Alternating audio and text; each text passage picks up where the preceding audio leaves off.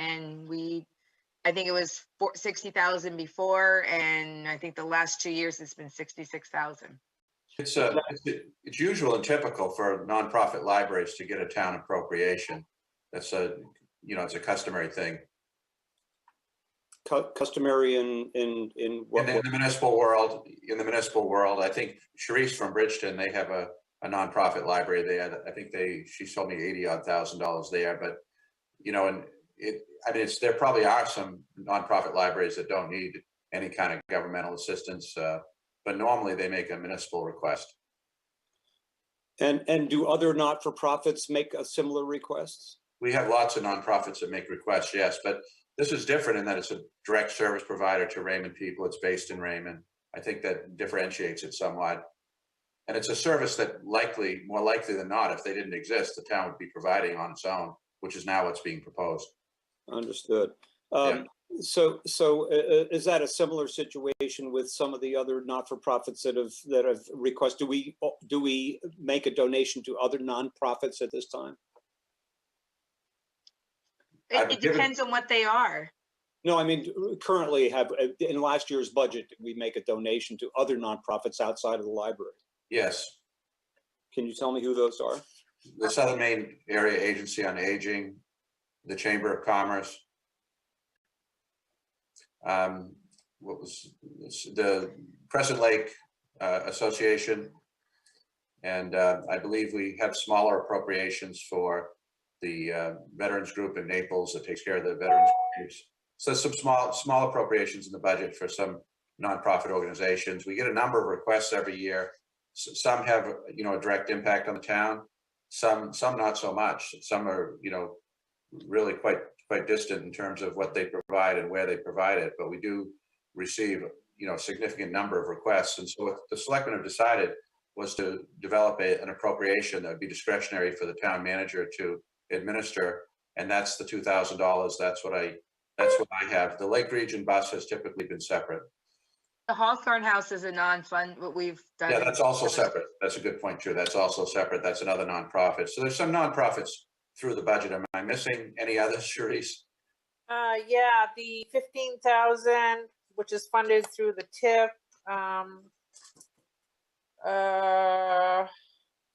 The Historical Society, and let's see. Well, maybe that is the Hawthorne. No, those are two different Raymond ones. Water. Raymond Waterways, you have. Yes. Right, Mhm. right. But so there are a number of nonprofits that we fund. Yes. I appreciate that. Thank you.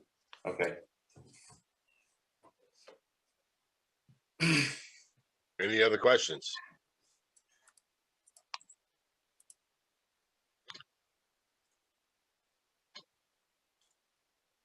I see no other questions. I do have one other thing I'd like to bring up if we're getting towards the end. We are. That is, there's not an appropriation in this budget for a consultant for the comp plan, and I'll let Sue speak to this issue. We've had a really hard time getting anybody interested in that, and I don't know if we're going to be up and rolling, and if and when we're up and rolling. And so if we were to do that, we would at some point need to engage a consultant. We probably can go for some period of time, an information gathering and with a volunteer committee, but that's something that's sort of, we've talked about, we've advertised for it. We haven't got much interest unless something's changed. So is that one that would properly flow under TIF? yeah, I think that could go on to TIF. I mean, I would hold that off and work that under there. Okay. Rather than funding it separately. We've actually had a rash of, I don't know if that's the right term, of requests to get on here. And I think partially thanks to the Roadrunner pieces that Melissa has put in, we've had people understand a bit better, I think, what it means. And we've had a few folks that haven't been on committees before say they're interested. So we're up to, if I'm just doing a quick look at the people who've requested, we might have 9 or 10 different applicants. So I was going to put it on the next agenda for you folks to consider possibly appointing. Okay, I stand corrected. Last I knew, the last up I got was a couple of people. Yeah, it was just within the last 3 or 4 business days. So like the end of last week. through So the today. Roadrunner works. It does. People actually read it. It's cool. Yeah, Ralph. Yeah, just, you know, going back or looking at the updates that Therese sent out today. You got on the RSU, you bumped that up, but where did that number come from? Because they haven't finished their budget yet. So is that just another guess? No, it wasn't RSU, it was the county. Well, you had the county tax that went up, but also on the RSU side, you went up. Oh, I just did Yeah, you did a 216,000 increase on that, but I don't think that that's real either. I think that, you know, I think it's gonna be a whole lot more than that. yeah, I just did a placeholder, Rolf. I don't remember what I did, 3%, I think. Yeah, you did 2%, but I mean, Two. that's untypical for them. It's usually closer to 4 to 5%.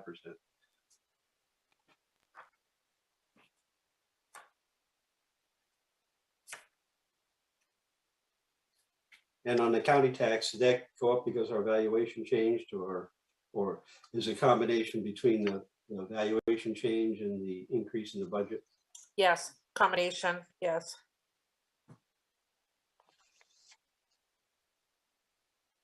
At the top, Therese, I can't remember. Did you cover the increase in state revenue sharing that we got word of today? I did, yeah, at some point, and initially I had budgeted 395,000 for projected state revenue sharing because it hadn't been published as of yet, but it's now out at 505,000, so that's an increase of $110,000 for state revenue sharing. So that has been updated in the revenue spreadsheet for you. So that's at least one thing going the right way. Yes.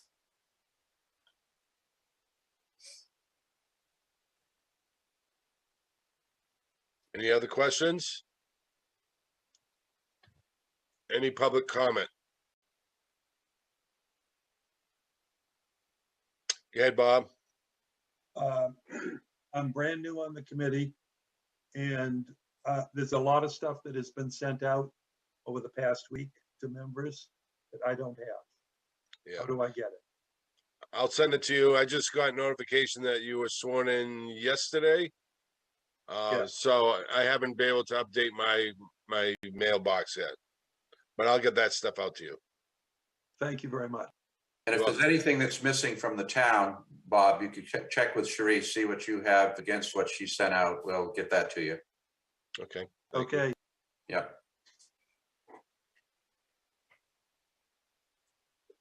Budget Finance Committee comment?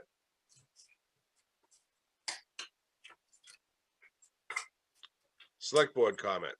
Oh, Bob, I'm sorry, I'm a little delayed here each time. that's okay.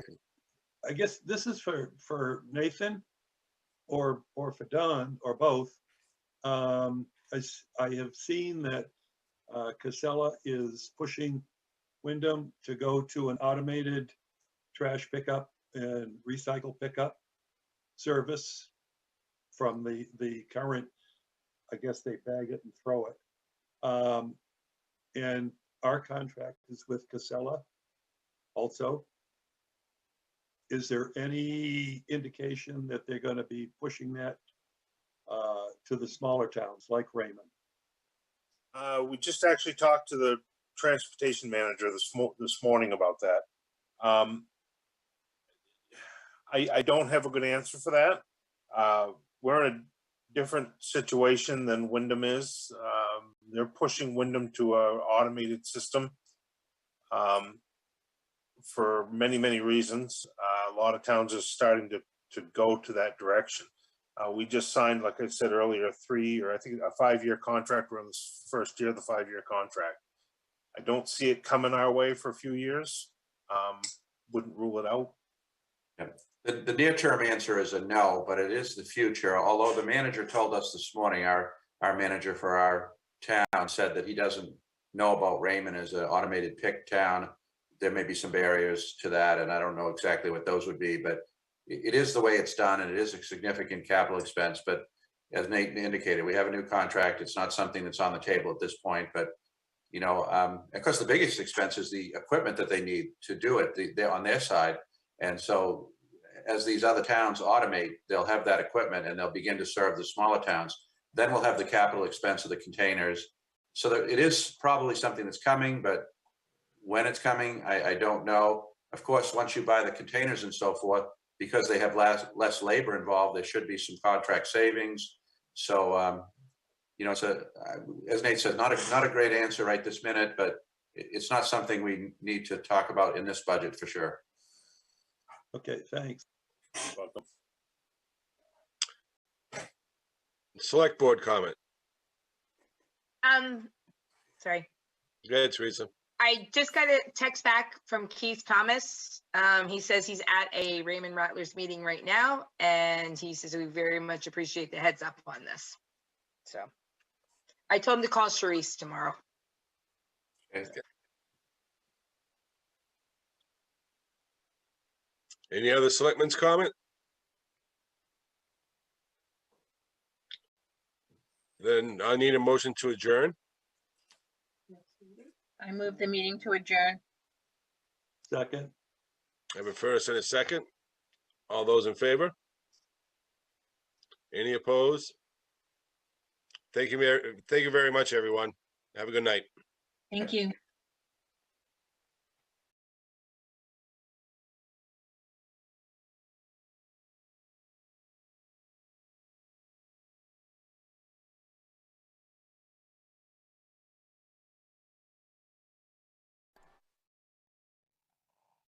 Good evening. This is a meeting of the Raymond Recycling Committee. Thank you for joining us. My name is Grace Levitt. I'm the chair of the committee, and I think it would be good to just go around quickly for the others who are here and be introduced. And I know we've got another member joining us shortly as well. Sue? Sue Accardi. Karen? Karen Lockwood. Don? Don Willard, town manager. Nathan? Oh, you're muted, Nathan. Sorry. Sorry about that. I was looking right at it. Nathan White, Public Works Director. Thank you. We have Representative Jessica Fay is on. I'm not sure if she can unmute. I'm here. Thank you very much. I appreciate everyone's patience. I am on my way home in the car. Okay, thank you very much. Thank you for joining us. And we will hope that our other member can join us. I know that Rolf Olson from the Select Board is unable to be here this evening. And we also have Bob Jones joining us. Bob, if you want to introduce yourself, feel free. well, I'm just a member of the public that's interested in recycling. Okay, all right. Thank you very much. We'll get started then. I'll call the meeting to order. And first item on our agenda is approval of the minutes of our last meeting from February 17th. Is there a motion? So moved. Thank you, Sue. And a second? I'll second. Thank you, Karen. And any discussion, any questions? Seeing and hearing none, without objection, we've approved the minutes of February 17th. Is there objection? And seeing and hearing no objection, we've approved the minutes. Thank you, and thank you, Karen, for taking those minutes. Much appreciated. As Sue said, they're always excellent, so that's great. Thank you. So we'll get underway. We've got some updates and some things that people have done since the last meeting. First, anything from either our town manager or from Nathan White on any updates from Casella, anything on that front? Well, we were asked to look into contamination rates on our recycling going into the facility in Auburn for Casella. At this time, most of our contamination is controlled on the street from the guys collecting it. When it gets to the facility, we've had no loads rejected to this point. So there isn't a lot to report on that. The only way to really get right down and dirty into it is do what they call a recycling audit, which is pretty labor intensive. They take the truck and they bring the truck over after it's picked up its route. They dump it on the floor and they paw around in the trash and pick out what's not recyclable and what is recyclable, and then they report back to us. The problem with that is we've got nothing to compare it to because they haven't done any yet out of that facility. I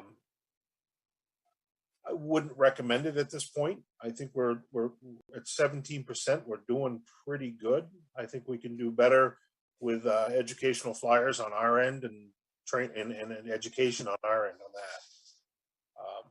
Our biggest contamination problem out here on the collection site is the dumpsters. The recycling is less than 50% dumped out of the dumpsters at this point. Without having some kind of control on those dumpsters, I don't see that changing much. And it does get worse in the summer when we come into summer. Right. Thanks, Nathan. And you had mentioned that before as well, as far as I made a note just myself, some of the issues, some of the barriers to doing a better job of recycling are summer residents being knowledgeable and, or for that matter, weekend residents, and some ways to deal with that. The 17% was the rate of recycling, not the contamination, but correct, the rate of correct, 17%. Right. And how that number's the way they come up with that number is by the total tons picked up, what goes in as MSW and what goes in as recycling. We seem to hover right around January and June of 22. We were at 18%, and we dropped back down to 17% in July and September. And that's basically when the summer people come in and you're picking up more household trash than you are recycling. And that's what lowers that number down to 17. They said that's a pretty good rate. I've talked to a couple of towns around us. Auburn and Lewiston, they're down in the single digits. Bridgeton was up a little higher than that, but they've got a transfer station, so they're handling it. The residents come in and hand them the trash and the recycling, so they're able to control it a little bit better. There's a lot of changes coming out. Everybody's read the article from Wyndham. I don't know how that's all going to work, but that's really all I got at this point. Well, I thank you for that because, for one thing, I misunderstood what that 17% was. So 17% of what's picked up is recycled. It's not 17% of households are recycling. Correct. So we don't know what percentage of households are recycling because I did find some information, at least I think it was just on our own website, about the percentage of participation. That's a different figure. We don't have an idea of that. That's a lot of old information. And in talking to Dave today, you got to remember we bid this out to Casella Waste. Geez, Don, what has it been 20 years now? 18, 19 years anyway. Back then, they were figuring around 2,600 stops a day, which only 1,500. I'm sorry, a week, and 1,500 of those are recycling. So he said, and this is just an off-the-cuff guess, he said pretty much anybody that's got trash out, you've got a recycling, something's there for recycling. It's not 100%, but it's a fair amount. Good. Okay. So I think that, go ahead. I think that a lot would help is getting rid of the food waste out of it. We've talked about that. That's going to lower your tonnage, which is going to show your, but it will naturally raise your recycling rates up into whatever tonnage you lose there, and that's considered recycling when you get into the food waste. Well, thank you. That's a whole lot clearer to me than what that 17% was, because that seemed like a low participation rate, but that's not what it was. It was the amount of what goes into recycling of what's picked up. So that's good to know that we've got many people participating. We just need, as you said, to reduce the waste part of it. And I think the biggest part is that food waste. I think that, and talking to Pine Tree, Casella, I'm sorry, I keep calling him Pine Tree. A big chunk of our weight is food waste.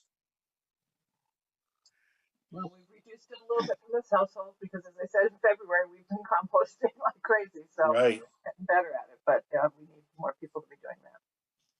So we'll come right to you, Don, in a minute. Kathy's just joined us. Kathy, just want to introduce yourself real quick. Kathy Goslin, and I apologize for being late. I was at my grandson's wrestling match. Hope it went well. It did. Good. Thanks for joining us. So Don, any updates from your end of things? Actually, Nathan did the research on these items, and so he'll be reporting, and I think Kathy has a couple of items, one that's listed for me. So I may be getting off the hook tonight, but I would like to say that on the issue of compost, I'm all in favor of it. I just don't know the best way to do it. I'm in agreement with Nathan that we need to get that wet waste out of our, overall waste stream. I'm actually impressed with the 17% number. If you think about what you see roadside and the the amount of trash that we produce, I think I have nothing to judge it against, but it sounds like a pretty good number to me too. And but I just want to reiterate the idea of let's go after the wet food waste. I don't know if it's curbside pickup or a site. We've had bad luck in the past with having congregate sites for recyclables. I personally like the idea, if it was at all possible, of the town buying backyard composters and providing instruction on how to utilize them. That'd be my favorite, but I don't know. I think getting the waste out of the wet waste out would be a great goal to pursue. Great, thank you. Yes. Thank you. Anything for Nathan or Don? Is there any Nathan and Don, anything you want to, any thoughts about what the article in the Eagle about where Wyndham's going? I mean, it's going to come to us eventually, but in talking to Taylor, anyway, she says that it will be some time, and I think Dave McNally has communicated a similar sentiment to Nathan. So it's not going to happen in Raymond right away, but it's going to happen. And so I think later on Nathan will report on the carts or toters, however you want to look at it, that would be need to be obtained to facilitate that. But yeah, automation's coming. We're not going to be the first town. And it's probably, I don't know if it'll affect this contract or not, Nate. What do you think? No, it won't affect this contract. And we've got an extension on the end of this contract. Raymond would be pretty tough to automate the whole town. They've admitted to that and quite clear of that some of it is easy, but a lot of it's not. We've got a lot of roads that people are half, 3/4 mile in, and to drag a 96-gallon tote out to the end of the road, it's a lot of weight, it's a lot of dragging. So I don't know. I don't think it'll be in this one or the next one. So can you clarify the length of the contract? Because I think I heard in the budget committee that's the extension. So how long is it for? 3 year. We have a 3-year contract with a 2-year extension, eligible extension on the end of it. Okay. And so that 2-year extension might be a spot to do some things a little differently, or it's an automatic? You might, no, it's not automatic. It's a negotiation point. And you might see some of the town go automated. And I would think it would be along the 302 corridor. That's what Dave was talking about the other day when I was talking to him about it. You'd see a couple of the developments may be picked up. And there's a lot of, in the pickup, curbside pickup trash, there's a lot of moving parts to this thing right now. And a lot of different, it's changing every day. And if we were ever going to do it, we need some advanced, lead time, because it's a pretty significant capital cost for the town to get into this. So, I mean, if Auburn hasn't done it yet, and they've been working on it for a number of years, now Wyndham is jumping into it.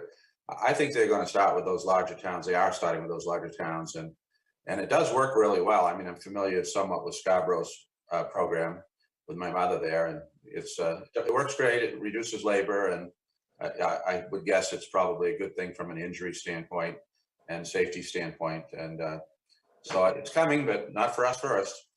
It'll be the bigger towns. Okay, so we'll let them figure out the whole long drives and things like that people have and ways around that. There must be ways around that, certainly. The other thing that they were talking about on I guess it's the chitter chatter on the inside, and they did touch on it in that article, is the recycling contamination, the very thing that we're talking about right now. The driver can't see inside that bin. He doesn't even get out of the truck. And that has been a problem, and that's been an educational problem in a lot of these other towns that are automated right now. So that's something they got to get around, and they're still trying to figure out. So do they run separate trucks? No, For the- So it's compartmentalized, the truck? Yes. it's a split truck. Okay. They call it a split truck. Yeah, you said it right the first time, but they call it a split truck. Okay. But people are dragging fairly large, so I see people with those yard wagons on our street anyway, and they put them in that and roll them out. So, I mean, they're already bringing trash up to the road. And some of those ones with wheels are almost easier to roll with than the ones without wheels. So I don't know. Some of them are, but we are still going in and out of, I think it's 9 camp roads, 9 or 10 camp roads. And those are where your problem's gonna be. There's not enough room for the truck and the toters, and that's where your problem's gonna be. What are they doing now? They're driving the rear loader truck in. Oh, The okay. Toters are gotta be set, there's a little bit to what the toters gotta be set on. They can't be cocked off sideways or crooked and sliding down the driveways. It's like I said, there's a lot of moving parts to it. I gotcha. I see. Okay. Thank you. Okay. Anything else on those topics? If not, we'll move on to the brochures and our artist in residence, Kathy. I just wanted to send stuff out so people could see it, looking at a few different ideas. I looked at what Casella has. And Casella's is similar, but I think it's harder to read. So I guess first, how did people like the logo? I think for most I heard you like the one with the Raymond with the earth with recycle, reduce, reuse around it. That was my favorite, but what did others think? I know there was some, I think Rolf expressed the idea that was maybe the reduce, reuse, recycle was not as visible there. Was that? Right. So you could do it with the earth with just the arrows around it. I know Rolf was concerned on how it would copy. I've tried it a few times. It's in a JPEG format, so it seems to copy okay. I just wanted something that when we do a flyer, they know who it's coming from. You know, if it doesn't say recycling committee or anything like that. And in my feeling, it doesn't have to, but if it's Raymond Recycle, you know, that would people would kind of get used to seeing that. In addition, we did put a small article in the Wyndham Eagle. I don't know if people saw it. It was just, we had space, so it was easy just to put something in to say, you know, zero sort and easy to do. So then I did those 2 or 3 other little flyers, and I was kind of looking at it as saying, to me, a big question that everyone seems to have is what you can recycle and what you can't. And we find, you know, as listening to Casella and them with all the contamination, I think we do have to do a better job of saying what you can't recycle.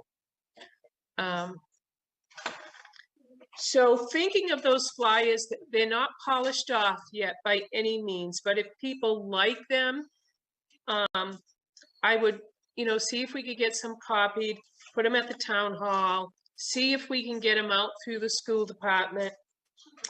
You know, I know the school does their weekly Friday folders going home, but I know with the fire department talking through the school had stopped letting groups send stuff home. I don't know if they'd let the town do it. The answer there is most likely no. When it comes to the school, they want to use our media to disseminate information, and we cooperate with the Roadrunner, with electronic signage, with all the media we have, Facebook. But they feel that putting other things that are not school related dilutes their message, dilutes their efforts. So that's a no, I think. Okay. But we could use, you know, public places, some of the businesses in towns, the library, through websites and stuff. So I just kind of want to get a feeling for where you guys want to go with that. What you liked, what you didn't like. Well, what did others think? I mean, if it printed well and still showed the reduce, reuse, recycle, I would think that's the best and start just thinking in terms of the 4 R's. Raymond, reduce, reuse, recycle. But again, what do others think? Sue and Karen and I think, yeah, yeah, I mean, I think any of them would work well. And, you know, I think that one didn't have the reduce, reuse, recycle, correct? Right. So probably we do need that, even though that was pretty. I really love that picture. It was really, you know, really grabs you. But, you know, there were 3 of them, right? I'm trying to find them. I have the ones that you sent out just the other day. Yeah, there was one that, you know, had the earth with reduce, reuse, recycle. There was one that they all had Raymond in it. There was one that just had the recycling, the 3 arrows that go around. I think we would only want one logo. You could do multiple, but I think one logo kind of, you know, you start to recognize it. Yeah. And then I think another one was just a recycling symbol underneath the Raymond. What do you think, Karen? I like the arrows with the earth. And I'm just wondering, is there a way, what do you think about putting the words on the arrows over the earth? I mean, the reduce, reuse, recycle on the arrows? Yes, on the arrows itself. I can look and see. I'm kind of, you know, online, you go online and search for clip art for it, and there's hundreds of it. And I was just trying to look at stuff, but I can look for that, Karen. I think it would be cool. Don, did you have a preference, or you? Not really. I would go with the, I guess, the consensus of the group. I'm told by my wife that I'm not great with colors and things like that. So I think they're all nice. I'd try to go with the simplest and most direct one as you would judge it. But I think Kathy's done a really great job, and I'd be happy with any of them, really. Yep. Ditto. Hey, it's Jess. Can I weigh in? Please do. Thank you. I just wanted to say thank you to Kathy. I've tried to put together things with clip art, and I know how much time and effort it takes sifting through all of those images. And I would echo what Don said. I think the simpler the logo, the better. People look at things for like a tenth of a second, and we want to make sure that we get the arrows and the town in there. And that's really the only input that I have. But I just, I think this is a good idea and a good direction. Okay. I'll work on that. And hats off to Kirsten at the town hall. She was the one that saved it, did the Raymond for me and saved it into a JPEG. So we'll keep working on that this week and get it out to you guys. Other than that, with the flyers themselves, do you like those directions, or are you looking for something else? I thought that I myself thought that they were fine. I don't know if there needs to be something that leads them to maybe the Casella website for more details if they have questions, because Casella on the website has a whole lot of information. Yeah. If, you know, whereas you can't put it all on a flyer. You've got, I think you've got the major information there that people need, but they may have other questions. What about this item? What about that item? And perhaps that would be a good idea. Well, and I know I looked at Casella's website and they have a flyer. It'd be hard for us to, I could probably get them to put our logo on it, but it had the same info, but it did have, hey, a number if you want to call, check out the website. So that's a good idea, Grace. What did others think? I like the first one, the pictures are always good. They're easier for people just to look at, and not have to read. So that was quite good. Although the setting of that is like some of them were really hard to Right. yeah, you know what I mean? But pictures are always good. But the first one I thought was really good too. It was pretty clear. Do's and don'ts. It's funny, we only put like plastic bottles in, right? Is that the only thing that we had in there was plastic bottles? And because they do take tubs, yogurt tubs and all of that. Plus, she said they take pretty much all plastic, which I still can't figure out. But so there's more plastic that they'll take than we have in those. Right, and in some websites, Sue, in looking at Casellas, they say don't do this and don't do that with some plastics. So they kind of contradict. One of their flyers say, oh, it's got to have the recycling and the 1 through 6 number on it. They put it on everything, that logo. That's just a scam, everything. And even if it's really, it's not so much it's not recyclable that there's no market for it. Right. So,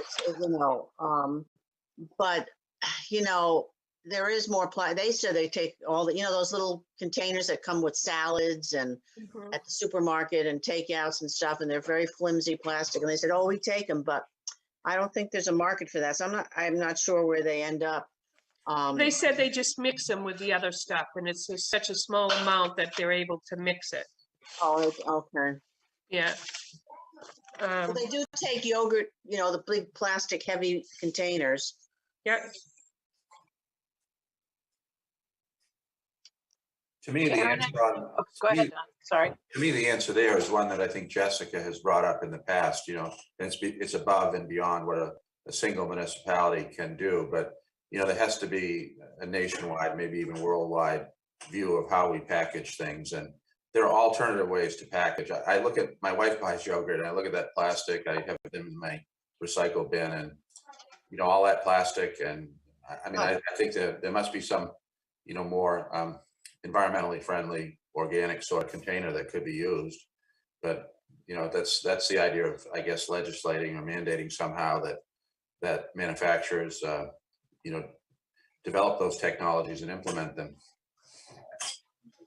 Oh, I agree. And I have more of those containers at home because, I have tons of them because I say, well, I'll recycle them, I guess, but they are recyclable, but it's just a waste. I mean, they last forever, those containers. I can't imagine them being in landfills without, or if people throw them in the trash, it's just, they'll be around for a long time. Right. Yeah. May I? Oh, go ahead. Yeah. I'm sorry. And I apologize again. It's a little tricky. I don't want to interrupt anyone. So thank you, Don. Yes, we are, the state and other states and really other countries are working on that packaging issue. I do want to say, remember the first 2 words are reduce and reuse. So, there are other points where down the road, and I'm not suggesting now, where we might be able to just ask folks to think about creative ways to not just reduce, but also to reuse some of the containers that can be ultimately recycled. But if you can reuse something more than once, that's also keeping it out of the waste stream longer. And then just on the flyer, I think it's a great idea. I think having multiple access points for people to get those flyers so that they can pick them up on their refrigerators and refer to it is a really great idea. I think even with maybe rental agents who are doing summer short-term rentals, that might be another point of distribution, just so folks who are here for long periods of time also understand that this is a thing that we do in a community.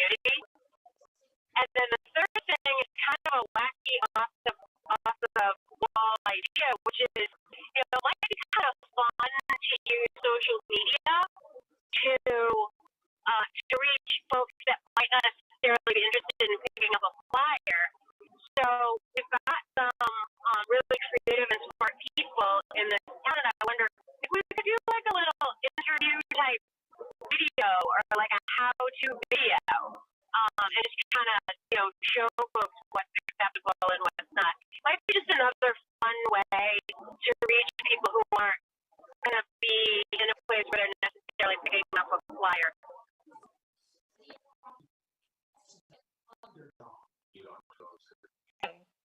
So Kathy, do you mind working over the mic? You've already done a lot. Is that okay to? No, I'll keep working on that. I think we definitely need to update the town's website. I know the last meeting we talked about, what's on the website. I went and looked, and the recycling info that was on there, I think, Nate, it was probably like 2012 when we went to the recycling rules, I guess, are there. And I think we need to update that, not the recycling, but the trash and recycling. Maybe put some on the different town websites, any public websites that we have in Raymond. I know we could put it on the fire department's website, Facebook, I mean, and different that to get the info out. But I think before we push recycling all that much, and I apologize, I was a little late. I know Nate was talking about it. I think we need to figure out what is the absolute goal of the committee. I think most of the committee members love recycling, but it is more expensive for the town to do recycling. And is that what the recommendation we want to make to the select board?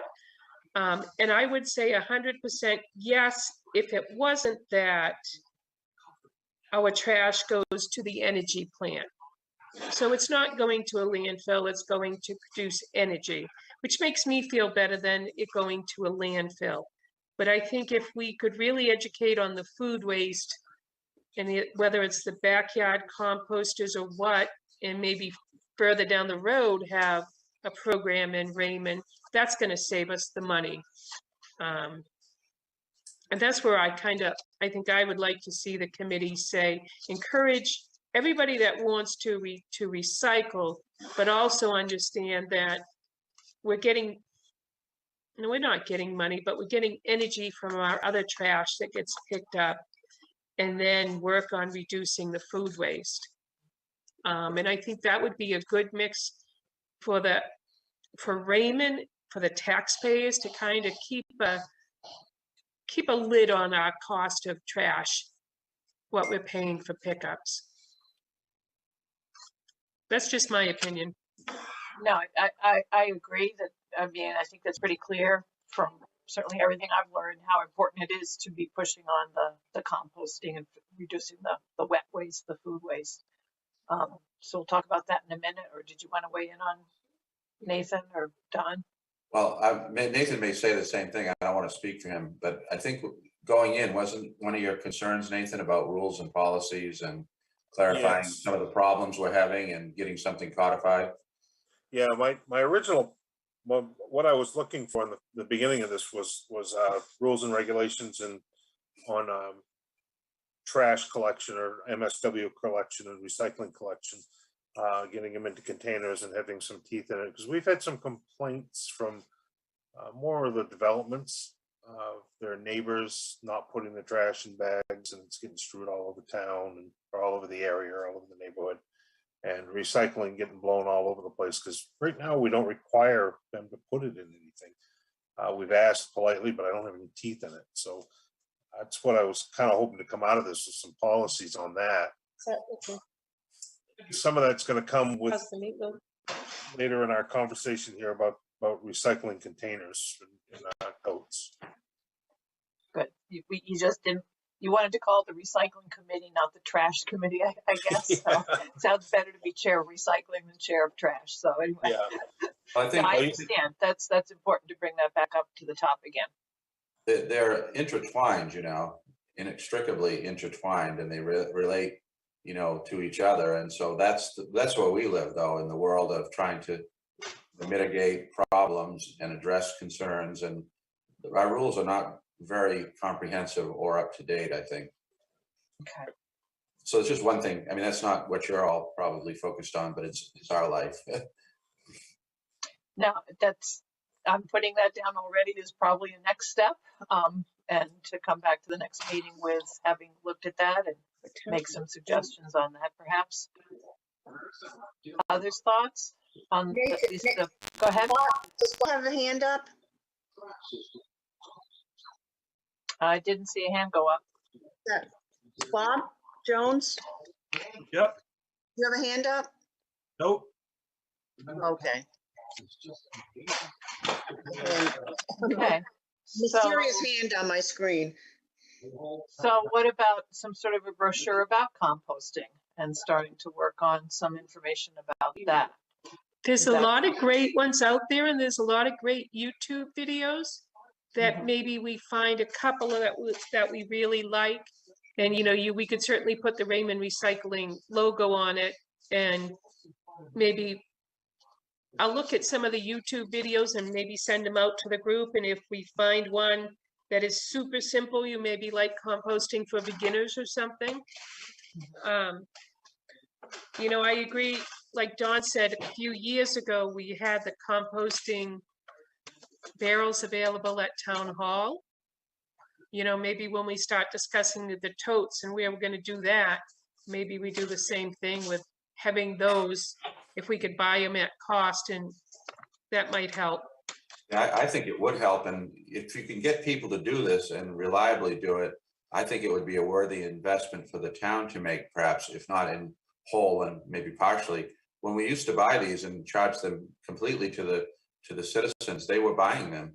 And so I think if the town gave some level of incentive, that it would, over time, and not a long period of time, pay for these things, and then do something that would not only improve the efficiency of the plant, but it also opens up, you know, if a number of towns begin to do this, it opens up capacity for, you know, additional materials that come in at the spot market rate, which, you know, helps us in terms of our finances. And then, of course, if you're looking at the environmental piece, if you're composting the food waste and using it, you know, for soil amendment or whatever, that's a lot better than trying to burn wet garbage.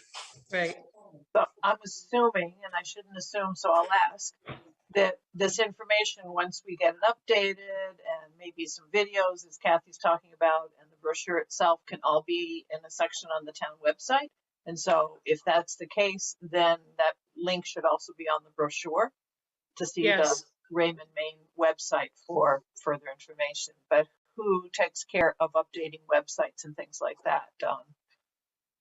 And can you run some of those videos on the local channels? That our local channels, like you do run some stuff in between meetings.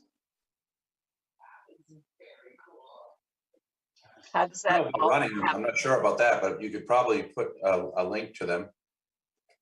Oh, okay. I'm not sure legally about running them, but you certainly link to them. And if you're interested in recycling, here are some great, you know, videos, and whether they be YouTube or somewhere else. That's a great idea. And for the website, does that just go through you, Don, and you? Yeah, well, I think Sue might still be on here. Sue works on the website. Okay. Melissa works on the website. She's new, so I defer to Sue if she's listening as to who would be the best person there. Okay, but it would be. I am listening. I'm just knitting. Okay.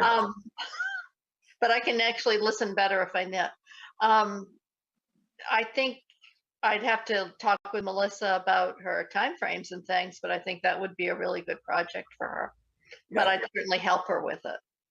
And for we could put links to whatever on there, whether it's documents, other websites like Casella's or YouTube videos or anything like that. We could put links. Dawn's right, though, we would have to be careful about the videos and things that other people make, because we don't necessarily have the rights to them. We might have to contact people to see if it's okay if we use them. The adult ed programs that we went to, those, you know, for Eco Maine, I wonder, and they sent us the recorded program. So I wonder if, you know, with their permission, I wonder if those could go on the on our site. Yeah. And they had one all on composting. which was very good. Okay. Karen's had her hand up a bit. Yes. I'm wondering about the idea of the town having the composting bins available to residents. Is that a first step towards going to garbage to garden? Are we seriously interested in garbage to garden? Handling the food waste?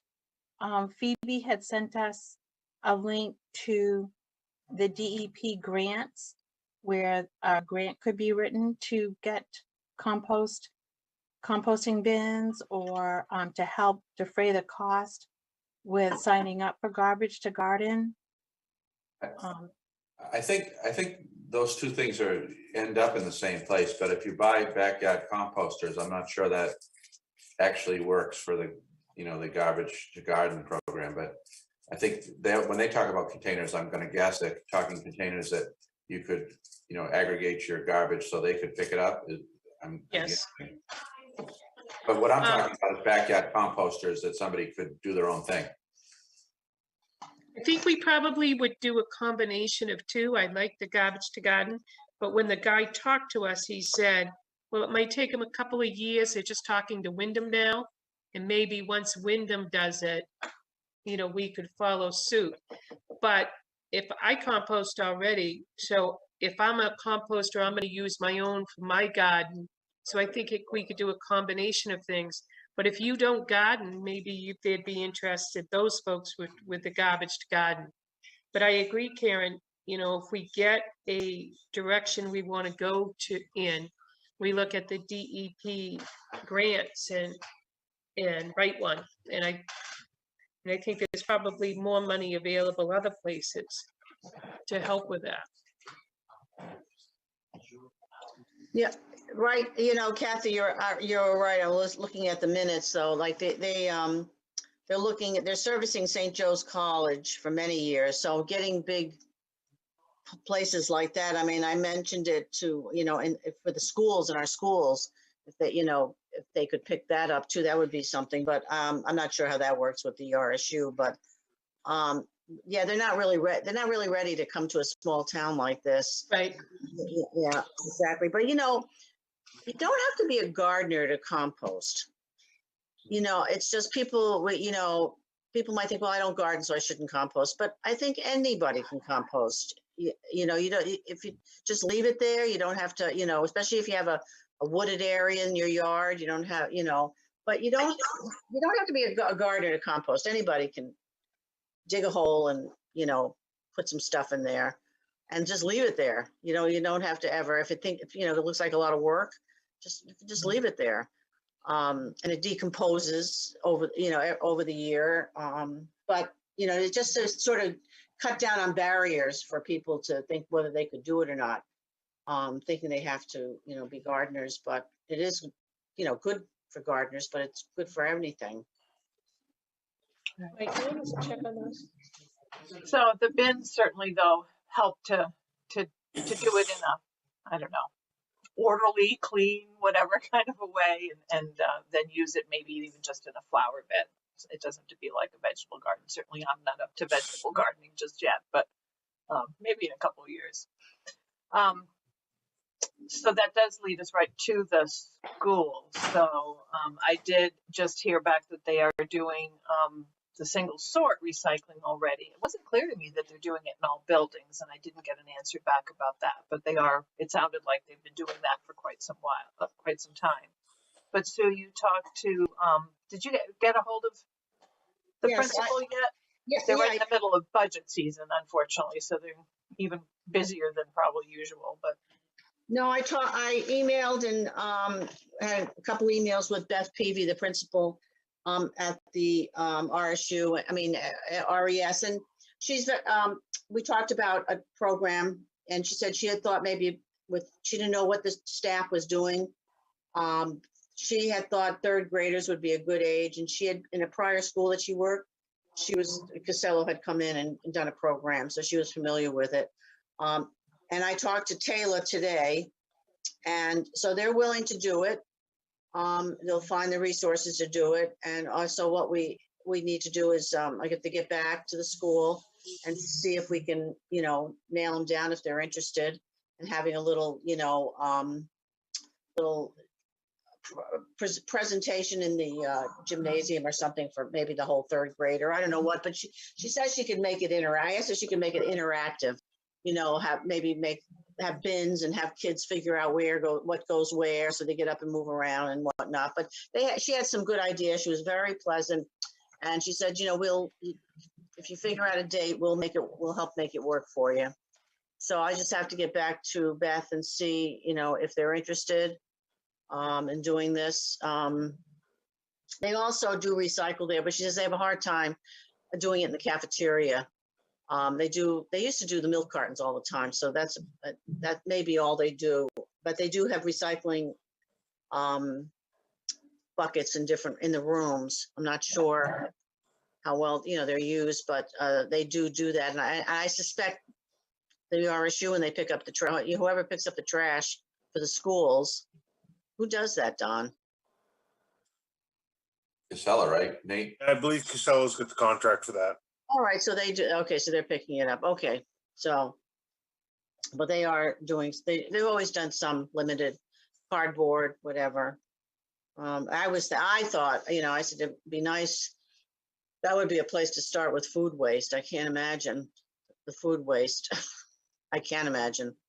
So yeah, it might be hard with young kids actually to do that. Just having witnessed a high school that started doing it a few years ago, and even that it's got to be watched and monitored, so they're not just throwing anything in the bins for the food waste, obviously. Right. But I wonder if the middle school, as a science kind of a project, don't they have a garden at the middle school? Yes, they do. Yes. So I wonder if they do any composting there, if that's a place to kind of talk more about composting with the older kids. Yeah, they might. I can't remember whether I've seen containers up there. So that's good. I can touch base. I'll touch base with them and see what's going on at the middle school. They have okay, you don't mind doing that too? Okay. No. Great. They have a wonderful garden, and I'm not sure who's doing it right now. So okay, I can do that for sure. Absolutely. Okay. And then I'll talk to Beth and see if she wants to arrange. It'll have, it won't. Earth Day is like the 22nd. The kids are on vacation that week, so it won't be on Earth Day. So it doesn't matter. Sorry, it doesn't matter really what day we do it. So I'll talk to her and get back to the committee. Great, thank you. You're welcome. Okay, so that brings us on to talking about those bins. Well, what are some thoughts on that? Go ahead, Nathan. I guess that's me again. We got some prices on toters. There are 3 different sizes. They go 35 gallon, 65 gallon, and 95 gallon. The 65 gallon is probably where we'd want to be in size, give you enough room to do something with them. They're running around $59 to $60 a piece. There's a minimum order of 65s where you have to order 648, which is a tractor trailer truckload. You can order obviously more, and the pricing would change some. They did warn us about the very volatile market right now and on pricing on this stuff. I think if you're going to try to push the recycling harder, I think that the totes are going to be a very important part of that, and it would also set us up to at some point getting us closer and closer to that automated system. My thought, and I said this the last time we talked about this, was the residents would have to pay for them. We'd order them and then resell them to the residents at our cost. It's a big step, and it's a lot of money. It's 80 some odd $1,000, I think, for the one order. Right, but the towns that went to automation, I believe they built that in and provided them. I'm not saying that we need to do that, but that's what they did, I believe. Yeah, it was kind of a mix. Wyndham looks like that they're going to have to purchase. Oh, okay. They're going to have to purchase both the recycling and the MSW receptacles. I'm pretty sure Scarborough provided them. Yeah, Scarborough might have provided them. Westbrook never got back to me this week on what they did, but they've been in that automated system now for 7 or 8 years now. But they're, and when you go through Westbrook, they're all clearly marked Town of Westbrook, so I would assume that the city owns them. So Nate, on those totes, are those just the big, are those the covers on wheels? Yes, Yes. yep, They don't want us to use the open tubs anymore. no. And these, the ones that she priced me, were 50% recycling. I believe it was, they're made out of 50% recycling product. They're pretty tough. We have yet to wreck one in town here. We've got a few people around that have them. I have them. I have one. And Dawn has one. And they're pretty rugged. They take a complete thrashing. 18 years, no issues. And they have a logo on them, recycling. Yes, you can do whatever you want, either recycling or trash. You can put the Town of Raymond on them, or Casella Waste, or whatever. Please put stuff in this and whatever you want, really. And I believe there's different colors. You can get green, brown, and I don't know what the other color was. If she told me, I don't think she put it in her email. Blue, yep. Recycling blue. So Casella has those labels? No, when you order them for, if you Okay. order a recycling tote, you tell them what you want on it.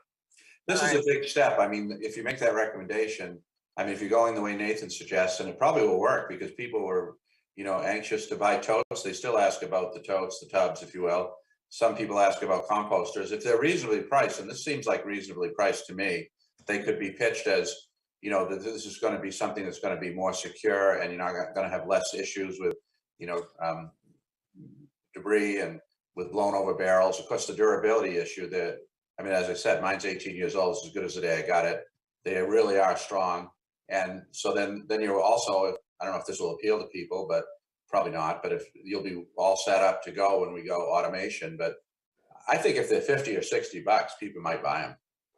I misspoke on that number. For the minimum load on the 65-gallon tugs, it's $38,800. So it's really, in the scheme of things, it's a bunch of money, but it's not terrible. Yeah, the bigger issue for me would not be the money, although that's significant money. It would be, where would we store these things? Yeah, exactly. I was just thinking that, yeah. We've got room down the sand in the old sand salt building where the equipment is. We can make room for this program. We're not going to be storing them for a long time. I would like to think that we get them pre-ordered, or get advertise it, say this is available. Even if you didn't sell them all, you get a good portion of them sold, and then when they come in, they got to pay for them, and so it's just going to be there for a short period of time. And we can buy a smaller order. We're just going to pay more, right? $112. 112 is the lowest order. 648 is a minimum order. What's this 112 on her email? What's that about? 112. It says if the town was to go for minimums, 112 of a particular style, this pricing would change. Correct, because I had originally asked for a minimum of 100. What she said is the pricing above includes transportation is based on a full truckload quantity, and that's where I got that from. The 95s is 720 in a truckload. The 65s is 648. The town was going to go for minimums of 112. Pricing could change. So you're right. I'm saying I don't see us getting 600. We're probably going to have to pay a higher rate and get a smaller order, I'm thinking. I remember when you and I used to go to New Hampshire and get the tubs. How many of those did we get at a time? Do you remember? A couple, 300, I think, on the truck. Okay. Yeah. But you could stack those. Those would go on pretty good. I would do a sample and find out how many people would be interested in it. That's a good idea. So I just was doing that. You're saying get some of them and see and advertise about them, and then just go get a bigger order if people start to ask for them. Well, when I was thinking of a sample was maybe put out an advertisement. How many people would be interested in this if we did it? I want to. Could we? Bob wants to. So do we need to survey to do that though? Or you talked last time about how few people respond to surveys and even just getting a survey out. Yeah, that's true. We could, I don't know how this will go, but we see citizens all day, every day, all day long. If we had the clerks ask them that question. Just an idea. Yeah, we do like a questionnaire at the front office.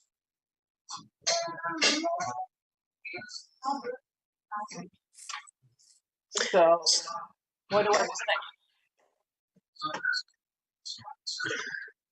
Can you get, Nate, can you get one to put in the town office?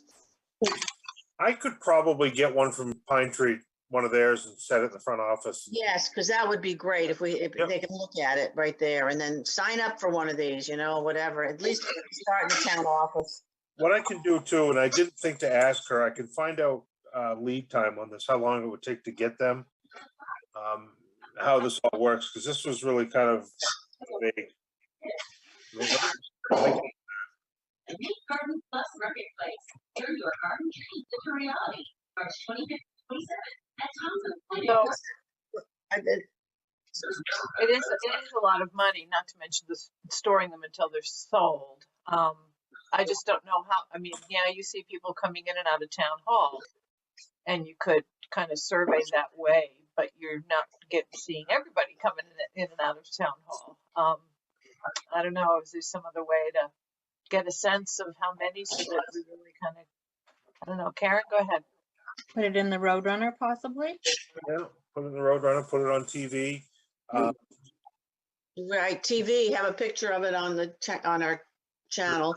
Are we gonna have an open town meeting this year, John? No, we're gonna have a referendum. Oh, okay.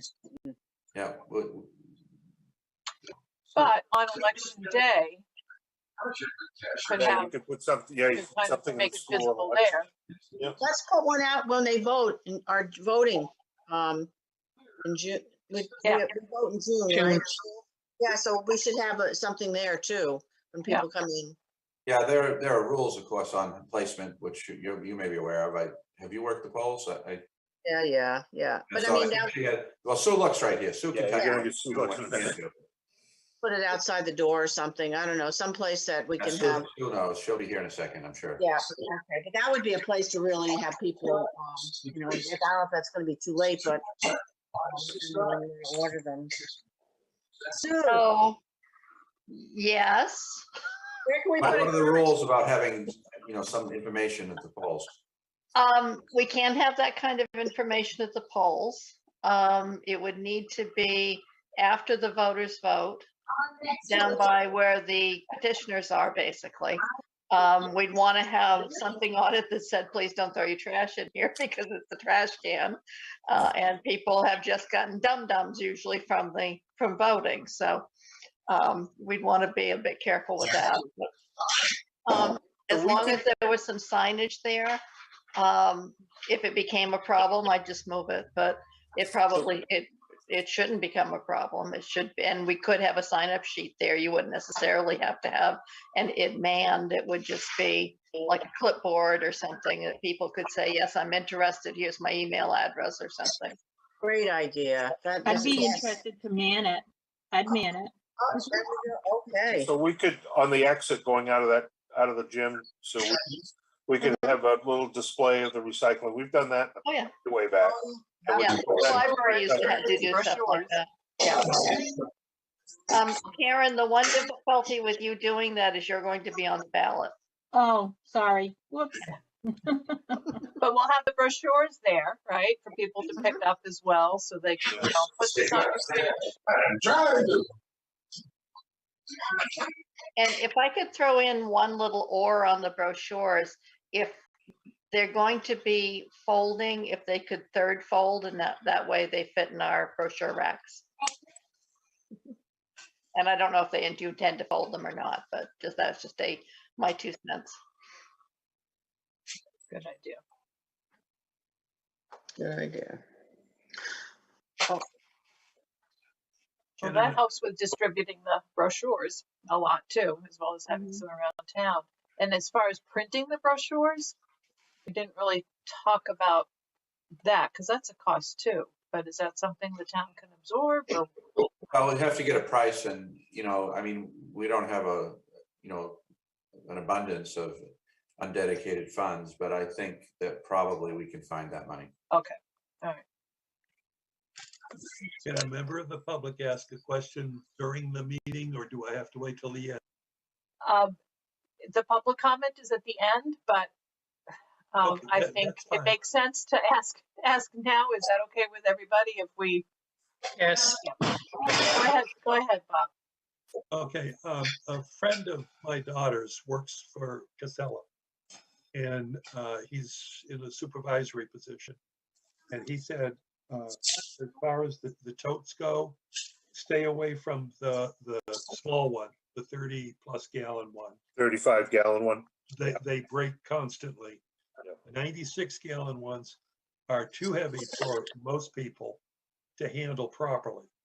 He said they have the best results with the ones that was it 60, 65 gallon. 65 gallon totes, correct. Yeah. Yeah. Also, is there, can Nathan, can you get the dimensions of that? We have an old Tupperware bin that holds 2 large Tupperware totes. Those totes are 25 years old and they're falling apart at this point. So we're looking to replace. But we don't want to buy something that won't fit in the like the shed that those I'm things not gonna came use it. that was made by Tupperware. Thank you. Yes, I can get the dimensions of that. I can actually send you a picture of them, Bob, if you've got a, yeah, I can get you, I got a picture of the ones that, at my place, I've got a 96 gallon and a 65 gallon. But I can get you the dimensions of those. That would be great. Okay, so that's great, Nathan. That was already kind of what you were looking at was the 65 ones, right? So yeah. perfect. Thank you. So Grace, Yeah. with the totes I sent out, with the stuff I sent out, some prices of availability. Well, I think what Nate's doing is the way to go. I think we're gonna have some taxpayers say $65 to $70 for a tote is more than they're going to spend. So maybe we have another option, or just say in our brochures, totes are available, you know, Amazon, you can get a tote for $15. You're gonna replace it every year, but is there any concern with folks that it's gonna be too expensive for people? Go ahead, Grace, I'm sorry. No, go ahead, Nathan. My concern with the lighter duty totes, Kathy, is we get bagged 2, 3, 4 times a year with, I bought a $5 tote from Walmart and it's destroyed and you've got to replace it. I do agree with you. Yeah, there are going to be people that are going to pitch a fit. And they're not going to want to pay anything. They're going to want the town to pay for them. But I think there's a balance there somewhere where if we start giving stuff away, where do you draw the line on that? And where do you say, if they go to the automated system, they're not going to have a choice. If they go to the automated truck, they have to be those totes for the truck to pick them up. So I guess that's So, up against at some point, maybe not at this juncture, but at some point we're going to be up against that.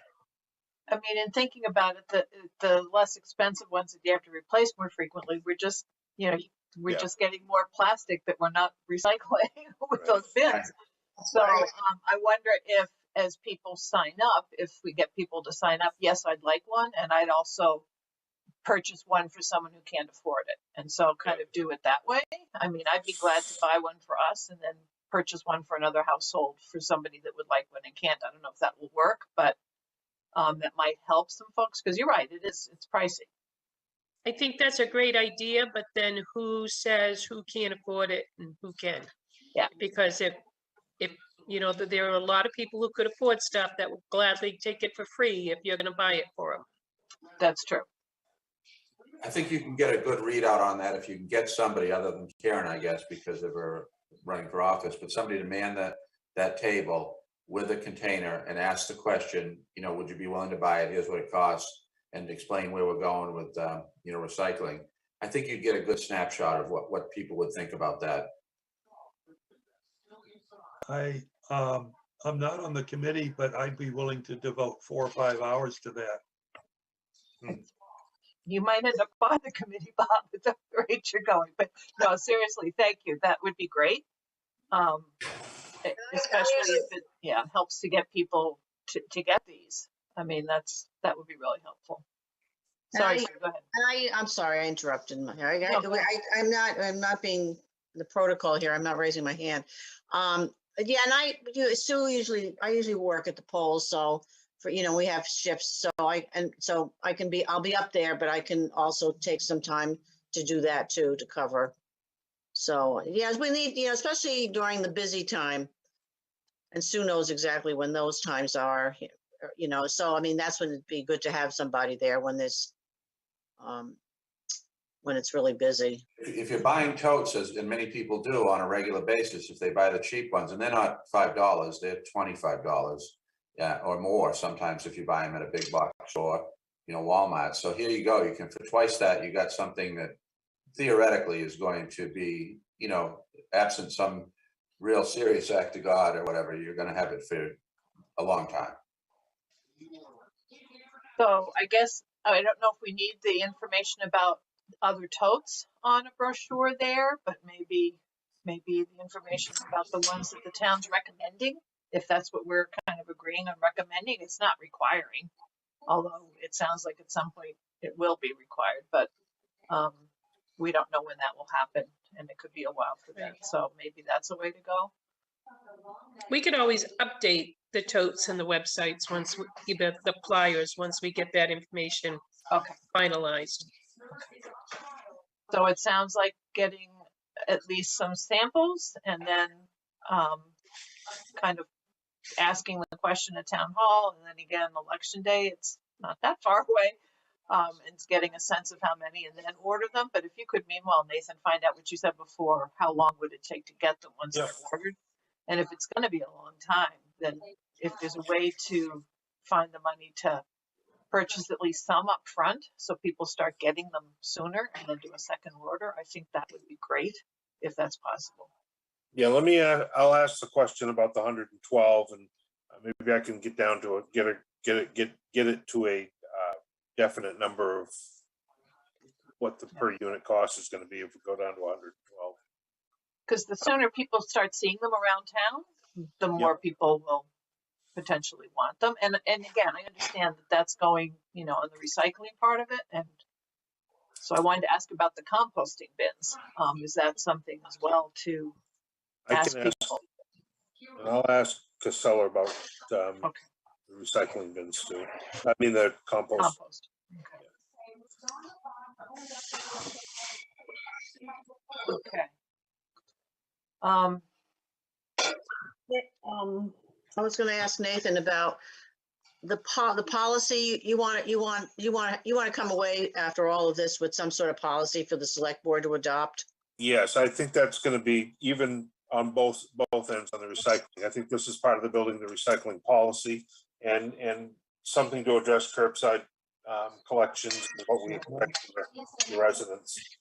In the contract with Casella, it's spelled out what they want, and we have got nothing to force it with.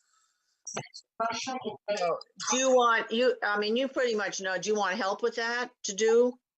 No, I think Melissa and I can get it done up to the town office and get it written up what we want on the MSW side. Recycling is going to be up to this committee as what the recommendations are going to be. Okay. And we can get together with that and match them in together.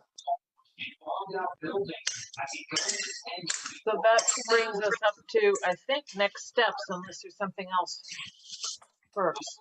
So could I suggest, certainly I'm glad to take a look at what's on the website. I looked at that months ago when we first started meeting, and take a look at what a suggestion might be for recommendations to update that just for the select board. Don, go ahead. I just want to let Nathan know, the place we used to go get the totes in Raymond, New Hampshire? Yep. They're a RARIG, however you say it, Pacific Company distributor. So they sell what Casella is recommending. We could call them. Yeah, we'll call them direct, take Casella right out of the equation on that. And I was trying to get a price, but of course they're commercial units, so they're not showing the price, they're just showing the specifications. But that company we've done business with. Okay. Okay, so next steps, who's going to follow up with a couple of things in the schools, and Casella as well? And I'll take a look at the information that's there as far as recycling that's on the website and what recommendations we might make. I'll just suggest them to the rest of you, but others feel free to take a look as well, to select board in terms of a policy. Kathy is working still on finalizing or doing some more work on the brochures and things, and videos, possibly. If we made our own video, if anybody's up for it, that could be shown. I mean, maybe we get some school kids to take that as a project too. That would be received better than, I would think, if it's students. People love seeing the kids on TV. I don't know what that would take, but maybe that's a part of, you want to also talk to the schools about that too, and see if there's a way that some group of kids might want to do a project. Sure, absolutely. Yeah. And it could be, older kids too, even if they're at Wyndham High School, Raymond kids that, talking about Raymond, or it could be a mixture of kids. It doesn't have to be one town or the other. They're all going to be talking about recycling at some point, right? If Wyndham's looking at some new things. Oh, yeah. I'll talk to Raymond, the Jordan Small and RES for now. Okay. Okay. And let's see. And maybe just what other next steps might there be? Oh, Don, do we still have a videographer for the town? Well, we got one tonight, it looks like. Okay. I We mean, don't have a whole bunch of videographers now. no. We're advertising constantly for videographers. All right. But there was a gentleman that lives in Raymond that used to do it for the town. Bill Blood. Yeah. Okay. Maybe I know him, so maybe I'll ask him if he's interested in helping with a video. I'll ask. That's what he does. Actually, to tell you the truth, we have money budgeted, and we did these little video vignettes. Kathy Goslin was part of it. I think all of the department heads did them. They're very old now. I want them down. I'd like to do a whole new round. I have money to do that. You do? Yeah, and I think Bill wants to do that, but it's kind of, getting the thing going. Okay. So we kind of maybe reach out to him. I don't know if Sue has something on that, but we have the Yes, Bill's doing tonight's meeting. Hey, Okay. Bill, do you want to pipe up? Oh, Sure. there he is. All right. She's been blocked from accessing her own bank account. Don't know if he's. I'm not sure what that is in the background. Yeah, I can help out with the videos. It's not a problem. I've actually been writing ideas down throughout this entire meeting. So I'd love to get together with you and go over it. Great. Excellent. Great. That's Thanks. great. Thank Well, you. that worked out. Thank you. So I just had a couple of other things that to keep in mind about maybe, I don't know, down the road a little bit. One of them quite literally down the road. What Nathan started off with is one of the barriers, the camp roads, and thinking about some ways to help address that barrier, the issue of summer residents. I think somebody had the idea there of being sure that some of the folks that rent the summer places have brochures and have that information. Could certainly help, but there may be some other things to do. And let's see, is there something to incentivize folks to compost, or to, I mean, obviously the incentive is to keep the cost down for the town. That's a pretty good incentive, but something that an individual might feel is an incentive to do it. I just a topic. I don't have an idea on that, but if there's some way to incentivize people doing this and doing it better, that would be great. And I think the only other thing we haven't touched upon was part of the reason that I thought this committee was formed was because of sort of the myths that were out there about recycling. And we still perhaps need to educate and dispel some of those. I know that just watching the adult ed videos, the sessions they had on the Wyndham Raymond Adult Ed things that some of us listened to certainly dispelled some of the myths. Yes, there is a market for some items. Yes, it fluctuates, etc. But it really, in terms of items that you can and can't recycle, that might be just an ongoing piece of communication. And that was about it. I think we've covered the other things that I had kind of jotted down in my notes. Any others have some ideas?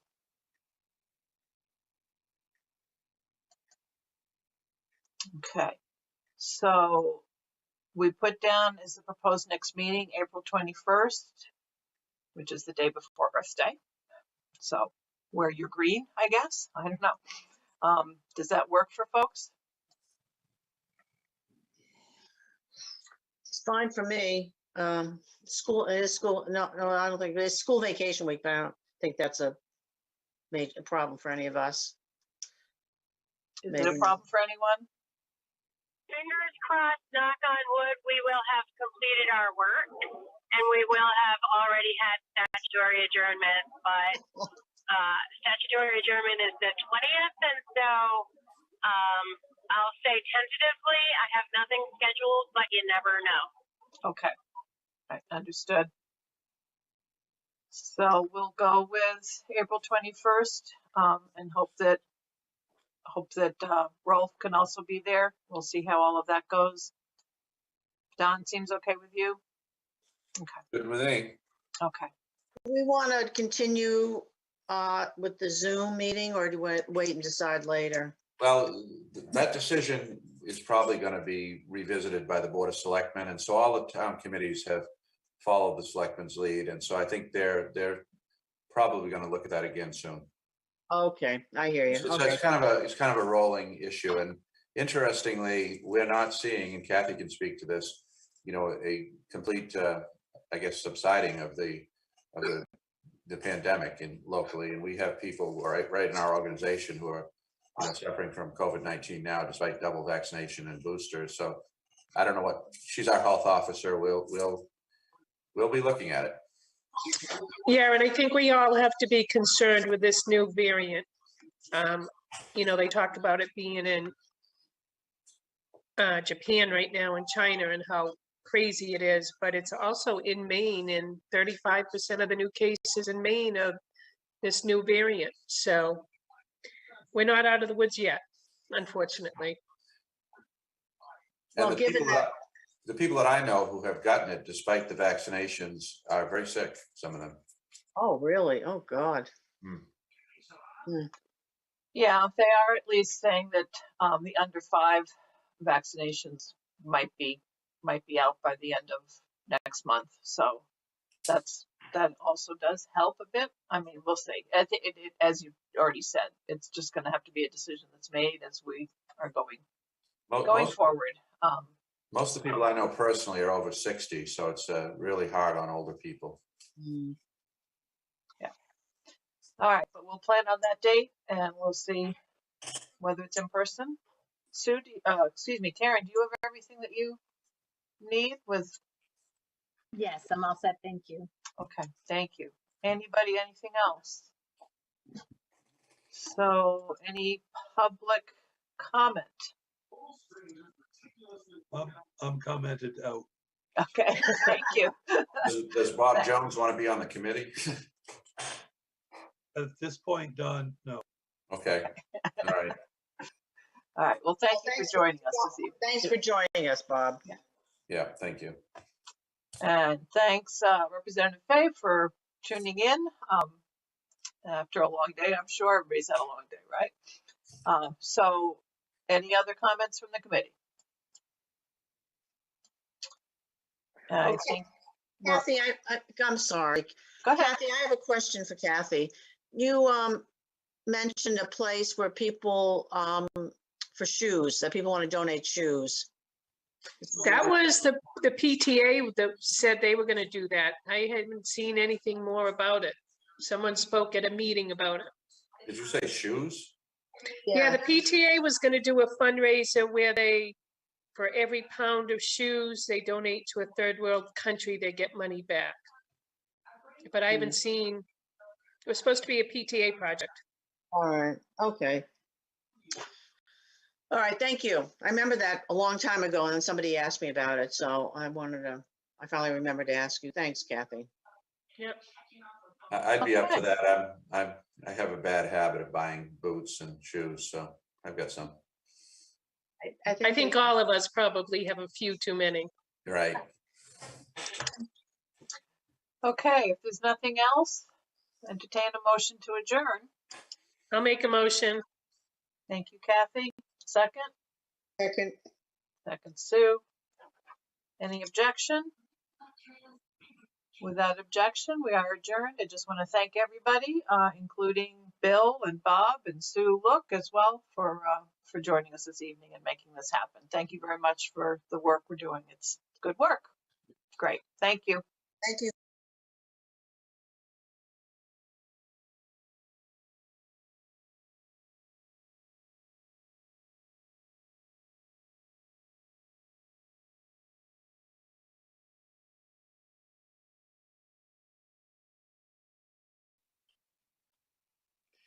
Welcome to the March 29th, 2022 Zoning Board of Appeals meeting for the town of Raymond. The Zoning Board of Appeals will come to order.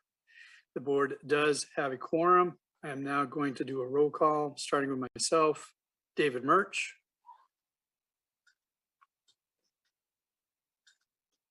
Tom Hennessy. Greg Dean. Fred Miller. This is a public proceeding, and unless the board specifically votes to go into executive session, you have the right to hear everything that is being said and to look at all of the exhibits that are presented. Please notify the chair if you are unable to see or hear. The board works from a published agenda and will be considering tonight's items in the following order. Number one, call to order. Number two, approval of minutes of February 22nd, 2022 meeting. Old business, administrative appeal, re-notice of violation issued 12/16/2021. Second order of old business, administrative appeal, re-notice of violation issued January 4th, 2022. New business, administrative appeal, re-notice of violation issued 1/28/2022. Second administrative appeal, re-notice of violation issued 12/28/2021. Finally, administrative appeal, reason notice of violation issued 1/28/2022.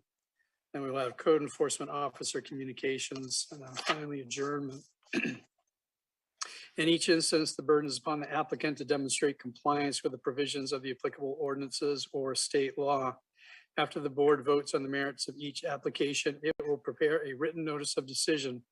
Because the notice of decision may substantially affect any appeals rights and also as a matter of courtesy, the board asks that those attending the meeting with regards to a specific application not leave until the board has completed its discussion.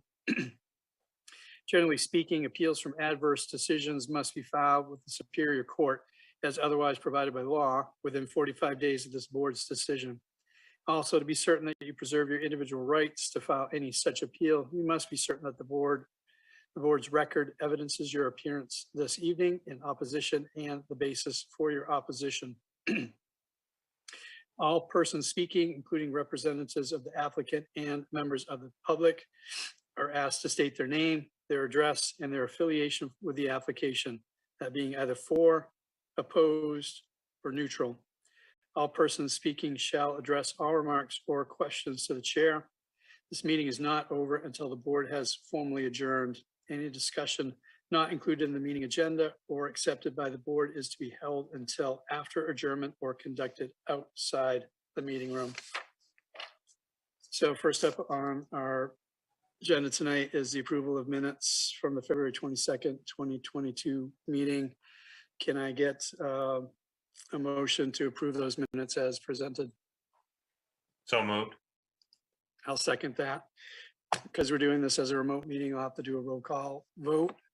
So in favor of accepting or against, Tom? In favor. Greg, in favor or against? In favor. Fred, in favor or against? In favor.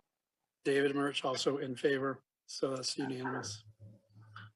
So we'll be moving on to old business. And tonight we have 5 administrative appeals that we were going to be reviewing.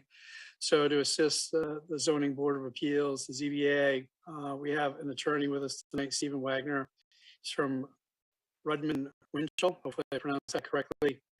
Stephen will be assisting the zoning board with regards to proper procedure and process as we go through this evening. Just be aware, though, please, that any decisions that are made tonight will be made solely by the Zoning Board of Appeals.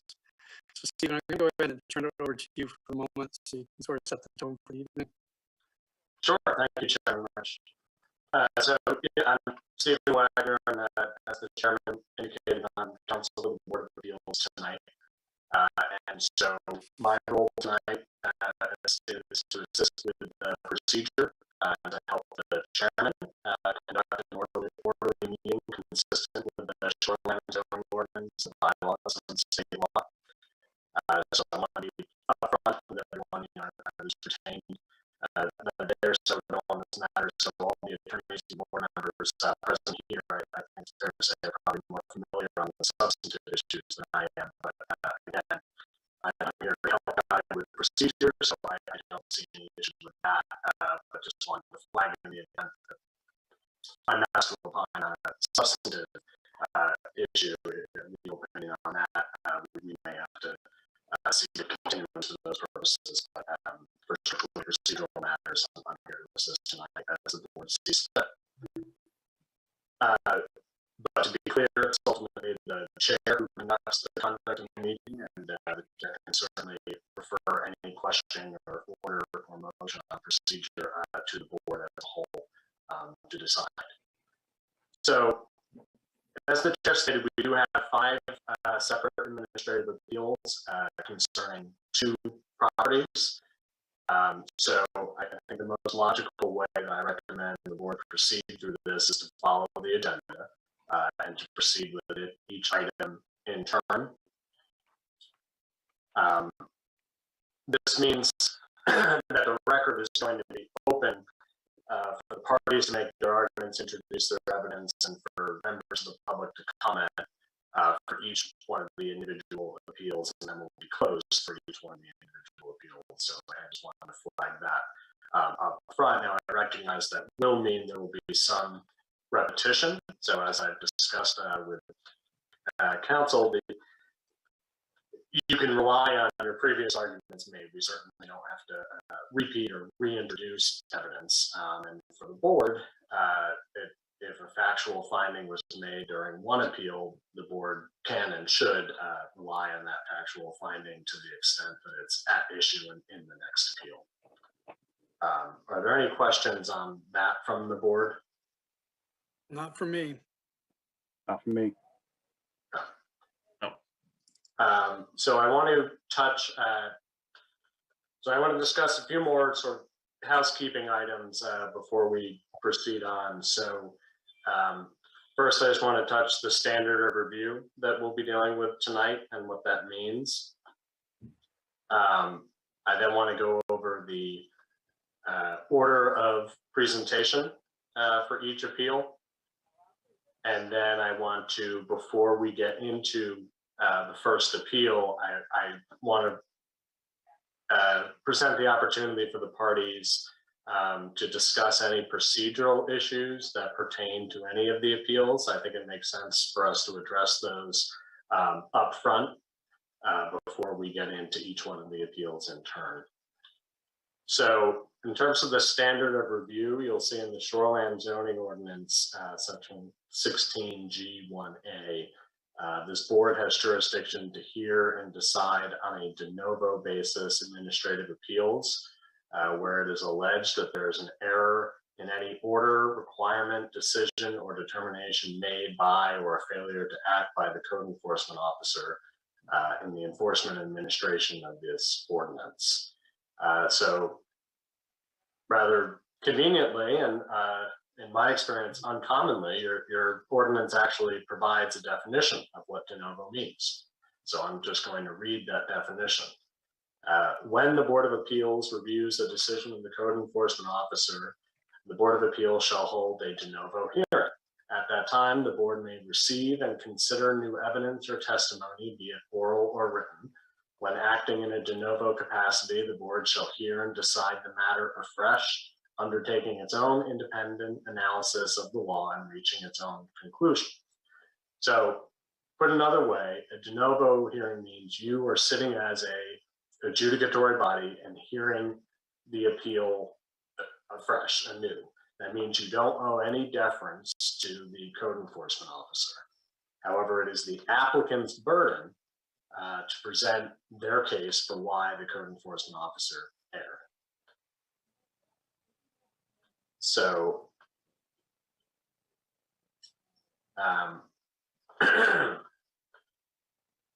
for each appeal we'll bring up, there will be I suggest the board begins with, we've already determined a quorum is present, to hear any objections for each appeal, whether there are any objections from parties or from the board itself about any potential conflicts of interest or bias. So that would be the time to raise it. We'll have the board chair. I'd ask to poll the audience, poll the parties and members of the public and the board if there's any conflict of interest or bias to be discussed. Then proceed to whether the appeal has been timely filed. Then proceed to whether the application is complete. And then I think in this case, it's important for us to determine what the evidence has already been submitted and is part of the record for that particular appeal. We'll then proceed to the applicant and the applicant's witnesses. They'll go first as they have the burden to present their case without interruption.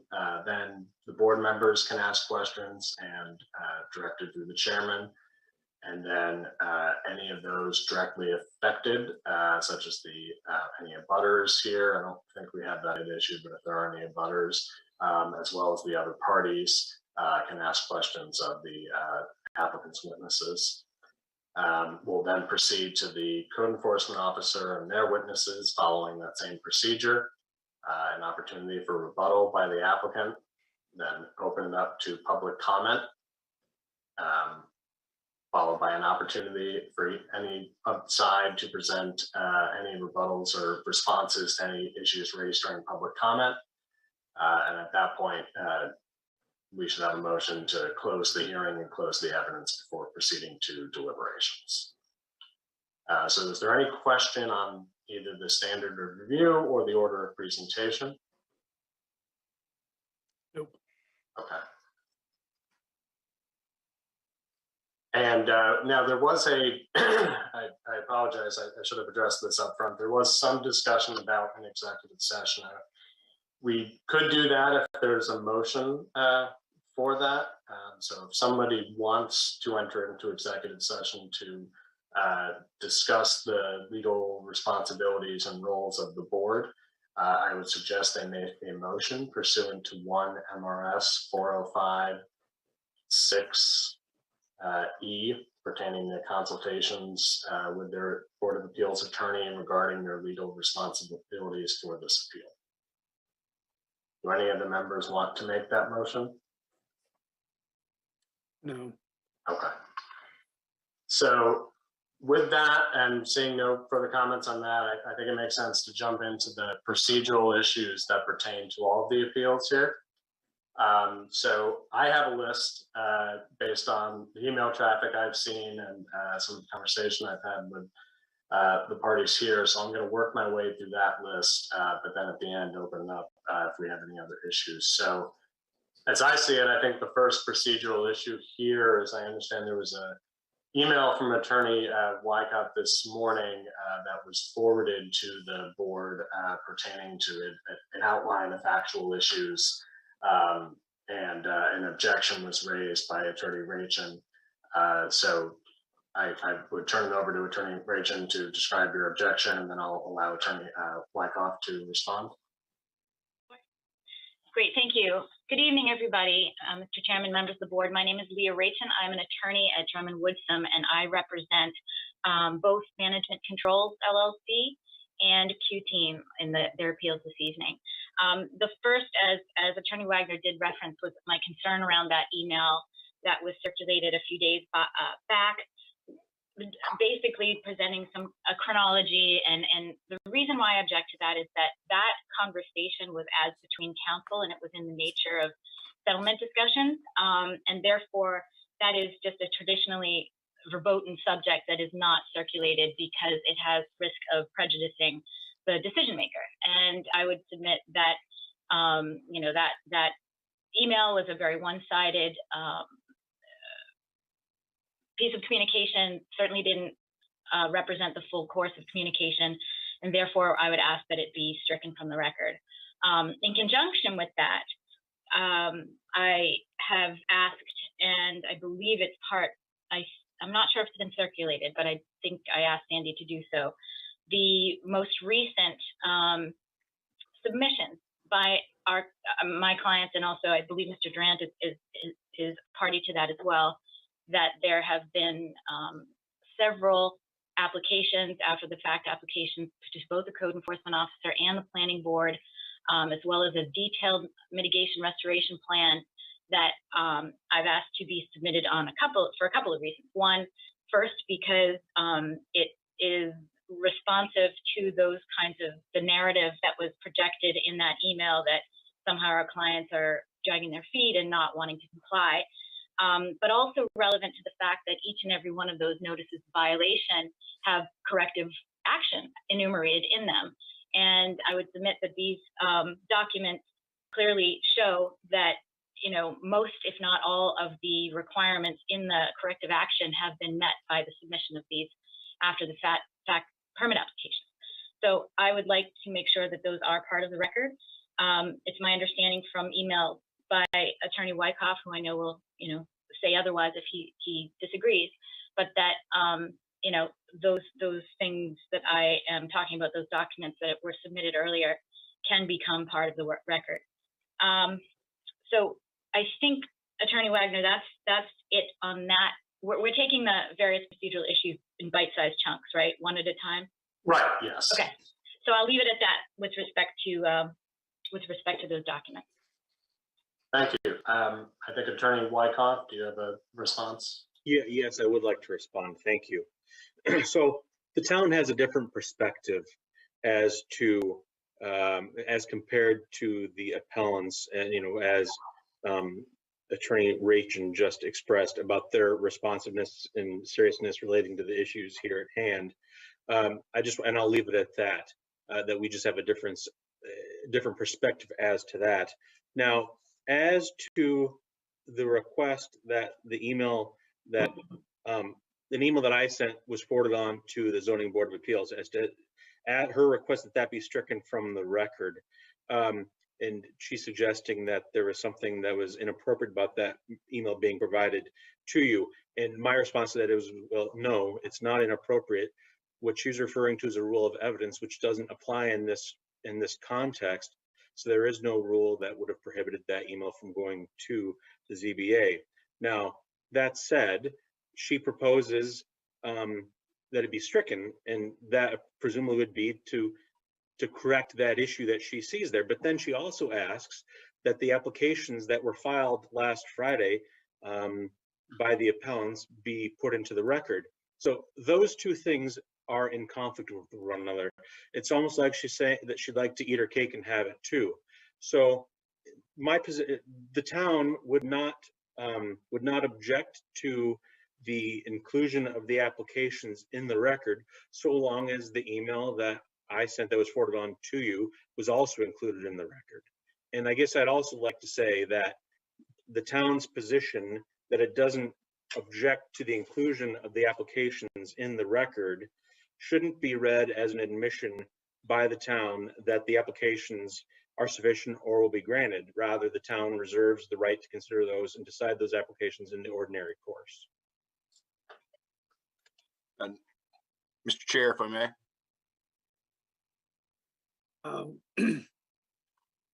Gregory, what role do you play in this? Yes, sir. Attorney Greg Braun. I'm here representing Durant Excavating LLC. With me also, he may or may not chime in, but if he does, just be aware. Durwood Parkinson also. We're both members of Bergen Parkinson down in Kennebunk, and we're here on behalf of our client, Durant Excavating LLC today. I would echo Ms. Ratchen's request. I think the big distinction between these is that one is communication between the parties, and the other is formal filings and applications, which are part of the town file and record. And so it makes sense to include those documents as part of this process and proceeding. But as it relates to sort of communications beyond that official capacity and a purpose, I think those should be excluded. Okay, thank you. And thank you, Attorney Braun. Sorry, I didn't recognize you before. As you said, you're new to the party, so. Yes. I appreciate your patience as I get up to speed. So I think we've heard from all three relevant parties here. Mr. Chair, I'll turn it to you. Would you like my summation of the issue? Summation would be fine, then I think us as a board can talk it through. So basically it's two parts here. We have the email from Attorney Wyckoff with a summation of facts concerning settlement. And we also have the applications that have been submitted about a proposed after the fact permits. So I suggest that the board do take them up together as they're related. It does make sense to me to either they're both in or they're out. Now the standard to guide the board is a low bar here. There are no rules of evidence that pertain to this board. So the rule that should guide you is if this material is relevant to the issues on appeal. And I would just say that's a very low bar. And whether they're relevant doesn't necessarily mean they have a lot of weight. So I think it's a separate question about how those relate to the particular issues and whether the board should consider, say, these applications when evaluating the arguments on appeal. So that's your standard to evaluate is this at all relevant to what's before us? Very good, thank you. So Tom, Greg, Fred, it's for us now to talk this through.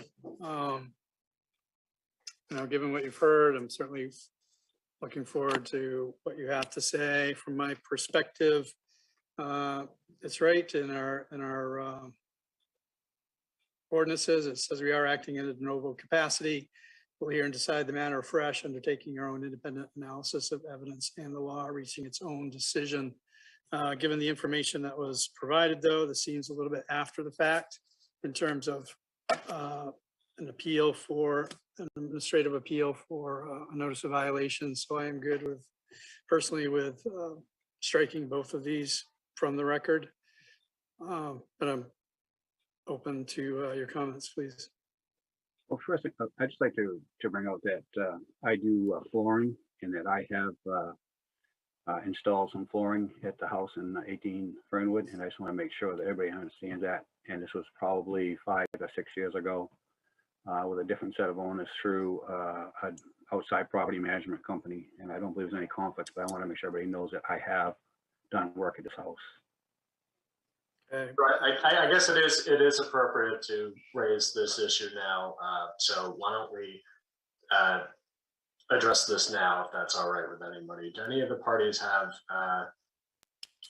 any objections of their own for the participation of this board member? I do not. The town has no objection. Do any of the board members want to make a motion for this board member's recusal? And I apologize, sir. Your last name, I just see. Miller. Miller. Philip, okay. Any objection or motions from board members? This is Tom. I'll make a motion to accept Fred. No conflict of interest that I see. Okay. Is there a second on that motion? Yeah, I'll go ahead and second it. Okay. So roll call vote again. Fred, you're going to have to say it, I believe, but Tom, continue to allow Fred to act in his capacity of zoning board to say yes or no? Yes. Greg, yes or no? Yes. David Murch also voting yes. So we're all in unanimous approval of allowing Fred to continue on his role tonight as on the ZBA board. So if we're going to step back again to this consideration of whether or not to allow the email from the town, as well as subsequent information from Attorney Rachin to continue into the record. Again, I'm of the opinion that we can strike both, as they perhaps don't really add much evidence in terms of what we're looking at in terms of an administrative appeal for something that was issued back in November. They seem more related to mitigation process, which is beyond what we were part of. So Tom, Greg, Fred, feedback, please. I guess I thought Steve was recommending that we accept both as a. Well, ultimately, it's our own decision. So, Yeah, no, I just, yeah, I wanted to make sure I understood what he was recommending. I can certainly clarify. What I was recommending was that whatever decision you make, it should be treated as a package. Either let them both in or exclude them both. I think that's the fair approach. In terms of how you should consider whether to allow them or not, I'm not necessarily making a recommendation. What I'm suggesting to you is that the standard that should guide your decision is, are these materials relevant? And if you think they're all relevant, then I would suggest admitting them. And the reason is this is a de novo hearing where new evidence may be introduced. Neither this board nor the bylaws nor the shoreline zoning ordinance has set a deadline for submissions. So that's why I suggest to you that the standard here is, are they at all relevant? I have a question for you, Mr. Wagner. I'm curious to why do you? It seemed like there was some merit to the argument that one was a formal filing and one was an internal communication between two parties negotiating. Does that have any legal standing or not? That seems like you're recommending that doesn't matter. Yeah, I'm not persuaded by the argument that internal communications about settlement discussions should be excluded on the basis of a rule of evidence, because those rules of evidence are not applicable in this hearing. So my recommendation is to treat them, either allow them both in or not, and be guided by the standard of whether they're relevant. Yeah, I just think it's a difference of intent, certainly. And I had a second question, maybe for all the attorneys. Not having gone through the email in detail, mostly because I saw the ask to not consider it before I had a chance to review it in detail. Is there anything that in the email or in the applications that couldn't be introduced as evidence as it would pertain to us considering this or issue? It seems like we're just worried about bias because of language or potentially, making somebody look bad. Is there anything that couldn't be introduced as evidence in its own right without either the application or the email?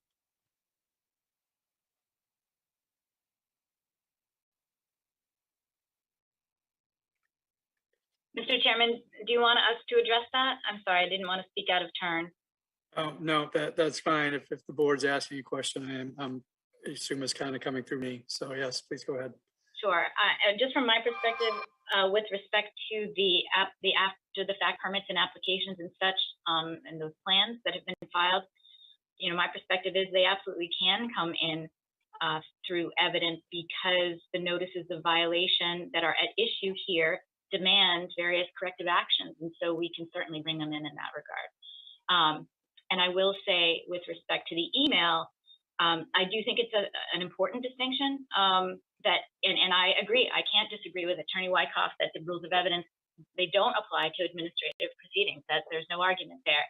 But I think the spirit and intent is that those kinds of conversations between litigants, essentially, or opponents, are not necessarily especially because we tend to posture and they're one-sided. That is not something that that is appropriate, or you know, I know that under, I think it's 2691, 382691, which governs board appeals, that the chair should make provision for, you know, irrelevant evidence. And whereas I think the applications that we're asking to be submitted, because they are precisely germane to what the code officer said we have to do, is relevant here. Whereas jousting between counsel is not.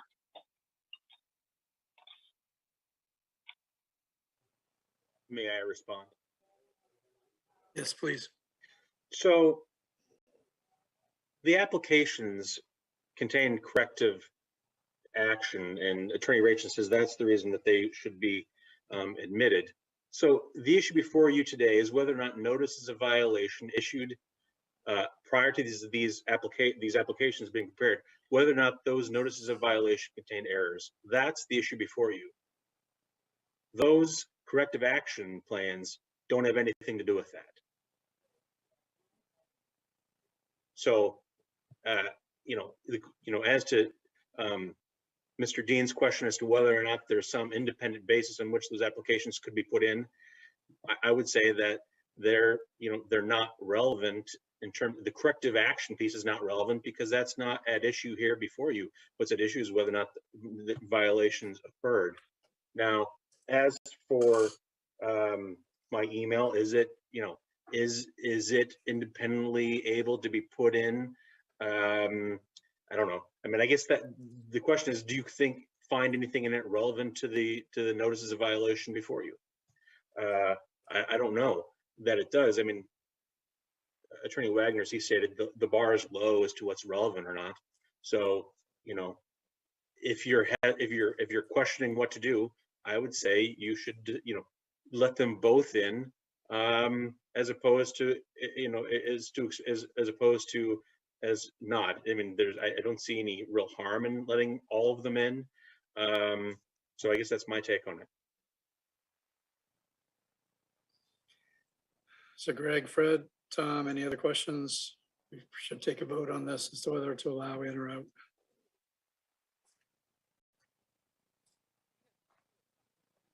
I have a question, procedural. Sorry, go ahead, Tom. This is Tom.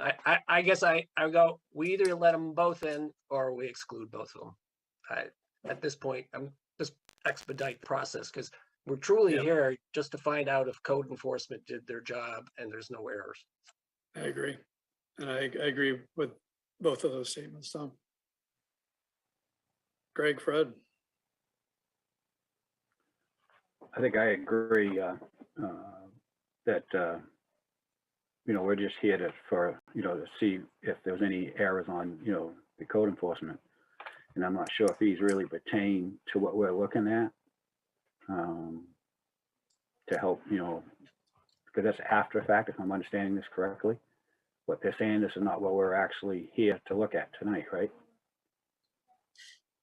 That's for us to decide right now.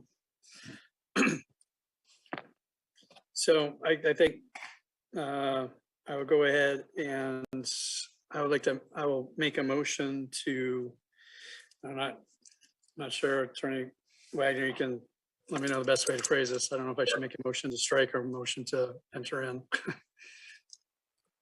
Why don't you make it a motion to strike?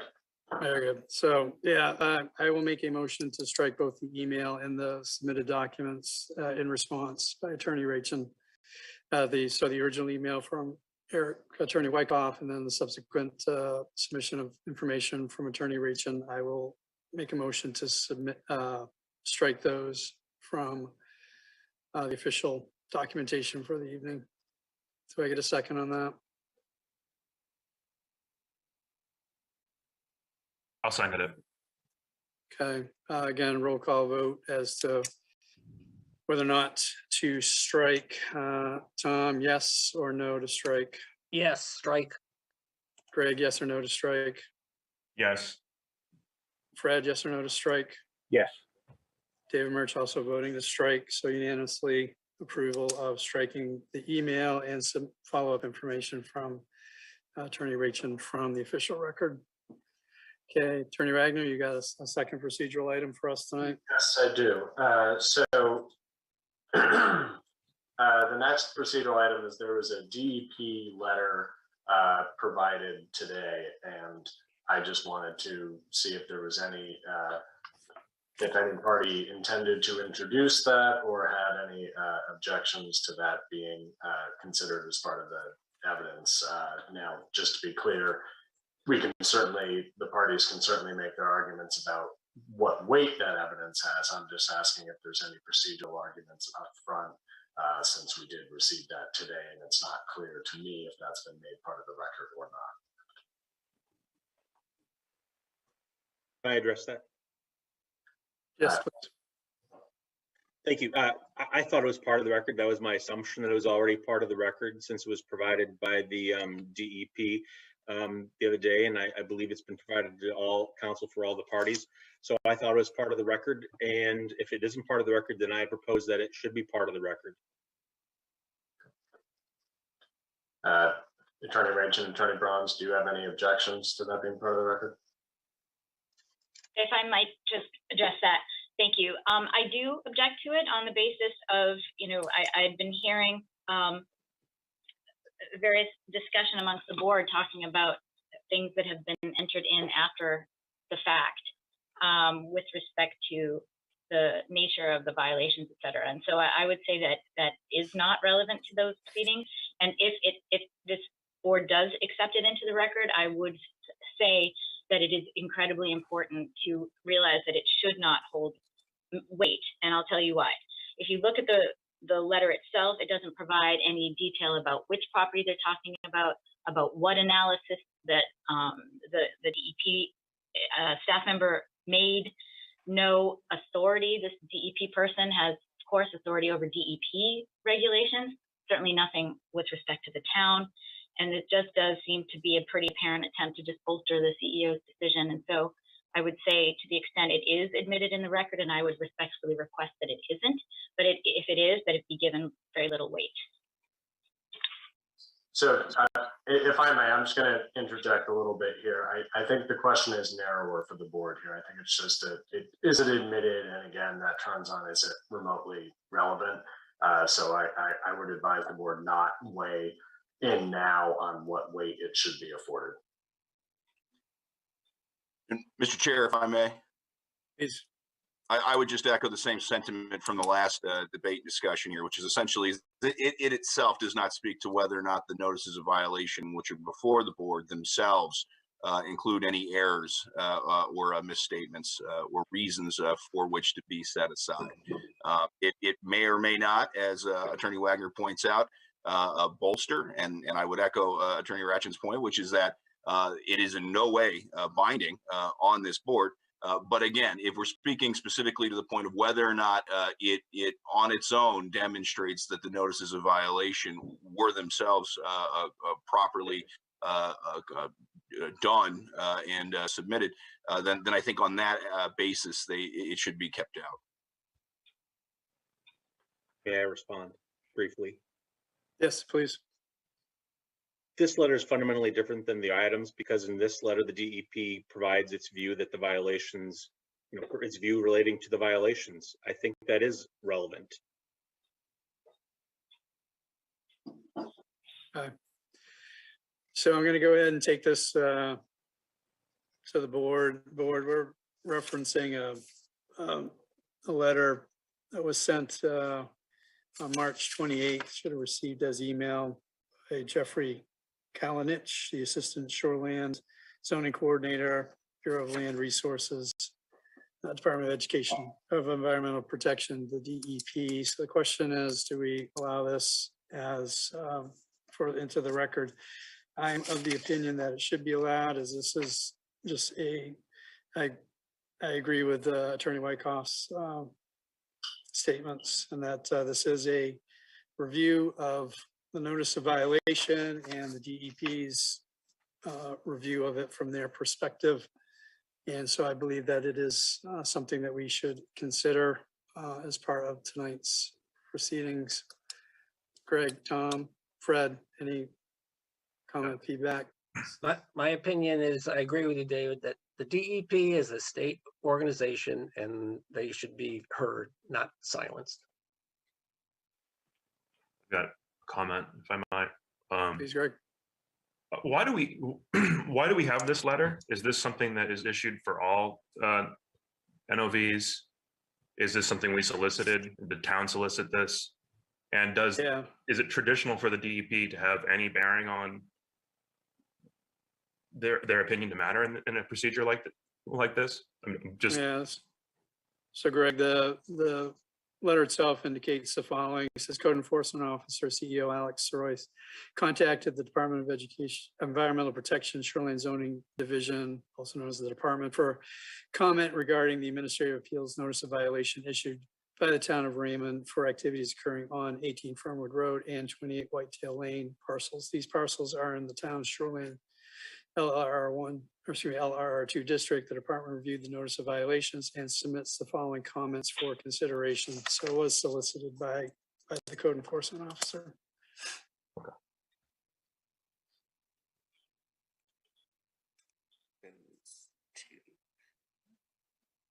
I guess my opinion still is the DEP was party to and did the site visit to, it may not have been this gentleman, but one of his cohorts.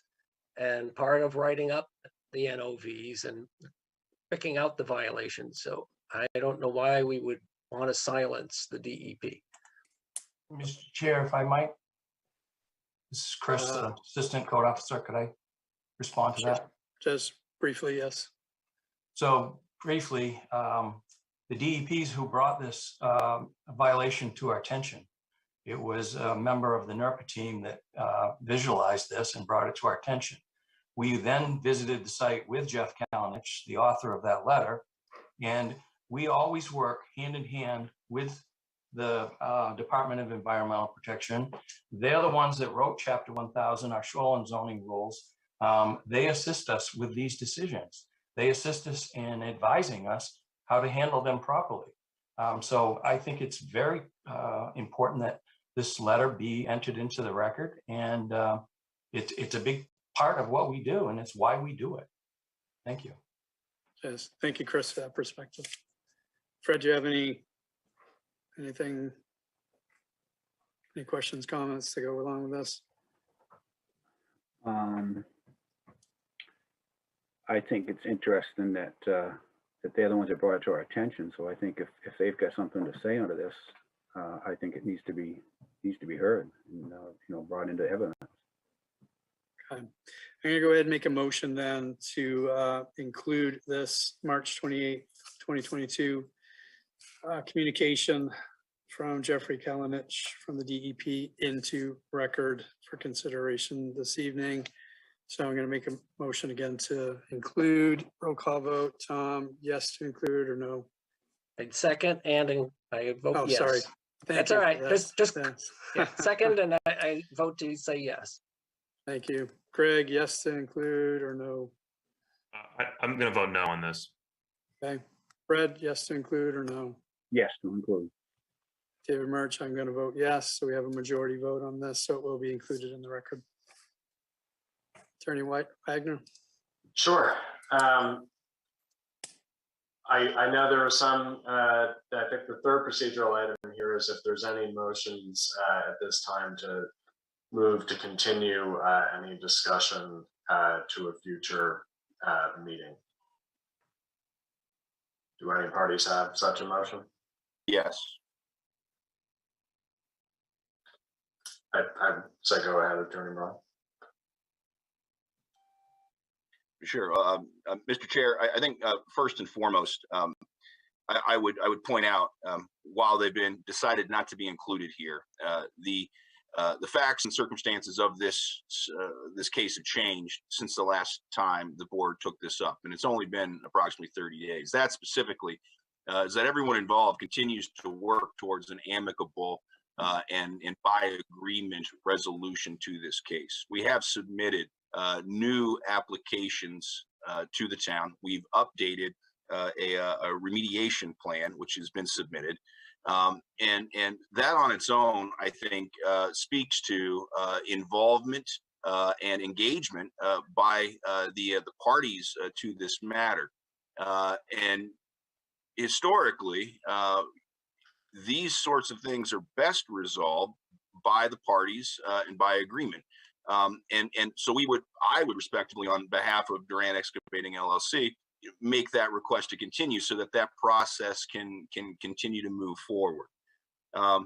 The other issue, which may or may not weigh on the board's mind, is that at this point, I haven't had opportunity to review everything that may be presented this afternoon. And I will admit that I myself provided several new documents.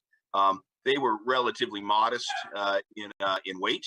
I think they spoke for themselves generally, but I do know also that Attorney Wyckoff submitted what looks to be well in excess of over 100 pages of materials. I haven't had opportunity to review those. And so I worry that there's some due process issue there, and an opportunity for the respondents here to actually review and be fully prepared. And then finally, I would make the request, in court, we'd call it judicial economy, right? It's this idea that we want to do things as efficiently and effectively as possible. We're at 7:45 now. You have 5 of these separate appeals to take up tonight.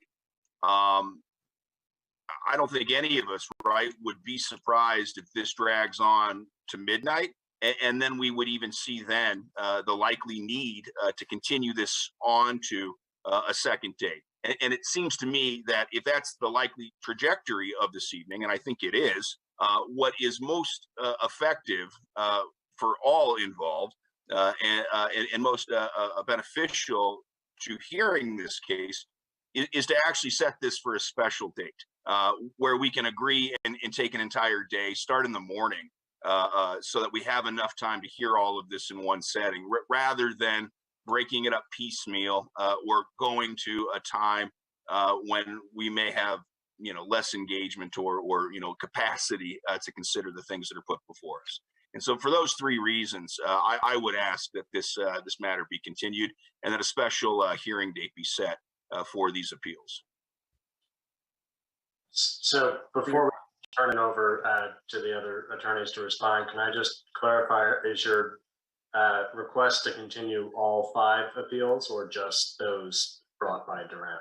I can only speak for the ones that were brought by Durant Excavating LLC. I expect that the other parties here tonight will echo this request. Okay, thank you. Attorney Rachel, I think you had your hand up. So I'll turn it to you if the chair is okay with that. Yes, please. Thank you so much. Yes, I do echo that. And I will say I was ready, willing and able to start tonight. And of course, we want to move this ball forward. I will say, as a busy attorney, I know that these documents, and as Attorney Braun said, it's well over 100 pages of documents. Myself, I was not able to look at them. I came in at noon today. And, I think it's really important to understand for this board what is at stake for all of our clients. We're talking about extraordinarily high fines. And in order to properly represent, my client, I would like at least an opportunity to eyeball what is being submitted. And so I do think it does raise a significant due process issue. I would also suggest to you, I would imagine that some of the folks on this board are working people and they didn't have an opportunity to go through them either. And so from an applicant standpoint, we want the board to have an opportunity to have fully digested these materials so that we get a fair shot. The other thing I would say is, I am echoing Attorney Braun's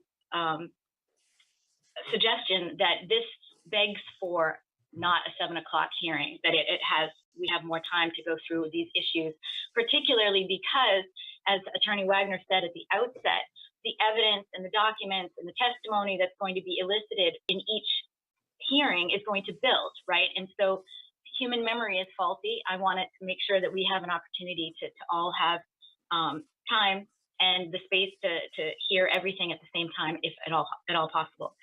The other thing that I would like to raise that has not been raised is the fact that Attorney Wyckoff had submitted several, I think 5 possibly, we've got 5 appeals, draft findings of fact. And while that is absolutely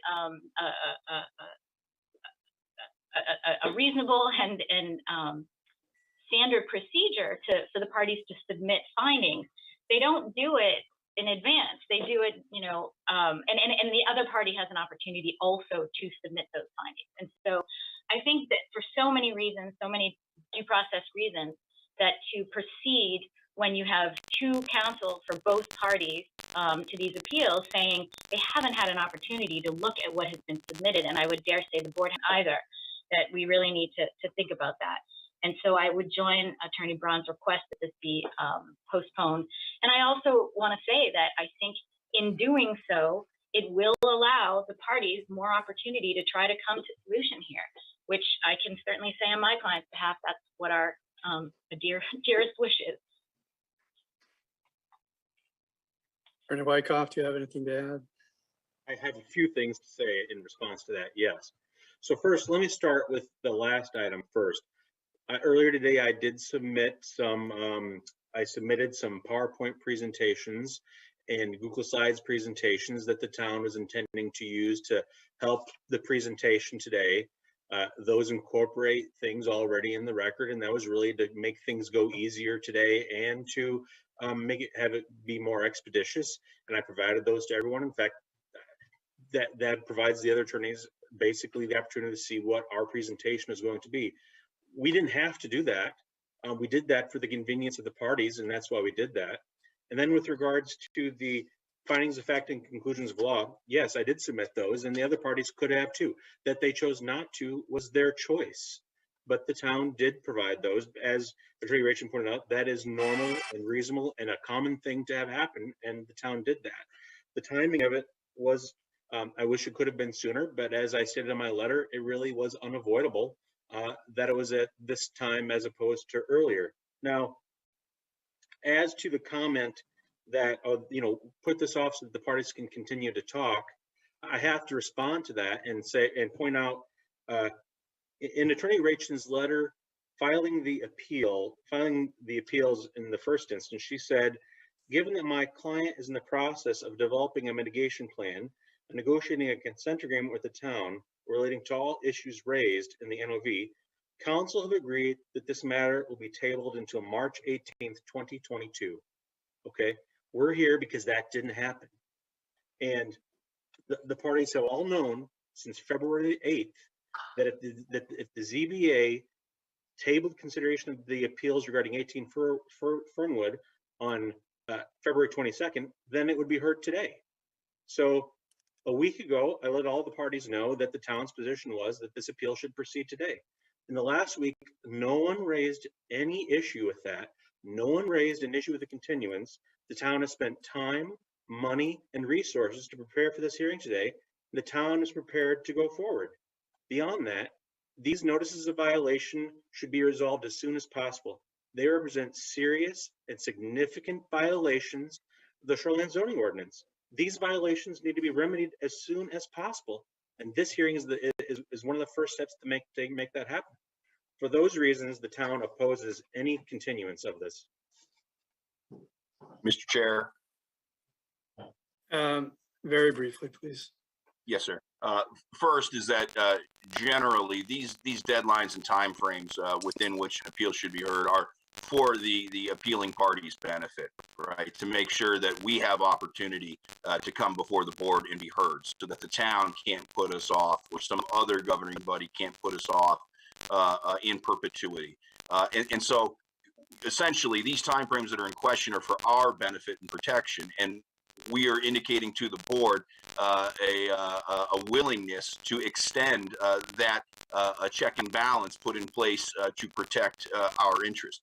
The second is I would just sort of speak to a risk of harm, and that would be that I think that there's more likely negative outcomes that could come from rushing this or having this run into the night and require additional days of hearings, as opposed to simply continuing this hearing off to a more reasonable time, which would afford the parties opportunity to continue their work. The findings of this board on their own don't speak to the remediation plan or the necessity of these parties to take the necessary steps to cure what defects exist. Those are happening and will continue to happen regardless of when this board hears this case and makes a decision. And so for those reasons, I would again echo and state my request to have this continued off to a special hearing date. So just to be aware, the Zoning Board of Appeals did meet on February 22nd. We were fully prepared to go through with reviewing the notices of violation, 2 of them, and town and representatives for Q-Team and Management Controls indicated they would not be in attendance for that evening. So the board was ready to move forward. The board did make a decision to table both of those items. So we are fully prepared to meet on those items tonight. Also, I would let Attorney Rachel know that I also am very busy, but I have taken the time to review all the documentation.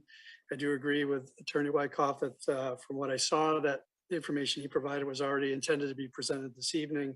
So I'm not feeling like we're behind the ball in terms of Where'd you mix those up, in my room? Yeah, but you have no plug for that. Sandy, we can hear you. Andy, we good. And it's already occupied. Too many plugs. You could have plugged. Sandy, you need to go to mute. There we go. No, there you go. So, I'll take it to the board as I want us to all be sort of in agreement with this, but gentlemen, I'm ready to move forward these tonight. We are all volunteers. We all have reserved time for every Tuesday night to do this. If it needs to go late, then it needs to go late. I am not of the impression that we need to set a special date to review all of these for that purpose. We have volunteered and have indicated that Tuesday nights, the last Tuesday of every month, we will do this. And so I'm ready to move forward with that without further delay. So that is my perspective on this. Gentlemen, I welcome your input, but I feel very strongly we need to move forward with these.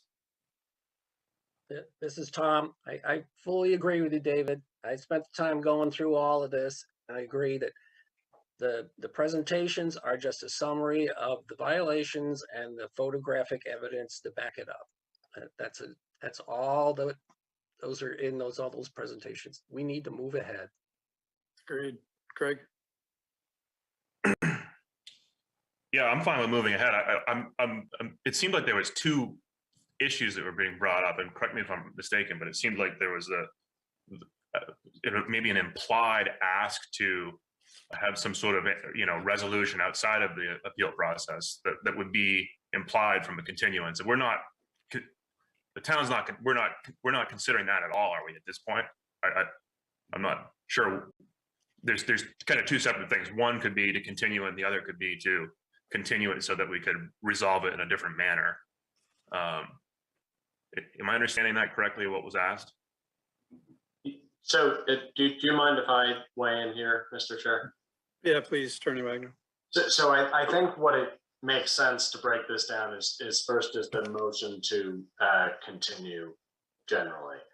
And if that passes, then we can discuss the requests about having a special hearing date or what items would be taken up when. So I suggest you take it first just as a clean motion to continue for the reasons that were provided.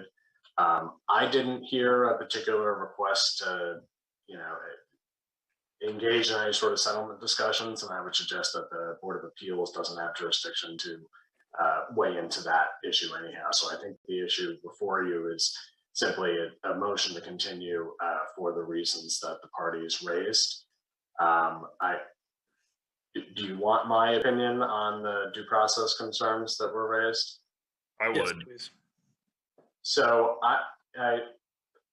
the parties raised a number of arguments that the applicants here have moved to continue, and that the rules are designed to protect their process rights.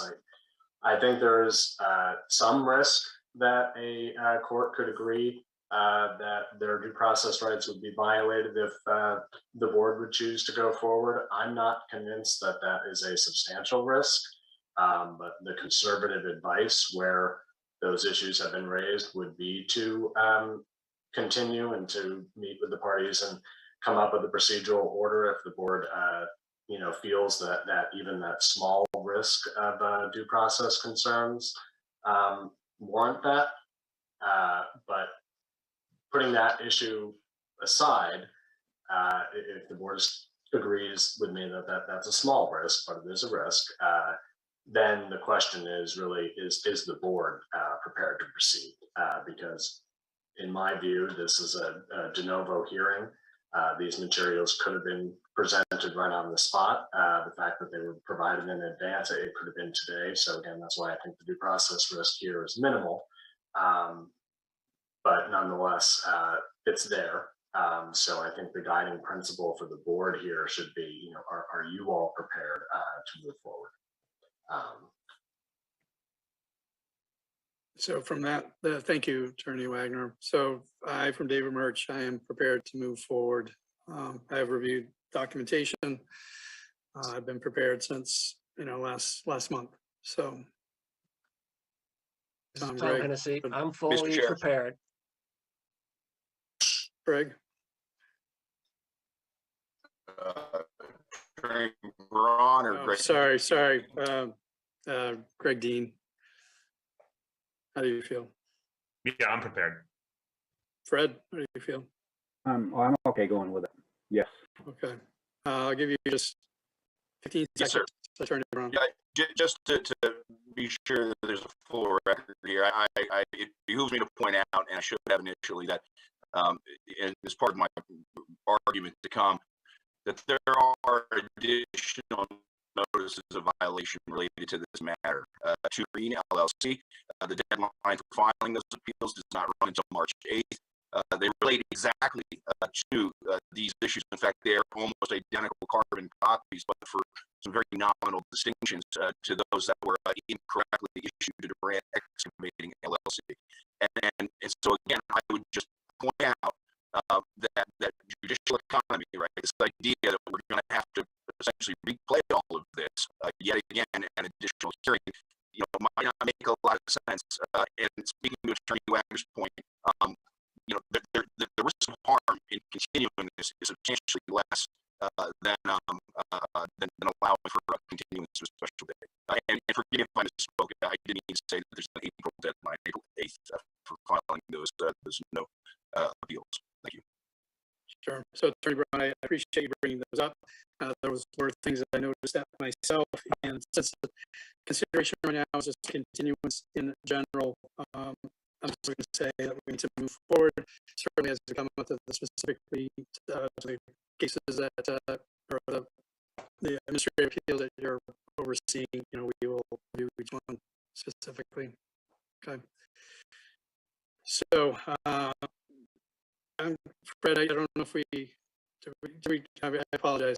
Are you all set to move forward with this evening? Yes, please. Okay. So I don't even know if we need to make a motion. Do we need to make a motion, Attorney Wagner?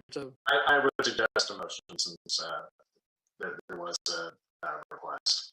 All right. So I will make a motion that a move for a continuance, not for all of these cases this evening, not be considered. Second it. No, thank you for I'm that. sorry, could we rephrase that to be denied? Yeah, denied. Okay.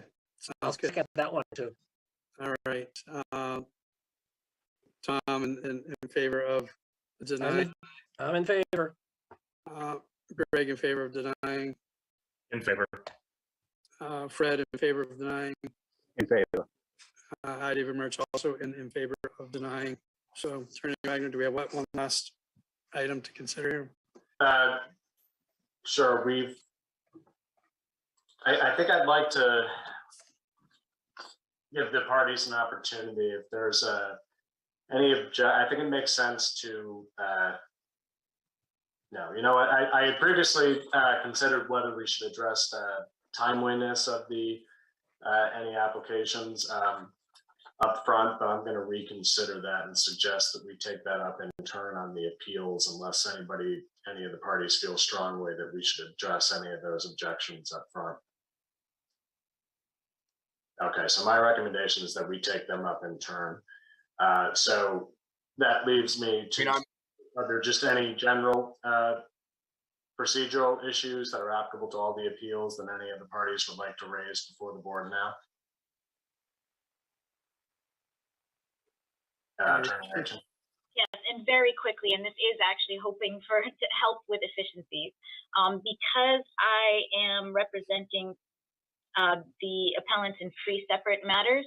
What I was, and I think I heard you say this, Attorney Wagner, but I just want to confirm, just for the order of presentation, that what I'd like to do is make some introductory remarks that are applicable to all 3, so that just in the interest of efficiencies that we can do that. I heard that we're going to take everything one at a time, and I certainly honor that, but just to help try to move things along, I was hoping that that would be appropriate, and also that I would ask officially that any testimony, evidence, et cetera, that is submitted in any of the appeals, because they tend to build on each other and they are factually related, that we can just agree that everything will come into the record and it can be used in any of the different appeals. And it's incorporated essentially by reference in the event, if there's an appeal of the decision, that the record is basically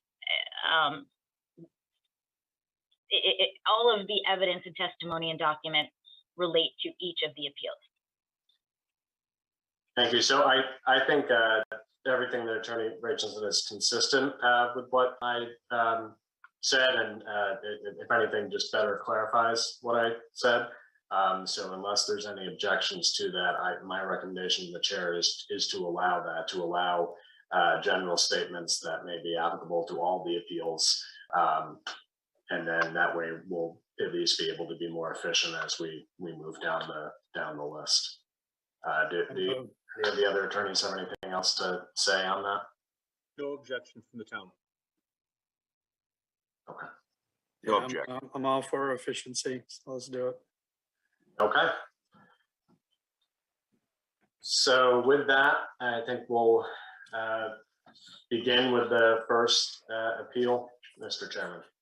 Yeah, very good. So moving on, old business administrative appeal, re-notice of violation issue 12/16/2021, applicant Ratchin Esquire on behalf of Management Controls LLC, location 18 Fernwood Road, Matlot Block 001022000, zone LRR2, description administrative appeal from notice of violation. This administrative appeal was tabled at our last meeting, so I need to have a motion to take it off the table. Can I get a motion for that, please? Motion to take it off the table. I will second. All in agreement to take off the table. Tom? In agreement. Greg? Agreed. Agreement. Fred, in agreement? I agree. David Murch also in agreement to take it off the table. We are unanimous in that. This is an application, gentlemen, that we discussed the timeliness of the filing. It looked like it may have been filed a little too late. We then understood through comments from the code enforcement officer that this was an agreed upon timing for the filing, so there was no lateness involved. We did open this particular administrative appeal up to public comments. The public comment we got was simply a butter who was interested in seeing what was going to go on for the evening. So we closed public comment at that time, although it was noted that we would, this tabling and untabling would also include public comment during the untabling. So we are all set to move forward with this. Unless I hear something different from Attorney Wagner, I am going to see for the appellants if there's anybody ready to speak on behalf of this. Attorney Rachin, if you want to kick things off. I'd be happy to. Thank you, Mr. Chairman. So as I said, I'm going to be speaking. Generally, just making some introductory comments with respect to the 3 appeals in which that I'm dealing with. Specifically with respect to the first one that you just mentioned, also the one from Q Team with respect to 18 Fernwood Road, and finally with respect to management controls with respect to Whitetail Lane. So as you know, there are two separate properties at issue here. And my comments are, until I tell you otherwise, are specifically, I should say, are global in nature. So first, just to start off, I'd like to focus on context here. And I think that's really important that everybody acknowledge that we're dealing with a property that was actively eroding and posing a significant threat to Sebago Lake, which of course is Maine's biggest drinking water supply. And so everything that has been done was basically done in an effort to prevent further sedimentation and erosion. And you'll hear from our expert, Mike Morris, who will be testifying, that nothing done at the properties, nothing was done at the properties that they would not otherwise have been entitled to do under the shoreland zoning ordinance had the proper permits been applied for.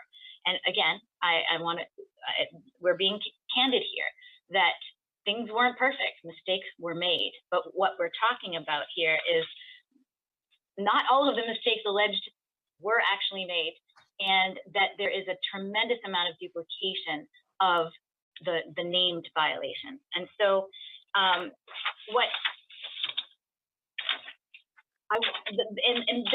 are going to be basically three things that I'm focusing on this evening with respect to all three properties. One, who is responsible? Two, as I said, that not all the allegations that have been alleged are actually violations, and also the duplication. So let me peel down those three themes back a little bit. Who is responsible?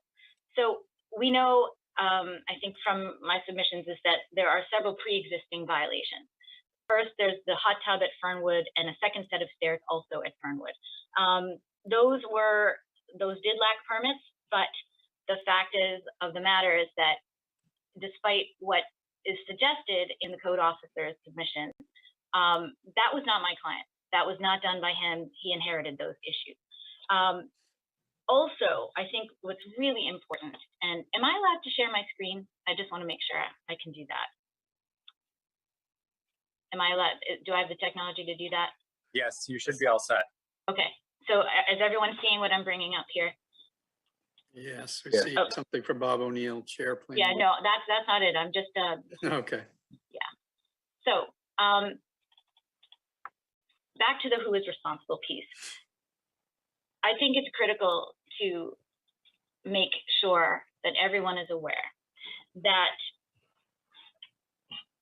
my client, who is Management Controls, entered into a contract with Big Lake Marine Construction. And Big Lake Marine Construction is known as an expert in shoreline stabilization projects. They hold themselves out that way, they advertise that way. And in this situation, you look at the contract. This is for the Fernwood Drive. I'll make it bigger so people can see. You will see that the very first line here is that Big Lake Marine will obtain all necessary permitting from the town and DEP. And scrolling down, you will see that that permit fee was a handsome fee, $6,000. That is for Fernwood. And again, I will also say that the same applies for the Whitetail property. This contract, similar language, Big Lake will obtain all necessary permits from the town and DEP, another $6,000 permitting fee for that. So I want to really highlight this because this is a situation, and I know in the packet that was provided, documents that posted online, there was a reference in one of the CEO's documents that it said that Mr. Buteau, who is the principal of Management Control, possibly violated shoreland zoning ordinance in Harrison. And so as an initial matter, I think it's important to highlight that no court has ever determined that there was any such violation. There was a consent agreement, but there's no determination of violation. But that's really important because first, I think it informs this board that one would think, oh, he's a big violator and he's just taking this, not taking this seriously. But as a result of that experience, Mr. Buteau was extremely cognizant and conscious about making sure that he never had this problem again. And that is specifically why this contract, both of them, speak specifically and unequivocally to that point. And so I think it's also important, and I'm going to your own ordinance because that's where we should always be focusing, is that under the ordinance, it is not just the landowner who is responsible. If we look at,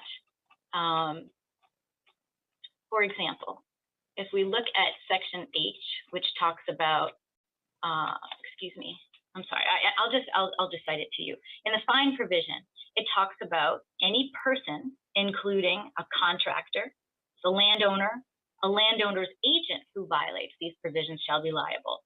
Similarly, under 16H, it talks about how the code enforcement officer, if he believes there's a violation, shall notify the person responsible. But it's important to note that in the town's own ordinances and the state statute, that it's not just the landowner. And in fact, it can be people other than the landowner who are the responsible parties. And so I think it's important to recognize that. The other theme here is that the NOVs are just replete with examples of overreach and duplication. And when looked at both collectively and individually. And so collectively, the town is seeking penalties and violations essentially from 3 separate entities and people for the exact same violation. And then also within the same violation itself, they are just overlapping. For example, you'll see in many of these notices, violation 1 is filling an earth moving of more than 10 cubic yards, which isn't a violation unless there's not a permit for it. Then the second violation is filling an earth moving of more than 10 cubic yards without a permit. Those are, in essence, the same violation. The first one isn't a violation. The second one is because it's done without a permit, yet they're cited twice. Similarly, you see the examples of this throughout all of the notices of violation. And I guess the question is, why does this matter? I think the board is most likely to ask, well, why should I care about this?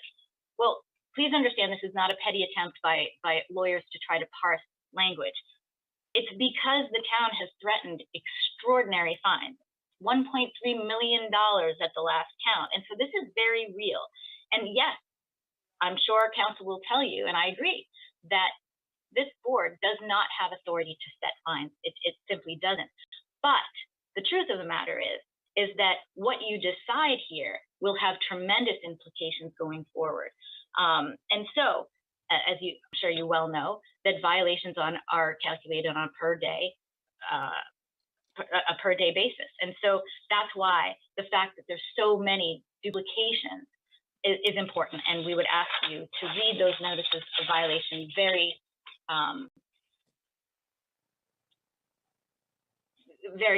with very detailed eyes, because in fact there are lots of these duplications that we're trying to avoid.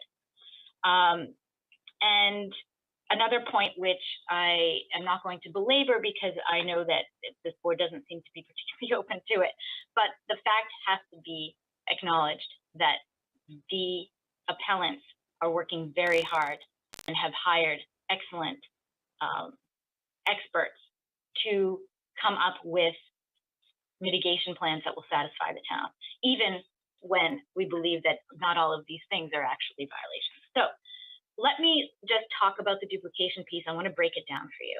So in the December 16th, 21 notice of violation, it alleges 15 different violations, many of which, as I say, are duplications of the same activity. And so what I want to be upfront with is that we stipulate for the shoreland stabilization project, which this undoubtedly is that a planning board permit is required under both section 1417B and section 15C12 of the shoreland zoning ordinance.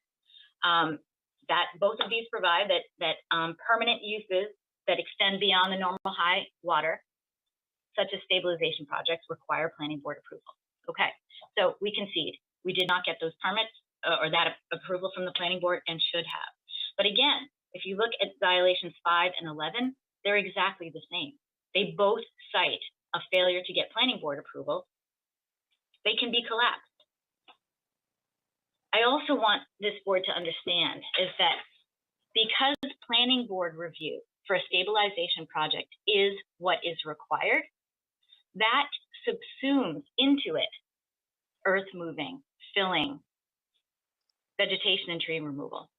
So if the project is stabilization, then all of those individual activities, like I said, earth moving, vegetation, tree removal, all of which have been cited for different violations, they're not. They're all subsumed into the same thing. And I'll give you an analogy. When you're building a single family home, you apply for a permit for a single family home. You don't also apply for an earth filling, earth moving and tree removal and a grading and filling permit. You simply apply for one permit. Same thing with a septic system. When you apply for a septic system, you don't apply for a earth moving and filling permit. So again, this is just example of the piling on that we're asking you to be judicious about. And so these are the kinds of issues that we're looking for you to look at. So both violations 1 and 2 in the notice should be stricken. Again, if you look at violations 7 and 8, and I should bring this up so you're looking at it.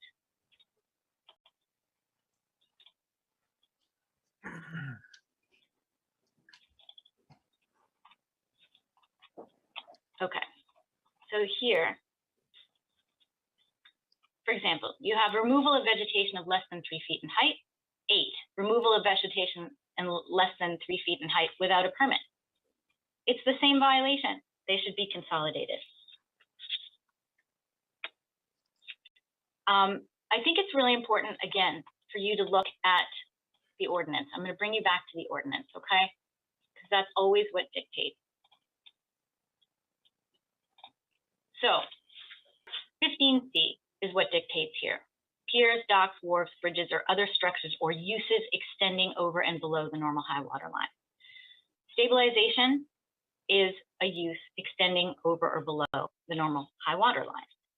And what it says here is vegetation may be removed in excess of the standards of 15Q. 15Q has been cited multiple times in these various violations. This clearly allows vegetation in excess of those standards to be removed in a shoreline stabilization project. And that's exactly what's happened here, as I said, with permit obtained by the planning board.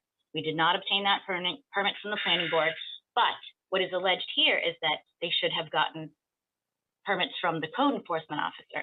That's just simply not the case because they're subsumed within the planning board process.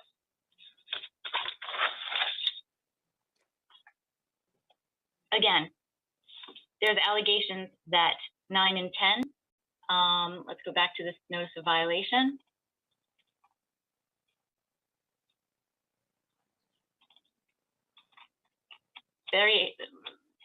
Violations 9 and 10 with respect to this hot tub that was not built by Mr. Buteau, but his predecessor. 2 of them. Hot tub, hot tub. Again, double dipping. And it goes on. And I'm not going to belabor this point, but I think it's really important for you to appreciate that these are absolutely, positively the same violations and should not be double and triple dipped. So at this point, I'd just like to call, I'm hoping he's here, Mr. Morse. Mike Morse, are you here?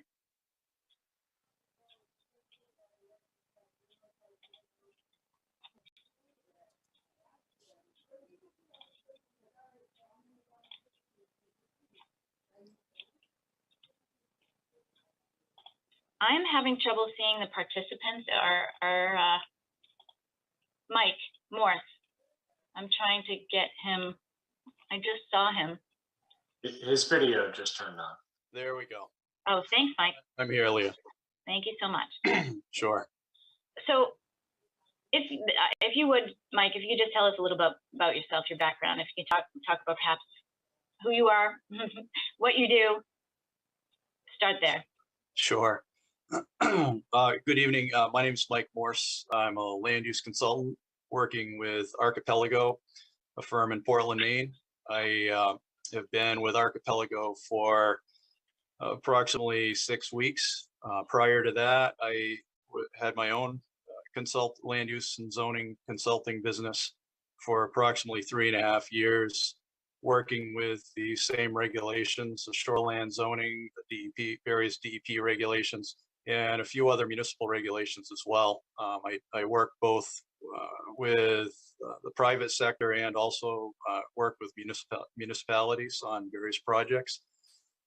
Prior to having my own business, Morse Environmental Consulting, I worked for the Maine Department of Environmental Protection for a little more than 20 years.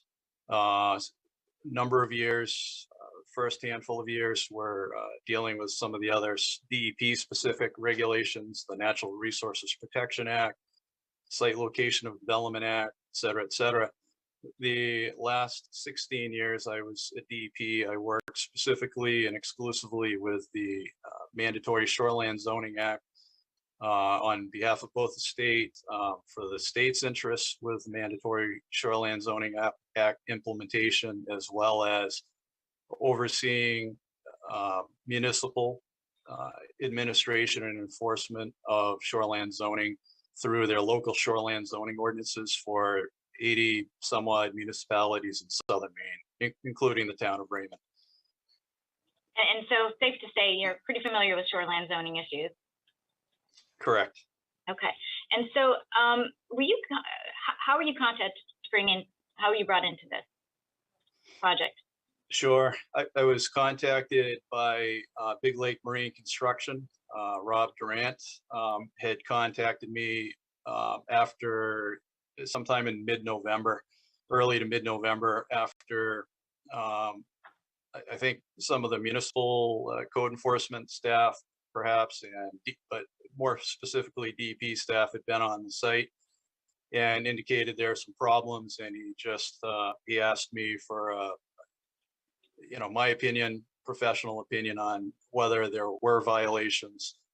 First off, related to some of the projects there, and whether or not the activities could potentially qualify for after the fact permitting, and move forward with after the fact permitting if it seemed possible. So.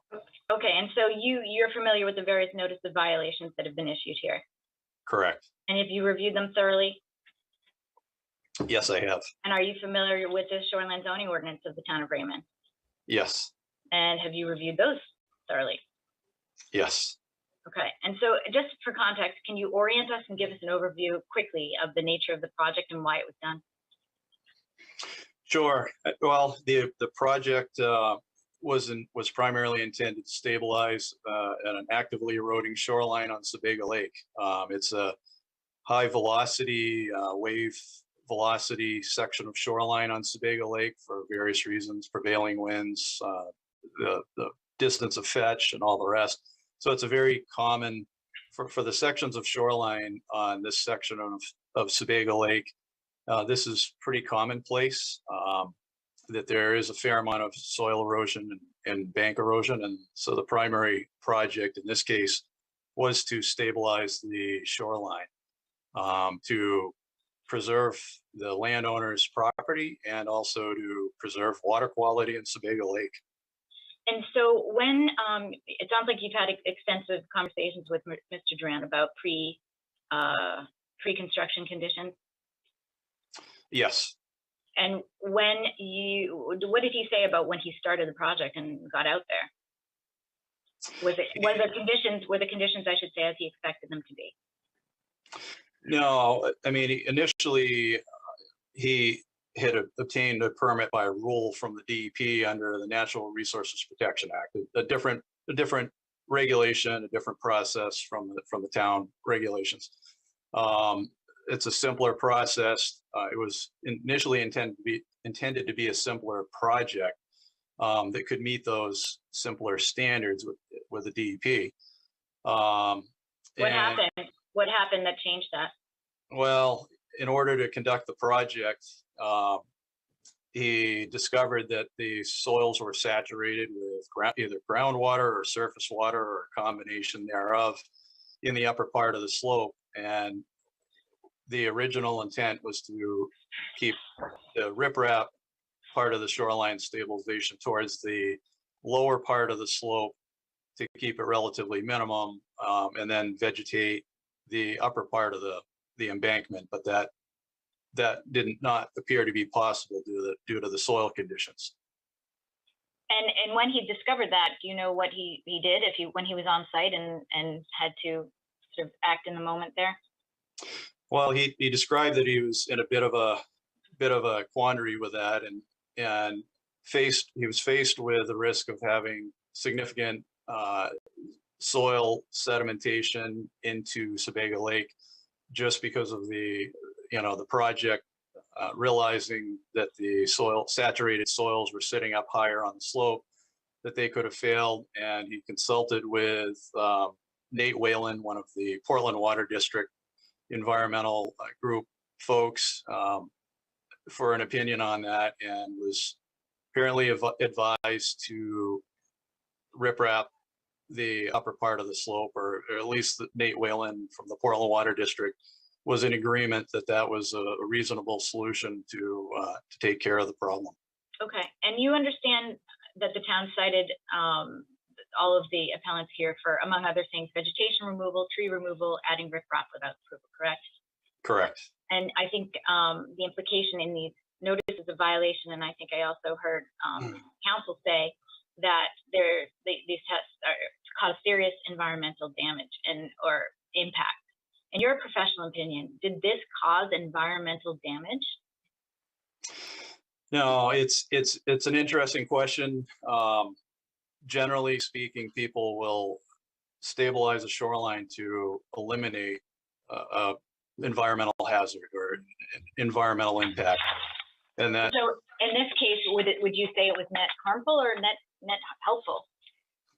Oh, I think very clearly net helpful, to use your terminology. Thank you. And this is something that I think we need to discuss. In your professional opinion, was there anything done at the property in conjunction with this shoreline stabilization project that would not be entitled to a permit had they actually applied? Not that I'm aware of. No. Okay, so had they applied for that planning board application for stabilization at the appropriate time, could they have met the criteria in your opinion? Yes. And not conceding that they had to do so, given that this is a stabilization project, had they applied for separate permit for earth moving and filling of more than cubic yards, would they have met the criteria? Yes. And not conceding that they had to do so, given that vegetation is part of, I should say vegetation removal is part of a shoreline stabilization project. Had they applied for a separate vegetation removal project, would they have met the criteria in your view? Yes. Similar question with respect to tree removal. Had they applied for that separate removal permit for trees, would they have met the criteria? Yes. And I understand there's some issue around hazard trees that require consultation with code enforcement officer. In your view, would the trees issue have met the definition of hazard trees? Yes, I understand I'm not a tree arborist, a professional arborist, but it seemed pretty clear from my experience over the years having dealt with this that they certainly were. But they did have a licensed arborist who was qualified to make these determinations, identify hazard trees as well. Okay, excellent, thank you. And so as a result of these various noted violations, appellants sought your assistance in coming up with, ways to respond to corrective action, correct? Yes. Okay. So let's look at this notice of violation. I'm going to go back to it.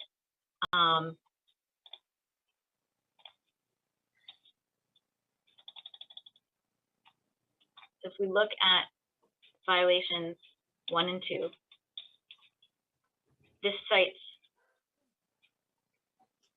filling and earth moving more than 10 cubic yards. The second one, filling and earth moving more than 10 cubic yards without a permit. And it cites section 1430 of the land use table, correct? Yes. And in your view, is this the requirement that applies to shoreline stabilization projects? No, again, to your comment a little earlier, Leah, generally speaking, and pretty much any municipality I've ever done any work in, if you apply for a shoreline stabilization permit through a planning board, then that is presumed to include all these, I'm going to say, accessory activities, such as the vegetation that needs to be removed in order to conduct the stabilization, the filling and earth moving to conduct the stabilization. It's you know, filling and earth moving, for instance, if you look at the land use tables, is its own standalone land use item. That's I'll go to that. And so scroll to your down. point, yep, you're talking about clearing and removal of vegetation for activities other than timber and harvesting, correct? Correct. And then that was number 5.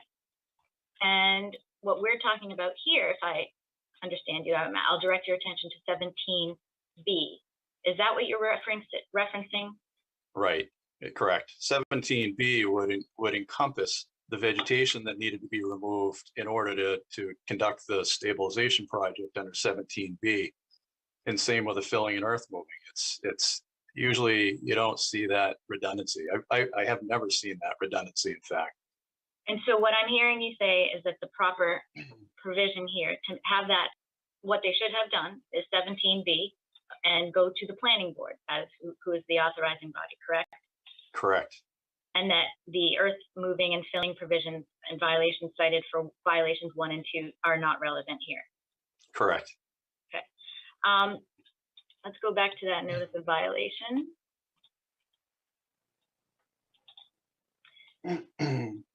And I'm directing our attention. Mr. Chairman.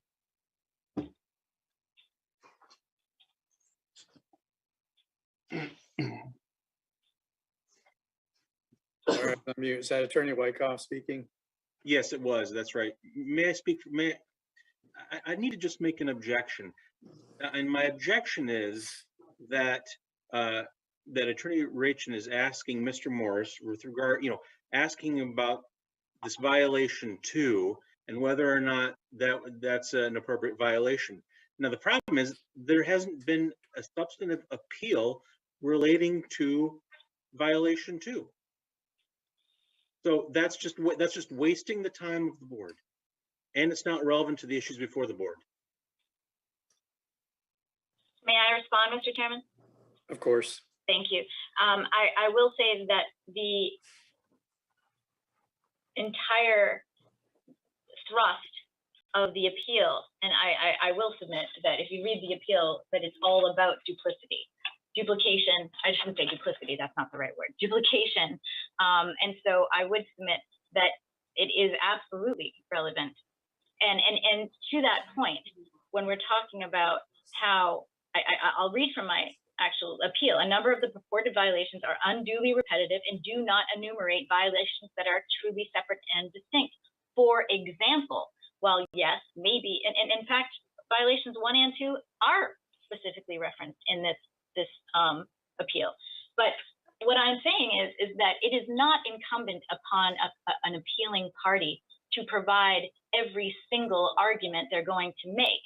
But the fact that I'm talking about duplication here, and I'm trying to highlight those areas where they're being piled on, I wouldn't have to specifically reference them. It's all part and parcel of the argument that there's duplication.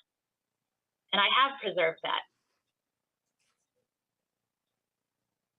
To the extent that Attorney Rachin is arguing that violation 2, that violation was included in error on its own. I recognize that she says that violation 1 and 2 are the same, and that's an issue. But to the extent she's raising an issue relating to the substance of violation 2, that issue that has not been appealed from. So I would just, from my own perspective, given that there are these quote unquote duplicates throughout the different notices of violation, I am open to hearing what as Attorney Rachel has to say. I would say though that, you know, please, you know, stay on target in terms of what we're discussing here tonight, in terms of new evidence. Yeah, so I appreciate your comments, Attorney Wyckoff. Attorney Rachel, you know, please continue, but be mindful of time as well. I will, and I appreciate that. So I will move on to, I'm wanting to move on to, let's see, violation number 3. And it specifically alleges that a boat launch has been enlarged and expanded below the normal high water mark. It seemed, I'm sorry, I'm so sorry, I'm in the wrong one. I apologize. Let me go back. There we go. 3, illegal shoreline access. That this is the second set of stairs. Mr. Morse, can you just talk briefly about your understanding about the second set of stairs and if it was Mr. Buto who put them there? I'm sorry. I just have to object. Again, this is an issue that wasn't raised in the appeal. So I will, Attorney Wagner, your insight would be appreciated at the moment. If you're on mute, Attorney Wagner, if you're speaking. There we go. Sorry about that. So the objection here is that the board shouldn't entertain any testimony from this witness pertaining to violation 3 because that wasn't specifically raised on appeal. In my opinion, the obligation of the applicant is a brief summary of the appeal. And I think with that in mind and the fact that the applicant did raise broad objections to all of the notice of violations, that I think the issue is fairly raised. I don't think that that's at the same time. So my recommendation would be to allow the testimony with the chair's instructions to please be mindful of time. And at the same time, I don't think that precludes the board from narrowing the issues it sees on appeal when it makes its decision. So I hope that makes sense. I think there's a distinction between allowing this evidence in now and then determining when it's making its decision what the specific issues are on appeal. So I'm going to just take a moment and ask my fellow board members. I think this is an important point as we move forward. Craig, Tom, Fred, are you all good and on board with what's happening right now? David, this is Tom. I have a specific, I guess, question to our expert witness, Mr. Morse. From what I heard in the beginning, it sounded like Mr. Durant contacted him back in middle November. And if that's the case, he never witnessed any of the pre-demolition work. So we're basing his hearsay from Mr. Durant about the conditions prior to the work being completed. Member Hennessy, I appreciate the comment, but I think we should, just to keep things moving efficiently here, I think we should focus right now on the discussion the chair has raised about Attorney Wyckoff's objection about whether any testimony pertaining to violation 3 should be allowed. And so unless I misunderstood you, I don't think that comment was directly relevant to that point.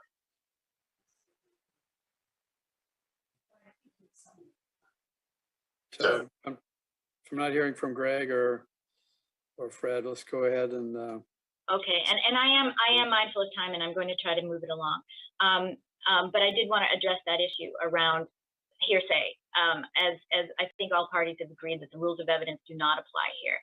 And in any event, I'm actually basing this on not Mr. Morse's prior understanding of the property. I'm looking at the code enforcement officer's own photographs. And so I'm directing attention here to Exhibit B that shows some before and after photos. So I do see, I'm looking at the before, and it appears that there is a second set of staircase, and I'm just going to ask Mr. Morse about that.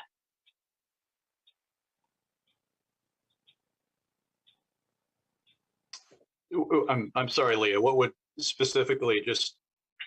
Sure. my understanding of. I'm of, directing your road- attention to, is it your understanding that these stairs pre-existed Mr. Buto's purchase of the property? Yes, Okay. that's my understanding. And even though he didn't install them, is he insisting on keeping them? No, Did he have to remove them? he would like to remove them. He is anxious to remove them, but so far has not been allowed to by the town of Raymond code enforcement and the DEP. And is the removal part of your after the fact permit? It's part of the restoration plan. Okay. All right, moving on. Number 4 is a violation that talks about a jetty, that rock and sand below normal high mark has been added or altered. Would you speak to the issue of the jetty? You're familiar with this jetty? You've been on site? Yes. Yeah. Speak to that, if you familiar. would, please. And as you Sure. do, I'm going to go to some before and after photos, if you wouldn't mind talking about your understanding of the jetty. Sure, I'd be happy to. There was a aerial photo evidence supports that there had been the DEP's aerial photo evidence, drone photos, the town's same evidence supports that there had been a stone jetty at this location. And Is this the photographic evidence you're referring to? this is one of the photos, sure. Yeah. And a stone jetty is a structure for shoreline zoning purposes. If somebody wanted to construct a jetty today, stone jetty, they would have needed to have gone through this same piers, docks, and wharfs structures extending over or below the normal high water line, permanent structure permitting through the planning board. In this case, it's been there. The best we can tell, it predates any local ordinance or DEP regulation. As is the case with numerous similar jetties on the shoreline of Sebago Lake, and particularly this stretch of shoreline for that matter.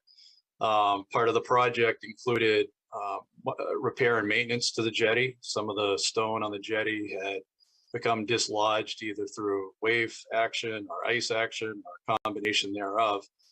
And like any other structure, your house, a shed, a garage, a retaining wall, a stone jetty, riprap, at some point, structures need to be repaired and maintained. That's the activity that occurred here. And how was this repaired? Was new material added?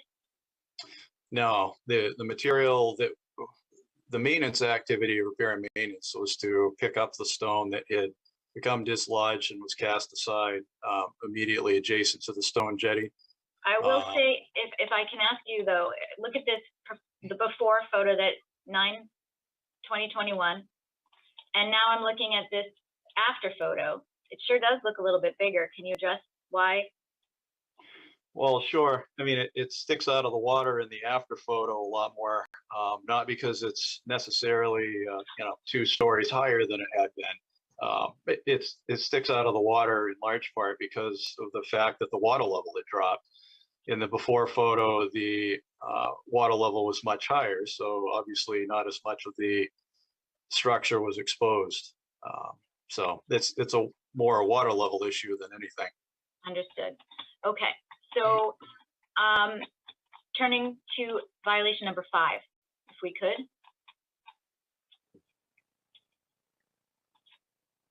This is the allegation that the shoreline has been enlarged and expanded without a permit from the planning board.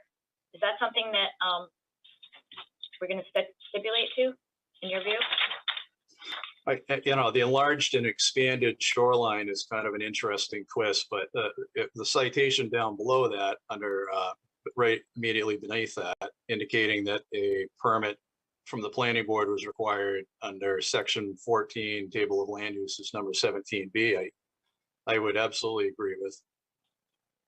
Right, but this is what the shoreline stabilization permit should have been under, this provision here. Okay. That's absolutely correct. Okay. So violation number 6, construction of a beach without a permit. I would like you to speak to that. Again, you've been to the property, you have a working familiarity of that property, correct? Yes. Okay, please speak to that allegation. In particular, was any sand brought in to create a beach, as far as you know? No, there's been no fill brought in. There's been no formal beach created with the project. This allegation is, from my professional standpoint, is unclear. And as far as the term beach, are you aware whether that's defined in the ordinance? I'm aware that it is not. And what is your understanding when it is not? A term is not defined. What happens there? The legal folks generally would indicate that at that point you'd defer to a standard dictionary definition or something. And I put it to you that the standarddictionary.com definition is an expanse of sand or pebbles along the shore. Looking at the, I'm going to go to Exhibit C, which purports to be this newly created beach. Does that look to you like a traditionally, customarily defined beach? No, that's stone riprap for shoreline stabilization. Okay. So moving on, trying to be quick here. Violation 7 talks about removal of vegetation of at least 3 feet in height. And it cites section 15Q. That is clearing and removal of vegetation. Is that what is relevant here? Is that the proper section that would need to have a permit under? Well, again, the vegetation that was less than 3 feet in height and other ground cover was removed in order to conduct the shoreline stabilization project. It was at the shoreline. There was very sparse vegetation on the slope face itself, the eroding slope in pockets, and that was removed for the shoreline project. And Mr. Morse, the violation cites 15Q, but I'm directing your attention to 15C12. Again, 15C is this provision about uses below the high water body, right? High water mark. And it specifically states here, vegetation may be removed in excess of the standards of section 15Q, which is what was cited in violation 7, in order to conduct shoreline stabilization. And is that, I submit to you, is that what you're saying, is that that permit would encompass the removal of vegetation less than 3 feet in height? Correct. Thank you. And when revegetating under this provision, are you encumbered by section 15Q that was cited, or another section under the ordinance? Right, it'd be section 15T, the revegetation standards. And is the client going to be revegetating and consistent with those standards? Yes. Okay.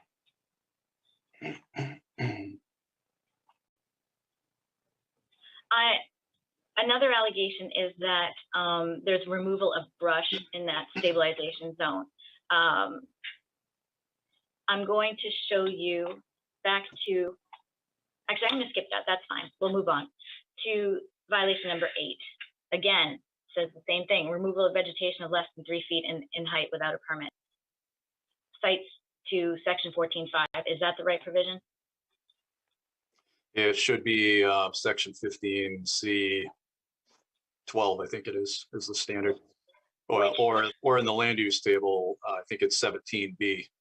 Right, and that allows basically removal of vegetation for shoreline project, correct? Correct, yes. Okay, all right. So let's go to violation number 9, and that is alleges that a hot tub was built without a permit contrary to section 16B. Just bear with me one second. Can you talk to me about whether or not that hot tub, as you understand it, was put there as alleged by Mr. Buteau? The hot tub was constructed or installed, however you want to say it, prior to Mr. Buteau's purchase of the property, or management control's purchase of the property. And how do you know that? Aerial photo evidence and the town's own notice of violation aerial photo evidence as well. And when are you referring to this piece where it says 2016 before and afters in 2018, correct? Correct, yes. Are you aware when Mr. Buteau purchased the property? Yes, April 2019. Mr. Buteau insisting on keeping this? No, Is he willing to take it out ASAP? Yes. Why hasn't he? Why hasn't he not? He's not been allowed to as of, at least as of this moment, from the town, code enforcement, or the Maine DEP. And tell me, the next violation is also a setback violation. You mentioned that you have worked for DEP or worked for them for decades. When you experienced a situation when there was a violation by a prior landowner and essentially the new one was holding the bag, what did you do? Did you immediately violate them? No, it's, I've never seen any notice of violation sent for a violation that somebody, a former owner had created on a property. Generally speaking, the advice that DEP would have given the town of Raymond in this case, or any other town running into this sort of situation, is work with the landowner, the current landowner, and try to achieve compliance by fixing the violation, removing a hot tub, removing a second set of stairs that's illegal under the standards. But it would be an informal request, and in some cases, the landowner had to be prompted a little bit more. But again, that's from an informal verbal standpoint, and I just am not aware of any such case that elevated to a current owner being cited for a violation created by a former owner. Okay, thank you. So I'm just gonna keep moving along here. Violation number 11, unpermitted shoreline stabilization, no permit. I think this is the very provision we had cited. We need to stipulate to that, correct? Yes. But is that not the same violation, the exact same violation as number 5? It is. And can you tell me why that is in your view? Because it's the same, it's the same structure, it's the same citation. Section 14, table of land uses number 17B is for permanent piers, docks, wharves, bridges, etc. Structures that extend below the normal high water line require a planning board approval. Which is exactly the same thing as section, as the section cited in 11, correct? Yes. Different section of the ordinance, but the exact same requirement for the exact same uses, correct? Correct. Okay. Turning to violation number 12, there's it's alleged unpermitted shoreline stabilization, no barge, and it cites section 15C12 that construction must access the shoreline when feasible.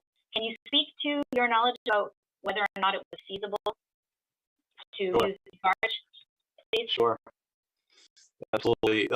So, and we just ask you, Mr. Morse, and the basis for your knowledge in this regard as well. Sure. For the specific project here, and for similar types of projects on Sega Lake or any other lake, when you have a managed water level, namely in a pound with an outlet dam that's able to be managed, you generally like to do these projects as a landowner, as a contractor, and as a municipality and DEP when the water level is down. Typically in the fall, not always, but generally in the fall and winter. And that's so that equipment and materials are not actively operating within the water, within standing water. So that was the case here. The water had receded adequately, and the contractor, Big Lake Marine Construction, proceeded with the project. Well, the barge, in order to utilize a barge for such a project, you have to have sufficient water level, water depth, to be able to operate it. And there just wasn't, because they opted for the environmentally friendly or environmentally more sound approach by operating or conducting the project in the dry, so to speak. So there wasn't sufficient water depth to get a barge in for the majority of the project. They were able to utilize the barge on the Whitetail property that you may bring up later for some of the repair and maintenance to the existing whiprap that was on that property. But it was, and they also used it for the repair and maintenance to Stone Jetty on the Fernwood property that we talked about a little earlier. So they used it when feasible, and yes. when they didn't, it was not feasible in your opinion. Correct. Okay. So moving on to violation 13, alleges unpermitted tree removal within 100 feet, and it cites once again section 15.2. In the interest of time, I'm trying to, I want to testify for you, but Mr. Chairman, if you give me a little leeway, I would ask the witnesses that 15Q is not the appropriate section. We've heard you testify before that it's actually 15C12, which allows the removal of vegetation. Is that correct? Is that still your testimony? Correct. Okay. So I am going to go down to Exhibit G, which is the code officer's photographs in support of his contention in this regard. And we can see that there are trees 1 through 5 and then through 16. And these are all the trees that may have been removed with respect to the shoreline stabilization project, correct? Correct. And of those 16 trees, look how almost all of them are located within that shoreline stabilization project area, correct? Right. Yeah, I should have qualified my last answer. Most of the trees needed to be removed for the shoreline stabilization project. Of the 16 trees in this citation here, it appears that 2 were not required to be removed for the stabilization project. Can you identify which ones those are, please? Sure. They're trees number 1 and 4. Okay. And I think the code enforcement officer acknowledged in the violation notice that if they're hazard trees, that they can in fact be removed upon consultation, correct? No permits required, but consultation is? Correct. And in your view, are trees 1 and 4 hazard trees? And if you can give us the basis of your opinion in that regard, that would be helpful. Sure. In both my view and the tree contractor, who's a licensed arborist, it was his opinion as well. My opinion is based on the training I've received over the years when I worked for the state Department of Environmental Protection on hazard tree identification. And in this case, it really was pretty obvious even prior to reading Aaron Goslin or Q-Team's report. It was pretty obvious. Just to interrupt you, Mr. Morse, I'm looking at Exhibit 5 here. Is that the letter that you were referencing? Yes. Where he says that the trees that were removed were partially dead or undermined by way of action and perfectly reasonable to take them down. Okay. Thank you. I didn't. So based on this letter and your professional judgment, I'm sorry I interrupted you. No, exactly right. And I think common sense would also acknowledge they are hazard trees as well, or they're clearly unhealthy and within felling distance of the structure. Okay. So back to the violation number 14. This is alleged vegetation removal in excess of what is allowed under the point system. Again, the reference there is to section 15Q. And is it fair to say that that is, in your view, not the right one? It should be 15C12 dealing with shoreline stabilization. Correct. Other than the 2 hazard trees. Correct. But for all the reasons that you just stated, that they should have been able to be removed as well, correct? Correct. Without a permit. Okay. Without a permit, correct. And similarly, violation 15 cites to, this also alleges removal of vegetation without a permit, cites to section 14.5 of the land use. Again, same reason, not the right one? Correct. Okay. Exactly. Without being redundant. All right. And so what I'm hearing you say is that many of these violations were in fact redundant, correct? Yes. And okay. And then with respect to the order of correction, I'm going to bring you back to that notice of violation. Sorry. And it talks about how, if you recall, that all of those violations must be remedied within 30 days, correct? Yes. Can you talk to us about, for example, wouldn't remediation include revegetation and planting new trees? Yes. Well, if we're talking about December 16th, 30 days from that would take us through mid-January, correct? Yes. Are nurseries open during the Christmas and holiday season in winter generally? They may be open selling Christmas trees and wreaths and, various flowers, but they generally either don't have tree and shrub stock in inventory, or else they aren't selling them because they're a nursery will generally add or provide some guarantee that of survivability. And in fact, isn't there in the ordinance a 80% survivability rate? Correct. And if you plant trees in the dead of winter, would that meet the 80% survivability rate? The viability of trees planted in the winter would go way down from planting them during the normal planting season. The other piece, Lee, is it's impossible.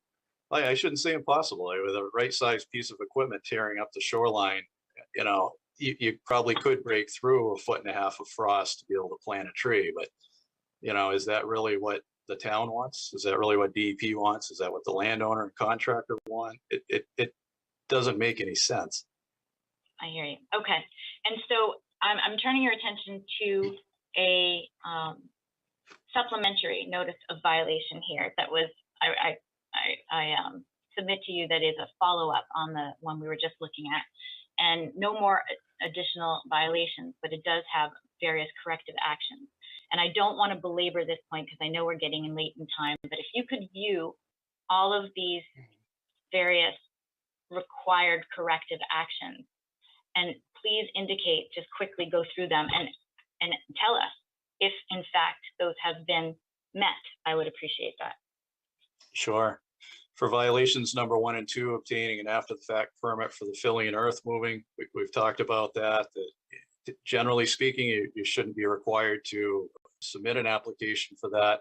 If you're submitting an application for another project that by default results in that kind of removal, regardless, we have submitted the planning board application, and also for redundancy, we did submit an application to the code enforcement officer for filling and earth moving. Can instead of reading every single one, but just viewing each and every one, can you tell me if those things have been submitted? Sure. Violation number 3, after the fact permit for a second set of stairs. We don't intend to permit the second set of stairs. We intend to remove them. But we are awaiting for permission from the code enforcement office and DEP. So neither an after the fact permit application has been submitted, nor has it been removed for that reason. Okay, and with respect to violation number 4, fair to say that it is we don't deem it to be a violation, so we're not going to ask for a permit, correct? Correct. So repair and maintenance. With respect to the expansion of the shoreline, number 5, you've submitted that application, correct? Correct. With respect to violation number 6, beach, after the fact beach, because we do not believe it to be a violation, you have not submitted that, correct? Correct. For 7 and 8, removal of shrub and ground cover, you have in fact submitted, correct? Yes. Hot tub, you're not submitting because we're trying to rip it out and we're just waiting for approval for that, correct? Correct. 11 and 12, shorefront stabilization project. In fact, you have applied for that permit, yes? Yes. Same for number 13. Yes. And 14 and 15. Correct. Okay. Yes. Okay. All right. So I understand it's getting late, and I will thank you for your testimony in this regard, Mr. Morris. What I'm basically just going to do very quickly is to summarize our, actually, I wonder if the chairman is going to ask other parties if they want to question Mr. Morris before I wrap up. And I understand that the code officer probably has his testimony as well. I think that we will reserve some time specifically for a question from Mr. Morse, but we can do that later. Okay, so I'm just asking for some procedural clarification because that's my presentation with respect to testimony. As I understood the procedure, that after I examine a witness, then it's the opportunity for the other side to ask questions. So I didn't want to. Yep, no, that's a good point. And I'll fall back to our attorney Wagner. I may have missed that point, so. Yeah, no, I think it's appropriate to allow for questions during each witness. That does make sense. And then at the end of the testimony, if the board just has additional questions to Attorney Rachel on the arguments, we can do that at the end. But it does make sense at this time for if the board has any questions to direct them towards Mr. Morse, and also allow an opportunity for the other parties to ask any questions of Mr. Morse. Well, given that, I do have one question specifically as I look at this for violations number 11 and 12, obtaining an after-fact permit for the shoreline stabilization project. Isn't that what this was all done under, a shoreline stabilization project? So why is there a need to get another permit? Well, the primary purpose for a project on the property was indeed to conduct the shoreline stabilization. And then that by default encompasses, that activity encompasses these other various provisions, the vegetation removal, the limited vegetation removal that occurred, and filling and earth moving, of course. It was on my understanding that there was already, this was a shoreline stabilization project, so was there no permit? There was no permit, correct? Okay, thank you. Sure.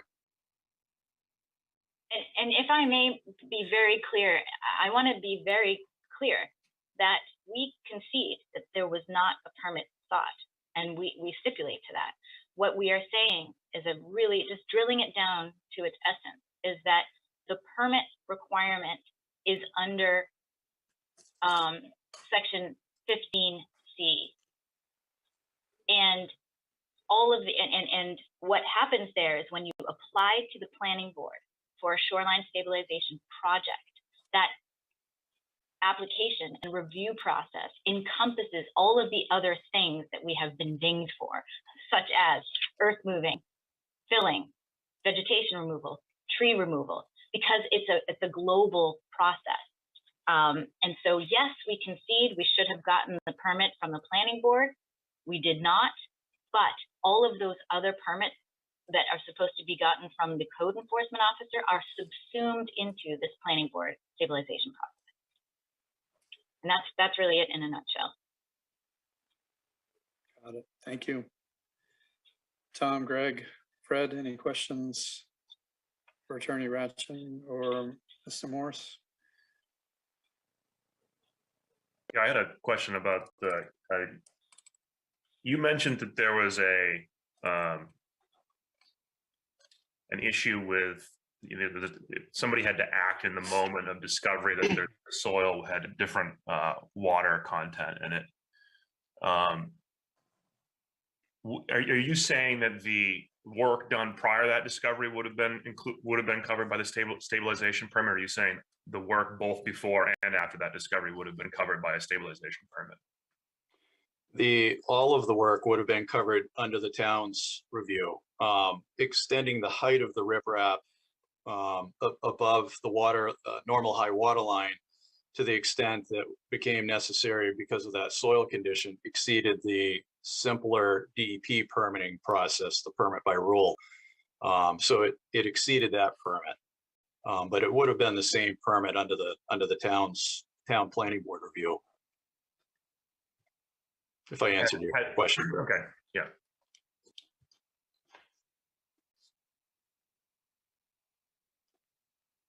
Tom, Fred, any questions? No, I don't have any right now. No, I'll hold off. So, Mr. Chairman, as far as bringing in evidence, that concludes my portion for this particular appeal. I would reserve some time for a summation after I think Mr. Wyckoff, I'm sure, is looking to put in his case now. Yes, I believe that was our orders of procedure, so. Mr. Chairman, may I had two questions for Mr. Morse. Of course. Go right ahead. Okay, I'm waiting for him to turn on his microphone. Mr. Morse, now, did you personally see this site before any of the work that is at issue was completed? No.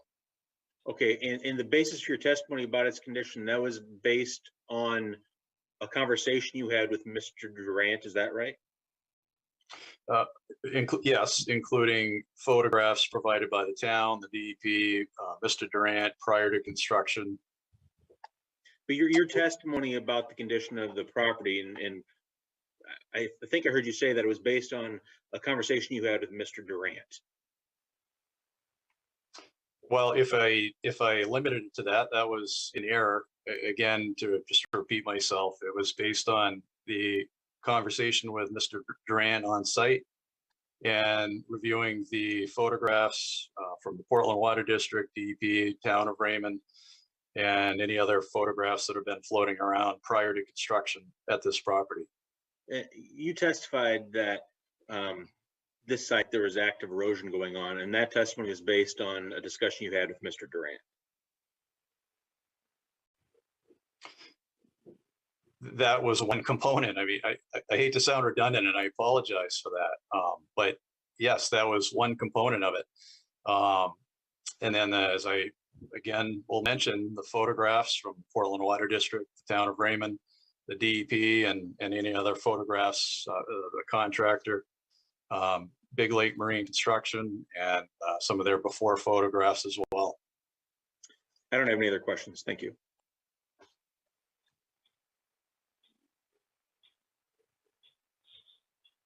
I should say I don't have any more questions for Mr. Morse. So then, Mr. Chairman, do I understand that it's now you're looking to the town to make to respond or to present with regards to the notice of violation of December 16th to management controls? Yeah, please. Okay. Given our board has no more questions at the moment for the appellant. Yep. I'd like to ask Attorney Rachel to stop sharing her screen, please. Oh, sure. I'm sorry.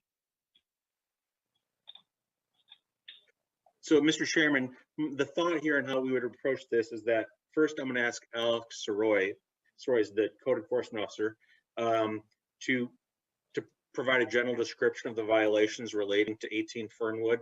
And then after that, then he and I would jointly address the issues raised by the applicants in their administrative appeals, if that's acceptable to the chairman.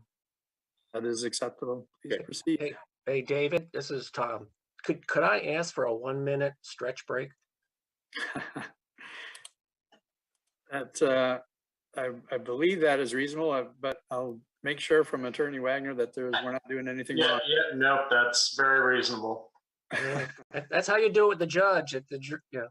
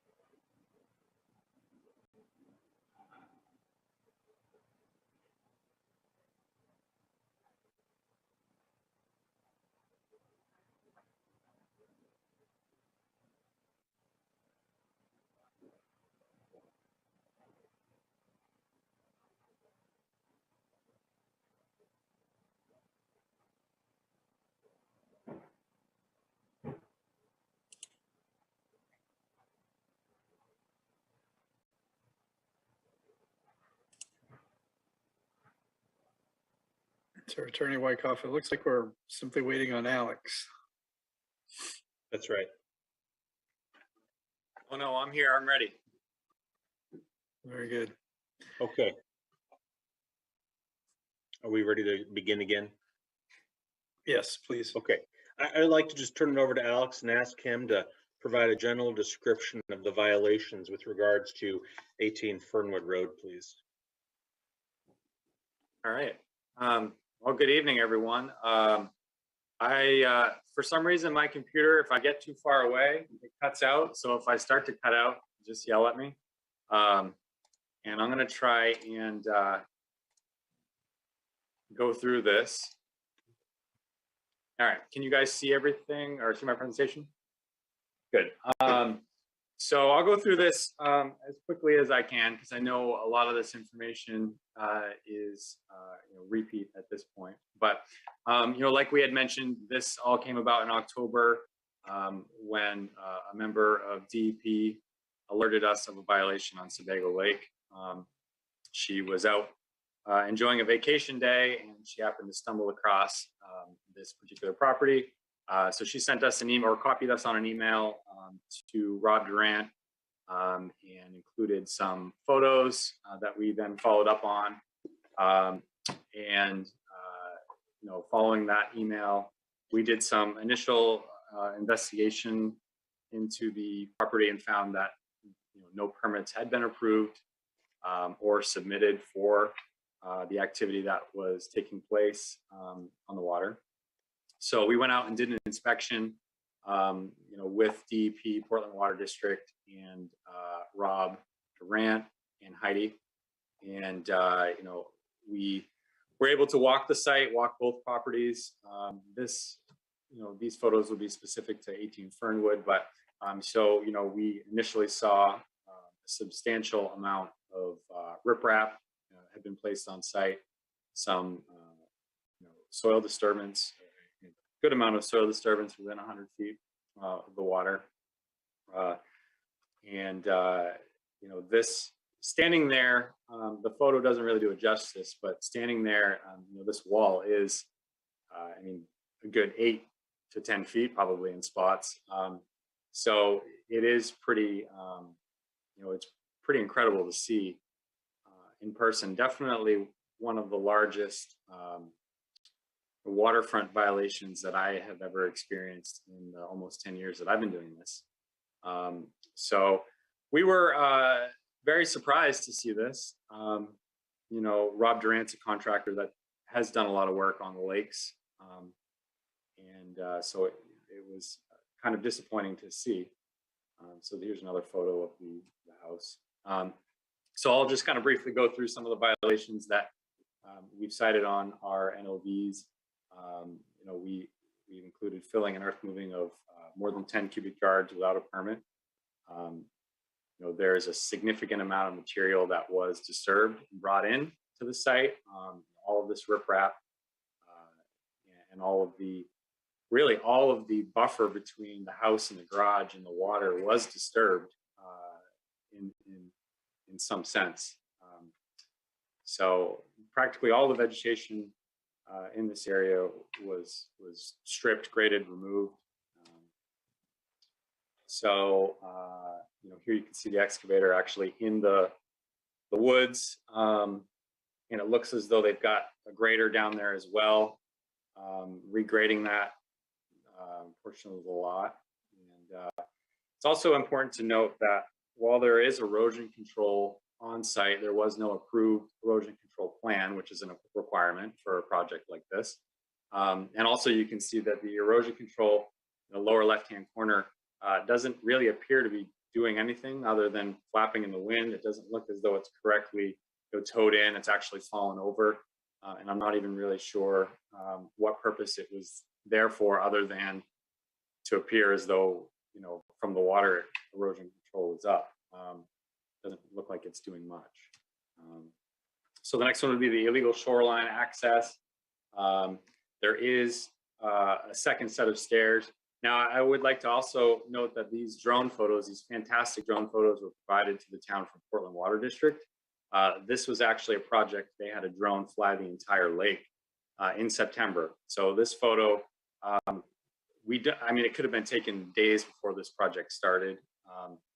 It does show that there is what appears to be a permanent set of stairs to access the water, and then there's also a second movable aluminum section of stairs that was also used to access what I believe was a dock at one point, maybe. They had basically made that second set of stairs permanent through this project, as you can see here. The next one we have is for the jetty, the work for the jetty, and that is this area here, which Leah had talked about for a little bit. It has some vegetation on it. It's made up of a good section of rock. I don't know, it's probably 75, 50 feet long or so. But what we did find down there was it's very clear that rocks have been added to the jetty, and this non-conforming jetty, if you want to call it, has been pretty substantially expanded. And Mike did mention that the water levels were lower when this project was done. That may be the case, but I would draw your attention to the bottom of the stairs on the left-hand side, and you can kind of see where the water line is when this photo was taken, and the bottom of the stairs on this photo. It is probably a little bit lower. But one of the things you can notice at the end of the jetty, horizontally, it's pretty level. And in the original photo, when the water was lower, it's much higher on the side closer to the shoreline. So it does appear as though rocks were added on the lower end, further out into the water. And this is obviously something that would have required a permit from DEP and the planning board, and obviously none of those permits were obtained. So moving along, you can see here significant scarring on the rocks. Obviously, these rocks have been moved around quite a bit in the project. The next one would actually be the shoreline work itself. I don't know what everyone's level of understanding is of the natural environment with a lake, but the reason the state has set these standards is to protect water quality, obviously. And that 100-foot buffer is buffering stormwater. It's buffering all the water that's coming towards the lake. It's catching rainwater, but it's also environment for all sorts of different wildlife species, fish, frogs, turtles. And this is a natural environment, an ecosystem for all these species. And that's a big part of what DEP wants to protect as well. So this is an ideal shorefront. Yeah, there may be some wave action erosion. It looks like there was a tree that was cut at one point. And those stumps look like they're actually holding that shoreline together pretty well. You see a lot of vegetation. Looks pretty healthy. What they did is they basically took all of that out. Now you've got a ramp into the water that's heating up surface water or rainwater as it goes down into the lake. You have no shade for frogs, turtles, minnows, fish, anything that's in there. It's direct sunlight, heating those rocks up and heating the water up, which, as we all know, is going to negatively affect the water quality. So this is something that DEP tries to avoid because it's really negatively impacting the environment. So construction of a beach. I know this one is one that probably can be debated quite a bit, but the shorefront is very rocky here. There's a lot of rock, and if you look into the water, it's all rock. There's practically no sand showing here. This particular section right here. And if you look in this photo, it looks as though a lot of the rocks have been removed. Now, those steps were going down to this now sand area, which is likely going to create an ideal environment for a beach area for them to set up chairs when the water is lower, or hang out in a flat spot near the water. So they may not have brought sand in, but it looks as though all of the rock, larger rocks had been removed to actually create that beach. So I do feel as though that is beach construction, and construction doesn't necessarily mean bringing in sand. It can be removal of rock to create that beach area. Removal of vegetation less than 3 feet in height without a permit. I just want to touch on real quick redundancy. That seems to be the thing that I keep hearing, redundancy in the NOV. There are multiple different ways someone can violate a section of the ordinance, in my opinion.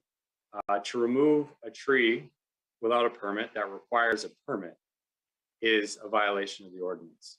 To remove a number of trees that exceed the allowed amount of trees you can remove legally is also a violation. So you can have a violation of a standard and a violation of the requirement to get a permit. So I can understand it may seem redundant, but it's really, in my opinion, is two separate violations. You can get a permit to remove trees and then exceed what's allowed for removal. But in this case, they just didn't get a permit, and they also removed the trees. So again, going back to this photo, there's shorefront that includes plenty of trees less than 3 feet in height, which can't be removed within 100 feet. They're there for a reason, to protect that 100-foot buffer. All of these trees have been removed. Now, I know there's standards that allow for vegetation removal for a shoreline stabilization project, but that is only when that's permitted, and that goes through the planning board. You can't just remove all the vegetation to do the shoreline stabilization and then say, oh yeah, we'll get the permit after. Oh, by the way, the trees have already been removed, so you're going to have to allow us to remove them. You're supposed to get that approval up front because the planning board has the ability to review that and possibly say no. So I think that's an important part of this. Yes, vegetation removal is allowed associated with that project if it's a legal project, of course. So again, on the other side, there's the wooded area. If you want to direct your attention there, where the red box is, there was ferns, some ground cover, natural packed pine needles, all sorts of ground cover in there. That was all removed. Obviously, you cannot remove that with a permit unless it's for an allowed use. And you obviously need a permit to do it. So I feel like that's two violations, two separate violations. Structure built without a permit in violation of the required setbacks. Again, another redundancy, that's two separate violations. The structure is too close to the water, violation number one. Violation number two, it was done without a permit. Yes, it may not have been done by the current owner, but unfortunately, it's really up to a property owner to do their due diligence when they purchase a property to make sure they're not buying a violation. It's a very common thing that happens. It's something that happens every day. Someone will buy a property with a violation. Unfortunately, you buy a violation, regardless of who did the violation. You're the current property owner, and you have to take care of that. Now, one of the things I've heard a couple of times tonight is the town hasn't allowed them to remove this hot tub. I did actually have a welcome conversation with Rob Durant, I believe it was last week, and he requested the ability to be able to remove the hot tub immediately. And the town has no objection with them removing the hot tub, but what I asked he do is basically apply for a demo permit to remove that hot tub. We just want to make sure that however they're removing it in a safe, practical manner. We want to make sure there's erosion control up because there'll be some soil disturbance. And we also want to make sure that area is revegetated. I have not received a permit to remove the hot tub, I believe. We did receive some permit applications for the after the fact tree removal and stuff like that, but I don't believe we've seen one specific for demo removal of the hot tub. So I wouldn't say that the town is not allowing them to remove this hot tub. I definitely think that's a dramatic exaggeration of the current situation, for sure. So there's a picture of the hot tub. The work done on land versus barge. This area is accessible by barge. It's definitely something that Rob Durant's able to do. He has access to the barge. And I think the goal would be to see as much of that work done from the water as possible to avoid, any unnecessary soil disturbance. The water levels in October are typically low, but there's no reason that the work necessarily needs to be done in October, I suppose. So it really is something that we would prefer to see as little soil disturbance as possible. So we're getting towards the end of this year. unpermitted tree removal within 100 feet of Sebago Lake. You know, Q team did agree that they completed the tree removal portion of the project. You know, I counted here, I believe 5 trees that have been cut. You know, they're claiming these are hazards. That requires a consultation from the code officer to make that determination. Unfortunately, they've been removed. We don't know that they were hazards. So now we really can't treat them as hazards because they don't exist anymore. I know they are claiming, you know, in their professional opinion that they are hazard trees. However, they also profited from the removal of these hazard trees. So I do find it a little concerning that a company that profited from the removal of these trees is claiming they're hazards without any consult to the code officer.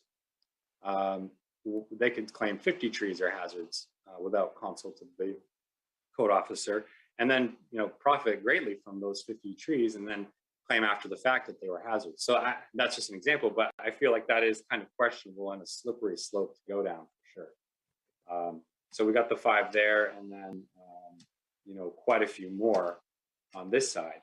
Now, for example, I know 14, the claim was that the tree is a hazard and needed to be removed. I'm not exactly sure what the hazard is. It looks healthy, it's leaning.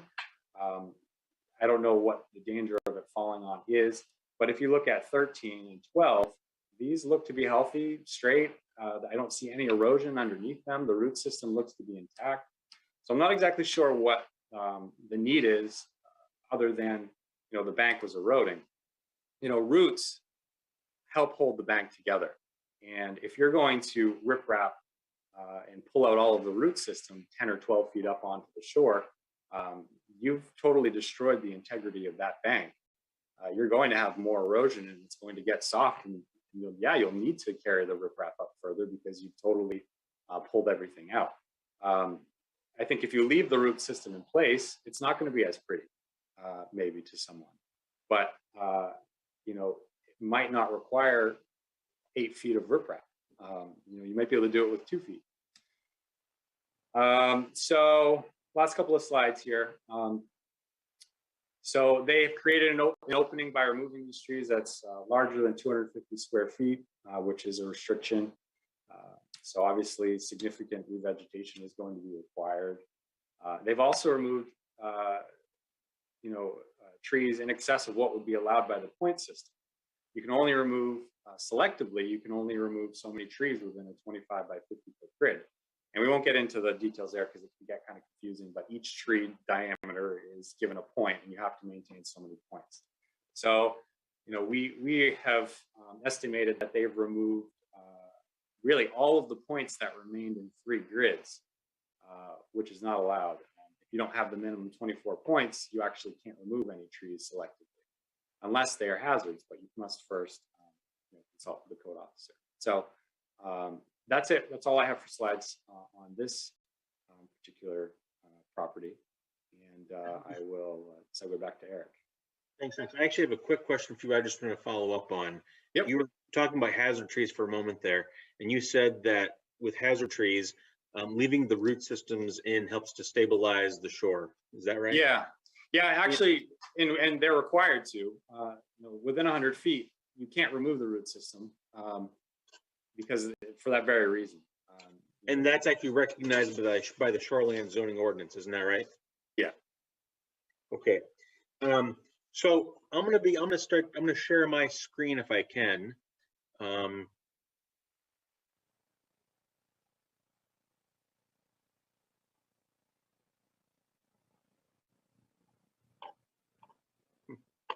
Are you able to see my presentation?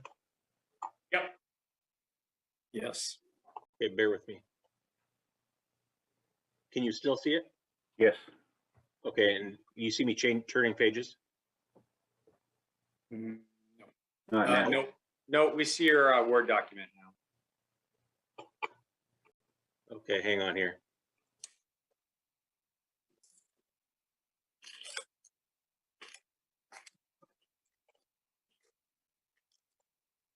Do you see it now?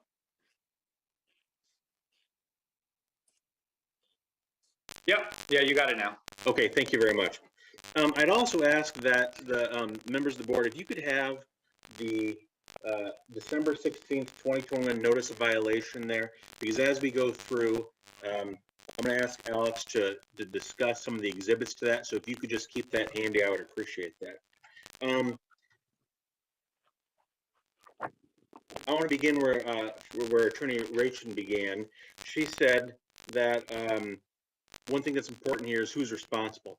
And what's important here is that as the property owner, management controls is responsible for what happens at its property and at its direction. And here it has hired contractors, Mr. Durant or Big Lake Marine Construction or Durant Excavating, you know, whoever the right person, the right name is, and then also Q Team to do work on his property, and they're his agent. He hired them to do the project. The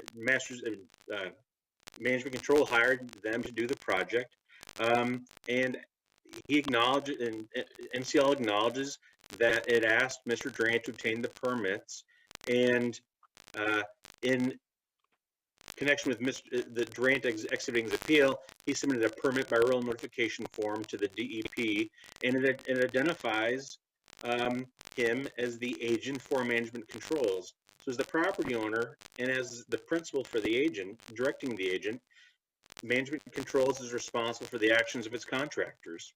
And Maine statute recognized that. Under Title 30A, Section 4452, it says that an owner is liable for violations. And then Title 38, Section 444 says that any person who orders or conducts any activity in violation of a municipal ordinance adopted under this chapter is penalized. And here, we're not talking about penalties, but you have to necessarily be held responsible for the violations. And the ordinance itself, the Shoreline Zoning Ordinance, recognizes that too at Section 16C. It requires that permits be signed by an owner or someone authorized by the owner, and also does recognize that where someone that the violators include the owner. Okay, now the first appeal issue that the MCL's raised relates to violation number 1, and that relates to soil and water conservation practices, and they contend that's allowed in this zone without a permit, and complain that there is no explanation or evidence that the work wasn't conducted in a way to prevent erosion or sedimentation. So this first violation relates to filling and earth moving, and as Alex just testified a moment ago, there's significant filling and earth moving that occurred on this property, and he also testified that the work wasn't done in a way that prevented erosion and sedimentation because it had inadequate erosion and sedimentation control plans.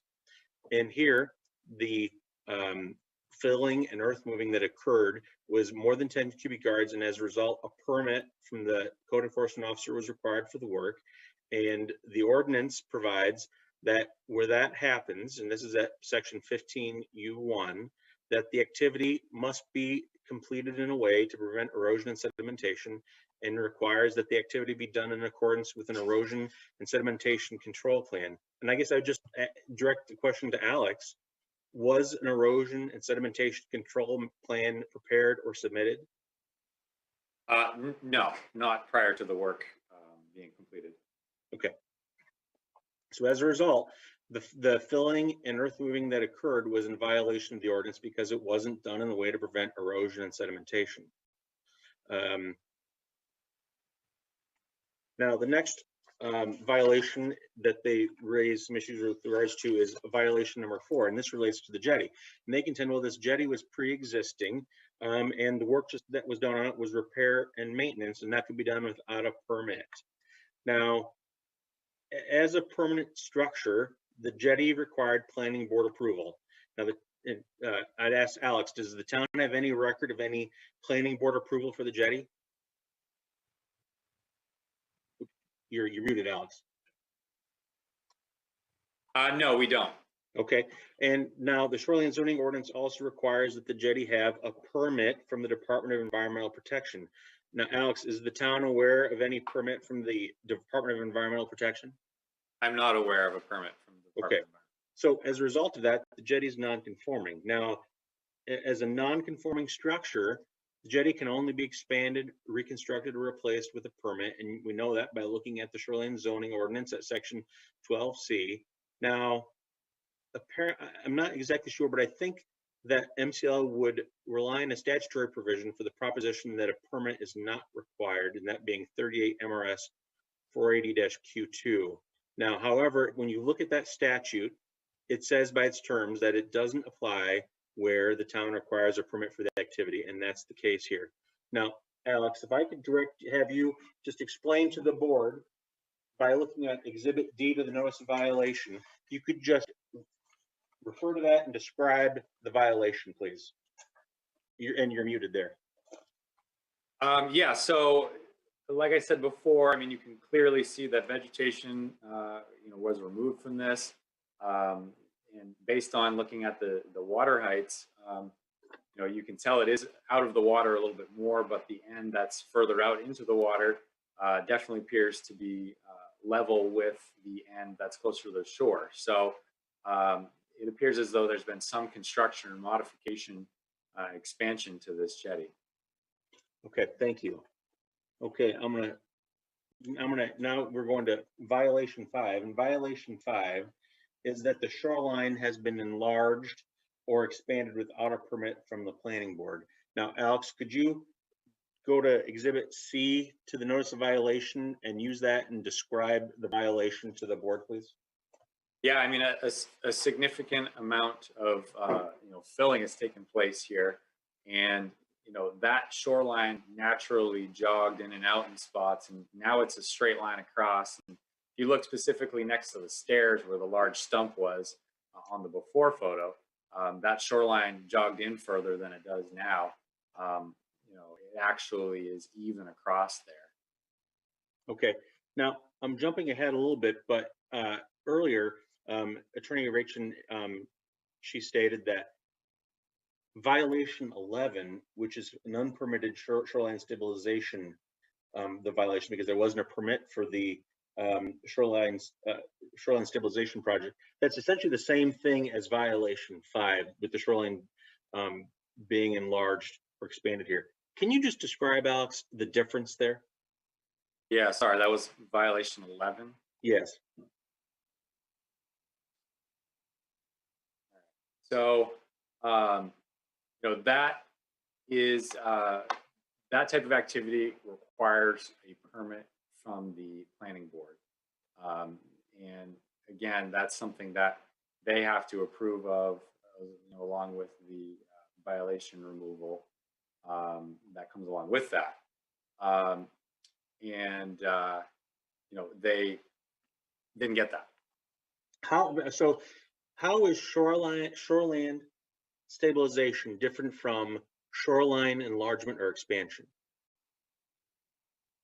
Yeah, so shoreline stabilization is usually necessary to correct an erosion issue and is limited to specifically the correction of that problem. Expansion of the shoreline is simply enlarging that shoreline or expanding down into below the normal high water mark. So they really are different. They are different, and you don't necessarily need to expand the shoreline to correct an erosion control problem, and vice versa. Okay. Okay. The next violation is violation 6, and management controls argues that exhibit C to the notice of violation doesn't show a beach being constructed, and it just shows large pieces of riprap. And they also say, well, the shoreline zoning ordinance doesn't define what a beach is. And they go to dictionary.com and they say a beach is an expanse of sand or pebbles along a shore. And exhibit C just doesn't show that. Now, we live in Maine, and I think people in Maine understand a beach can be made of stones and rocks. And when you go to merriam-webster.com, which is another dictionary online, it recognizes that. It says that a beach, among the definitions for beach are the shore of a body of water covered by sand, gravel, or larger rock fragments. And I think we all know a beach can be composed of stones and rocks. And, as Alex testified earlier, exhibit C to the notice of violation shows that the beach area is significantly larger than it was before. And The expansion of a beach necessarily requires construction and a permit from the Department of Environmental Protection. And under the ordinance, because that didn't happen, there's a violation. Okay. Exhibits, pardon me, violations 7 and 8. And so violation 7 is removal of vegetation less than 3 feet in height. And 8 is removal of vegetation less than 3 feet in height without a permit. And the contention in the appeal is the existing vegetation wasn't removed. It was just trimmed down, leaving root systems intact and topped out with mulch. Now, the shoreline zoning ordinance prohibits the clearing or removal of vegetation under 3 feet within 100 feet of the normal high water line, and the clearing or removal of vegetation of any height, not just 3 feet or less, of any height without a permit. So, Alex, I'd like you to refer to Exhibit C to the notice of violation and just describe this violation, these two violations, please. Yes, so Exhibit C shows all of the ground cover, the vegetation less than 3 feet in height in that buffer zone. The 100-foot setback area has been removed. You know, and like you said, removed in a situation might actually be able to cover it over, but you can't actually reduce the height of this vegetation. The whole point of it is to allow it to grow up. You can't be vertically limiting and pruning that vegetation down. So covering over that is essentially doing that. They are limiting the height and they're stamping it out. I mean, they're killing it. Is what they're doing. So let's assume for a moment that there was vegetation greater than 3 feet high within the normal high water, within 100 feet of the normal high water level. Let's assume it was higher than 3 feet and it was removed. Would that give a violation here, Alex? Yeah, absolutely, because removal of vegetation that doesn't meet the standard without a permit within 100 feet in general would be considered a violation, unless it's legally allowed through a permit. Right. Now, under section 15C12 of the Shoreline Zoning Ordinance, it says that vegetation may be removed in excess of the standards in section 15Q of this ordinance in order to conduct shoreline stabilization of an eroding shoreline, provided that a permit is obtained from the planning board.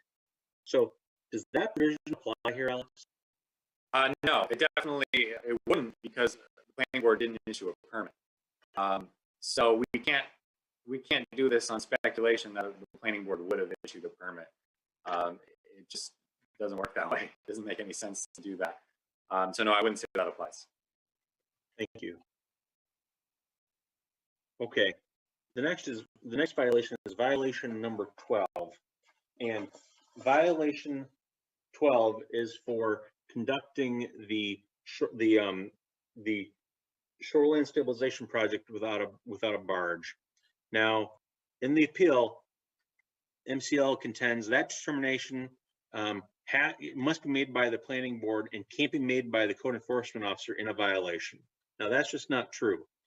Under section 16H2 of the Shoreline Zoning Ordinance, it says that the code enforcement officer, if the code enforcement officer finds any provision being violated, then he or she shall notify in writing the person responsible for the violation. So in other words, the ordinance gives the code enforcement officer the duty of enforcing the ordinance and the task of determining if any violations have occurred. So the ordinance doesn't give the planning board any role regarding violations. The task is given to the code enforcement officer, and it's the job of the code enforcement officer to make that determination. And here, Alex determined that using a barge would have been feasible. Can you just describe the basis for that, Alex? Yeah, you're exactly right. I mean, the planning board doesn't have an enforcement role. That's really the code officer's job. And it is clear that, this property could be accessed by the barge, maybe not all year. There might be certain times a year where it's easier, or certain segments of the shoreline where it's easier. But I think it's definitely possible to be accessed by barge.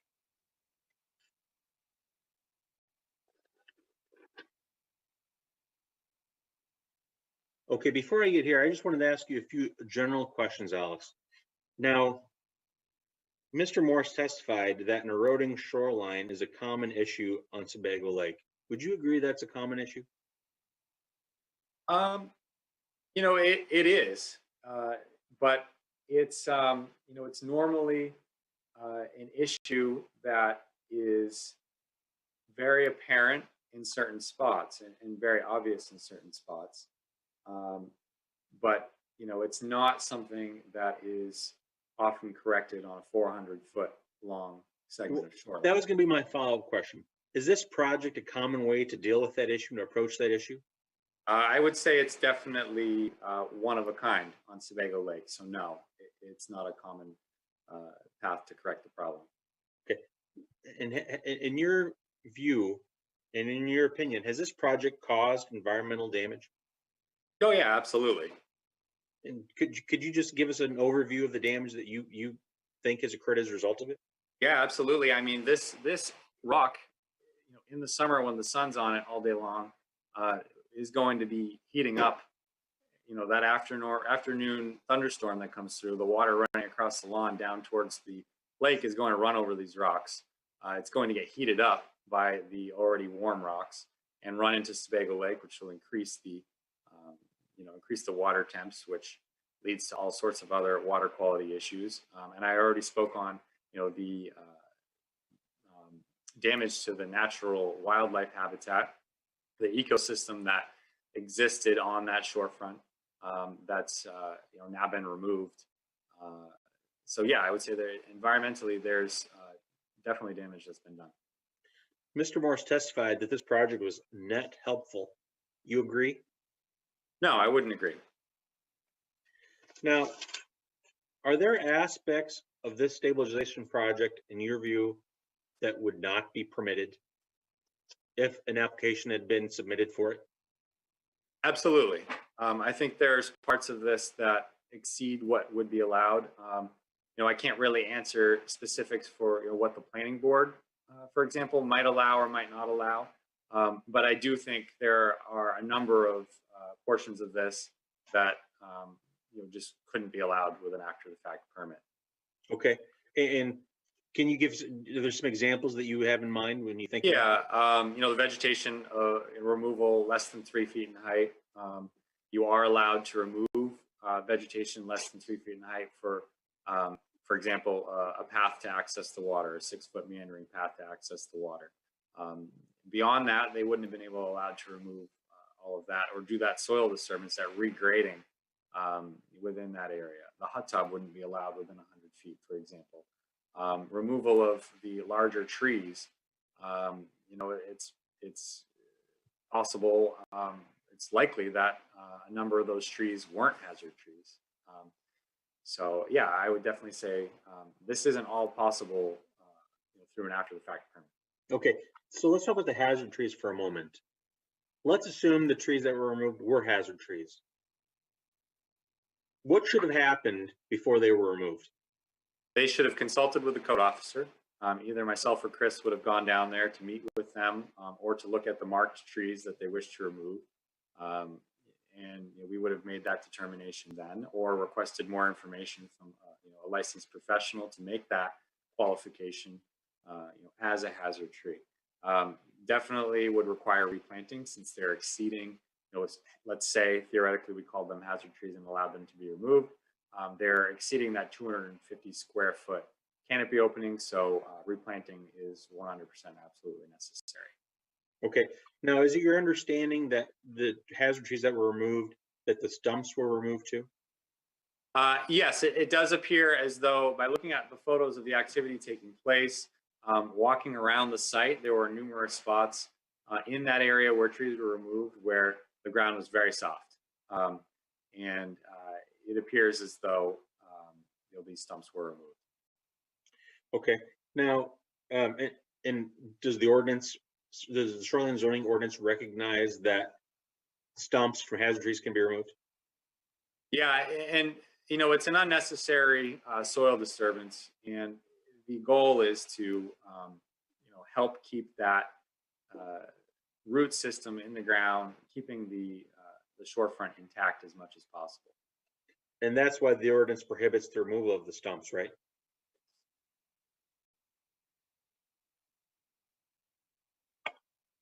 Can you hear me? Yep, yep. Okay. I just want, and that's why the ordinance prohibits the removal of stumps from hazard trees, right? Yes. Okay. Now, you learned of this project from the Department of Environmental Protection, right? Yep. Did anyone contact you regarding any issues with this project before the DEP did? No. Okay. Now, there are some procedural issues that MCL's raised with regards to the notices of violation, and these are essentially that there are a number of violations that are the same violation, and that they're only listed twice by the town in order to seek duplicative fees. So first, I just want to say and address this. Fines aren't an issue for the Zoning Board of Appeals. That's separate from the violations. The task for the Zoning Board of Appeals is to determine whether or not there were violations. Fines aren't for the Zoning Board of Appeals to deal with, and the Zoning Board of Appeals doesn't have a role with assessing fines. So we need to put that to the side. Now, so first, violations 1 and 2. These are separate violations. Violation 1 is for filling and earth moving without steps being taken to prevent erosion and sedimentation. Violation 2 is for filling and earth moving without a permit. Those two violations are not dependent on one another. Even if there was a permit for filling and earth moving, there would still have been a violation for the failure to take steps to prevent erosion and sedimentation. And on the flip side, even if steps had been taken to prevent erosion and sedimentation, but there's no permit, that would still be a violation. So those two violations are separate and distinct, and they're not the same thing. Violations 7 and 8. Same thing, they are different. Violation 7 relates to violation of the requirement that vegetation less than 3 feet cannot be cut, covered, or removed except for footpath or other permitted uses under the ordinance. And violation 8 is for removing vegetation without a permit, and that's vegetation without regards to height. So those two violations, they're separate and distinct. They're just not the same thing. 11 and 12, same situation. 11 is for stabilizing the shorefront without a permit. 12 is for stabilizing the shorefront without a barge, when it could have been done with a barge. So let's assume that there had been a permit to stabilize the shorefront, and the barge wasn't used. That would still generate a violation if it could be used. So those two violations are separate and distinct. They're not the same thing. Violations 14 and 15, same thing.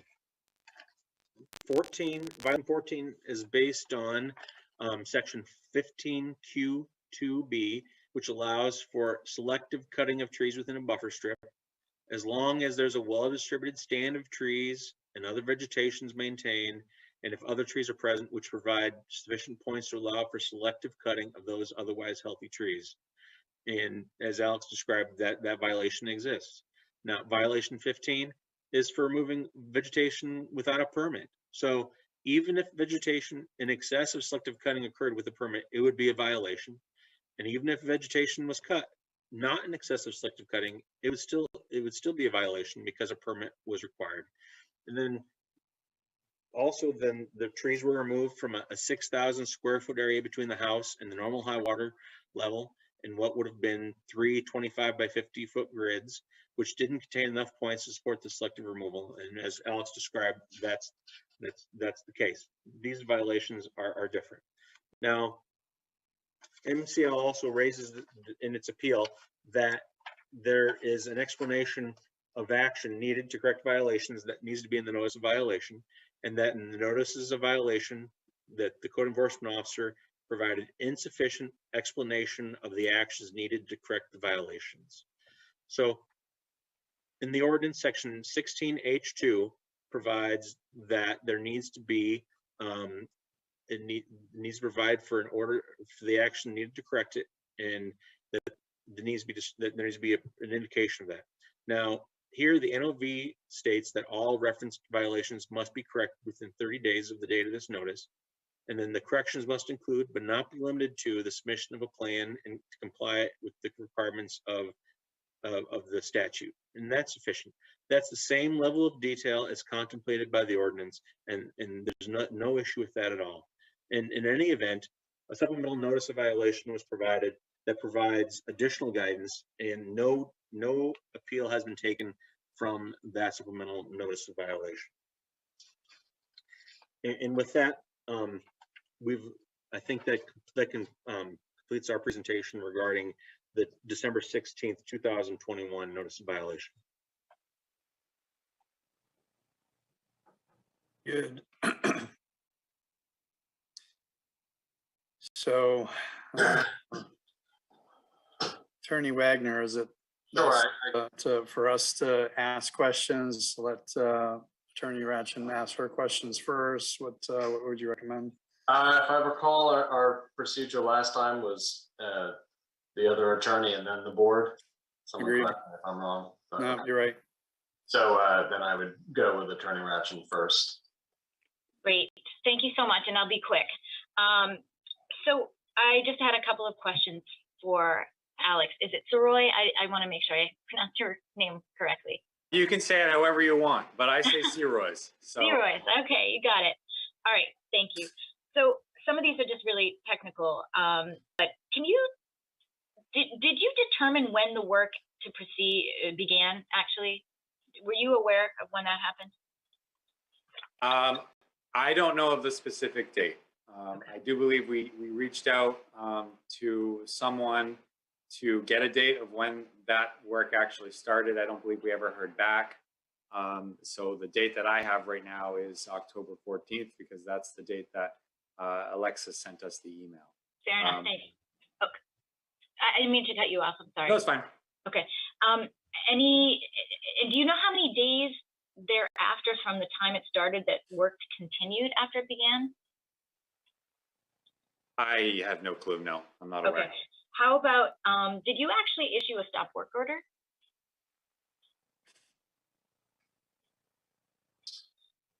Oh, I can't hear you. You're on mute. Yeah, we did not. We issued a notice of violation December 16th, I believe. So never actually told them to stop work? We did. When we met with them on site, it was don't continue anything. Okay. So basically it was a verbal stop work order. Yeah. And that was on, I think in your notice of violation, it was the date you met on site. Is that correct? October 26th, I believe. Okay, thank you.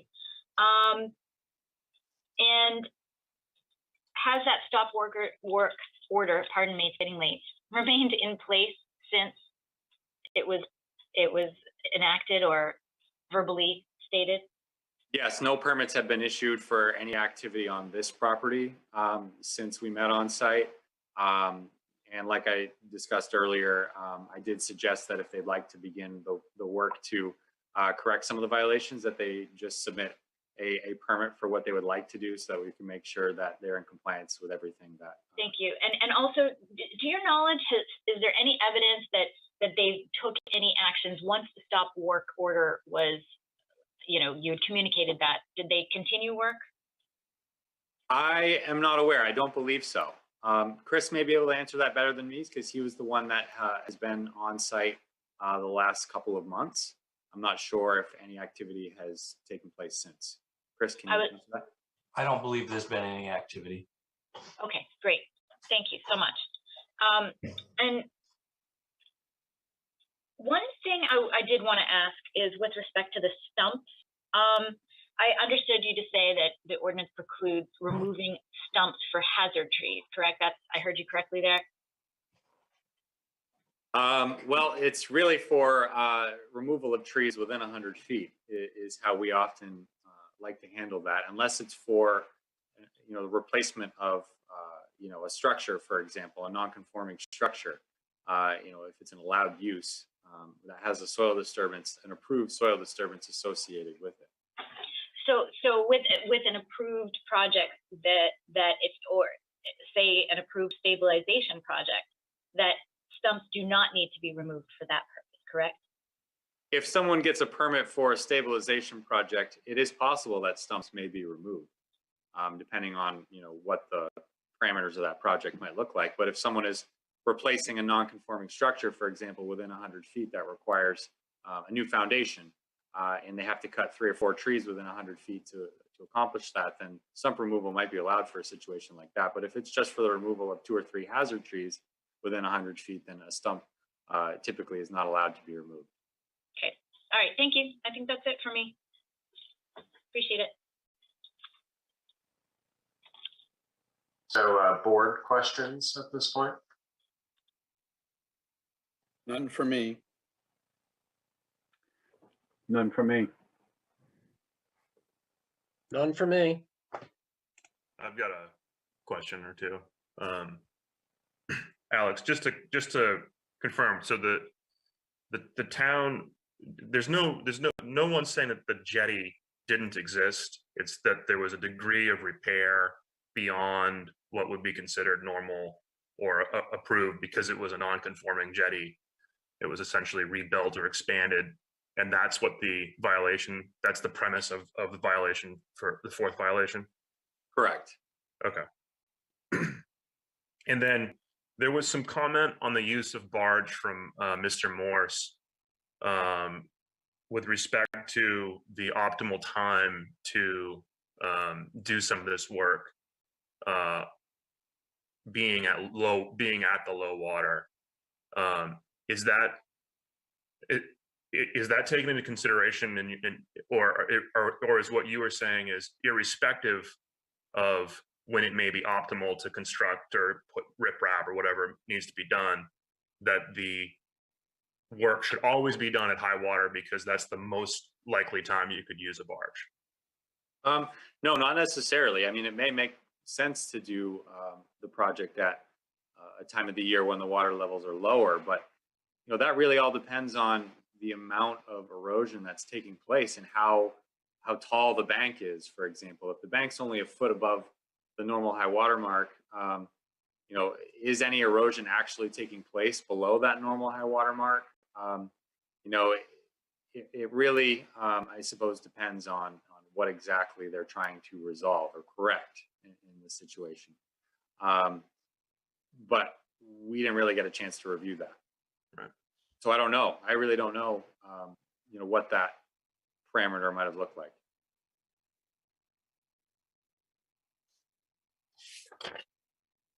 Okay. That's it for me.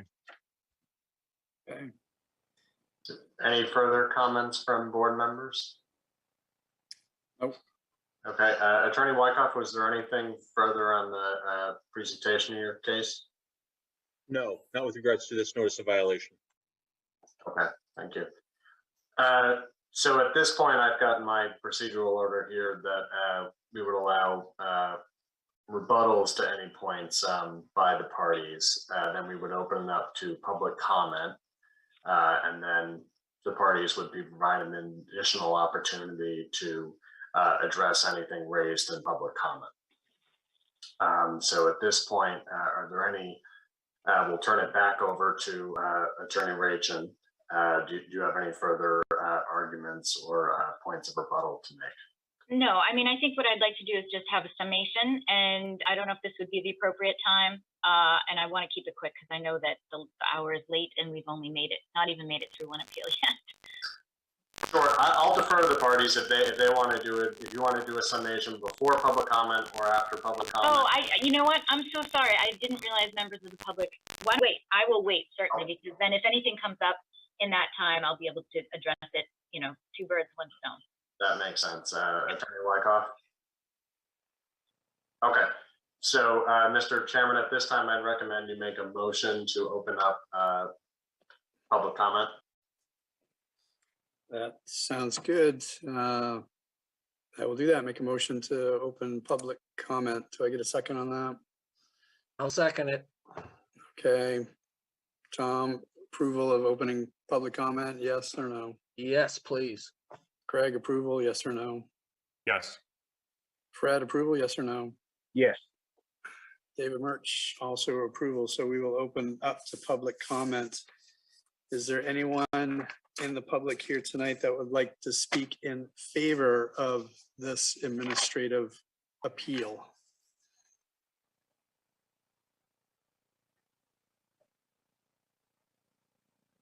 Just so I can clarify for the record, do we have anybody monitoring hand raising? How are we doing this? I believe our town office Zoom administrator is looking, but I don't know for sure. I'm not seeing anybody. No. So I'll then ask,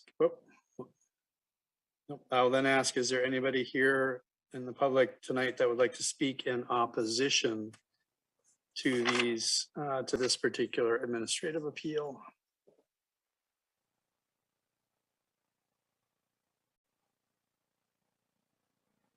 I'm not seeing or hearing. I'll ask, is there anybody in the public here tonight that is taking a neutral stance with regards to this administrative appeal? Would they like to speak?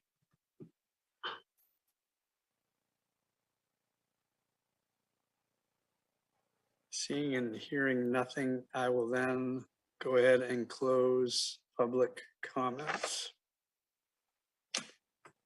So, Attorney Rachel, if you'd like to provide your summary.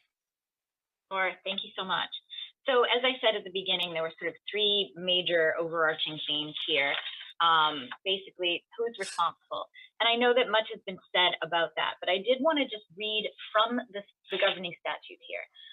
Talks about liability for violations. Any person, including but not limited to a landowner, the landowner's agent, or a contractor who violates the ordinances shall be liable. And I think it's really important to note that it doesn't say the landowner and, you know, the landowner's contract. It says the landowner or. So the fact that there's an or, not an and, doesn't mean that the landowner has to be responsible. There's a full scale or scope of people who can be found responsible. And I think I would, you know, just say contrary to what the town is arguing, the landowner doesn't always have to be responsible.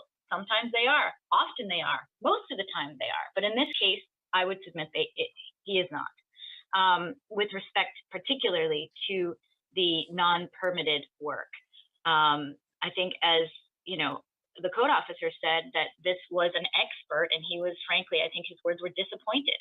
And it was surprising that somebody with such expertise would go about this work without having secured appropriate permits. So I'll leave it with that. With respect to the areas which we strongly submit that were not violations, they were the creation of the beach. We talked about that, the expansion of the jetty. And I think it's important to understand, this is not, I think there was mention made that this was I just took a note here. It's a non-conforming jetty. This is a legally existing jetty, and it's a functionally water-dependent use.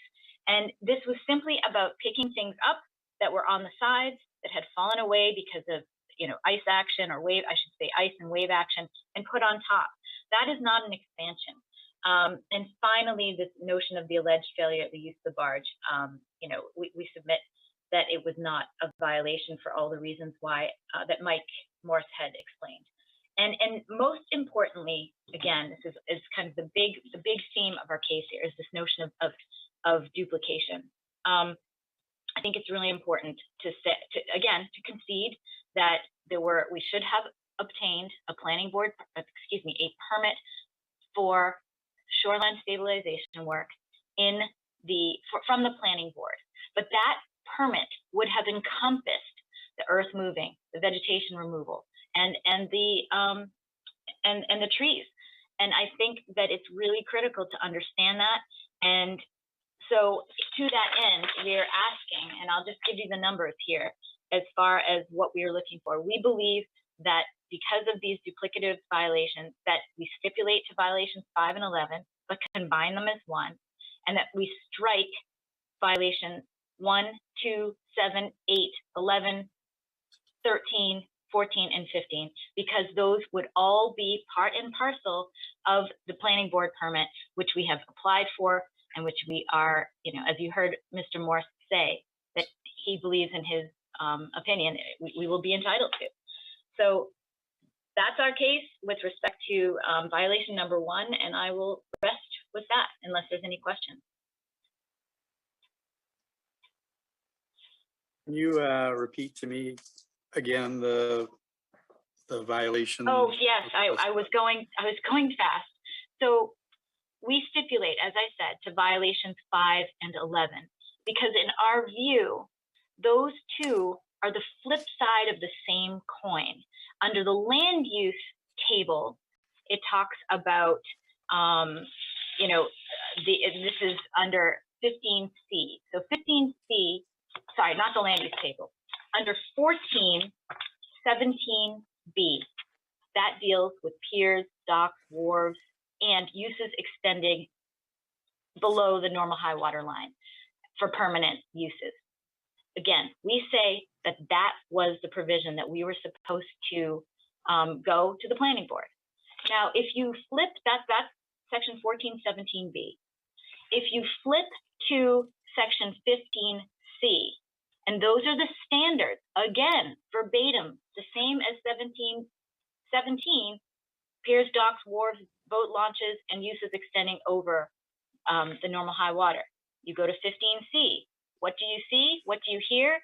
Piers, docks, wharves, bridges, and other structures or uses extending below the normal high water line. Okay?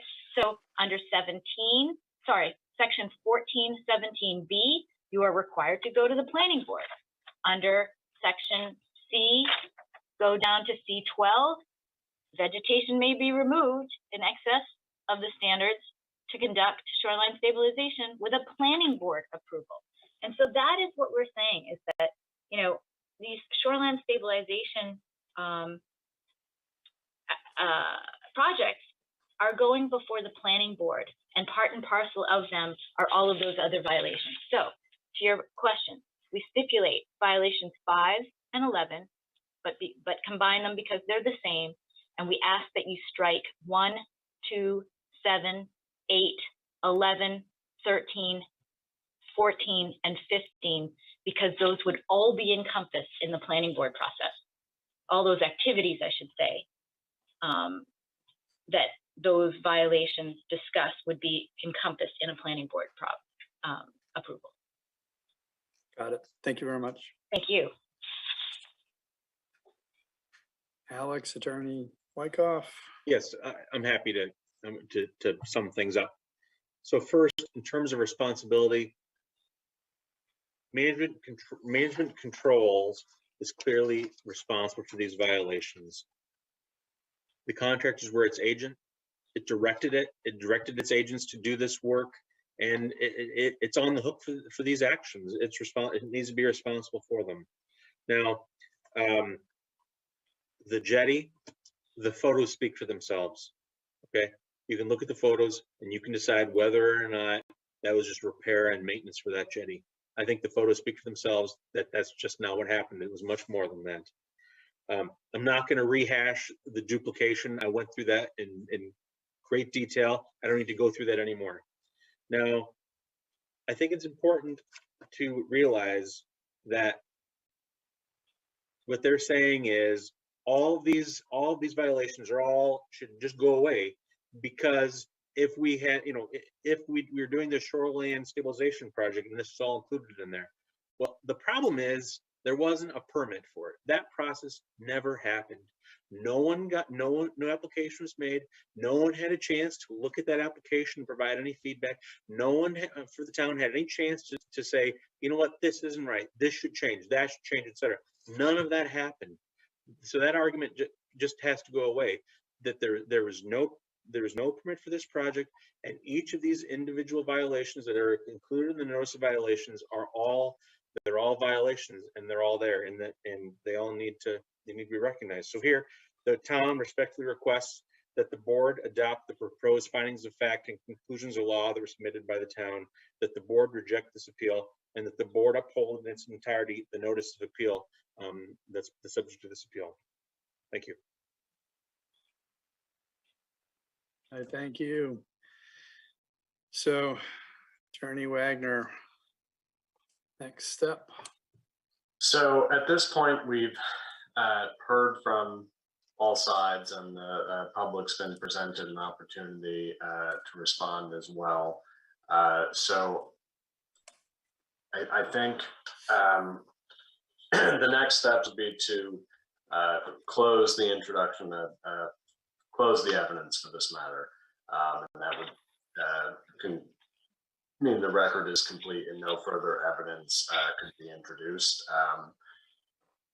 So before the board does that, I suggest a motion and second, and then I think the board should discuss if it has a clear understanding about the record. So I think if there's any question about what's in and what's not in the record left, we should address that before we close the record. So I guess I pose to the board is there any question about what's in the record, or do you have an understanding of that based on what's provided on the website and what was submitted today that wasn't excluded? I have a question. I think that's related to that. David, do you want to go ahead or? No, you go ahead. Yeah. Just is the board is the intent, and it sounds like it is, if I'm understanding the procedure as it's been outlined, is the intent to not visit a lot of times when it's not an appeal, we would go look at the site, and are we looking to not do that at all? And the reason why I think that might matter is it sounds like some of these violations are what's a beach, what's not a beach, what's a jetty, what was the, some of the pictures are very compelling, some are less compelling, and I'm curious procedure wise, where is that evidence that we would collect in the normal course of the ZBA? So I can weigh in on that. So this is a de novo hearing, and it's certainly within your authority if you wanted a site plan. A site review to call for one. I'd give the parties an opportunity to respond to that idea, and they can certainly object or argue about that. But I think it's within the board's purview to make a motion for that. If you do, I would recommend keeping the record open. Right. And sorry, just in addition, then table the matter and schedule a site visit. And we'll need proper notice for that site visit. So I mean that would be my preference. I don't know how everybody else feels, but I mean, personally, I'm good with the photo evidence that was presented. I don't, from my own perspective, don't feel the need for a site walk. I open that up to Tom and Fred.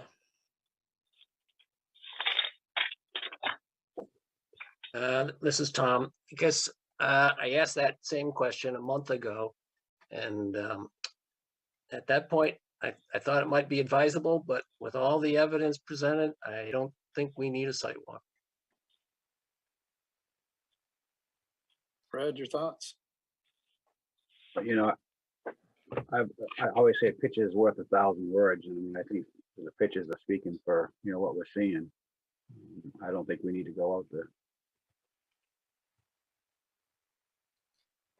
So I think there's a consensus on the board, so it's up to you, Member Dean, if you want to nonetheless make that a motion and have a second and then call a roll call vote on it, or sure, I'll make a motion for a site walk to I guess to table or plan for a site walk, but I suspect we won't get a second. But yeah, I'd like to make a motion that we.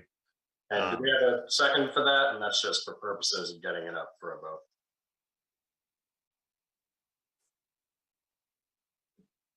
Nope. Okay. Seeing no second, the motion fails and it won't go for a vote. So are there any other discussions about reasons to keep the record open for additional evidence, or any questions about what is in the record? And just so I repeat, so I'm clear for the record, my understanding of the record is what is on the link that was included in the agenda and circulated all the documents on the website, in addition to what the materials Attorney Wycott submitted earlier today. And I'm not sure if they are on the website or not at this moment, but I would consider those part of the record. I'm getting a nod that they are. So that's my understanding of the record. So are there any further questions from the board about the record? None from me. Okay. And I'm seeing head nod shaking from the parties as well. So I assume we're ready. Okay. So at this point, I'd suggest a member make a motion to close the record for this appeal. I'll make a motion to close the record for this appeal. I'll second. Okay. And any further discussion? And I suggest you call the vote, Mr. Chair. Tom, yes or no to close? Close. Craig, yes or no to close? Close. Fred, yes or no to close? Close. David Murch also to close, so unanimous on that. So at this point, I think Mr. Chair, I'm going to direct this to you, and you can certainly direct it to the board. I think you need to make a determination as to whether you want to proceed into deliberations tonight. Certainly the board could do that, or it would be within the board's discretion to choose to take it under further consideration, to give the board members time to review the record and everything that was submitted today, and we can resume deliberations at the next meeting. I do recognize it is 10:30, but that's entirely up to the board, and you can certainly solicit positions from the parties as well. Sure. I mean, I know it's 10:30, but it's all fresh. I'm ready to continue and get this resolved tonight, if at all possible. I'm in favor of getting one done. Yep. Attorney Richen. Thank you. And just from a procedural standpoint, I think it would also help the parties, because so much of the subsequent appeal will kind of rise and fall on what you decide on some of these issues. So, you know, coffee is available, and anyway. Understood. Greg, Fred, feedback? Yeah, I'm more on the indifferent side. I don't necessarily value the expeditious nature of it as much, obviously, since I wanted to do a sidewalk. But if we want to do that, I'm not opposed to it. So, Fred, I'm okay with continuing. Yeah. all right. Attorney Wyckoff, Alex, you guys good too? Yes. Okay, very good. So we shall continue. Okay. So my recommendation for beginning deliberations is to, I think it's important to start with determination of timeliness. And then after that, identify the issues that have been raised on appeal. And we'll take those one by one. And for each issue, we should identify articulate the issue, identify the applicable standards, and then have a discussion of the arguments that were raised on both sides and the evidence in support of those respective arguments. And then when, I think it makes sense to have a free discussion of that. And then when someone is ready on the board to make a motion, I'd suggest a motion that states a conclusion of law, that all violations should not be vacated because they name the owner or something. Sorry, I'll articulate that better when we get to a particular. I don't want to start in on a particular issue, but yeah, state inclusion of law and state the particular facts in support of that. And so I'll help you craft that motion as we go along. But that's sort of the process I see laying out. So I suggest that we first take up the issue of timeliness. So Mr. Chair, I suggest you pose that question to the board if we think we have a timely application for this appeal. So when you're talking about timely, you're talking in the terms of it being submitted within the correct time frame? Yes, yes. Was this submitted? Yeah, and we did look at that at our last meeting prior to tabling it, and it was Oh, you determined that the application was submitted in a timely manner. Okay, my mistake. No, that's fine. You weren't here last time. Oh, there you go. So then I suggest we take up the first issue. In Attorney Wycott's closing arguments, he did point out his proposed findings of fact and conclusions of law. That's certainly one way the board could address this. Or I could identify issues for you and guide you in that way. Do you have a, you as chair, do you have a sense of how you want to approach this? I don't want to dictate to you too much. Well, I would say, given the amount of information that I am processing in my head right now, if you are able to help direct us to where we should go, that would be much appreciated. So I would direct you to the applicant's statement of, or not the applicant, I'm sorry, the Attorney Wycott's statement of findings of fact and conclusions of law that lays out the applicant's positions. I think we should have that in front of you. I think you should also have the notice of appeal submitted by the owner's attorney, Attorney Rakin, and the notice of violation. I think that will help us identify the issues. And I suggest to you that the first issue for the board to discuss is applicant's argument that all the violations should be vacated because the owner relied on its contractor to obtain the permits.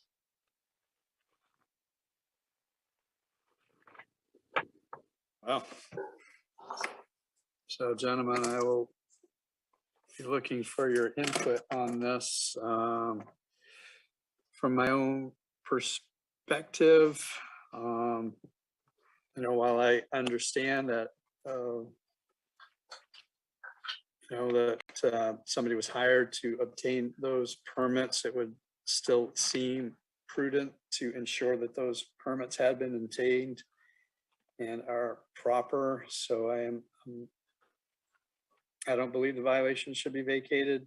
As a result of that, I do think that the appellant has an obligation to confirm that those permits had been obtained. Again, I'll put it up to you folks for feedback as well, please. Tom, Greg, Fred. I'll speak first, I guess. I agree with you, David. This is, we're dealing with people that are educated, that own businesses, that obviously probably own other properties. So, myself, I get a lot smaller things, and I still verify that I have permits before I get anything done, especially in the shoreland zone.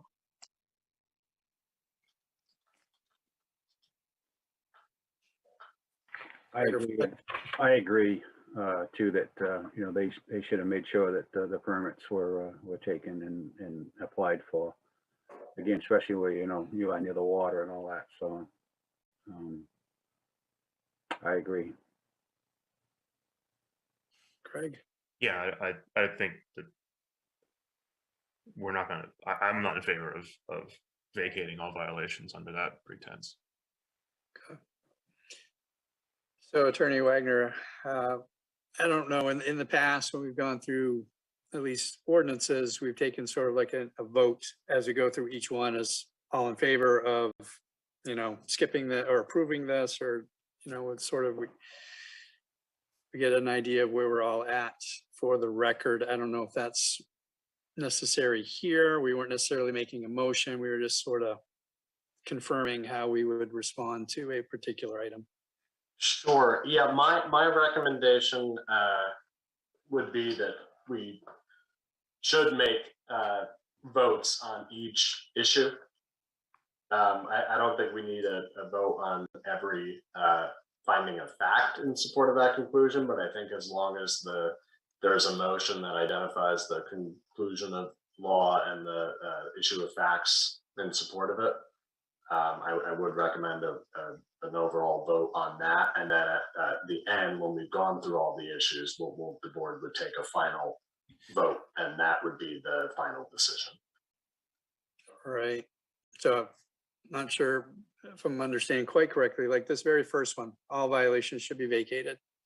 The board is sort of in an agreement that they should not be vacated. Yes, we've talked about it. Do we need to do some sort of informal hand raising just to sort of confirm that?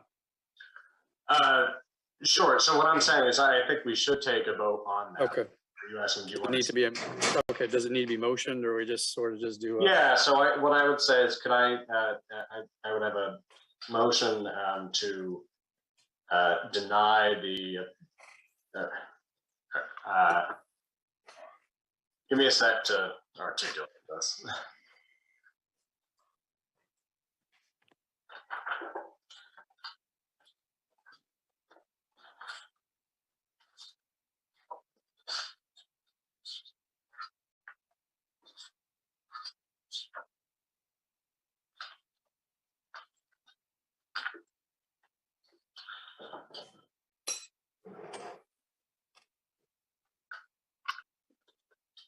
So I think the conclusion here is that because MCL is the property owner and authorized an agent to perform the work, MCL as owner is responsible for the actions of the contractor and therefore is properly named in the notices of violation. So can I have a motion for that conclusion of fact? I would love to say that. Do I have a motion for that conclusion of fact? I will make a motion. Do I have a second? Seconded. All right. All in favor, Tom, in favor or against? In favor. Greg, in favor or against? In favor. Fred, in favor or against? In favor. David's also in favor. So. And I'm doing it a little bit backwards, but I'd like to just be clear on the reasons for why. So what I heard, and these will be the board's findings. So what I heard was that MCL was the principal and authorized an agent to perform the work. Yes, yeah. And Attorney Wyckoff raised a number of provisions in his arguments. I would direct you to page 9 of his proposed statements of findings. In the conclusion section cites a number of provisions as the board reviewed those and concluded that it's proper to name an owner.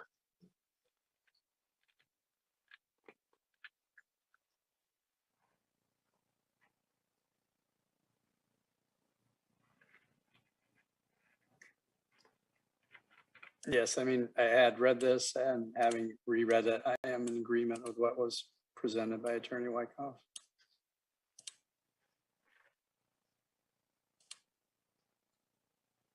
Gentlemen.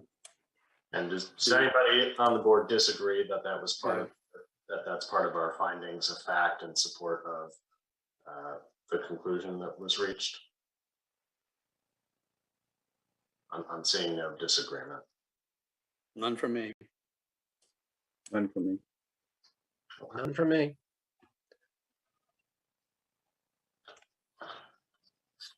Greg, you good? No, I'm good. Sorry, I thought we were asked if we disagree, but no, I do not disagree. Okay, got it. Okay, so I think we have a conclusion of law with supporting findings of fact and a unanimous vote to that effect on that first issue. So I would suggest the second issue here is the argument that violation 1 should be vacated. It relates to soil and water conservation practices, which are allowed in the zone without a permit. Additionally, there's no explanation or evidence that the work was not conducted. Well, I do believe the evidence was provided that an erosion and sedimentation control plan was not provided. So I think let's start with identifying the applicable standard here for violation. Sure. Sounds good.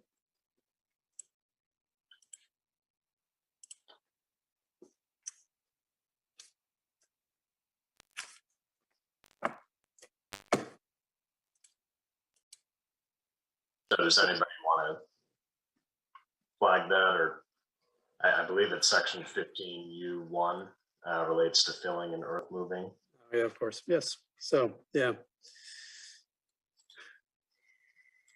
Shoreline zoning procedures, section 15 land use standards, U1 erosion and sedimentation control, filling, grading, lagooning, dredging, earth moving, and land use activities shall be conducted in such a manner to prevent erosion and sedimentation of surface waters to the maximum extent practical. All activities which result in unstabilized soil conditions and which require a permit shall be developed in accordance with an erosion and sedimentation control plan prepared in conformance with the requirements of the Maine Erosion Control BMP's Bureau of Land and Water Quality, Maine Department of Environmental Protection, March 2003, and subsequent revisions thereof.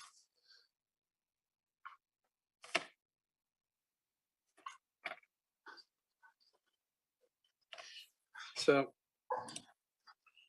gentlemen, do we feel that evidence has been provided that this was not applicable?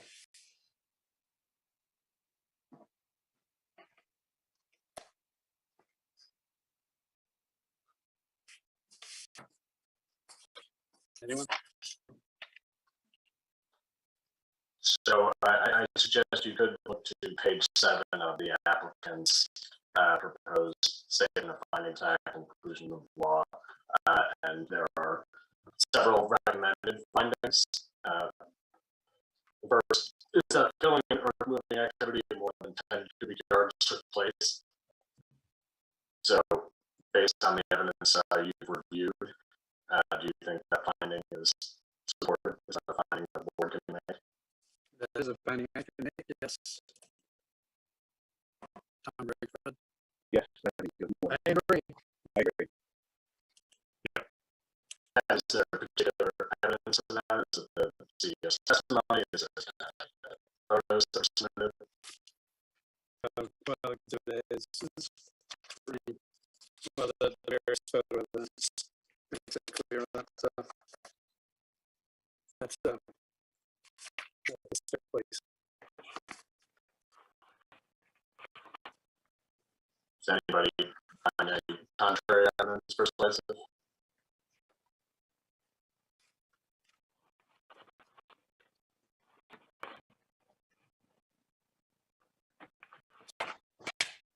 The next finding is that the work was not done in a way to prevent erosion and sedimentation of surface waters and was not done in accordance with an erosion and sedimentation control plan. Is that a finding that you believe is supported by the evidence? And I think you should discuss what evidence you think does support that finding. Yeah, so I know that Alex reported that there was no erosion and sedimentation control plan submitted. So that is clearly whether or not the work was done in a way to prevent erosion and sedimentation of surface waters. I can't speak to that, at least at this point, but we did get evidence that it wasn't done in accordance with the plan. Gentlemen? Because there was no plan submitted. Correct, yeah. I agree with that. So a related factor would be that the work was done without a permit. Right, yeah. And then also, states that nothing was prepared or submitted. So that's the two. Well, so the only thing I can't speak to right at the moment, we should probably talk out loud about, is the work was not done in a way to prevent erosion and sedimentation of surface waters. And it I was, think Alex pointed out that whatever the fabric is down at the Yeah. water was not tagged, or whatever term he used, not tied Right. in to control the runoff. Yeah, I remember him stating that as well. Yeah, you can see it in Exhibit D. Yeah, we also got Exhibit E with the excavator almost in the water.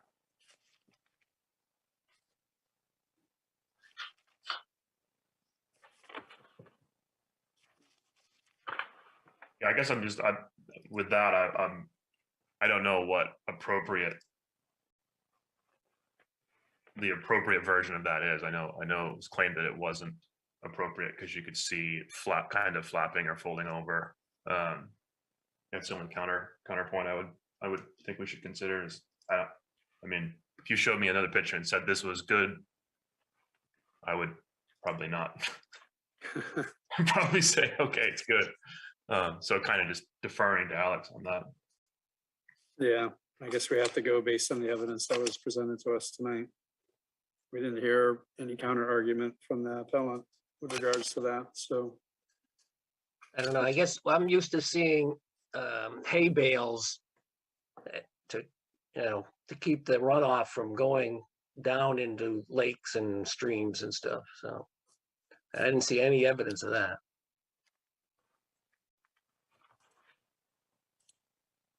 So, given these 1, 2, 3, 4 items, and this findings that's been provided by Attorney Wyckoff, I believe that all of these are consistent with what we've heard tonight. So can I suggest, are there any additional findings that you would like to see besides the 4 that Attorney Wyckoff provided? For instance, I think the board raised the issue of there was no fabric provided, no erosion control. The measures were not adequate in the opinion of the code enforcement officer. Yes. Okay. I believe that should be added. So why don't we do this time? We'll do a motion on the findings, and then we'll do a final motion on the conclusion based on that. So can I have a motion that those 4 findings plus the additional one I just read be findings of the board? I would make a motion to that regard. Do we have a second? I'll second. Okay. Any further discussion on this, gentlemen? Nope. No. All right, so an agreement that with these findings, Tom, yes, an agreement or no? Agreed. Greg, an agreement or not? Agreed. Fred, an agreement or not? I agree. David, an agreement as well, so unanimous on that one. Okay, so then I would suggest a motion that the board concludes as provided in notice of violation. 1, filling in earth moving occurred in violation of section 15U1 for the finding, based on the findings of the board. I have a motion for that. Anybody? So moved would be adequate. So moved. Do I have a So second? moved. Nice second. So I think any further discussion? I think it's time for a roll call, Mr. Chair. Thank you. Tom, in agreement? Yes or no? Agreed. Greg, in agreement? Yes or no? Yes. Fred, in agreement? Yes or no? Yes. David's in agreement as well, so we're unanimous on that one.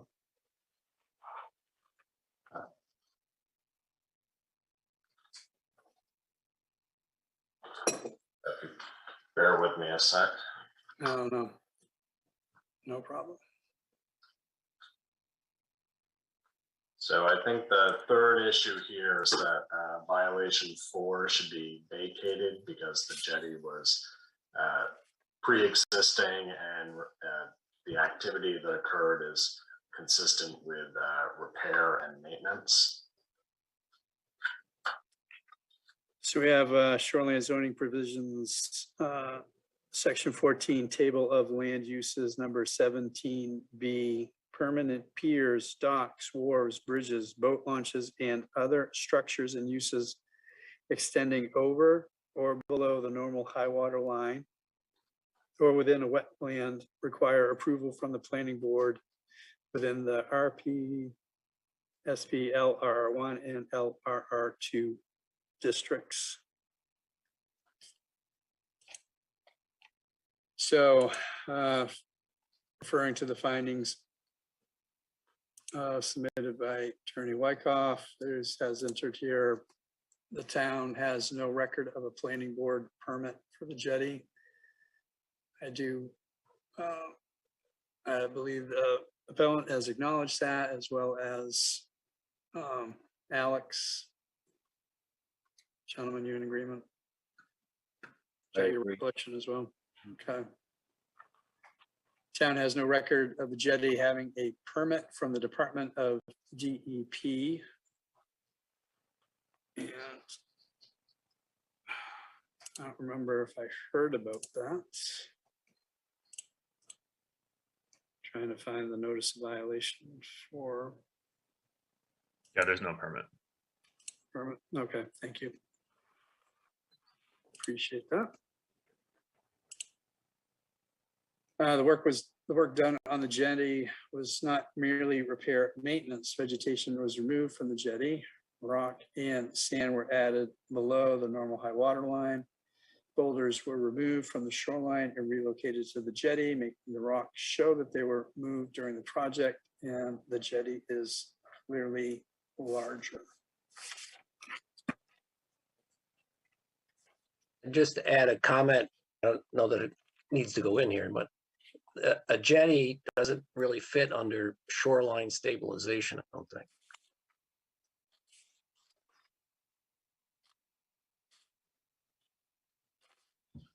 Is there anything in the record that you'd want to point to that a jetty is not consistent with shoreline stabilization activities?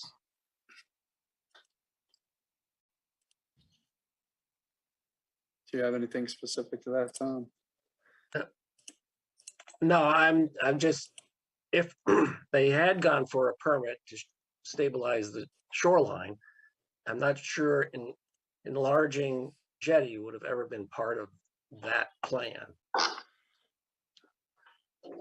The only thing I can't really tell, to be honest with you, is I think this is the least compelling imagery because of the angles are so different, and the testimony about the water levels being different is really hard to tell. And this is the primary reason why I wanted to look at the jetty is it definitely was at least repaired, and whether or not it was reconstructed, or more enlarged or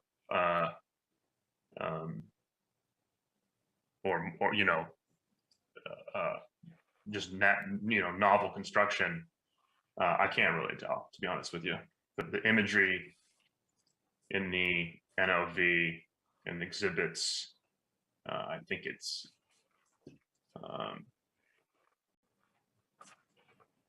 well, actually, most of the exhibits, they're kind of before and after aren't great angles, unless you guys see one that really nails it for you. I actually find the argument that the water levels changing and repair of an existing non-conforming structure to be fairly reasonable counterpoints to that violation. I'd love to hear, you guys might be more confident, but I'd love to hear your thoughts. Yeah, Greg, I am in agreement with you on that. The only thing I refer to is what was submitted documentation, which is the notice of violation issued by the Department of Environmental Protection. And there's a numbered list of items that they identified. And number 3 on that list was a newly expanded permanent structure jetty was observed below the normal high water line of the resource, approximately 40 feet long and 15 feet wide. So it was also identified in the DEP's notice of violation. But I would agree with you with the photo evidence. I have a hard time as well. Considering that wasn't necessarily repair.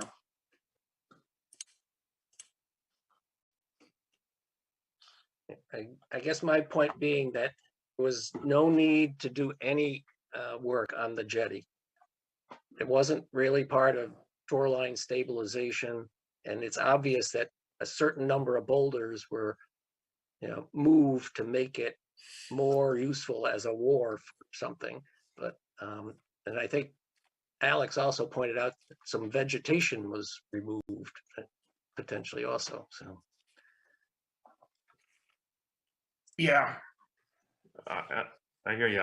It's not obvious to me, I guess, based off from the DEP saying that they agree. It would have been great if they could have provided the independent imagery or something that draws that conclusion for them.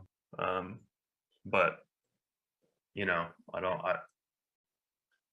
I put most of that weight on the images, and it's just hard for me to tell if the water lines, if this could be rocks that are 2 feet underwater that we're looking at that are now exposed, or I can't tell. These white dotted lines are not great to say that this is an accurate assessment of what actually happened there. It's hard for me to say, to be honest with you.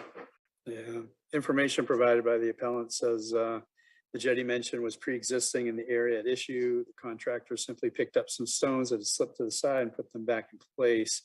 There was no use established that would have required a permit, nor was there an expansion or an enlargement of the existing use. Said work constitutes repair and maintenance, which does not require a permit.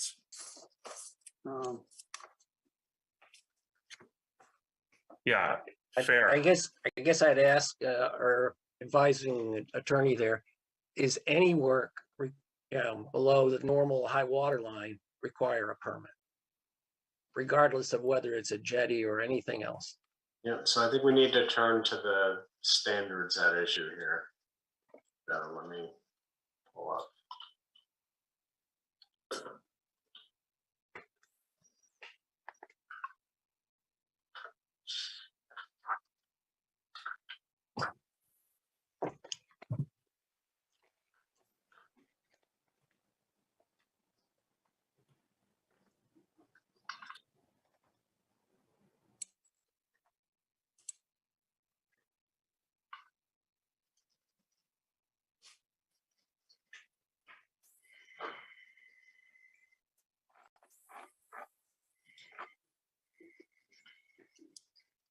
So I think let's go to section 1417B.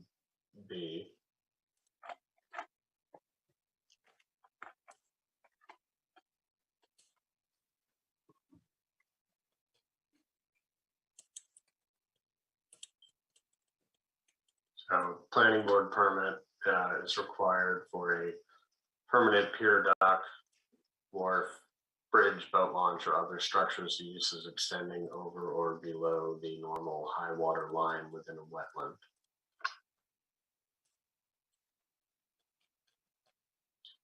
The other provision at issue is, as I think the board found that this is a non-conforming use, is the expansion of a non-conforming use requires a permit.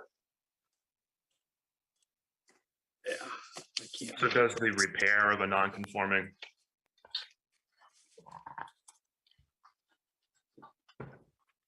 require a permit? Is that the conclusion? Say that again. Would repairing a non-conforming structure require a permit? This is, yeah, there's no indication that for the appellant says said work constitutes repair and maintenance, which does not require a permit. I'm at a loss for trying to find. Hey, David, Yeah, look at shoreline zoning 12C. I don't have it right in. section 12. Non-conforming structures. Oh, yeah, I'm on 12C. What are you looking for specifically? Because I'm on 12C, non-conforming structures, it talks about expansions, foundations, relocations, reconstruction or replacement, change of use.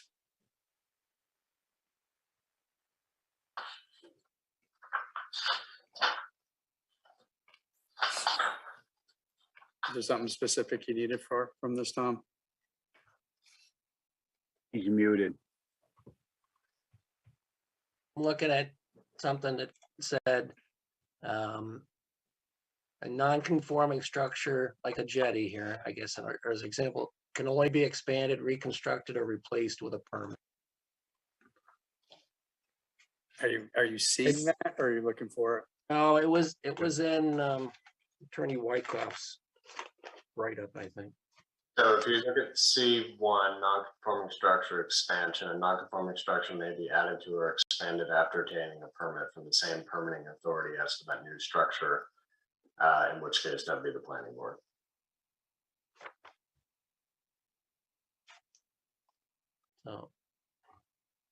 So I if it wasn't expanded, it certainly was reconstructed. And on top of that, it's below the normal high water line.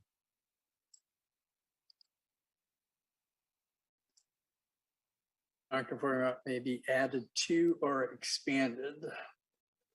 So that's the question. Was it added to and expanded, or was it just simply repaired back to its original condition? I mean, I think that's the applicant's argument. Right. And I can't personally, I agree. I can't find evidence to indicate that it's not repaired back to its original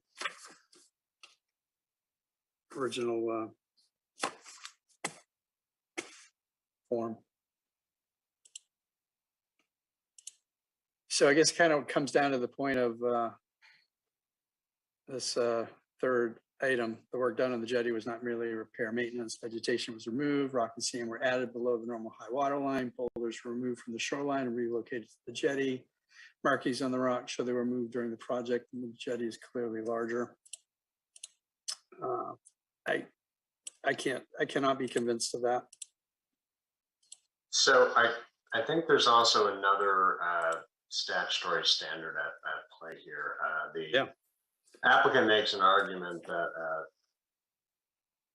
38 MRS 480 Q2 applies, and let me pull that up and read it to you.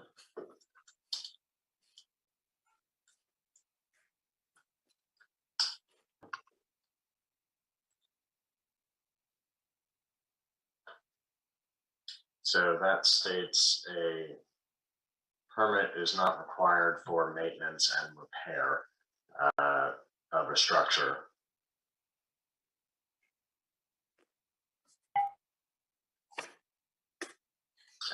So in full, maintenance and repair of a structure other than a crossing in, on, over to adjacent protected natural resource if erosion control measures are taken to prevent sedimentation of the water. There is no additional intrusion into the protected natural resource, and dimensions of the repaired structure do not exceed the dimensions of the structure that existed 24 months prior, or the rest of them I'm going to suggest to you is not applicable. So the argument in response to that was that that provision does not apply because the town does require a permit for the activity. So I think you need to make a determination as to whether that statutory provision applies or if it doesn't apply, because the ordinance here does require a permit for the expansion. But yeah, Like I said, I cannot be convinced that this was expanded. yeah, just the perspective of the pictures that have been provided as exhibits are just extraordinarily like hard to reason about.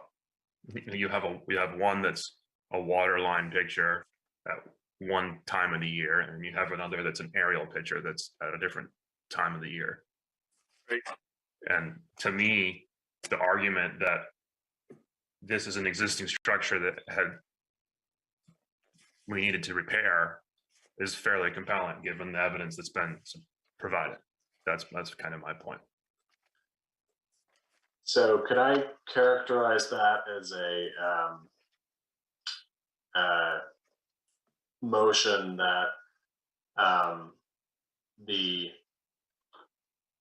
violation 4 should not be upheld because the evidence does not support a finding that the jetty has been expanded without a permit in violation of section 14 subpart 17B. Yes. I'm just checking this numbers that yeah, 1417B. Yeah. Yeah. And the subsequent, yeah. Yeah, and I guess so let's modify that slightly. 1417B or 12C, which is the expansion of a non-conforming use. Yes, exactly. So is there a second on that motion based on those findings? Yeah, I will second. Okay, is there any further discussion on that? Nope. So I suggest a roll call vote. So this is a roll call vote to strike, is that correct? Right, so a affirmative vote here would agree with the applicant, the appellant, that notice violation 4 should not be upheld. Okay. So Tom, yes to not being upheld. It's kind of like a didn't quite. So yes to striking this, or no? You can phrase it as that. I'll say no. So you want to include it. Okay, Greg, yes to striking, no to include. Yes. Fred, yes to strike, no to include. Yes. Yes to strike. David will also say yes to strike. So that's 3-1. So majority on that one to strike.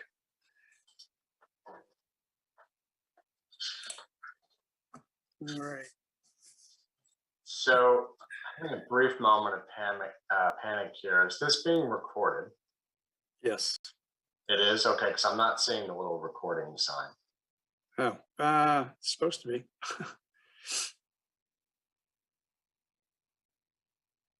Raymond Town Office, can you confirm for us? Yeah, or Sandy.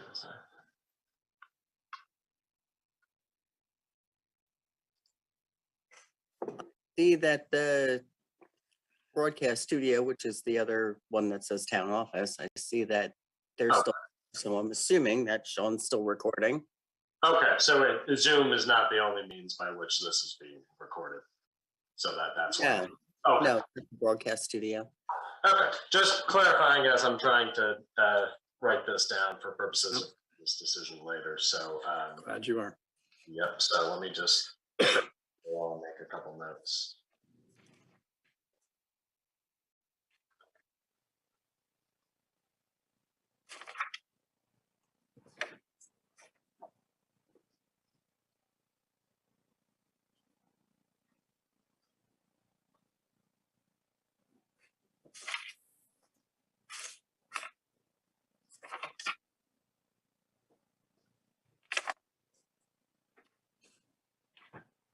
He's come on chat and said he's definitely recording.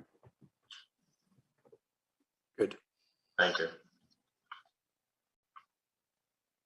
Okay, so I think that resolves the third issue. So I suggest we move to the fourth issue, which concerns notice of violation 5.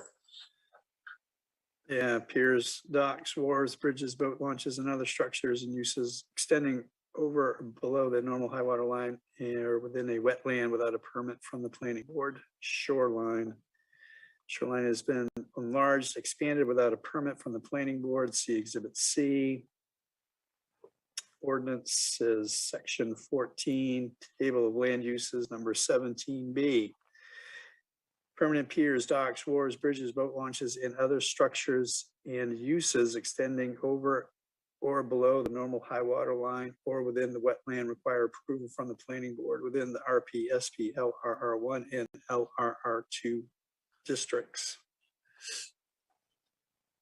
And finding of our conclusions here, findings proposed anyways, as the shoreline was expanded. There are large boulders that did not previously exist. The shoreline is larger than before. The shoreline protrudes in front of the stairs, whereas it did not previously, and the shoreline by the jetty and the stairs protrudes further into Sebago Lake than they did previously. This work was done without a permit. So large boulders that did not previously exist.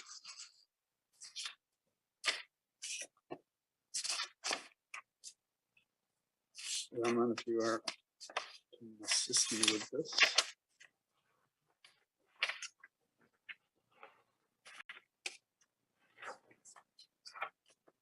Trying to see what Alex referred to. He's referring us to Exhibit C.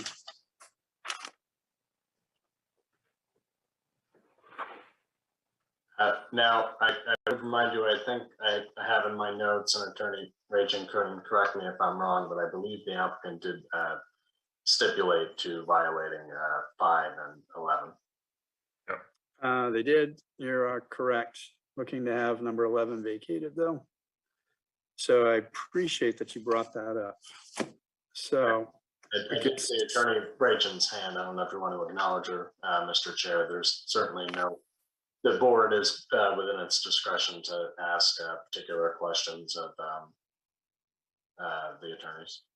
yeah, Attorney Rachel, if you want to clarify for us, that would be wonderful. I'd be happy to. So what I did say is that I did stipulate to 5 and 11, but said that they should be combined into one, essentially, because they are, as I said, I think flip side of the same coin. Okay, very good. Thank you.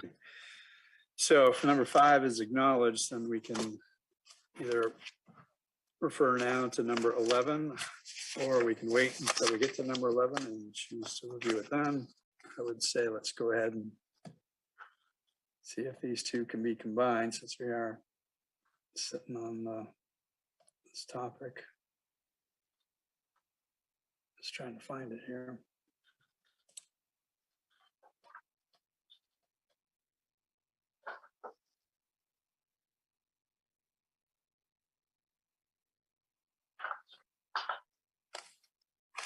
Hold on 1 second.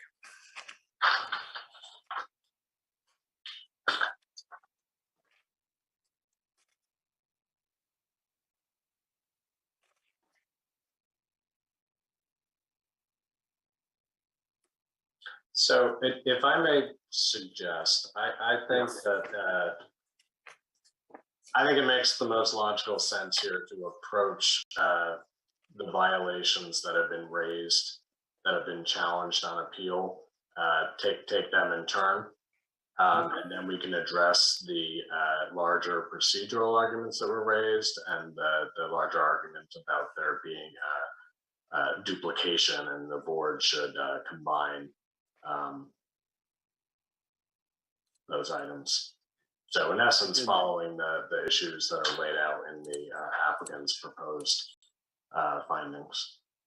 That works for me, and I appreciate that feedback.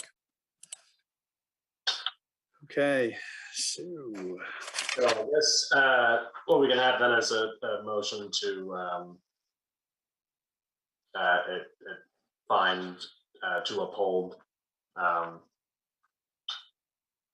notice of violation number 5 based on findings that's been stipulated to. yeah, that's good. So yeah, So moved. and I will second that. Any further discussion, gentlemen? Very good. So Greg or sorry, Tom, in favor of keeping this one? In favor. Greg, in favor, yes or no? Yes. Fred, in favor, yes or no? Yes. David's in favor as well. Unanimous on that one, keeping that in place. So it looks like what, number 7, request for that one to be vacated. I think we're on violation number 6, construction of a beach without a permit. Yeah, so my question is, do we need to go through the ones that aren't in contention, or because per Attorney Rachel, I don't see that number 6 is one that was requested to be vacated. No, it is. Number 6 was in that list? Okay, I'm just going by what she listed out at the end, but he says how I heard it. Oh, I see what you're saying. From the, I think it's in the appeal though. It is in the appeal, yeah. All right. Yeah. All right, yep, I do see it. Yeah, I think there was just a lot of numbers. Maybe we Yep, skipped all over. right. Thank you, Greg. So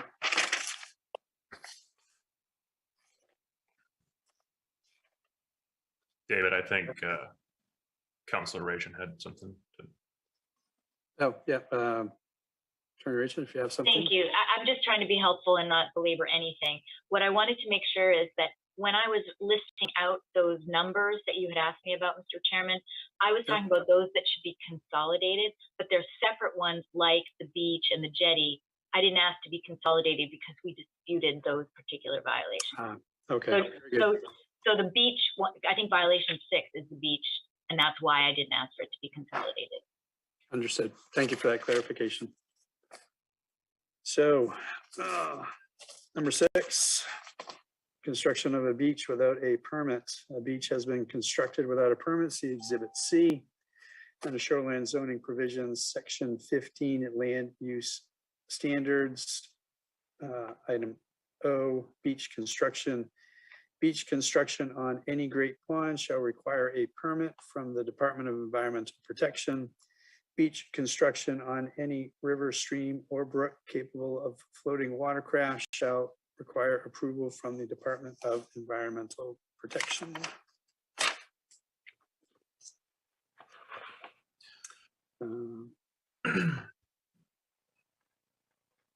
From the appellant,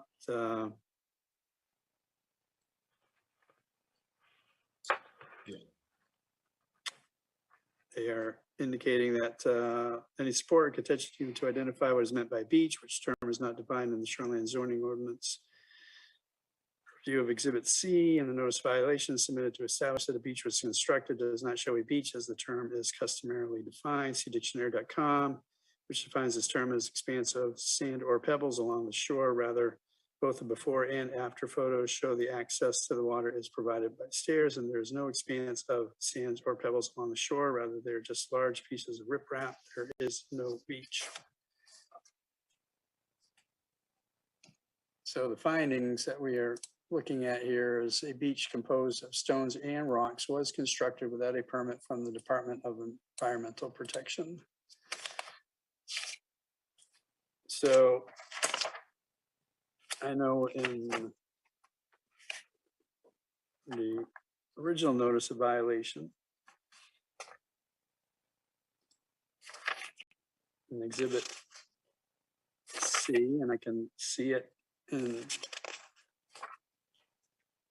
the second page of Exhibit C. I mean, if I recognize that Alex submitted another photo earlier, but just looking at Exhibit C on the second page, the bottom photo, I mean, there does look like there's a little bit of a beach area down there, and I would agree with what Attorney Wyckoff had indicated that a beach to me, especially growing up on the ocean, that can be a stone rock beach as well. It doesn't have to be sand or pebbles. And then the further submission of a picture by Alex made it clear that there was definitely some removal of rock there to provide for certainly a beach-like atmosphere. Slide 6, I think, David, if you're in his presentation might be the slide that you're referring to, just in terms of. Yeah, it just showed sort of the riprap on both sides with that flattened up. Yep. So, I don't know. But do we have evidence of? To me, if they're going to make a beach, they would just remove all the rocks. Like, I think that's just kind of maybe the byproduct of another violation, but that's a stretch for me. I think we have to decide if slide 6. I think it'd be prudent if everybody pulled it up and took a close. Is the best view of it? Like, is that a beach? That's my take.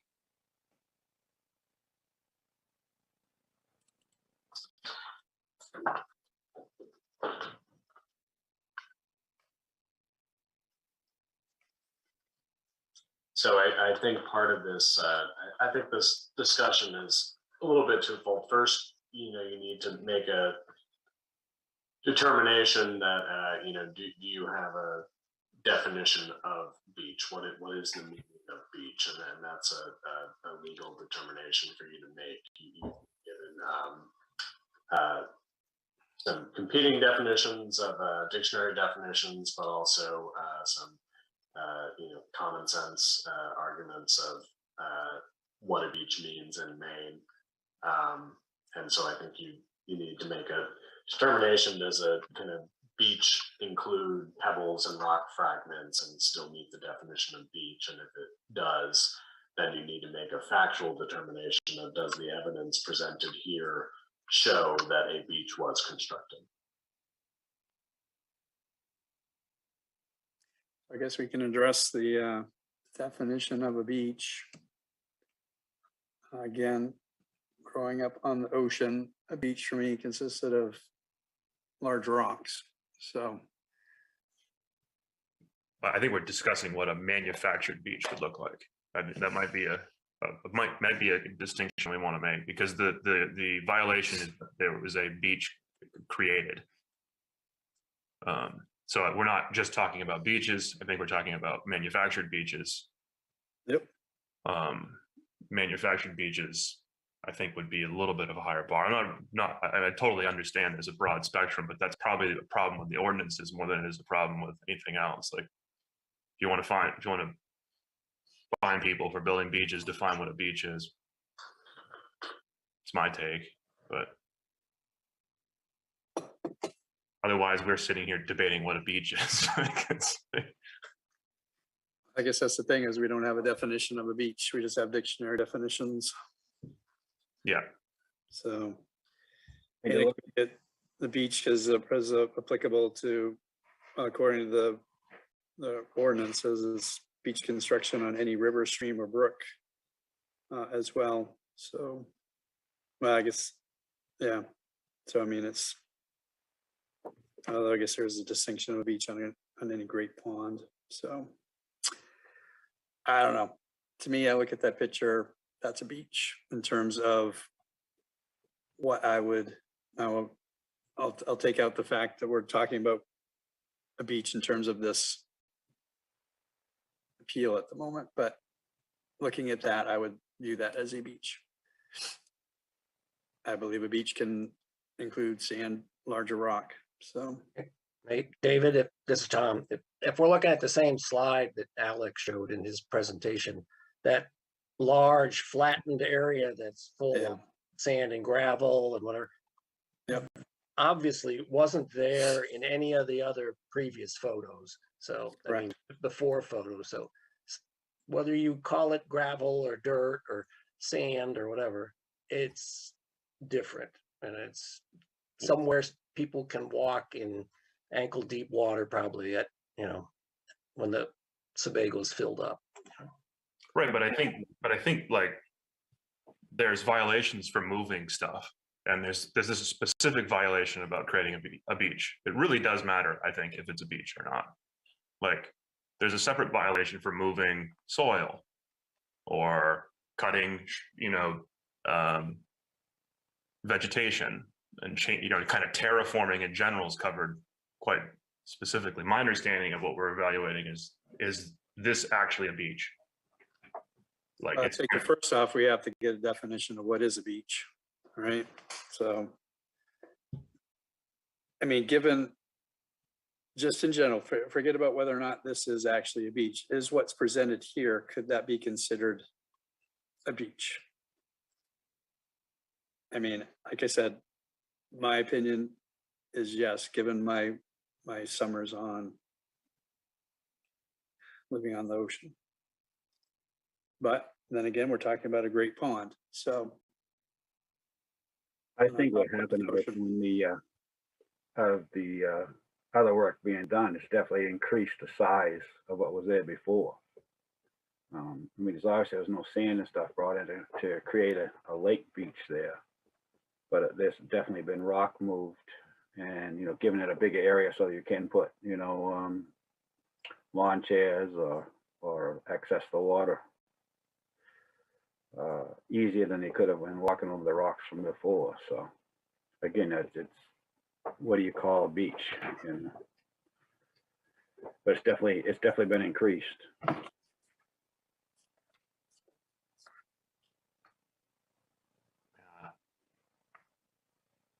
I hear what you guys are saying. I just think it's not quite right. I think I sound probably pedantic at this point, but it's constructing a beach, and if a beach was being constructed, I don't know why the rest of the stones would be left there. So let's focus on first just the definition of a beach. For the applicant, they're saying, they're quoting dictionary.com, expanse of sand or pebbles along a shore. I'm trying to see what was defined by the town, and I'm not finding it here. I thought there was a definition that they provided, but I'm not seeing immediately. Mr. Wyckoff, he presented, I think it was like Merriam-Webster's, and it had pebbles involved in it to some extent. Yeah, I cannot. Or Alex did, I don't remember, but there's clearly a broad spectrum of definitions of what a beach is. So what do we agree on as a board? I believe a beach can consist of pebbles, sands, and rocks, consistent with what we're seeing in this slide 24 here of Alex's presentation. Tom, I agree with you, David. Fred, I mean, just from a visual perspective. I mean, it's definitely been increasing. It looks like a beach to me. I mean, it just don't have the definition of sand onto it. It's definitely been increased. So Greg, just in terms of strictly a definition. How would I define a beach? Yeah. Sand that continues out into the water. Okay.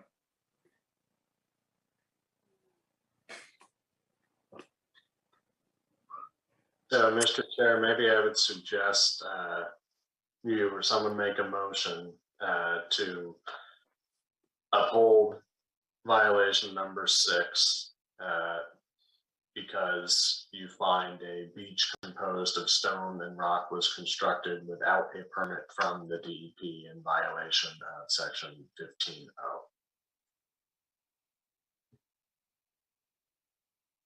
Do I have anybody who wants to make that motion? I'd like to just second that. Somebody's going to make it.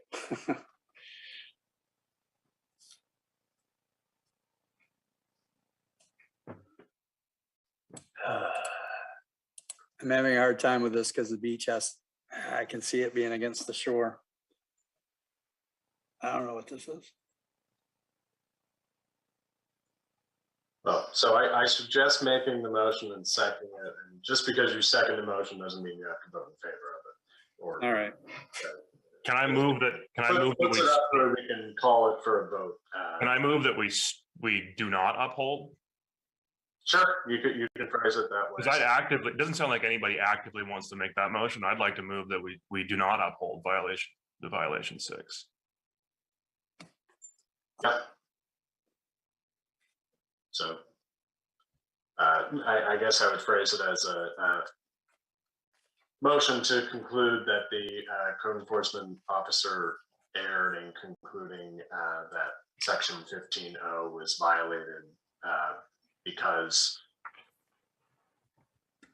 there was no beach constructed and therefore no permit was required.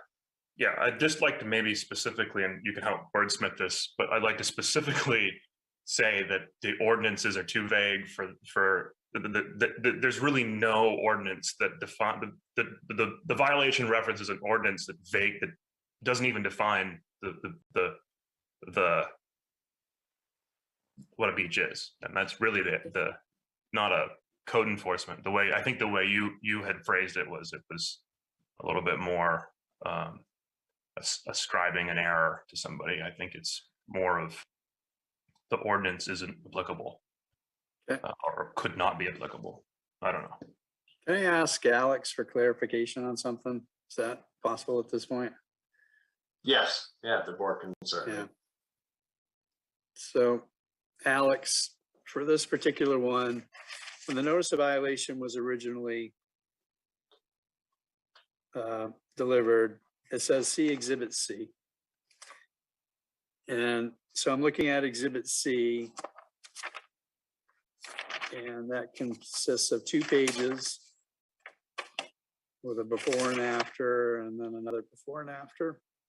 Can you point out to me from the notice of violation where specifically in Exhibit C we're identifying the beach?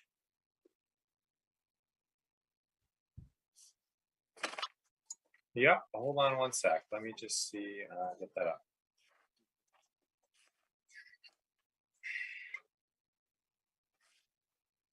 All right, so the beach area that you guys were talking about on slide 24 is the area shown on Exhibit C page, there's no page number, but it's the second page of Exhibit C on the NOV, the right-hand side to the right of the stairs. Could you share your screen, Alex? Sorry to interrupt you. Yeah, sure. Hold on one sec.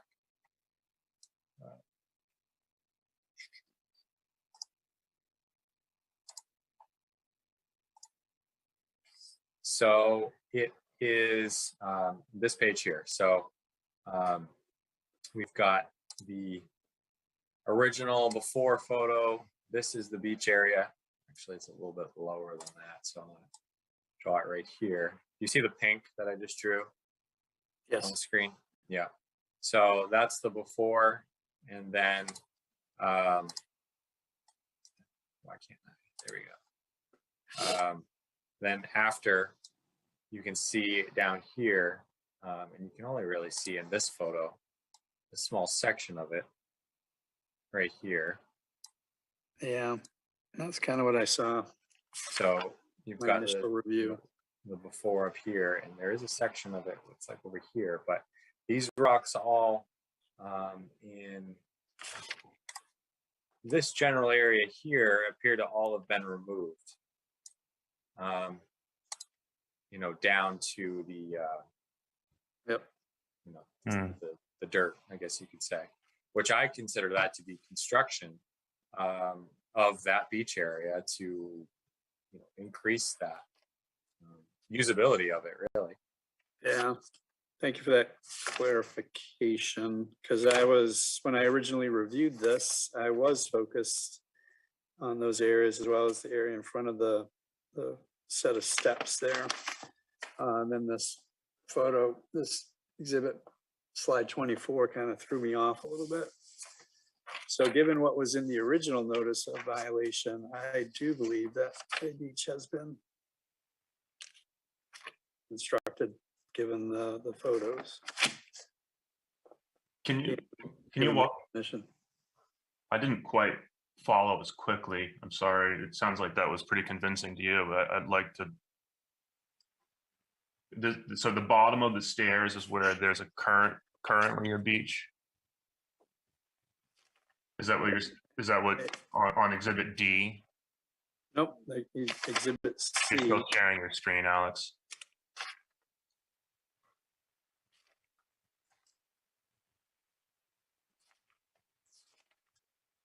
Exhibit C. Yeah, so this is exhibit C here. You can see, if you come down here, you can see all the rocks at the bottom of the stairs. Actually, we're seeing your. Get your email out. Oh, okay. Hold on, shared the wrong one. That better? Yes. Okay, so the bottom of the stairs here, you can see this general area is all large boulders. Yeah. And if we then look at the after photo, and this really is a better photo if you look at that other slide, but you can see now at the bottom of the stairs, this general area over here, the large boulders are gone. So, and I know, the thought is a beach area would be, sand all the way to the water. But if you think about this, the goal here probably is to come down these steps, because the water may come up to the bottom of the riprap or higher. But now when you come down the steps, you can walk into the water and not have large boulders in this swimming area. Before, you'd walk down into the water and you'd have to navigate and swim over large boulders. So part of the year, it is a sand beach. Part of the year, it's probably shallow water. In my opinion, they've created a beach swimming area. Yeah. I think sadly it's just going to come down to what's a beach and what's not a beach. And that's.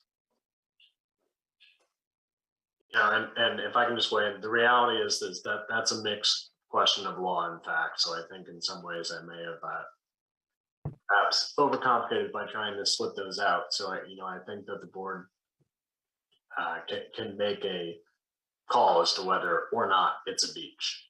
And you can certainly give your reasons for or against, but at the end of the day, the question is it a beach?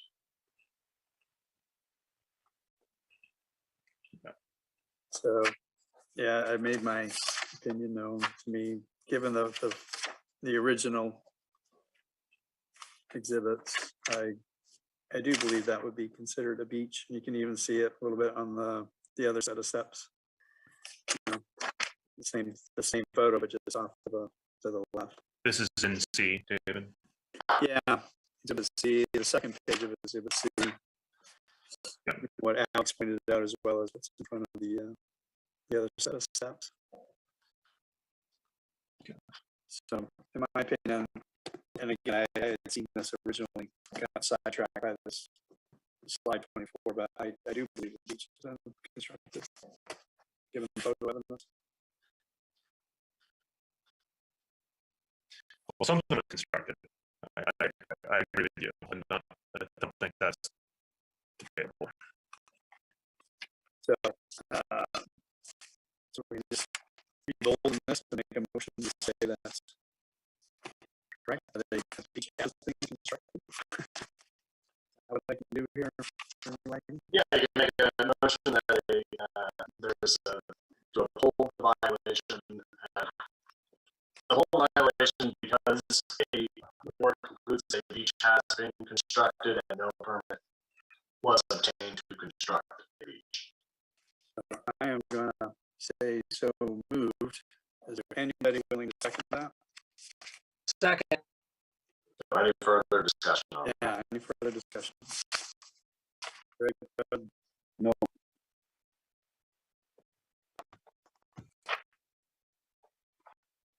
Okay, so roll call votes in favor of keeping this. Tom, yes, no? Yes. Greg, yes or no in favor of keeping this as a No. Fred, in favor of keeping this as a violation? Yes. No. David also says yes, so majority vote on this particular item in keeping it. Okay. So the next issue here I have is violations 7 and 8 should be vacated. So let's turn to let's look at 7 and 8 and identify the standards at play and the particular arguments being made here. Sure. So number 7, section 15, land use standards, item Q, clearing or removal of vegetation activities other than timber harvesting.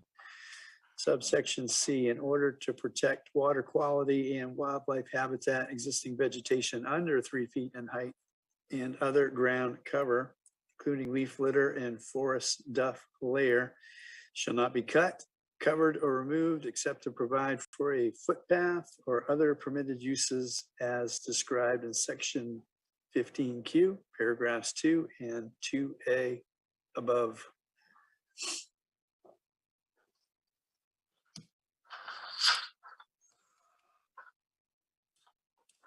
Figure out what section 15Q is. This one seems much more clear in the photo evidence. So I'll just start off with that. I don't. We can discuss it obviously, but I think if what we're talking about Exhibit C.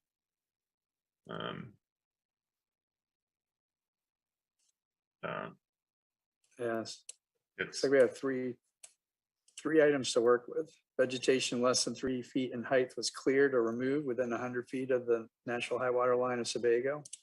This was not done to establish a footpath or purposes allowed by Shoreland Zoning Ordinance 15Q2, 2A. This was done without a permit. Sorry to interrupt, Greg. I just wanted to focus in on some of the things that we can be considering. Sure. Yeah, I'm actually not sure what the right format for deliberation is. So I don't know. I'm just trying to get people on Exhibit C because I think it'll be useful for everybody's kind of as we think through this. That's what I found useful. So, that's what, yeah, and that's what Alex refers to as well. Exhibit C.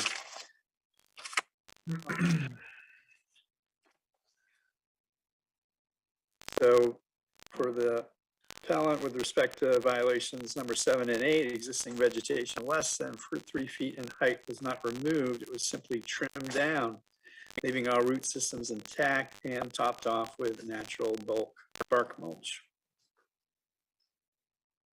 So I don't know. I've always considered removal. If I cut down a tree and I leave the roots, that's still removal of a tree. So I'm not convinced that something that was trimmed down, leaving a root system, is not considered removal. Yeah. I agree with that.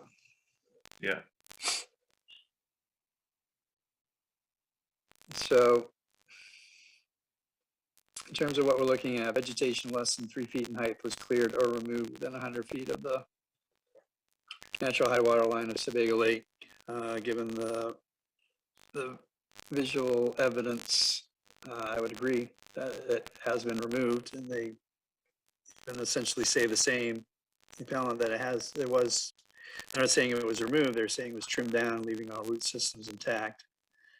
And I guess again, for me, David, removal is making it disappear regardless of whether the stumps or root system remain. And this says, in order to protect water. So let's see. This says shall not be cut, covered, or removed. So this, I mean, according to the ordinances, things were clearly cut. And they were covered, as stated in the appellant's information here. They're trimmed down, topped off with natural bulk mulch. Topped off, I'm assuming means covered. David, I think it also got covered by riprap and that Yeah, erosion cloth, so. you're right. Yep. I mean, That too. there was a wide swath there of vegetation that was removed. I'd like to just make a motion that we uphold the violation 7 and 8. Can I add as the motion to uphold violations 7 and 8 for the findings presented on page 7 of the proposed findings of fact, which I think summarize what the board has discussed here, that vegetation less than 3 feet in height was cleared or removed within 100 feet. This was not done to establish a footpath or other purposes allowed by the shoreline zoning ordinance, and this was done without a permit. So moved, or Tom, you I think the motion is to uphold 7 and 8 for the reasons provided in the factual findings on page 7. And I heard it first, so I need a second. I'll second. Okay, any further discussion? I suggest that. I do have one discussion because it seems two separate issues here with 7 and 8. One is the removal, and then the other is removal without a permit. I don't know if we should be combining these two or not. No, sorry. As I interpreted the motion, it was we could certainly vote on them separately. I think that's prudent. So why don't we? Could the gentleman who made the motion, could you withdraw it? Did I make it? I'm not sure if you counted Tom or me, but I'll withdraw it if I made it. Okay, let's go with that. I think it's withdrawn. So how about a motion to uphold notice of violation number 7 for the reasons provided in for the proposed factual findings, not including the failure to get a permit. So moved. That one was definitely me. Yeah, I'll go ahead and second. Okay. So Tom, yes to keep this included. Uphold the violation. Very good. Craig, yes or no to uphold? Yes, uphold. Fred, yes or no to uphold? Yes. David also says yes, so unanimous on that one.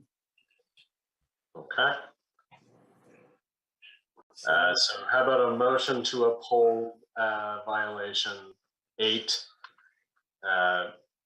based on all of the findings presented on page 7 of the proposed statement of findings of fact and conclusions of law. Yeah, so moved. Seconded. Roll call vote. Well, actually, any further discussion, gentlemen? Guessing not. So roll call vote. Tom, uphold, yes or no? Uphold. Greg, uphold, yes or no? Yes, uphold. Fred, uphold, yes or no? Yes. David also votes to uphold, so unanimous on that. Okay. So I believe the next issue recognizes the 7th issue in the proposed findings. Violation of 12 should be vacated because the determination that stabilization work could have been completed from a barge must be made by the planning board and cannot be made by the code enforcement officer.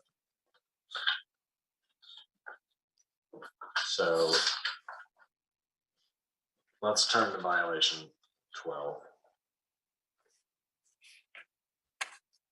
We also have violation 15, or violation 11 that we needed to review. Is that correct? Which was considered same as number 5. Was that in the appeal? Number 11, yeah. Okay. Well, they're, at least according to tonight's presentation, they're saying that number 5 and number 11 were one and the same. We upheld number 5, and we have to make a decision, I believe, on number 11 as to whether or not that's should have been combined with number 5. Is that a correct interpretation of what was? Yeah, I think that's right. Yeah. So I think we can address that issue down the line. I think, like I said, I think it makes sense to go in the order of the issues presented in the proposed. Okay, very good. So. That puts a violation of law. So if we look at, all right, very good. I think the board should identify the applicable standard at issue here, discuss the arguments, and discuss what factual findings it wishes to make.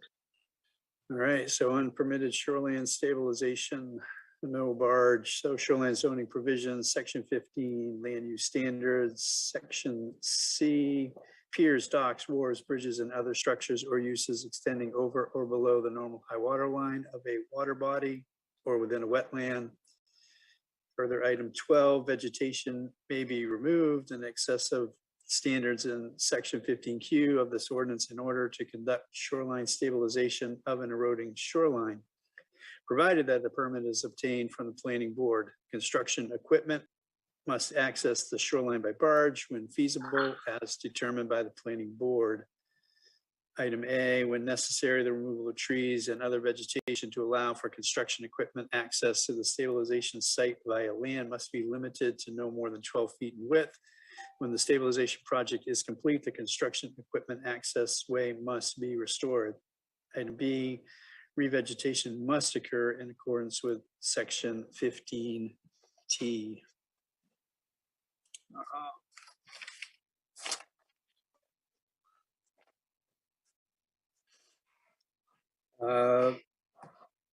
From the appellants, it says a respect to violation number 13 was actually intended to be number 12.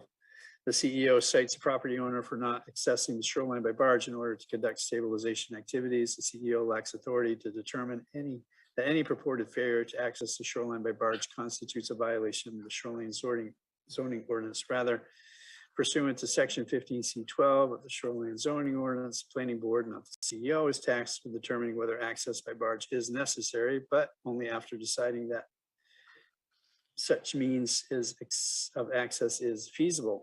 Because the planning board has not yet reviewed any stabilization application from the property owner, the code enforcement officer's determination that it should have been conducted by a barge is premature and exceeds its authority.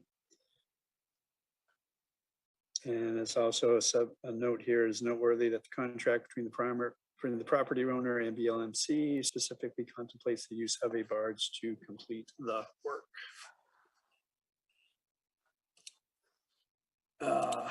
So findings that we can look at is shoreline stabilization project was completed from the land. Project could have been completed from a barge. The use of a barge was feasible. I think there's also a point here is, can Alex enforce this?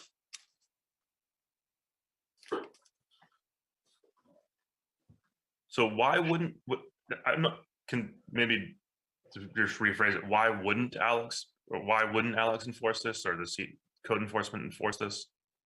Is it because the planning board issues the permit, and so you didn't get the permit, so now the code enforcement officer can't enforce it? Appears to be the argument from the appellant, yeah. Because there was no permit issued, Alex can't enforce this. Because Alex isn't in a position of determining what access is feasible. I see. Apparently, based on the appellant, only the planning board is able to determine what is feasible.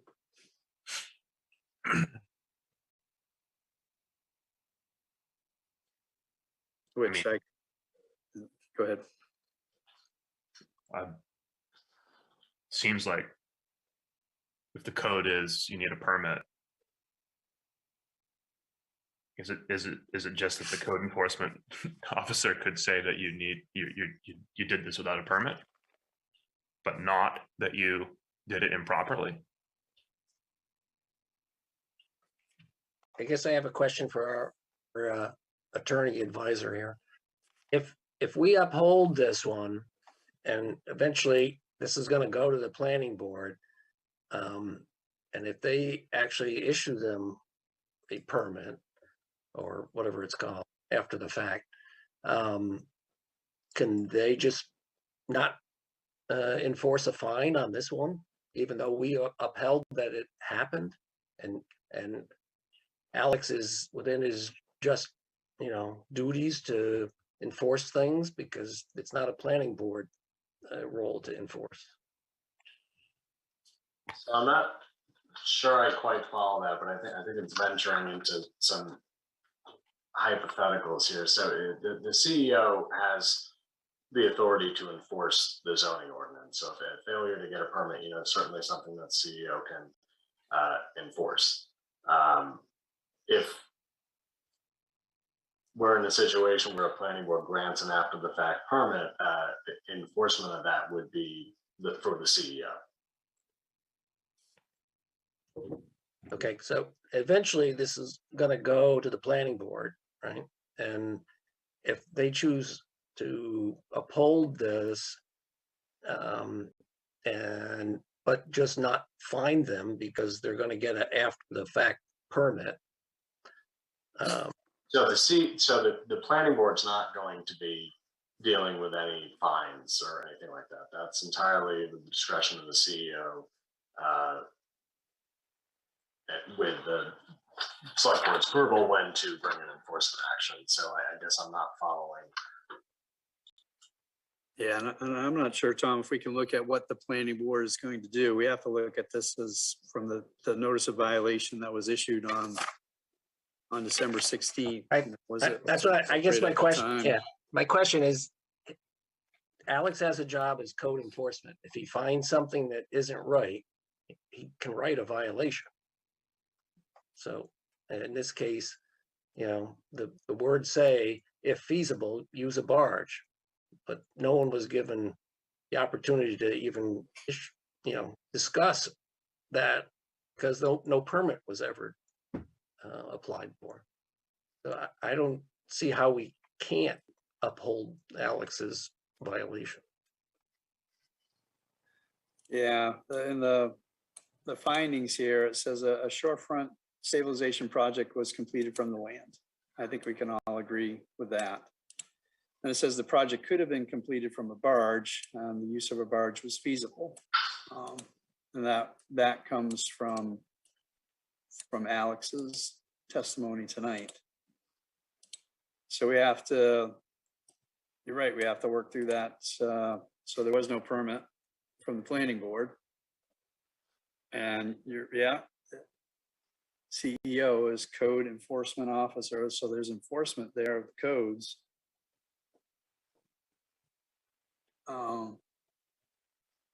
So does that mean if then it subsequently falls back to Alex as to making that decision of feasible, since the planning board was not given that opportunity? Does that seem a reasonable approach?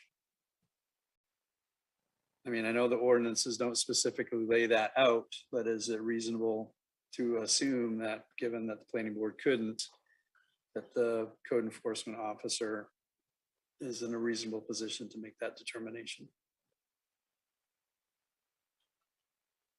Or maybe I'm just off base here. Any feedback, gentlemen? Yeah, I'm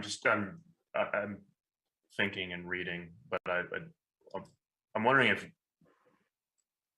maybe we could get Alex to clarify what is the ordinance that we're dealing, or what's this particular ordinance that we're enforcing, or the code that we're enforcing? Because there seems to be that the town's position hinges pretty heavily on the code enforcement shall find any provision of these ordinances. What is the actual provision that is being violated in particular to violation 12?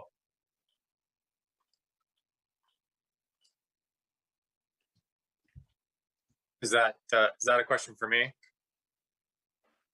Yes. Oh, okay. So the barge violation is shoreline zoning provision section 15C 12. Yeah, in the way that I viewed this was kind of a classic if-then scenario where you have waivers, and usually in any type of review process through the planning board, there's waivers that can be granted by the planning board. So if you can't meet a standard, the planning board can waive it. So in this particular situation, the way I viewed it was, if you can do the project you know, by barge, you should. If you can't, then the planning board is allowed to grant you that special ability to be able to do it from the land. But because they weren't granted that, I feel they're in violation.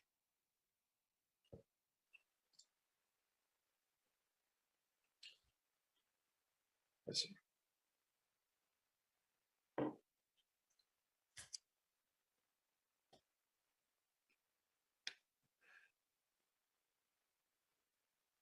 So what do you think, gentlemen?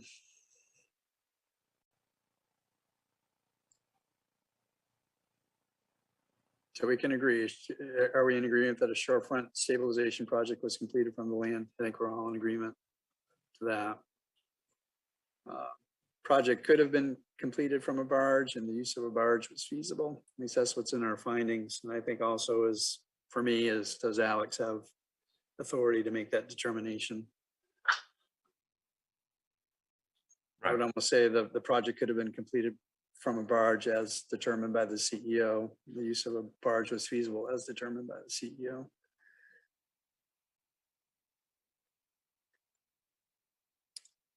So I guess, so in lieu that there was no permit from the planning board, that's, we had to determine, is Alex able to make that call?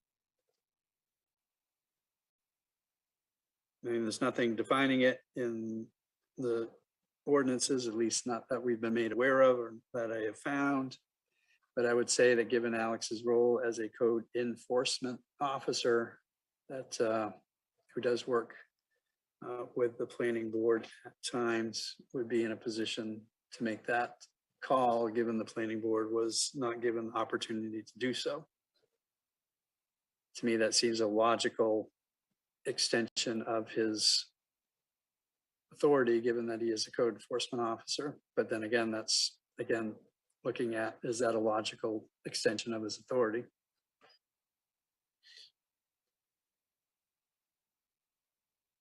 Yeah, I think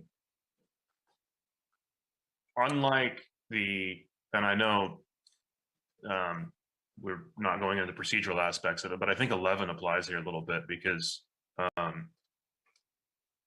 there really isn't a specific ordinance that says, or maybe there is. Let me just go back.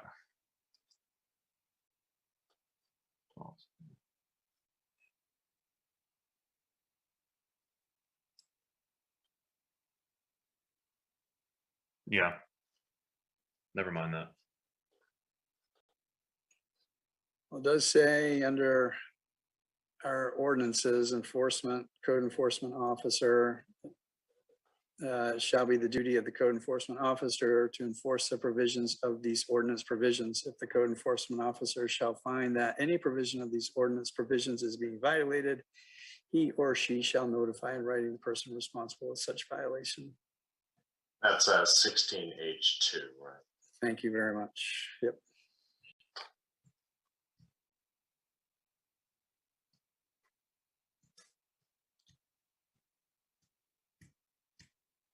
Can we make a motion to uphold violation number 12 in accordance with what just was H2? The code enforcement officer did his duties in accordance with that? I think the motion would be that the board would uphold violation 11, right? Number 12. Number 12. Yeah, number 12, yep. Violation of 12. Right, so I guess I just take issue with citing the 16H2 because really the standard we're talking about here is 15C12. Right.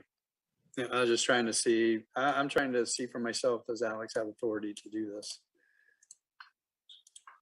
Right, and so I think the argument that you're citing 16H2, just to how I see it, is that 16H2 provides the CEO authority to find that any provision of the ordinance is being violated.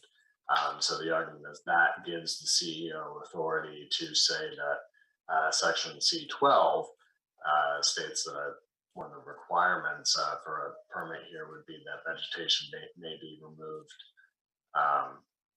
in excess of the standards, and construction equipment must be accessed the shoreline by barge when feasible, as determined by the planning board. So I get that. So I think it is related to, do you see this as a whole violation of a failure to get a permit, or can this be its own independent violation? So I think you're right to make that threshold determination of can this stand as its own independent violation. So I see these findings. The only thing like I said, I don't know if it makes sense to say, the findings say a shorefront stabilization project was completed from the land. I think we all agree that this is correct. The project could have been completed from a barge. The use of a barge was feasible. I wonder if those other two need to say the project could have been completed from a barge as determined by the CEO in lieu of the planning board being unable to permit this. Same thing, the use of a barge was feasible as determined by the CEO. I just think it could, sorry, David.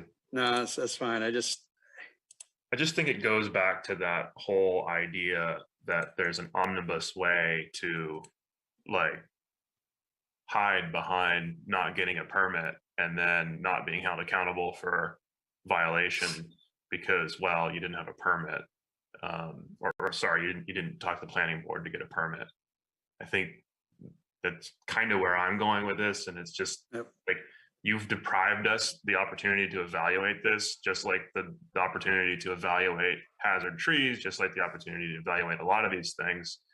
And that doesn't kind of abdicate you from your obligation to, use a barge or not use a barge. So it's kind of like, sorry, like maybe the planning board would have said, you can not use a barge, but so I don't know, that's just kind of my angle in my head, but I'd like to hear feedback on that.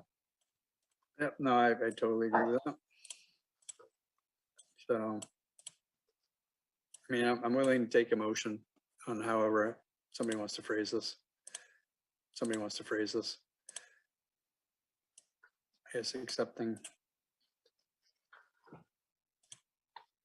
So how about a motion to uphold notice violation number 12 because shoreline stabilization project was completed from the land. It could have been completed from a barge, and the use of the barge was feasible. Therefore, there's a violation of 15C12. So moved. I'll second. So roll call vote. Tom, yes to keep this as a violation. Uphold the violation. Uphold, thank you. Greg, yes or no to uphold the violation? Yes. Fred, yes or no to uphold the violation? Yes. David also votes yes to uphold, so unanimous on that one. All right. 13, unpermitted tree removal within 100 feet of Sebago Lake. Shoreline zoning provisions. Was 13 raised on appeal?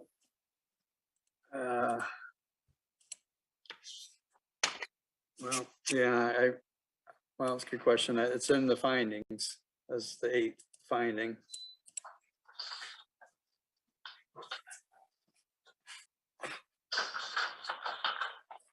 Let me look.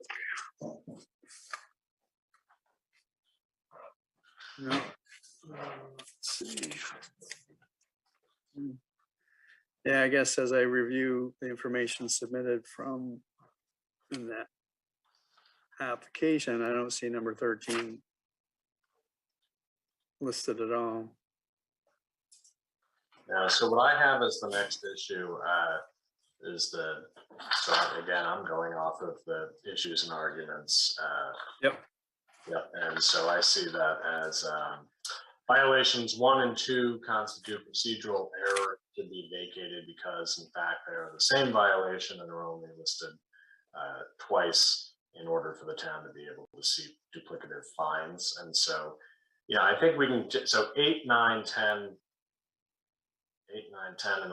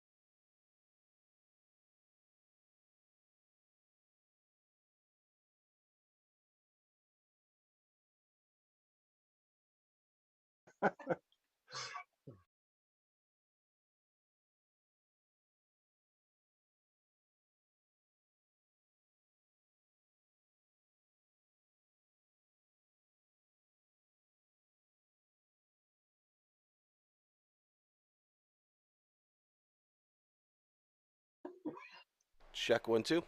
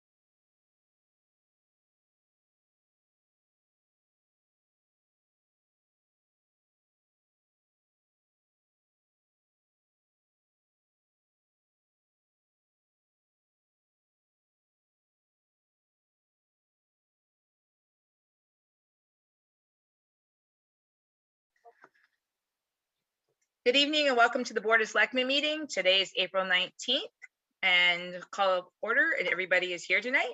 Great. So Sue, you're saying just the April 14th meeting minutes need to be done? Yes, I forgot that I'd already asked to approve the 4th and the 6th at the last meeting. Okay, all right.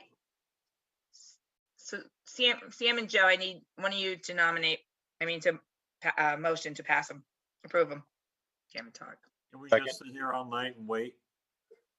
I'll make a motion to approve the minutes from April 14th. Second. All in favor? All right. We are going to move up F, recognition of Barry Alden, tassel top. Up first. Joe, you're up for that one.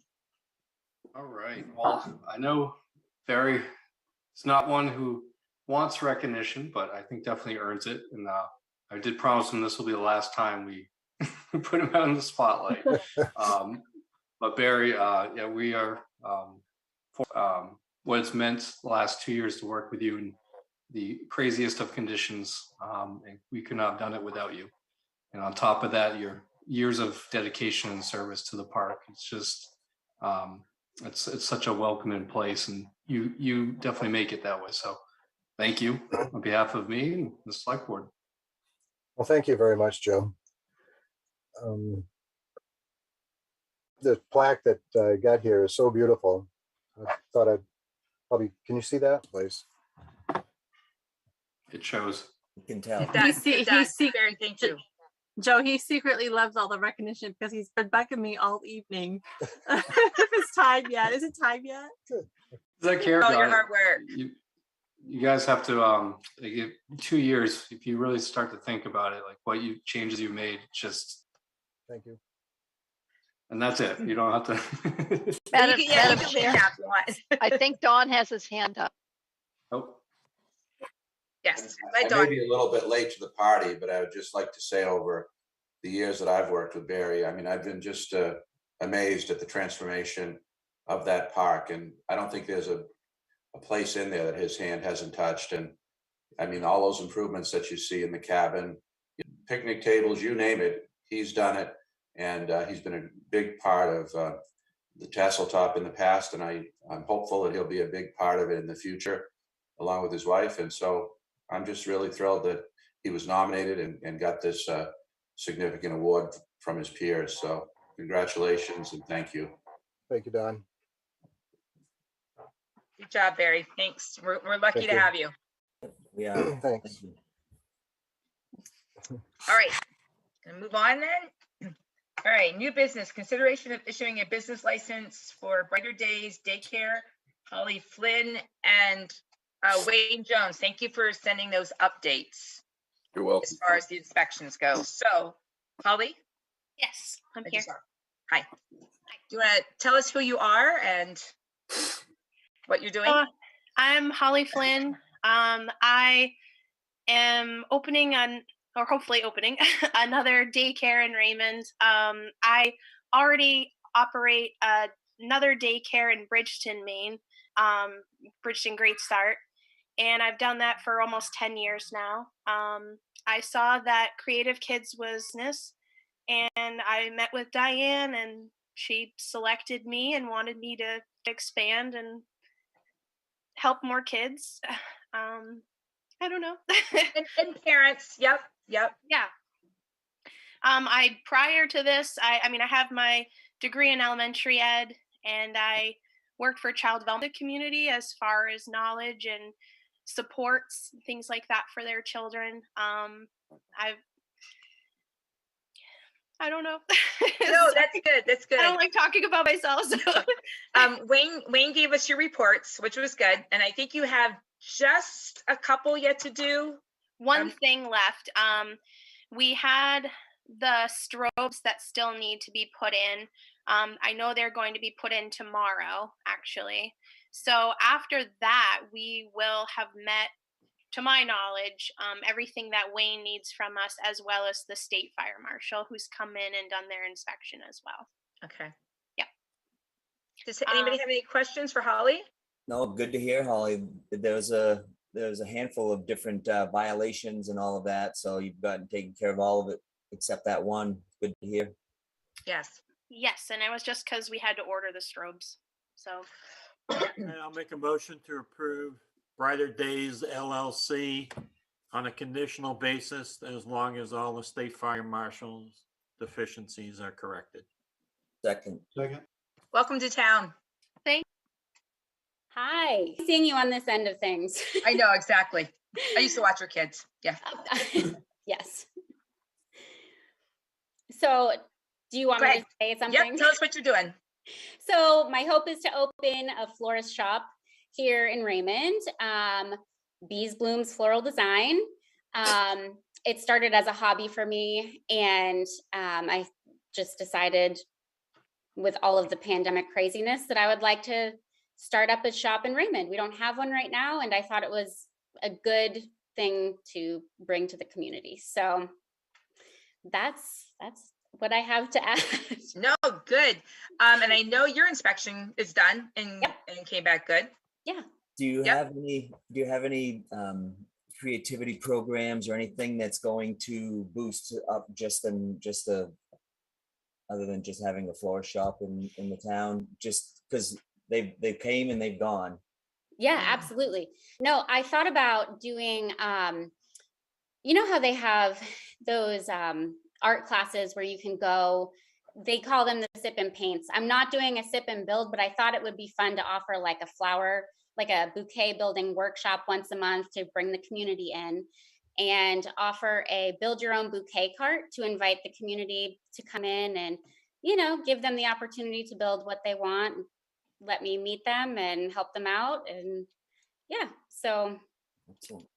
Well, if there's ever anything that we can do as a town or as a board, we're always into helping. So please bring it to our attention. We can't help you if you don't bring it to us. So absolutely, we want you to succeed. Business license for Bees Bloom. Best of luck to you. Best. Good luck, Hannah. Thank you. When I make a mistake with my wife, I'll be in. Perfect. Oh my God, Lonnie. Lonnie, He'll be in a lot. Lonnie, can I ask you to speak up when you're talking? I can barely hear you. Okay. Yes, sir. Can you hear me better now?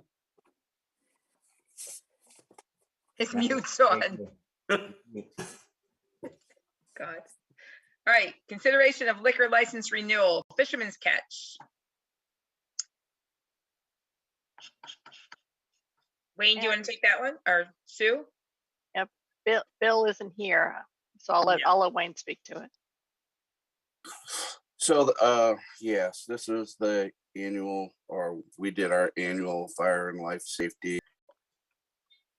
From the inspection that we conducted on the 1st of April, there was brother have addressed all of those, and we're in good shape as we sit here tonight and consider this application.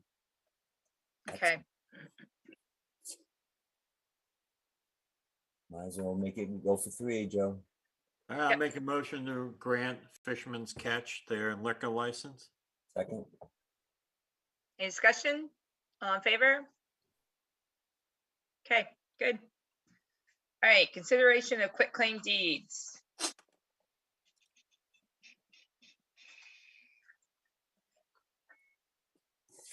Sue's not here yet. Yes. I don't think she's on though. No. Yes, she is. I'm right It's here. right under Rolf. You're bug show. I couldn't see you. All right, go ahead. All right, see what happens when they put you in the closet? Yeah. Go ahead, Sue. All right, so we're talking about Cole, Patricia Cole. Yep. What happened with that when she passed away? And I reached out to Dennis Cole and found out that was his mother, and he forgot all about the land that she. All right, can I get a motion on that? I'll make a motion to grant a quitclaim deed to book 35913, page 218, book to Patricia and Doran Cole. Second. All in favor? All right. So I talked to Sue. I wanted her to come in and give us an update on tax liens and foreclosures because it's been a little while. And I also wanted Sue to go through the procedures as to what she does when she is dealing with liens and foreclosures. It's all about going and taking people's property, and we're not. So Sue, go ahead. What happens is after the tax season is over, come July months, if they have not paid on that lien, it is automatically foreclosed. It's like foreclosed, and then I make a payment arrangement with them. And this year, I wanted to do this like 2 years ago, but COVID hit, and I put it on hold. But this year, I've upped everybody's payments to try to get them caught up. I didn't want to do that through COVID because a lot of people were having lost their jobs or having, money problems. Fair, so Yeah, so I have upped it, so most of them will pay off within the 5 years. Good idea for one of them to get her on Facebook, and I did find her on Facebook. So I'm gonna contact her tomorrow. I don't have, well, it's Southern Maine Construction. He's something that the lawyers have written up for me, so it's all in legal jargon. He has so far not returned it to me. I find it out certified not following through. So I know their history. If something happens and they can't pay, keeping up with closure. Correct, Sue? Correct. So Sue works with everybody, and she knows everybody's, that, the select board wants to take houses and they don't. We work with you. So yes, I just wanted that I've put out been there. here for 15. The payments and everything, that she wants to give them some more time. So how do you guys feel about that? I feel it's fair. As long as they're still paying and they're still communicating, the fairest thing we can do. I mean, COVID times, not COVID times, just life is tough. So right, it's property, your house, and that's really what it comes down to when they start blowing us off. It's almost like when you finally get money from that past guy, Sue should send him a bill for her time of her keeping on him so he can be fair to both sides, not the town, not just the resident, both. Well, we have people on this list from 2010, 2011. It's Yes, not we like do. we're hurrying to take their houses. Right. And there's Right. not a very big list. When you look at how many people we have in town, it's not really that big of a list. No, it's not. I mean, I know there when I are got on some the big board. numbers on there, Mm. no doubt.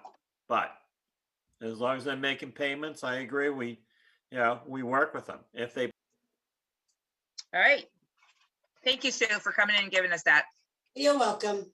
Thanks, Sue. You can get out of the closet now. Oh, good. Thank you. All right, let's see. Update on plans for Sherry Gagnon Park with discussion of ball field ideas. Joe. So exciting. So exciting.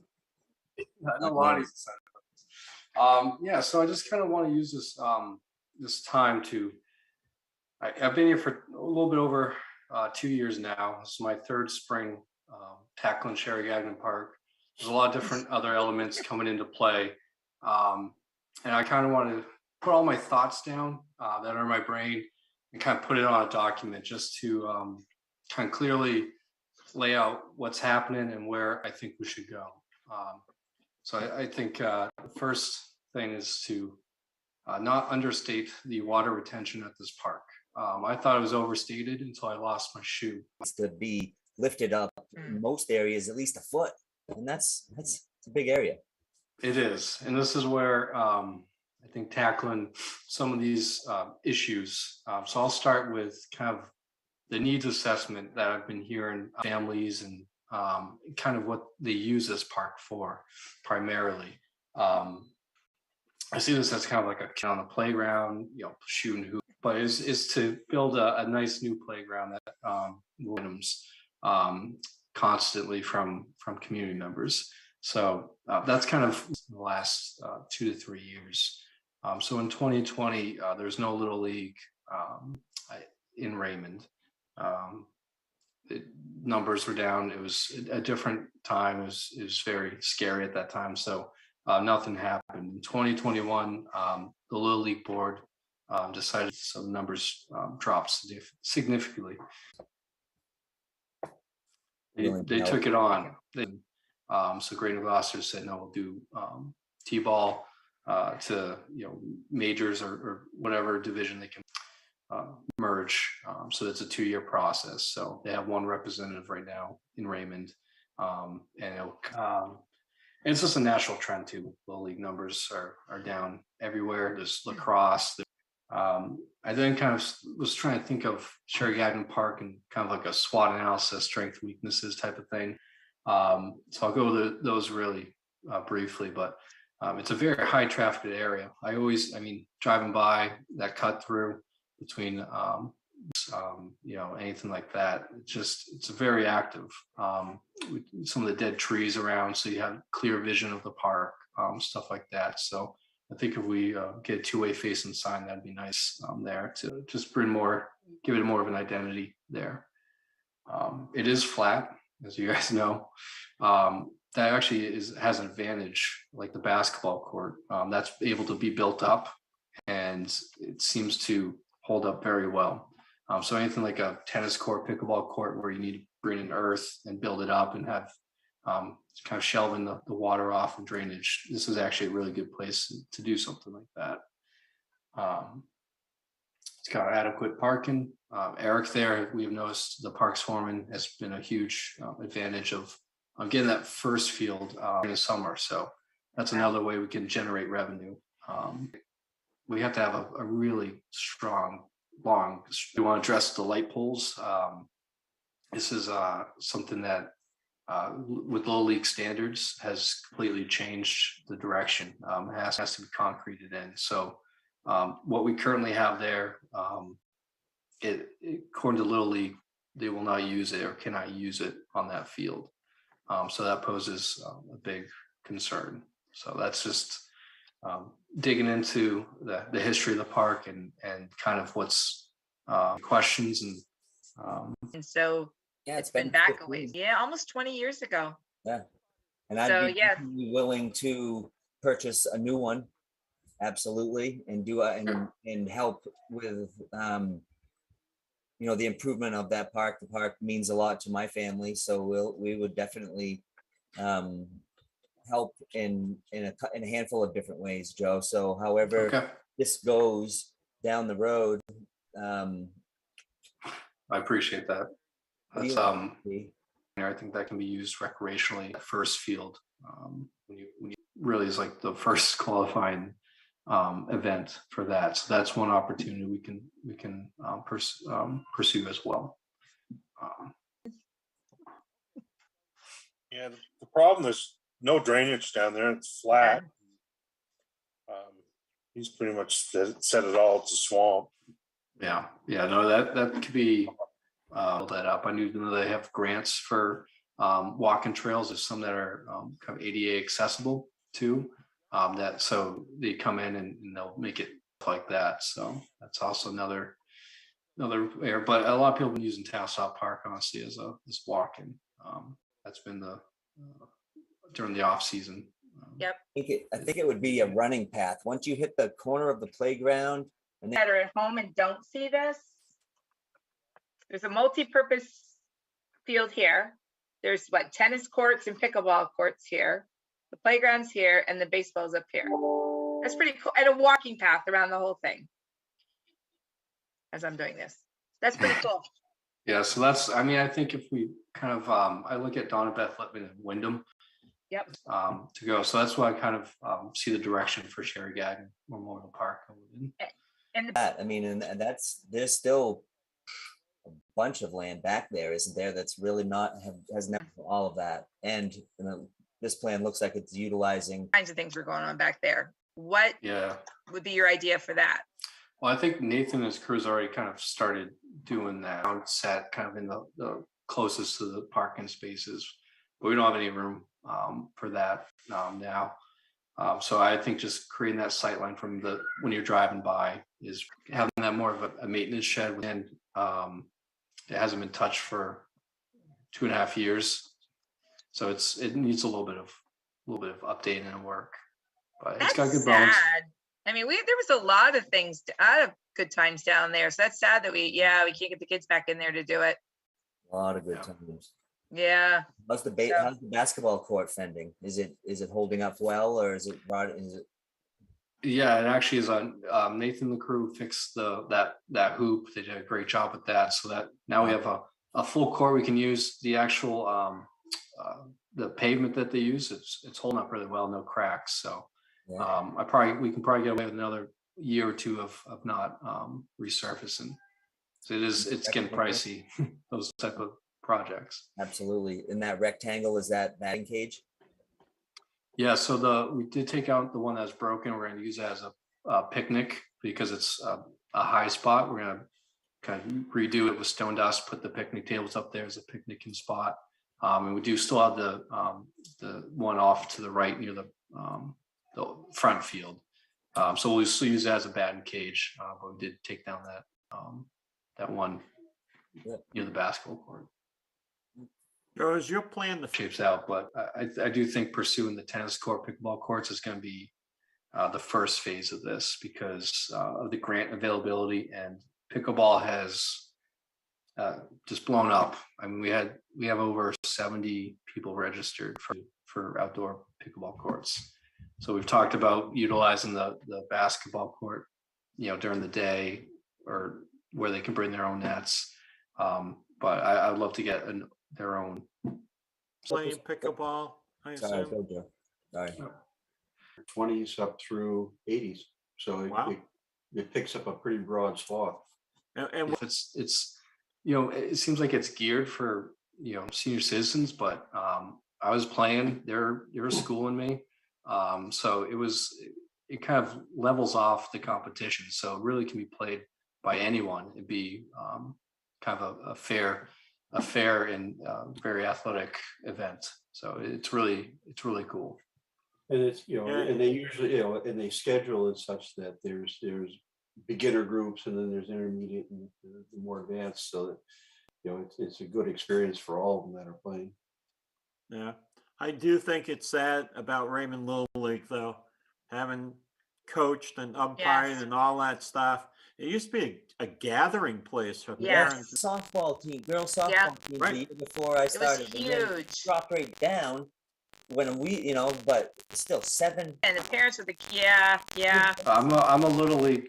That was my childhood as well. It's really tough or keep it going. So I think that's one of the pieces. So that we use to reach out to the kids to make sure that all parts of the town are knowing about it. You feel good with all of that? Yeah, my email list keeps growing every my marketing and anything else we want to put forward. Which is probably why people don't know about it, because back in the day, that's how you did it. You sent a message out through the school, and then 100 kids would show up to register, for Little League. No, they don't do that anymore. And only if it has something to do with the school will they send it around. It's kind of an interesting issue, website, so forth. And so I was pretty disappointed when they took this perspective, but I guess they have their reasons for it. They feel it would dilute their messaging. But I'm with you. I think that if you're doing programming for young people, the school is the logical way to get that word out. But I guess they now have a policy that doesn't allow. They do. The school board meetings when they broadcast it out of our studio.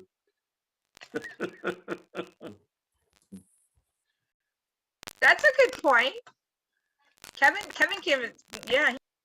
All right, moving on. Consideration of funding the Cumberland Oxford Lakes area broadband. For years that we've been talking about broad positive direction, and it comes in some communities in the group are GPCOG members, some not. GPCOG agreed to do the initial work, which included things like geo mapping, getting a consultant to work with the committee's members from each town with internet service resources might be out there in technical issues. I asked Kevin Woodbury, our network administrator who's with us tonight, to become that person. And because in previous meetings, I'd seen Kevin come and do presentations and actually, I think, well, so what is it we're trying to do and why? And then I can get to the ask and where we go from there. But I think it's important to understand that there is a variability here in the way that you approach the provision of broadband internet or fiber to the premises, however you want to look at it. I'll let Kevin explain that first, if you would, Kevin. So what we're trying to address basically is build an architecture that will serve the three areas in Raymond that we need to serve. And those areas are residential, business, and municipal, the government network. And with the real other ways that people are addressing it, and most of us now have, a coaxial based network with spectrum. That's not a network that can be easily send a packet to somebody. How long does it take to get a response from them? Because the way the internet protocol works, and then they connect up to the tier one based network, a phone call or a video network, a phone call or a video call, or somebody's doing a medical analysis of your heart rate, or any type of device that requires things like that into what we have when we build our base network. One of the other things is a lot of the people probably have heard of IP version 4. So that's the Internet Protocol version 4, which has been around since, I guess it was developed in the 60s, rolled out in the late 70s, and been here for a long time. Everybody has an address. Well, the problem is there are more people and devices than there are addresses available in that version of the protocol. So what we need to make sure is, from what we look at now, an infinite number of addresses. So, and the reason you have to have addresses is because if you want sure somebody can get to, or you want to have, say, I want to have a server at my house so that my friends can look at, my pictures at my house, or any number of things, they can always get you at your address. Right now, you share addresses and you share ports of Raymond and per second service. But businesses require a lot more bandwidth, and they can require, and we're talking about 10 gigabits per second. And these are standards. I mean, if you go out into the rest of the world, including the United States, the base level is 1 gigabit per second for residential and 10 gigabits per second. What we also want to have for businesses is when we put this fiber in, we want to have what's called a fiber ring, because your business has to be up, and you don't want to, if somebody's line gets cut, if there's a storm. So we want to put a ring, and basically we can put a ring around one of the lakes or something. We can create a ring in town so that if some place gets cut, you be onto that ring also is one of the things that we want to do. So even if you in town lose part of your ring, one line gets cut, you still have but now in these days, everybody's communication, TV, phone service, everything is going through the internet. But we have to get it off site, because if the building catches on fire, we lose our backups. And these are requirements. The state, imposes these requirements saying we must protect our data with offsite backup to other states, because they have these high bandwidth connections. But we can't, because we have a fiber link that we put in about, 15 years ago, Don, I think. Right. We put in our own fiber link from the town office to the portable. It's underground. It hasn't failed in 15 years, and we can get those backups done. But like 2 days to do a full backup. So it's very hard. And that's just one example of why you need that kind of bandwidth to do. So looking at other options that, that we're not looking at. And so this phase that we're going into now, phase 2, the development phase, will be working with Mission Broadband, as the other communities will be, to put together a request for proposals, community specific, to get back some actual real world information that we can use to begin to look at the costs and to see what private sector vendors would be interested. And to be honest, I let Kevin speak to this. There are only maybe one vendor at this point that looks like it might be the vendor that we could work with. We won't name them, but because we can name them.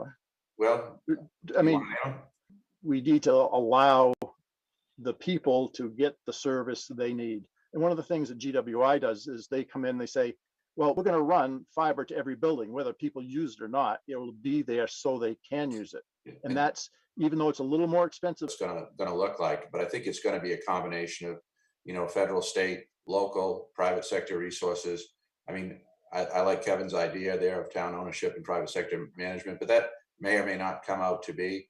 But we've got to do this development work, help to fund, rather, not to help, but to fund Mission Broadband, which is our consultant that is working with all the towns to develop the RFP, help us evaluate the proposals, and then prepare, work out. We're going to likely to be a part of the mix because of their role as a regional council of governments and provider. But no, they're not. They specifically themselves are not setting on a pile of money. They're basically, in this instance, a convener of communities. Second phase is, equal pay. There's not a surcharge or anything on us for non-membership, but they're leading this from the administrative standpoint. Mission Broadband is actually the outfit that the community selected to do the work. So not money, but they are in the administration of it. Built out, I should say. This phase of the project, do you have any insight in that? Say the state's going to come up with some money in speed levels. So we do, one of the things is having 100 megabit uphill service, transmitting out, and we don't have that right now, and Time Warner does, but I'm not sure how much that's gonna. And so I think that these meetings and so forth to help us decide, and as he's outlined, what we ought to be doing. But just to get service to the unserved people, that's because you can change your switches, you can change all the back end equipment, but the fiber is good. I mean, the fiber we're putting in can run, up to a terabit per second. I've seen, tests on that. So we're going to put in something that used to be very expensive, and now it's dropped way down, almost as cheap as putting in coax. Right. So we're going to have using the funds from ARPA. Yeah. Thank you. Committee, Dawn. So they would prefer that at least one of these representatives be an elected official. And so I did reach out to Rolf, knowing his engineering background and desire to do it. And I would also suggest that, Kevin Woodbury, because he's taken up, influential position of the two, that would be the one I'd propose Rolf for. As I said, if he's still willing, he was on vacation. I wasn't able to nail that down 100% with him. I told him to put his name down. In daycare, we say not it. Former employee. So she has basically given us a lot of interesting insight. I think it's going to happen. So Or disqualified from being election workers anyway. All right. And then, and They I have know where mine been. is. We have two that are running for select board, and on the screen they are the budget finance. There were 3 seats and 2 people running for them. Karen Law. We have one for 1 year, and that's Jody Carroll is running for that. And the third 3-year term is charging about that for next year. We went from 9 to 7. We went from 9 to 7. And we haven't kept the 7-member board since. And for Sue Luck for her patience and the numerous iterations of, not only meeting notices and other procedural things to get us ready for our referendum vote. So all of those two in particular, but the department heads in general, and the board of selectmen for all the meetings you all been attending. Thank you for that. And so I'll get to the dates of the meetings and so forth, but it's always upcoming election schedule, which is, as we draw through the process, as I said, it's getting shorter, but we still have some key dates to go. We have May 18th, which is a budget vote at June 14th. We have June 9th, deadline to request absentee ballot, public hearing on the referendum. That will be on May 10th. Okay. All right. So as far as executive, second. a second. Your second? I second. All right. I didn't hear that. Sorry. Oh my God, the hearing's bad. All right.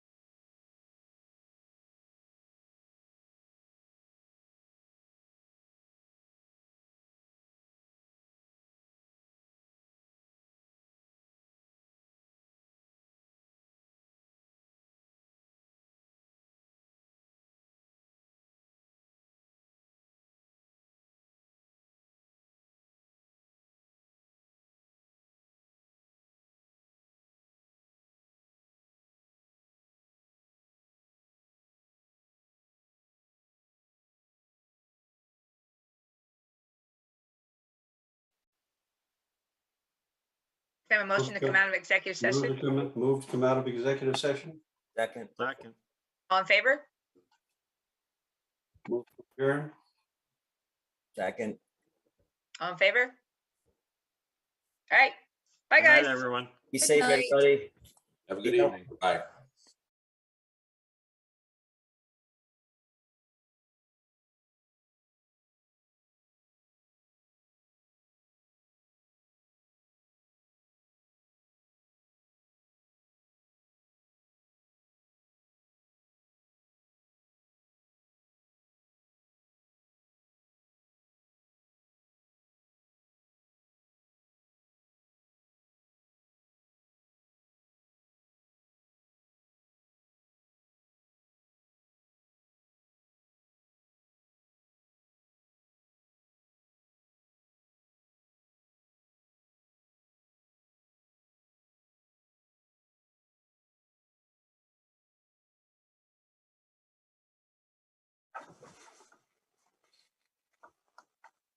Good evening. This is the organizational meeting for the Budget Finance Committee. I'm going to call this meeting to order. First off, we'll start with nominations for chairman. Do I have any nominations? I nominate Bob. Are there any other nominations? Are there any other nominations?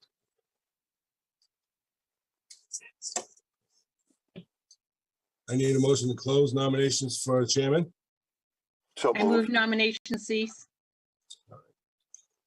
All those in favor of Bob Goslin, raise your hand. I can't see Bob Jones, but thank you. Next order of business is to approve the minutes of the April 27th, 2021 meeting. Again? Bob, did you want to elect a vice chair? Oh, yes, sorry. Any nominations for vice chair?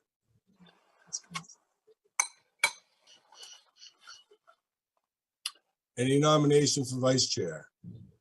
Vice chair will sit in the place of the chair if he is not available. If you're not available and we don't have any other members, Bob, we won't have a meeting.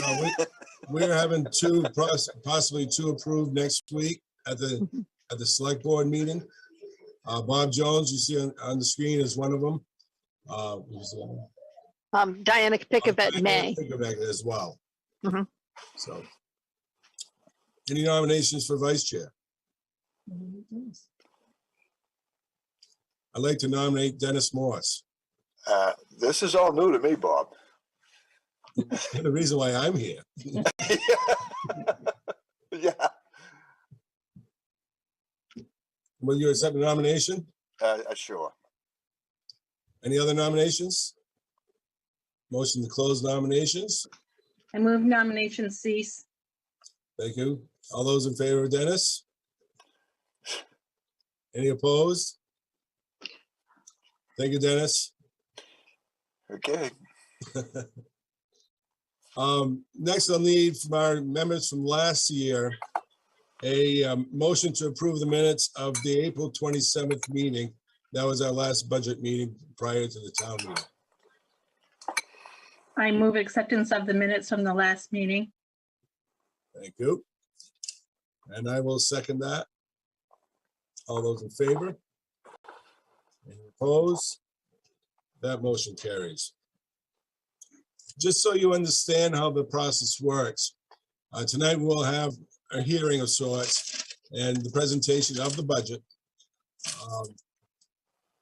After this meeting, after our other findings meeting, any questions you have need to be funneled through the chair, so that there won't be 5 different people asking the same question. We try to consolidate the questioning, and I'll route that to where it needs to be, and then I'll collectively to the team send out a message on the findings. So again, don't self-communicate with members of either the town hall or select board. Come to me first, and I will funnel it to where it needs to go. Are there any questions? I have one, and that is when we just voted to accept the minutes of the last meeting, they're not in this budget committee report, this budget report, right? No, they were sent as an attachment. Oh, okay. I'll have to go back and I'm working with two different emails now, and some of it's going to junk, so I'll check it out. Thank you. Thank you. Sue, Abigail asked about a town email address.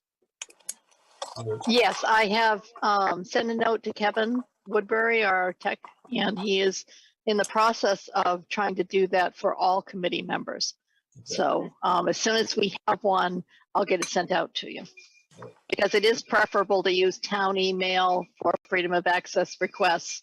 We don't want to go after your personal email if we don't have to. We also don't get a lot of requests, but you just never know. Any other notes? Any other comments? Tonight we will be getting back together at 6:30, where we will have the findings meeting. And we'll have Don open it up with a brief overview. And then I think we're gonna open with Sharice, I think, talking a little bit about the restructuring of the budget, and then Don, but I can introduce that if you'd like. Okay. Yeah. Is there any other comment from the Budget Finance Committee? Can I just ask like some basic, I've never done this before questions? Okay. So we're gonna have this next meeting. At that meeting, we're gonna like review what was in the budget book. That's correct. And then do we ask questions that we have during that meeting, or like what is the format of what happens in that? And then do we just basically go through like multiple meetings of doing that until we've gone through the whole binder? That's correct. It should take 2 meetings to go through all our department heads and provider agencies. And then we'll have a workshop with the select board to kind of talk about these items, hotspots, areas of concern, so that, when it comes time to make a vote, we'll have everything we have in our pocket. Okay. And on a really high level, now you'll have the department heads right there where you can ask some questions about what you've seen in the book. And that's the next 2 meetings. And like Bob said, there's a workshop. After that, the select board will put together the town warrant for the that will be voted upon. And once they've made their recommendations, you'll get together again, go over the warrant and make your recommendations, whether you think things should be, as the select board say, or less. Thank you. So feel free to ask any questions to present us this evening. And so that we don't wait to have to communicate by email. But feel free to How ask detailed can those questions be? Like, I just don't want to be like the odd kid out asking like super detailed questions or like super dumb questions. Like, do you know what I mean? Yep. You'll learn as we go along. So don't do. You can ask whatever questions you want tonight. So. Well, that brings another question up then. Is there a time, do they set a timetable on these meetings? I know when select board used to meet with us about our cover letter or our whatever, PowerPoint presentation, there would be a timetable. In other words, is it our meetings? Is it a 6:30 to 7:30 meeting, Bob, or is it? Do we pick halfway through the budget, and the chair of the select board decides the length of the meeting? How does that timetable work? Because like Abigail, you know me long enough. I have 50 questions for every one answer. So I'm trying really hard to come in here and be quiet, but the reality is there's a lot of questions that are involved with running the town in the budget process, especially if there's only 3 meetings. Is there a timetable? Do they? No, there is no time limitation. I suppose if somebody started going on it, it's a chair's prerogative to say, no, I think we've killed that horse. But that very rarely happens. Okay. But it is Bob's meeting. It's a Budget Finance Committee meeting. Oh, so Bob runs the meeting, not the select board. That's correct. Sometimes, so I think for certain pieces, Bob, you've handed it over to the select board chair to run, like public safety, maybe. There have been times when you've done that, but not always. Sure. Okay, thank you. Any other questions before we go? So Abigail, I'll ask a question. Do you have a copy of the schedule, the meeting schedule? Do you have a copy of that? Okay, all right. Yeah, and I've looked over the sections that are on the agenda for tonight. Okay, yeah. Great. Except I didn't have emergency public. So didn't have one tab that I thought maybe was supposed to be in there. Yeah, that's there used to be a operating budget for emergency management, and I think that was primarily to back when the pandemic, and I may be speaking out of turn, and maybe Kathy can help us out here, but public safety used to have their own operating budget to track COVID or pandemic related expenses. So I know we're nearing, hopefully nearing the end of the pandemic, and I believe that's what that's all about. Okay. So there is no tab, but they can speak to that when their turn is up. Just was checking that I didn't need to cram.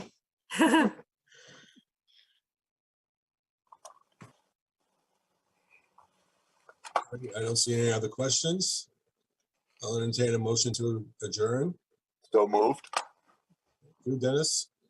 Can I have a second? Second. Okay, all those in favor? Very good. I will see you in about 20 minutes. Same log on? There's a separate one to log into this. Okay, I got to go back on the internet now, go on to my computer and figure out which one that.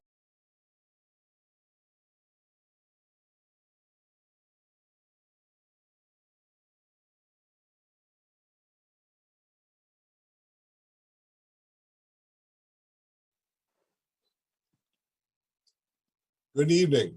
Welcome to the first department head review with the Budget Finance Committee and Select Board. I'd like to call this meeting to order. First order of business. I'm Bob Goslin, Chairman of the Budget Finance Committee, and I will chair this meeting. We will start first with review of administration. Right. Thank you, Bob. So first thing I'd like to do is introduce our new finance director, Charisse Keach. She wanted to give a brief explanation of some of the changes she's made in the budget development methodology, information contained in the books, the addition of notes, and some other things that she's done. So the budget doesn't look exactly like it did last year. Charisse? Thank you, Bob and Dawn. Yeah, the new budget books, for starters, they have tabs for each of the departments, which I think to be helpful when you're flipping through, maybe a 100-page document. So there are tabs, and I want to call it check stock, but it's not check stock, it's paper stock in between the various departments. So that helps to, ease flipping through pages. The other couple of changes are, as Dawn mentioned, there are spreadsheets that contain 2 fiscal years of budget to actual. And then you have the current fiscal year budget and year-to-date expenditures. Keep in mind that's only through December 31st. So I know Kathy had asked about that and we clarified that. So I want to point that out. Your year-to-date expenditures only go through December 31st. Some of the departments I try, and this is, a lot of it's for me personally, because I, don't always necessarily remember where an item was budgeted when you have so many various departments. So I do like to make little notations beside various expenditures. So I've done that. Not on all of them, but some of them. And the other thing is some of the things have been moved around from one department to another, and I can go into those, as an overview, excuse me, as an overview. As an example, Registry of Deeds was previously in the administration budget. I have now relocated that to the assessing budget. So that's one change. Another minor change is rescue billing. That was previously under administration, and that has been relocated to the fire department because that's what it has to do with, is public safety and fire and rescue department. And another change would be building maintenance. As an example, in Nathan's public works department, he had two building maintenance lines, one for District 1 and the other one just for public works. So what I did was relocate those all to town buildings. So it's town-wide buildings, building maintenance with the exception of public safety, because they have their own building maintenance line in their budget. So instead of having various building maintenance all over, you know, the general operating budget, it's pretty centralized into town buildings. So that's just a couple of the changes. I do like to regroup at the end of the budget process just to obtain feedback, you know, what worked well, what didn't work well, suggestions for improvement. I'm open to that. What you'd like to see different. I'm certainly, you know, willing to consider, you know, and accommodate everyone. And so we will eventually regroup and I will ask for feedback. Okay. That's all I have. Right, thank you, Sharice. You're welcome. John, did you want to start with a statement? Yes, I have a brief statement, a brief outline of, I guess you'd call it the really high points of the budget. We'll get into much more detail as we go department by department. But I'd like to first start by saying that I did issue a new budget memo today, and the crush of getting things out the other day, you know, we thought we had made things really clear, but when I read it this morning, or maybe it was yesterday morning, I said, geez, it's not so clear, because at the addition of the issue of the library really made sort of a double set of budgets for us. And so there is a new cover letter that hopefully is clearer as to what's happening. So on that point, I'll tell you what the budget looks like at the start here with the library and without the library. So the gross budget without the library is up about $416,896 or 7.4%. If you net out the revenues from that gross budget without the library, you're looking at $251,623 or 7.4%. So an increase above what we normally would be presenting on initial budget. And then of course you have the gross budget with the library. So now you're adding a whole new department. You're taking on the whole library function. In that instance, you're looking at $551,772 increase or 9.89%. And then if you net out the revenues, you're down to about $386,499 or 11.36%. And I can, you know, let, I guess, Sharice explain why it's up, but it's a little bit of an odd phenomena. But anyhow, so we're looking at a significant budget increase over what we have normally seen. But what we also have is a significant change in the operations of the town. You know, we've added a number of functions. I think the town is at a point where we're seeing, you know, some new programming and some new directions. And, you know, I credit our chair, Teresa Sadak, with a lot of the leadership that has caused that to come about. And I think it's positive stuff. And, you know, the town is in very good fiscal shape. You know, we continue to maintain our AAA bond rating. We are, you know, able to go from, you know, year to year without borrowing tax notes. We have put a substantial amount of fund balance into the, you know, into the tax rate every year, and we intend probably to do that again this year. So the town's in good fiscal shape. I think it's operating well. We have great town employees, and I think we've gone a little bit beyond what we used to call the so-called Raymond Way, which was just basic cable, you know, what we are statutorily required to do government. We're doing a lot more than that today, and I think we're doing it very well. So that's my kind of pitch on where we're going. But for the departments, department by department, the administration department, one of the things that's significant is we're going to go out and do an RFP for audit services. Now, the whole world, not only with the pandemic, but the municipal world is so different. There's only a limited number of firms that even do auditing anymore. So we're going to put the RFP out, see what we get. But some towns are not getting any responses. And what's clear is we're going to pay more. We're going to pay more for our audit. And so that's that's a big change. I mean, we used to have an environment where we had lots and lots of professional firms seeking town business. There are changes in the town clerk's elections budget, but I've learned from prior years, I'm going to let the town clerk detail those. So I'm not going to get into those. The contract fees and services, that was included in the FY, the Roadrunner was included in contract fees and services in the FY 2022 budget. I think Sharice alluded to some moves in the budget. So that's been moved to the dues and publications budget for FY 2023. So anyhow, so those are kind of the things that are happening in administration. And I probably should have had a percent by department number to give you on each one, but I actually don't have that on my outline, but you have that all in your budget book. I believe the administration budget was down just slightly on account of those moves.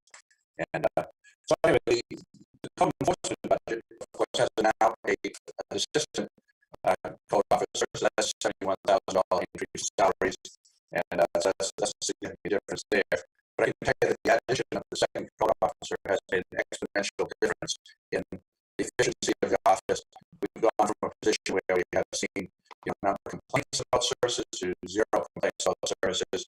We're really taking care of the much increased flow of work and demand for permits, and we're also paying very close attention to environmental issues and violations, which is really essential, a very important thing for a town like Raymond that is so dependent in our economy on our lakes and ponds. And so that's really been a very positive thing in addition to the code enforcement officer, the second code enforcement officer or assistant.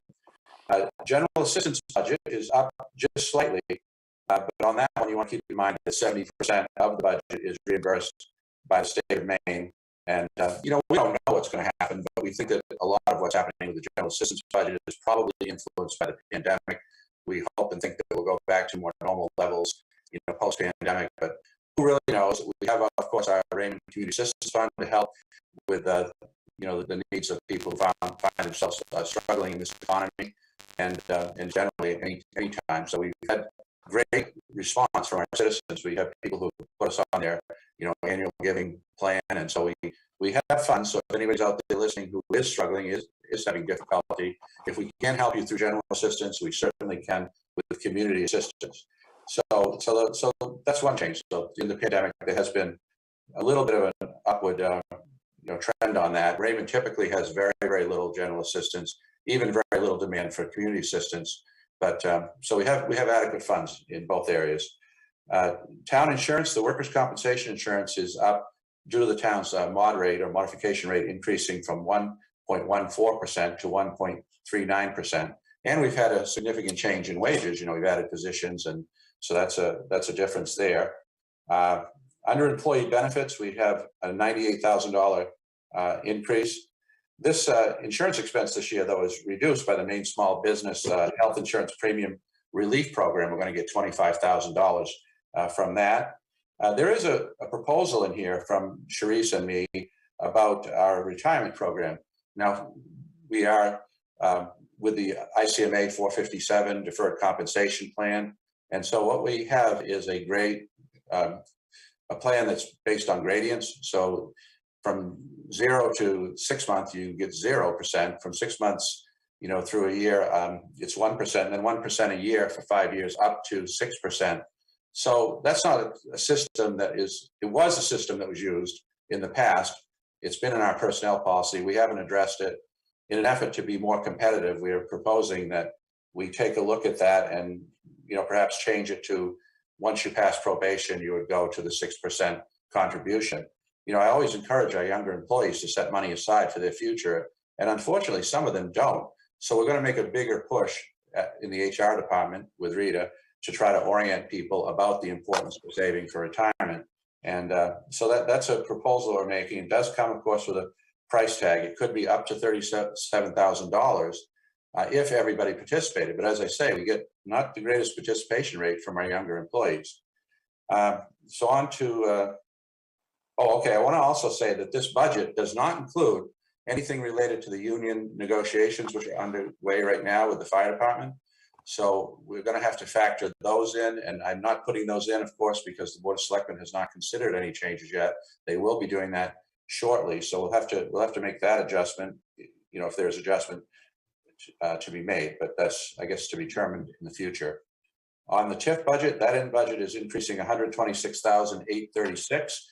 The primary increase is that we're using 116,000 of these funds for technology and CIP. Now, this was Sharice's idea, and it was a great idea, and it's TIF qualified. It's something we hadn't thought of before. So $100,000 that we had planned for the fiber network infrastructure project that Kevin has had ongoing, and 16,000 for upgrades at the public safety building would be put into the TIF. We need to add a small amount of money, 2487, for the Federal Highway Administration and Federal Transit Administration. They're requiring a 20% match from all of the Greater Portland Comprehensive Transportation System communities, or PACs. Now, we have just a very small part of 302 in the PACs district, but we're part of the program, so we would have to raise that. And I guess the theory when it comes to PACs is that there are major transportation improvements that are made in Greater Portland that benefit Raymond residents and residents of the Lake region, but we're unlikely probably to see anything directly in Raymond from that, but we do have to contribute. So revenues is another area that's I think pretty good news. We're up 165,000 in this proposed budget, or 7.58%, and that's primarily due to a substantial increase in state revenue sharing. And so we're making a conservative, and I couldn't get Kurt LaBelle to go any higher. So our conservative estimate for new value is about $10 million. And so that's very low considering the permits that we've seen. And now remember, the permits don't equal, new value, because some things don't start on time. Some things aren't finished in the, in the fiscal year. And interestingly, there's a new phenomenon, and that is that sometimes people are paying more to build things like they are paying to buy things than they are actually worth. That said, the stated permits that we have right now, and I'm sure Kurt would not want me to say this, but they're more like $30 million. Now, like I said, we aren't going to see $30 million, but I think we're going to see a stronger number than 10. But for the purposes of the budget, I'm telling you, we'll get 10 for certain. That's $141,000 in additional revenue that's not in the budget. We don't typically put that in, but that's, growth we'll see. Another thing is that we didn't put any money in for the library. And now the library has historically raised a significant amount of revenue. And so I think our appropriation was about 66,000 maybe. And then the library had raised another 67.8. So we need to really get a number from them. I don't have that number, but we'll need to plug that in. Perhaps when they make their presentation, we can talk with them. I didn't want to presume that they would raise all the money they did before. I didn't want to, because, we want to have a good relationship. We want to make a smooth transition, assuming that the town approves this warrant article to make the library a town department. And I'm really hopeful they will. And I'm really excited about this prospect. And this is another area where our chair, Teresa, has led the band. And so it's something that has been kind of talked about, thought about since I've been here, which is 21 years. I remember going down and making the presentation actually to the library trustees when the Board of Selectmen were interested in it. And they kind of at that time said, no, not right now. And so it's kind of been on the discussion table for 20 years. So it's a big deal.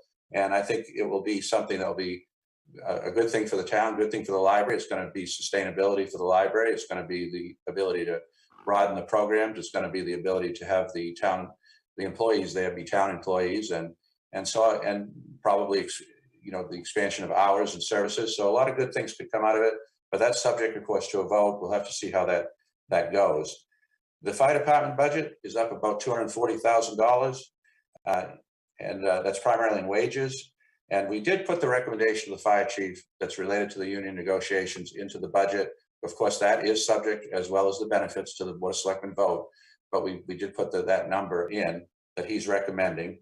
And so anyway, the budget also includes 2 new full-time positions. These are firefighter EMT positions.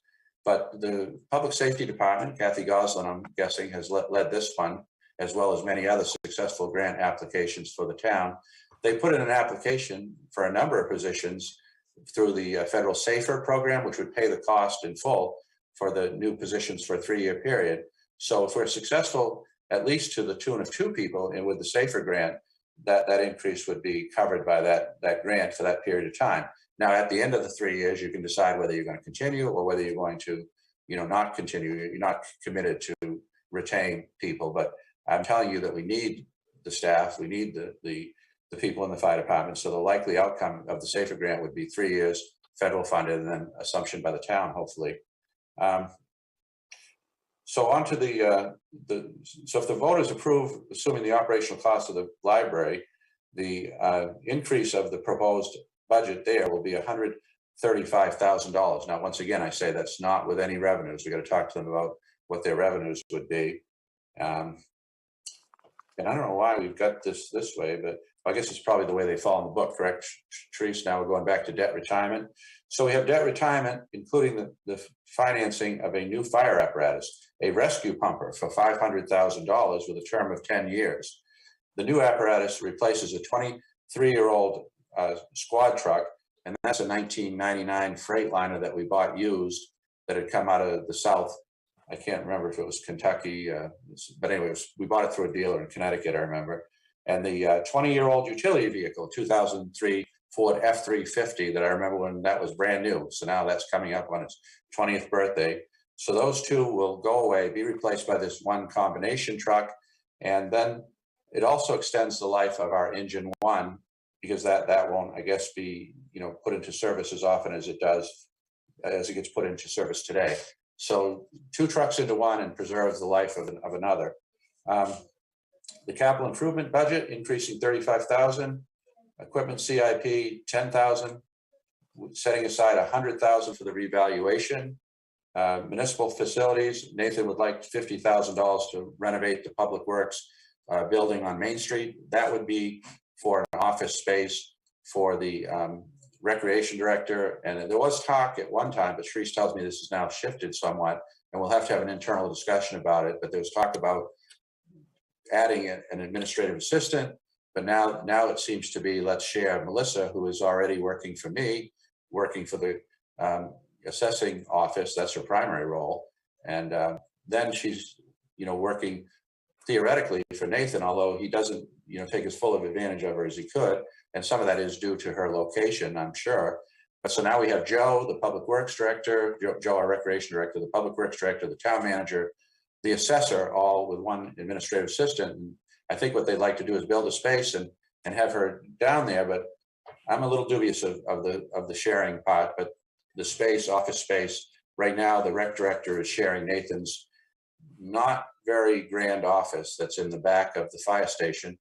I don't know what it was when it was a fire department, but I remember that maybe it was just part of the room there, Dennis. I don't remember, but it's kind of been blocked off now, and Nathan has a little corner there.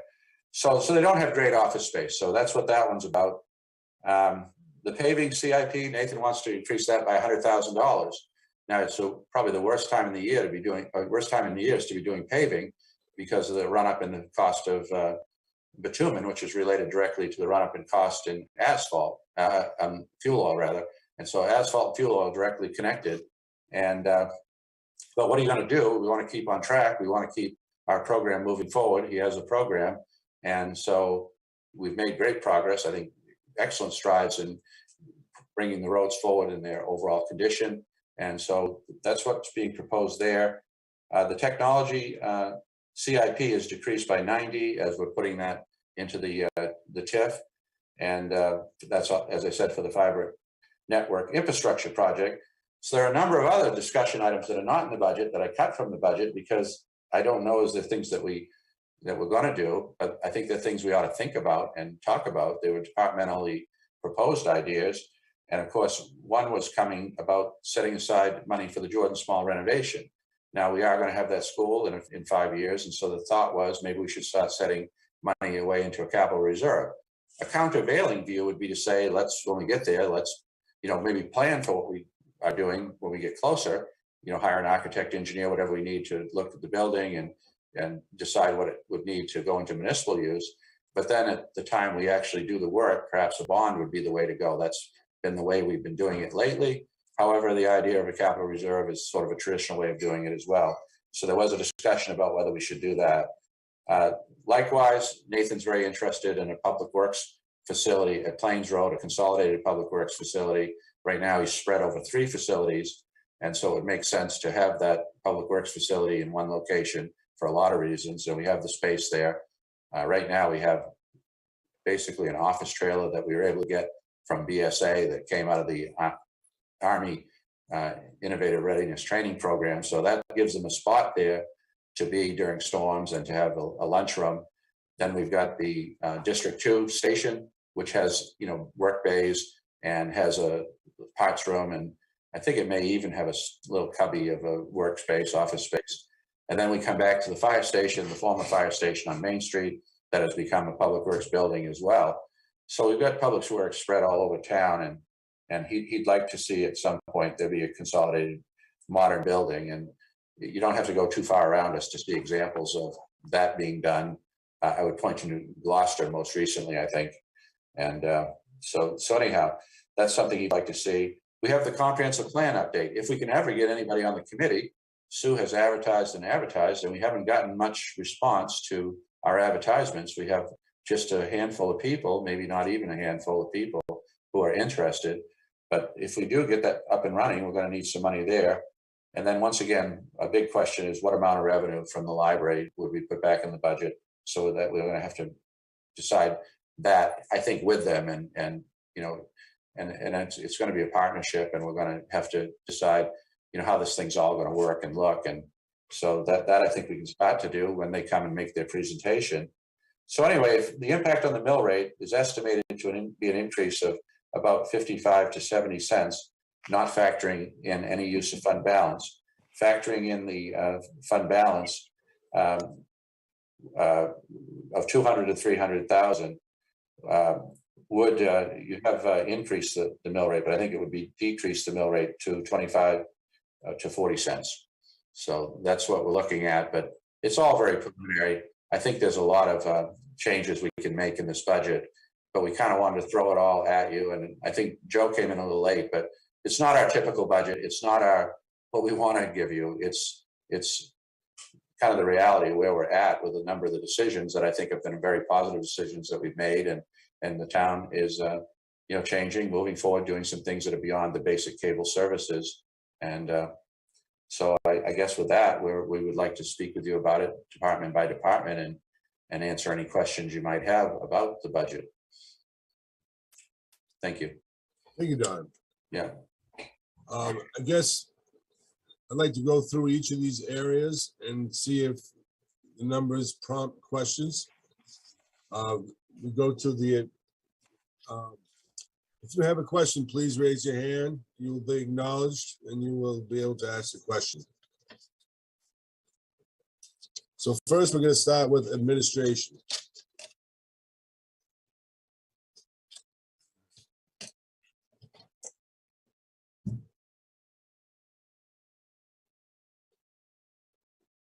Sue has some changes. I think Sue would probably love to tell you about her changes. Do you want to do that, Sue?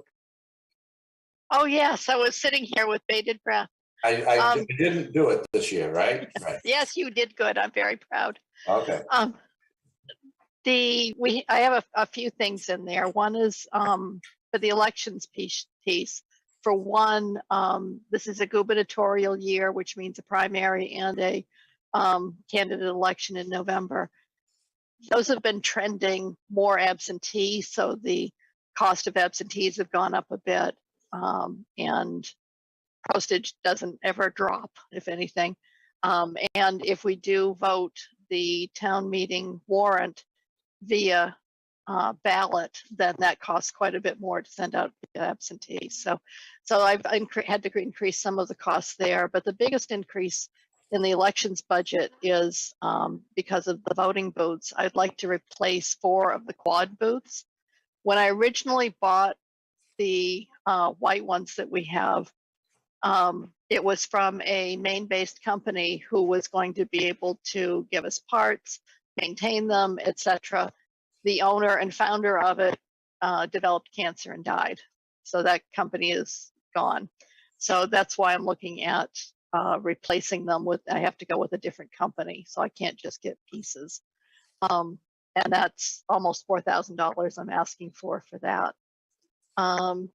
records conservation. I think a few of you have been in to see what I've been able to have done to our oldest vital books, which are death, marriage, and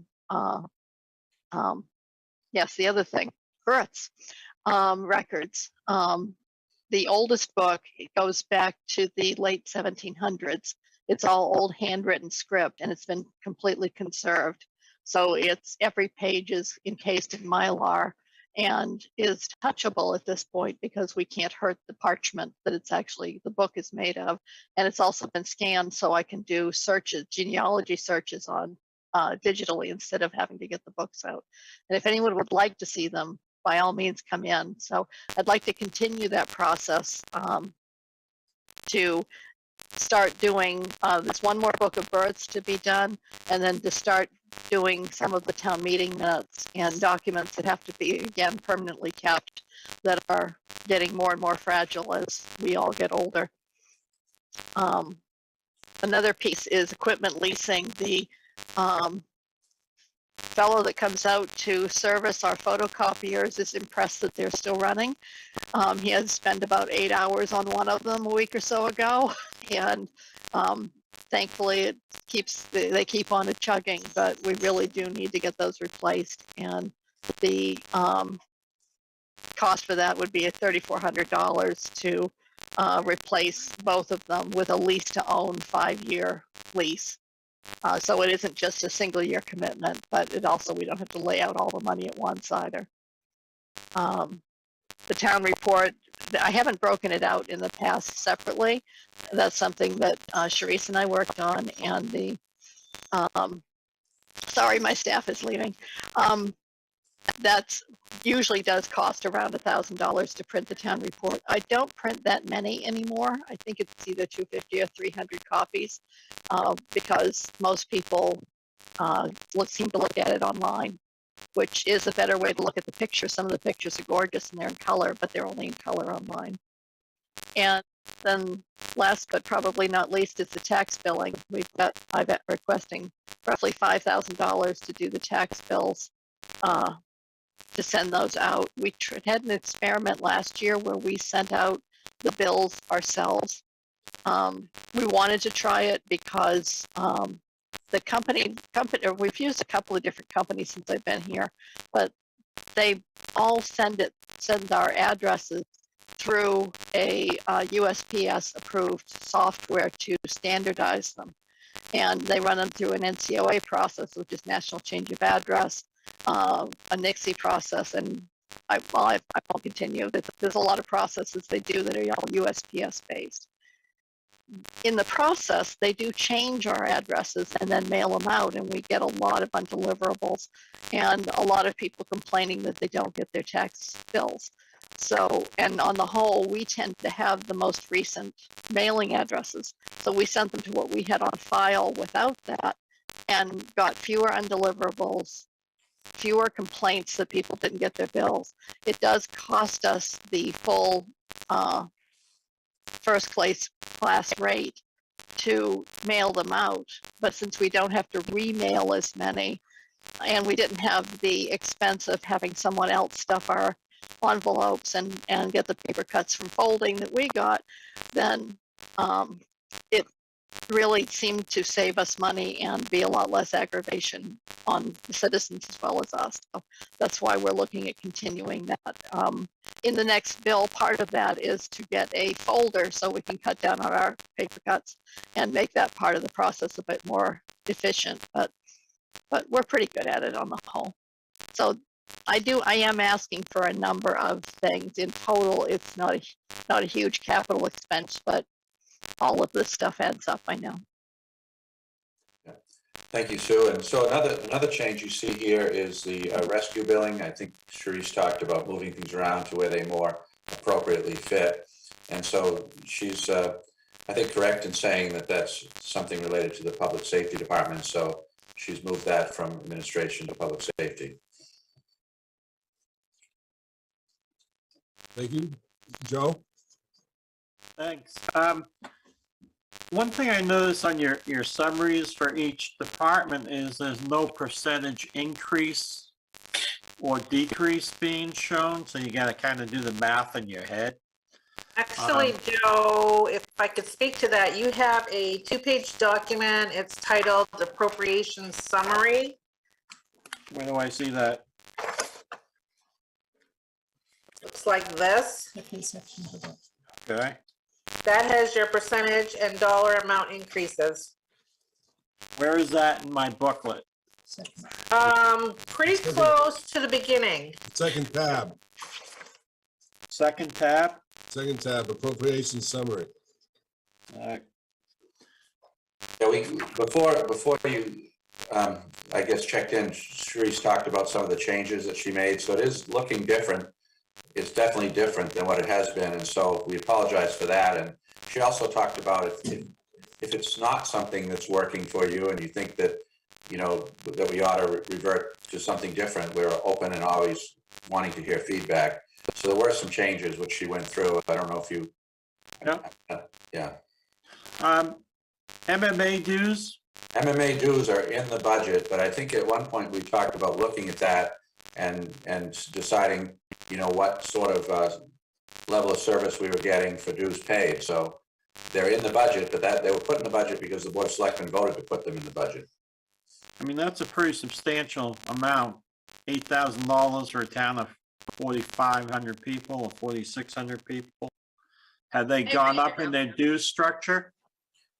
They did go up a number of years ago. I'm not sure if they've gone up since. And that was one of the points, along with my argument was always, hey, is you get the insurance programs, you know, the health insurance, the property casualty risk pool and insurance. But we privatized that. So I'm going to say, yes, it went up, and no, we're not using those programs still. So. Hey, Ralph. Yeah, the reason we put that into the budget last year was there was the discussion, there was a couple of discussions that went around there. One of which was we thought that there was going to be an overall savings to us in legal because of what we were getting out of, what we would be able to get out of MMA, quote unquote, for free. From what I understand, Sue, you're not, you know, you're not getting what you thought you were going to get out of that. So, I mean, that's the biggest thing that we were looking at in there. So that's why we added it in last year. And I would suggest that we're not getting what we really want to get out of there, or we're not getting much desirable result out of there. So I would say that would be something we want to drop. Well, and I haven't had many instances where I've needed to contact them this year, and they won't advise us on specific instances or situations. They'll tell us overall what the law says and whatnot. So there have been times in the past when I've needed them for election petitions, things along that line pertaining to the municipality, but we haven't had much use for that this year. Now, this is just an anecdote, but the other day we had an issue related to, you know, general assistance and/or welfare question, and we were trying to get an answer out of the GMA, out of the MMA legal desk. They have a GA specialist there, and now, granted, it was, you know, we started in the morning and we tried to get an answer by the end of the day, and we didn't get a call back.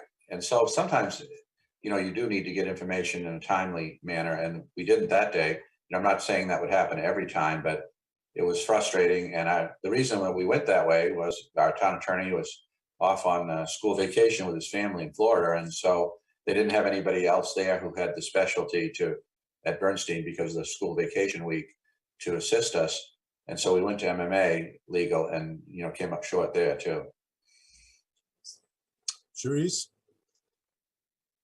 Yes, so the average increase in the municipal dues was 3%, and that's across the board. They don't prorate it, the increase based on your level of services that you utilize. I mean, it's not like we're using them to the full potential of, you know, participating in the risk pool for property and casualty insurance, workers' comp insurance. We do not have the Maine Municipal Employees Health Trust Program. So they're basically just, you know, levying all municipalities an average of 3%, not prorating it based on your level of service. So yeah, the increase, Ralph, was 3%, average of 3%. The other thing you get from them, and I don't want to get too deep into this, but you get their lobbying efforts. And so whether you agree or disagree, that's what you get also. And I see Joe, yeah, smiling a little bit. So the other thing that, you know, we do benefit from is the cost of the specialized training that, you know, a lot of us do participate in. We do get a, you know, a little bit of a discount off training sessions. And, you know, when we advertise an RFP for, you know, say we're selling a piece of equipment or we're going out for an RFP for auditing services, that would be, you know, a service free of charge by being a member of Maine Municipal.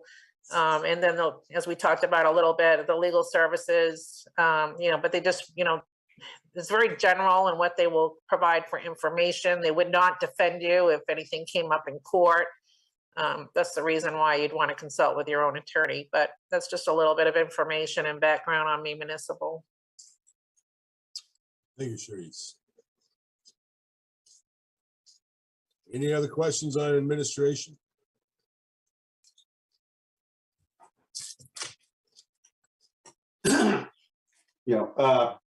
In regard to the photocopier lease, I mean, you got that in as a lease to own. If we're going to go down the road of leasing, are we better off not to do lease to own, just do a lease, so that you're going to then churn the equipment in 5 years anyway. So you're going to, you know, essentially you're going to be going to new equipment every 5 years, but it's picked up under a lease type setup. I mean, it may end up being the same amount, but you know, if you're going after 5 years and you have a 5-year-old equipment that you bought, and instead of just continuing the lease after, you know, continuing a new lease after that with new equipment. Well, that's one thing you could definitely look at, but I'll ask Sue how long we kept those machines with almost no repairs. About 15 years. After the 10 more years after the 5, but it's a legitimate way to do it for sure. You're going to have up-to-date equipment, reliable equipment, but we've actually had pretty good luck with copiers, and this is the second set I've been through here, and the first ones that I inherited also lasted a similar amount of time. Yeah, I only looked at lease to own because that's what we've done in the past. I certainly can get figures for leasing straight out. Right. Joe? Lease to own usually only has $1 buyout at the end of the year, at the end of the lease. Right. So if you buy it for $1 and you get another 5 years out of it, you do pretty well. Right, and that's what we've been doing, except we're getting more like 10. Right. Yeah. But you never know. You can get a bad copier like anything else. Any other questions for administration? Let's move on to assessing.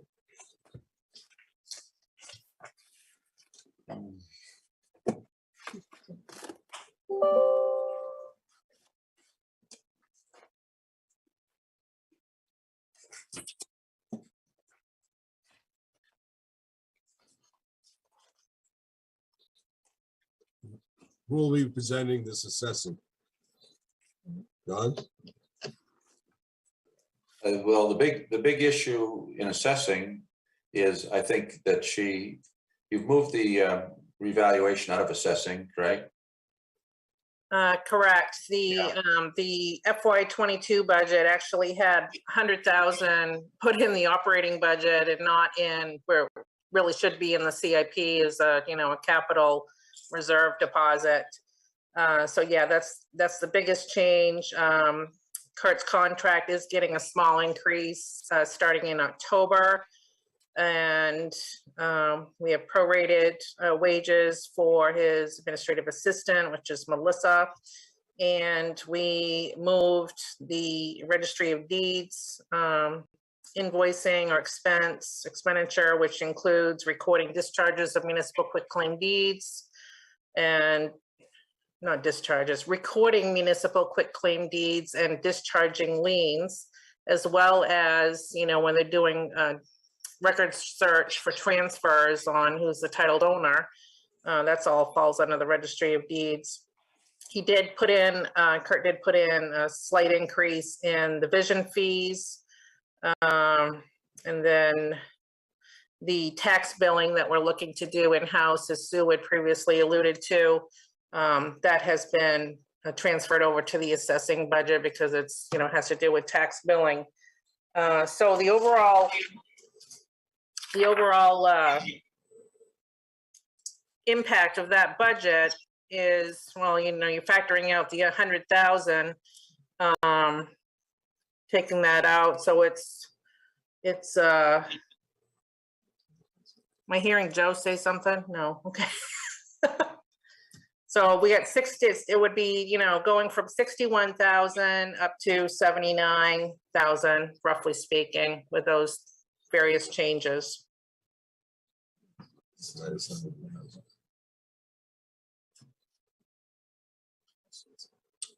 Any questions for assessing? I would like to say something there, and that is that we have an excellent assessor in Kurt LaBelle, and the contract has really worked out well for us. And so, you know, he divides his time between us and, but primarily another community, Gardner, and so they have him, you know, most of the time, and we have him as we need him, and we have had, you know, great support people here and that have gotten the training to be able to answer the day-to-day questions. So it's really worked out well for the town. I think we've gotten a really good person, a highly qualified person, and been able to do that in an inexpensive way for quite a period of time. Any other questions? Let's move on to code enforcement then. Oh, Alex. Hey, how's it going? It's going well. Good.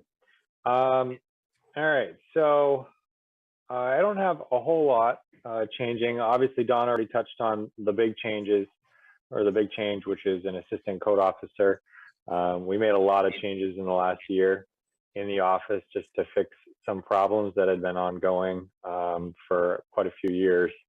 And like Don said, things are going really well right now, very smoothly, and we fixed a lot of the major issues. So, you know, the big change is the salary line with you know, bringing on an assistant code officer. And then we've also made the administrative assistant position full-time. That was previously a part-time position. It's now full-time. We'd like to actually bring it up to 36 hours a week to give a little bit more time for some of the administrative tasks that need to get done that haven't been getting done the last few years.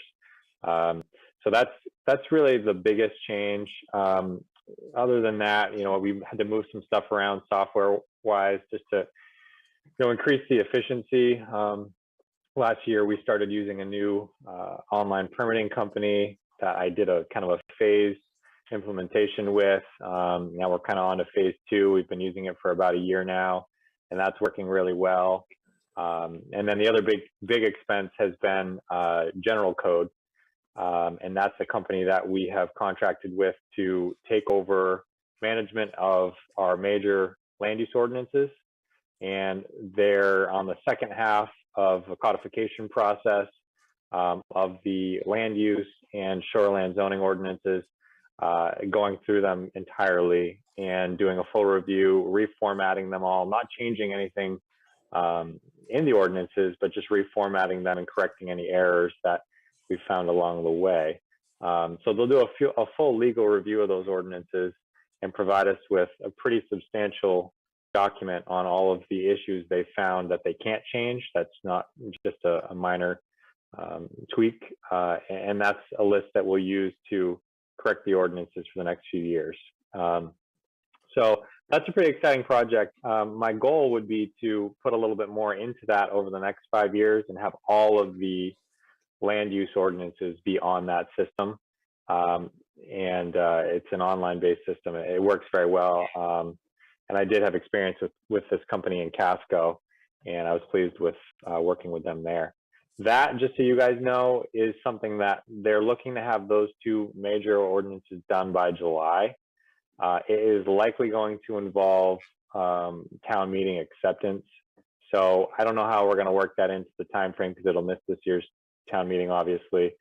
It's looking like it may be a 2023 thing, but that's something you guys will see more of down the road.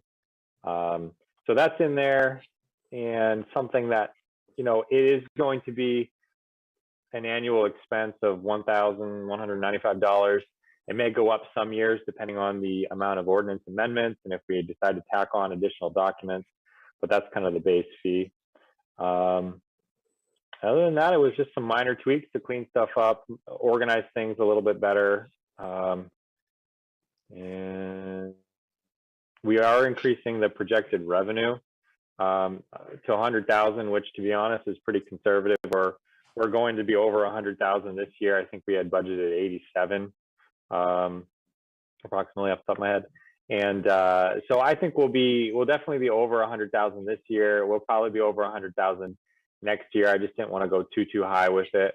And I do also anticipate some, hopefully, fingers crossed, some enforcement revenues, which I believe just go into the general fund. But and that's obviously not promised or a guarantee, but hopefully that's something that, you know, we do see come in as well. But also not budgeted in any way. It's just going to fund balance. So it'll be a benefit to the town. Yeah, that way. Mm-hmm. So that's pretty much all I have, unless you guys have questions. Joe. Alex, where are we with any backlogs? Are we caught up? No, the way we've been doing it now is, so we're reviewing permits as they come in. And basically we have, we went from a 4 to 6 week permit turnaround to about a 1 to 2 week permit turnaround, which is where we want to be. I don't want to see it any more than 2 weeks. So we do have some that are currently longer than 2 weeks, but it's not our fault, I'll say. It's because they didn't submit all the information, and we say, hey, you need to send in more stuff, and it takes them a week or two to get it back to us. So that does still happen, but with the ball in our court, I'll say I definitely try to keep it less than 2 weeks, and I think right now we're definitely doing that. Some of them are actually a week or less. So those get all scheduled out at the beginning of the week with Chris and I. We break them out as they come in, and then whatever we have left over for holes on the schedule, we fill with permits from previous years. I have a list of what we have outstanding, and we're chipping away at it each week. So we're kind of continuing to focus on some of that backlog permit stuff that's out there. Fortunately, most of the big permits that were pending, we've heard from and we've taken care of. So it's a lot of small stuff that people submitted, like mostly tree removal, to be honest. And they submit it and then they just never call back. So it's just catching up on those.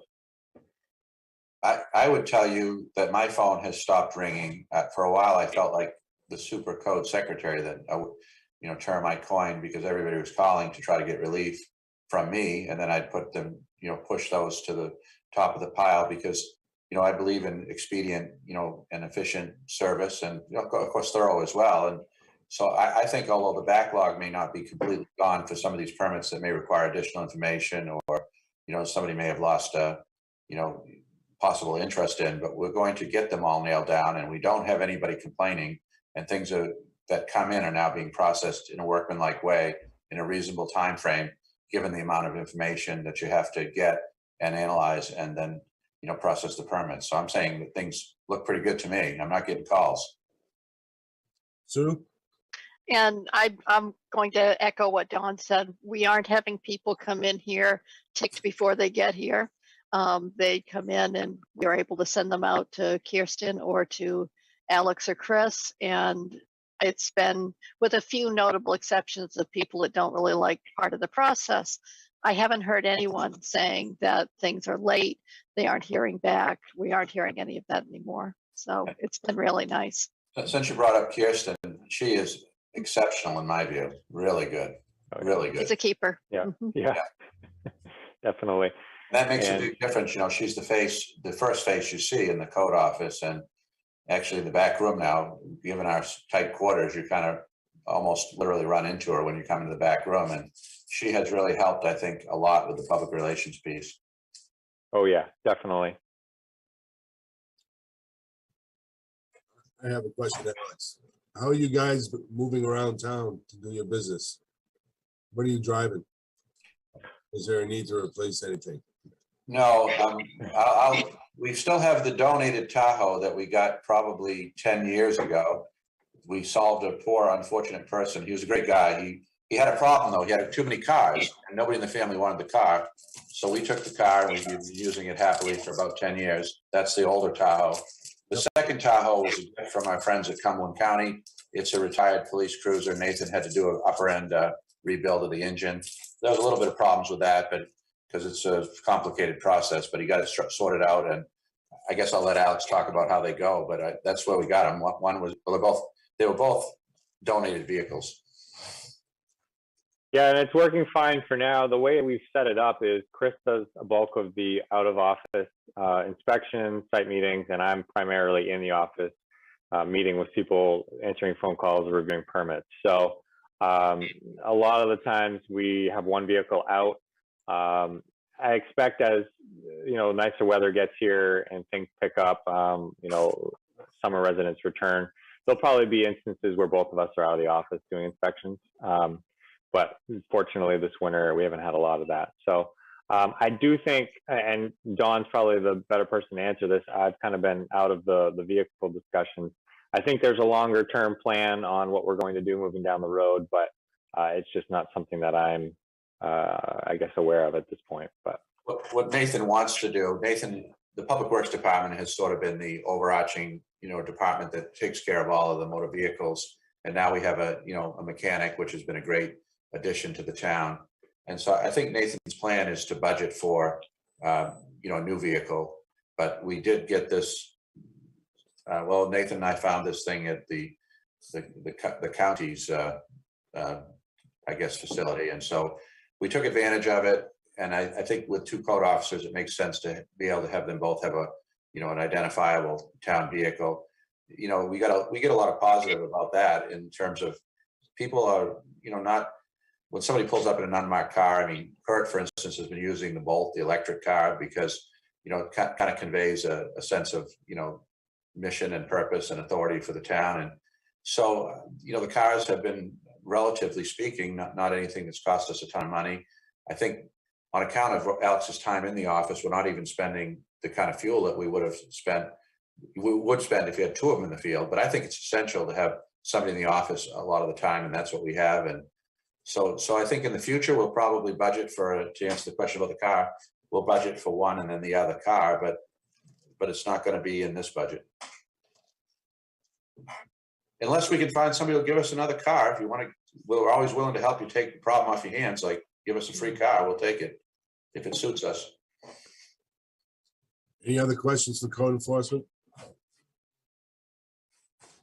Thank you, Alex. Thank you. Let's move on to general assistance. Yeah, so general assistance, as I said in the brief overview, and there really isn't a whole bunch to say, it's up, you know, on account of the pandemic. We think it'll come down post-pandemic, you know, who knows, but I believe it will. And 70% reimbursement from the state, important point there. The other thing I would say, it's related to general assistance, I hit on it in the introduction, is that the community assistance, we've been using more of that during the pandemic. And Jenny, our general assistance administrator, I think Sue would agree, she's right out there with her. She's done a really good job. Any questions for general assistance? Well, and one other piece about that, and Don touched on it in his opening comments, but we have had some very generous citizens give donations of Hannaford cards, of gas cards, of monies for the community assistance. And it's the response of the town without any kind of advertising or asking for it, just the goodness of their hearts has really been very impressive to see. Yeah, as I said, I think some people have put us on their annual, you know, giving, the charitable giving list.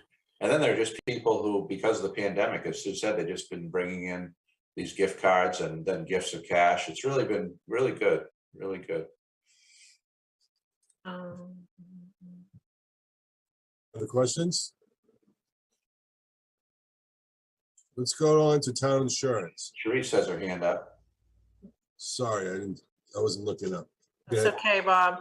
Not used to raising my hand, but anyways, the other, I didn't know if perhaps for the next meeting, would you folks be interested in knowing what the balance is in the community assistance fund? I think back along, someone had asked, you know, where we stood with it, and we have, like Sue had mentioned, we have had a couple of very substantial donations, and would you be interested in knowing what that balance is for the next meeting, perhaps? Sure, I would. Yeah, maybe knowing the balance and what the expenditures have been for a couple of years. Sure, I can do that. Yeah. Thank you. Let's move on to insurance. You want to take that one, Therese? Sure. So insurances, you know, anybody that's been in the insurance field, I know Rolf is, and I'm a former licensed insurance producer, you know, both personal lines and commercial lines. They do go up. They generally do not come down.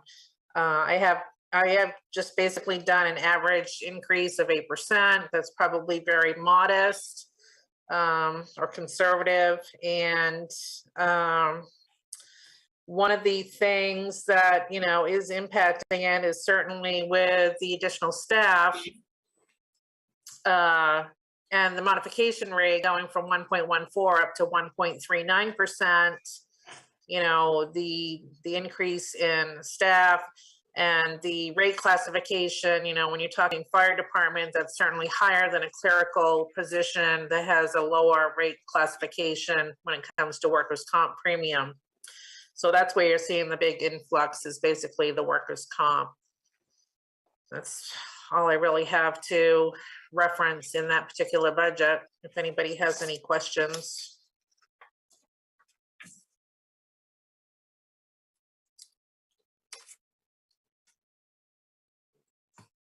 Joe. So we're seeing a 40% increase in workers' comp. Have you had some cases or?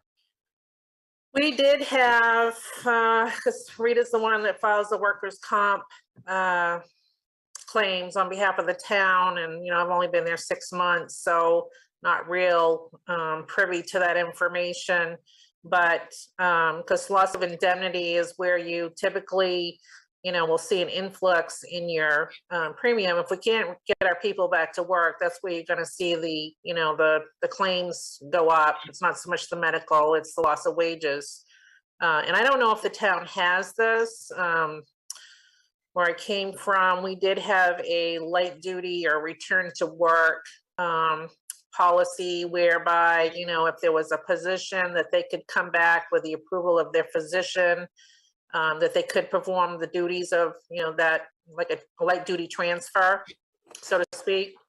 And just to get them back in the workforce, it's good for their morale and still feel like they belong, you know, still included in the town. I don't know if we have such a policy, but yeah, we did have one fairly substantial claim, and it, you know, it does look back, you know, the loss runs, I don't know if it's 3 or even 5 years for workers' comp. Maybe Rolf can help me out on that. I think it's 5 years for workers' comp loss runs. But yes, that's basically it. So the basic answer to your question is yes, we have had some adverse experience. And that's also true in the motor vehicle field, in which we're working on trying to improve there as well with our motor vehicle insurance. We've had, you know, some you know, accidents and crashes, some at fault, some not at fault. So we've had a number of those in both public safety and public works. So.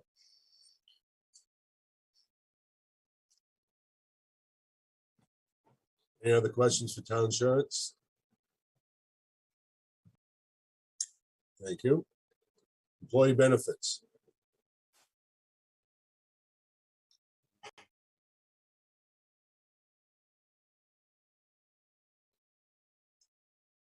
You want me to take that one as well, Don? It looks like the insurance, you go ahead, sure. Yeah. Okay. This is another one of those changes that I made in this particular department or cost center, however you want to view it, is to segregate dental insurance from the health insurance. I just think that by segregating it, it'll be easier to track, the increases from one year to the next. So I did pull that out. I did reference, we did change plans for 2022, and it was really a minor change as far as premiums and benefits and all of that. And for health insurance, I did leave the health reimbursement account, levels the same. I really didn't want to, make any drastic changes there until we, fill this new insurance plan out, and we are getting that small business premium relief through April of 2023. So we have 10 months of that, and it equates to about 25,000. So that's substantial.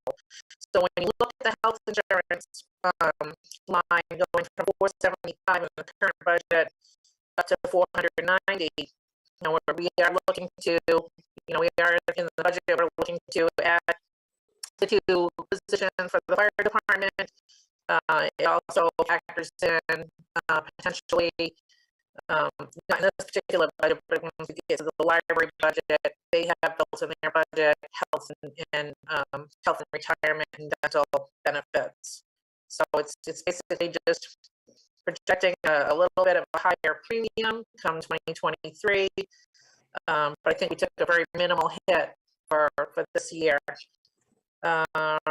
Let's see, what else might have changed a little bit. Retirement, as we had mentioned previously, we, both Don and I were, talking about potentially making a change to our personnel policy, an amendment to the retirement plan, in that to maintain competitiveness in the municipal market. We did do a little survey of local municipalities as to see what they offer for retirement, and to take up to 6 years to get to 6%. That's a long time to get to a retirement level of where they should be. So we anticipated questions coming from the Budget Finance Committee and the Selectmen, and we did a survey of some local municipalities to find out what they offer. So if you're interested in knowing what those are, I can tell you. But on average, they're between 4% and 6%. And they either start at the date of hire or after 60 days. And so, yeah, they're either let's see, Casco is 3% match as of date of hire. Poland is 4% match of date of hire. Naples is 5% match as of date of hire. Wyndham, 6% match, date of hire. And let's see, Standish, after the first full year of employment, a 6% match. And then I also have Gray's number as well, and it's 6% after 60 days of employment. So our proposal or suggestion to, for the selectmen to consider as a potential amendment to the personnel policy would be to offer a 6% contribution, employer contribution, after the employee has satisfactorily passed their probation period of 6 months. Right, and so that sample you did too, by the way, is and I think it's great because it gets some of the communities that probably people would want to compare with. But if you were to take the communities that are actually in our KMA labor market, it would skew much closer to the 6% on average. So a lot of those communities were communities to the west that are, that some are, but most of those are not in the KMA survey. So the cost associated with making such a change is about $37,000. If everybody took full advantage. If they took full advantage, correct. And we're actually trying to indoctrinate our employees about the importance of saving for their futures. I mean, Rolf knows this. I don't know if you want to say something, Rolf, but. I mean, I advocated for that, time and time again, is, the time for them to get into it is when they can first get into it, because, if they're not saving for their future, they're putting themselves behind the whole 8 ball. And I don't have a problem with starting it earlier, and and doing that match earlier, because if that's gonna help them, it's gonna, it helps everybody else down the road.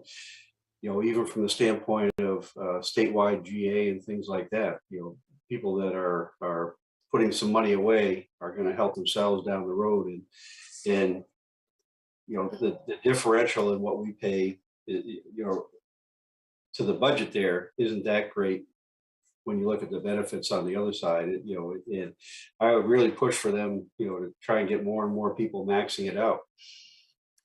Yeah, the other thing that I'd like to point out is the administrative complexity of trying to, maintain such a tiered approach for retirement for the employer contribution. It just, it means, maintaining some type of system where you have to track people's date of hires and their anniversary dates, and, make sure that you're making those changes in payroll accordingly.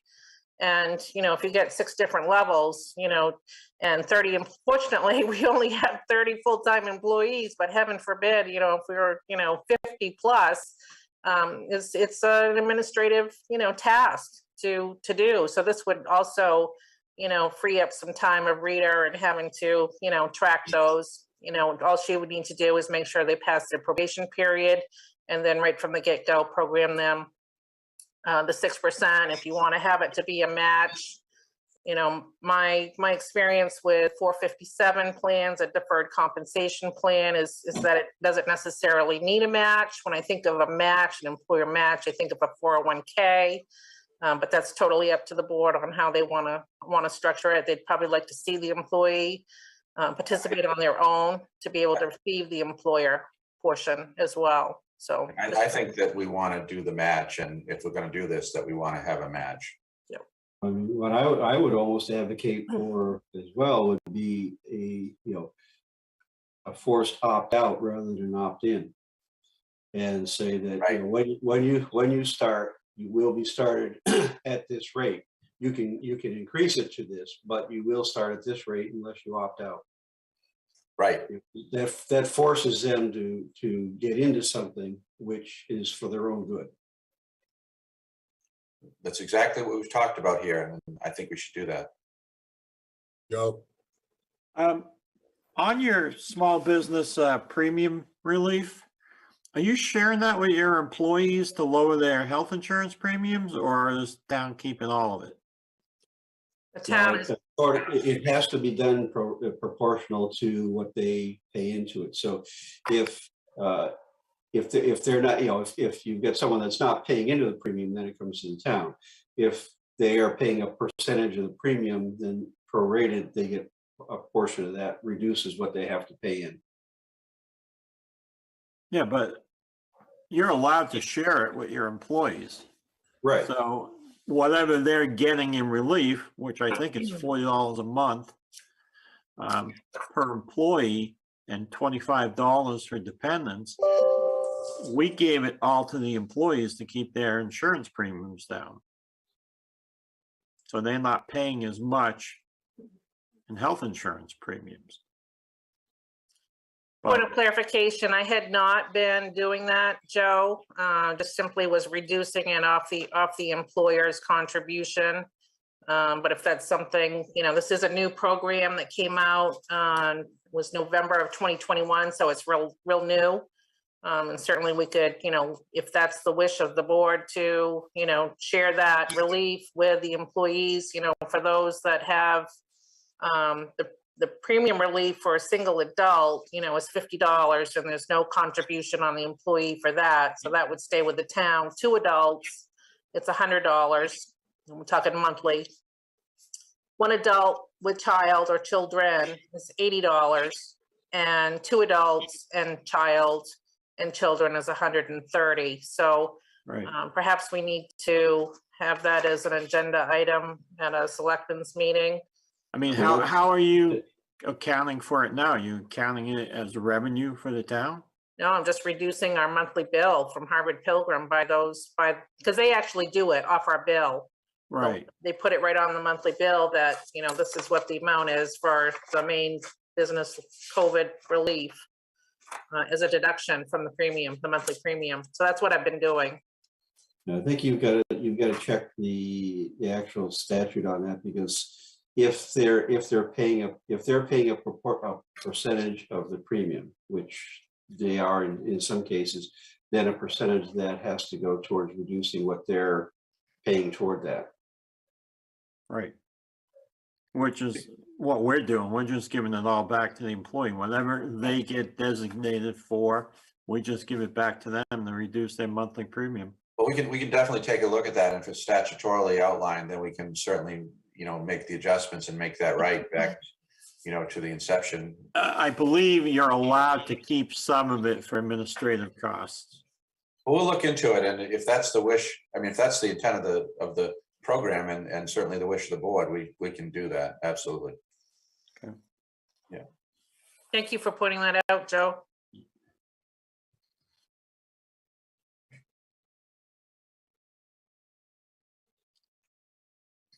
We have last questions for employee benefits.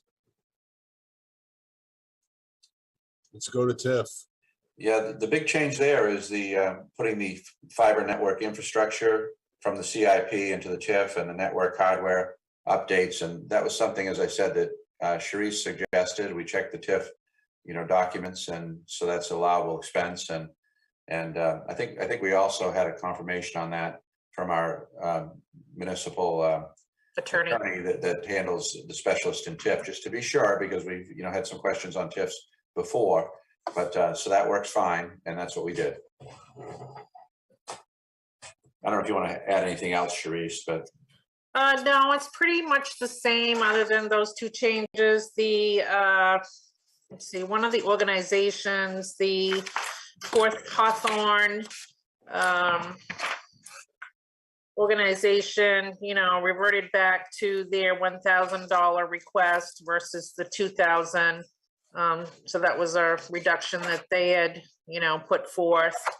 And yeah, other than that, I know there's going to be some TIF discussion with our assessor and the Board of Selectmen at their next meeting. I need to get some numbers for Kurt on, we're not really making full use of our TIF, and it expires, I believe, in 2030, if I'm not mistaken. And so he's got some, some suggestions, through the work of, with the legal firm on maybe some new ideas on, what we can do with it.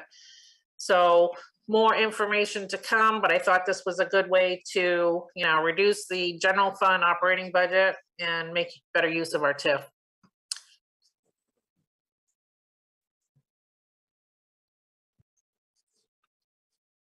Any TIF questions?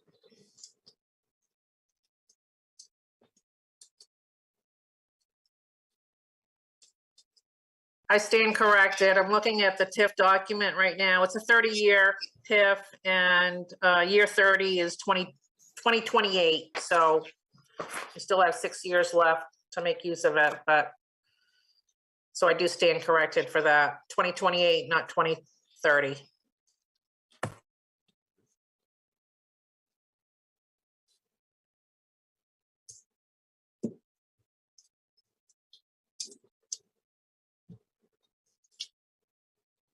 No questions for Tiff? Let's move on to revenues. the story there is the state revenue sharing, increase, which is substantial. We also have some increases in revenues that are coming in from other municipalities for services we're providing. Nate and I are actually trying to market the services that we can provide with our mechanic to the communities to the west of us, being Casco and Naples, are baby stepping into public works. Naples thought they were going to public works more fully than they are, but that ended up not passing their town meeting. I think Casco has an initiative coming up to add some staff, and so they become good customers in terms of used equipment, and we're hoping that they might become, people who or towns that we would provide services to. But right now we are doing some roadside mowing. You may recall we bought a substantial tractor mowing machine. So from the revenue that we're getting from that machine, the cost of paying the operator and so forth, that is something that's been a benefit to us. And so we have the machine as well. So So we're trying to regionalize and cooperate with our neighbors, and we're making some progress on that, actually. So we have some capacities they don't, and so that's something we can use as a revenue. Any other questions on revenue? Sharice, go ahead. Yes, thank you. So I think talking with Sue, it's typically in the month of June that the selectmen look at the fee schedule on an annual basis. So I do know in talking with our animal control officer, she had, just, when I was meeting with her and talking about, I'm trying to dissect the revenues, for the town on, where that comes from. We really don't collect a lot in impound fees. And I think she was even making the suggestion that we look at increasing those when the time comes. Maybe not so much for the first offense, but for the second and third offense. And as we had alluded to earlier, code enforcement permit revenue is up, and it was a modest increase to 100,000. And, I do expect motor vehicle excise tax to, continue growing. It's based on the MSRPs, and the MSRPs of vehicles right now are really significant. So I might have been a little low on that level. But those are the basic changes. And as Dawn had mentioned, doing some work for other municipalities and bringing in revenue from that, as well as, we're taking on snow plowing for the school district. Right. As well. That's a new endeavor. Well, it's a new old one. We did it before. Right. We're doing it under a revised program that before we did it as almost to some degree as a courtesy. Now it's priced, more like it would be if they were getting a contracted private service. So I think it's working out for both entities. They're probably saving a bit, and we have a revenue, and we're doing well with that, given our cost to do it. Can I ask a question about the plowing contract and where that's going? Is P&K going away? P&K? Yeah. They've gone away. They've gone away. Yeah, some time ago. Yeah. I don't know how many years that's been, but it's been a few. So we basically what we did is we over time we had less and less P&K service, and then I don't know now if it was, seems like it was about 3 or 4 years ago, we ended up buying some trucks from Vermont and taking this whole thing on ourselves. And I think Nate and the crew have done a really good job with that. We've had our ups and downs. This has been a tough year for equipment, but we haven't had P&K for some time now. Yeah. No, we were gravitating to that direction. I didn't know that it had been completed already. Yeah, well, right. Well, we kind of metered it back, so that might have been a little confusing, but we jumped in, feet first a few years ago, and I think it's worked out pretty well. From my standpoint, it has. I mean, I'm looking at the condition of the roads. I don't know if Teresa wants to say anything. She's made a particular point of calling this out, I think, to the board, but yeah, I think they're doing a good job with it. Any other questions for revenue? Let's go to public safety, animal control. Now, on animal control, I think there was a little bit of a misstep by us, meaning Sharice and Dawn. I don't know, is Sharice invited Jessica Jackson, our ACO officer? Is that correct? I did not. It was an afterthought on my part this evening was to, I should have emailed her budget, even though she proposed it to the town of Casco, and we share the cost of the animal control with Casco and Naples equally, 1/3. But she could speak to her budget that she presented to the town manager of Casco. And it would probably make sense, Bob, if you don't mind moving that to the next agenda so I can send her the budget and have her speak to that at the next meeting. She's aware of the budget. I mean, so it's 1/3 of the budget that we talked about. I just didn't invite her. Sue, I'd have I know, and she would want to be here, so that's our error. So we apologize for that. If we can put her on the next meeting, that would be what we'd want to do.